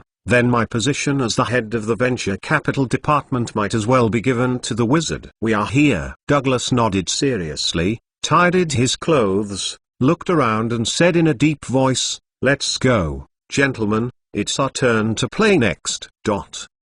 Gringe VIP reception room. More than half an hour passed. Even Dirk Cresswell, who was full of confidence before, began to waver gradually, but listened to the analysis of Arthur Weasley from the professionals of the Fairy Liaison Office. He looked more optimistic, and was studying the bells used by the fairies to serve VIPs with a look of curiosity. "I'm sorry to keep the two of you waiting for a long time." At this moment, the door of the closed room opened silently, and a capable middle-aged goblin in a suit and leather shoes walked in quickly, leaned politely, and introduced himself. "I'm the Gringotts Venture Capital Department.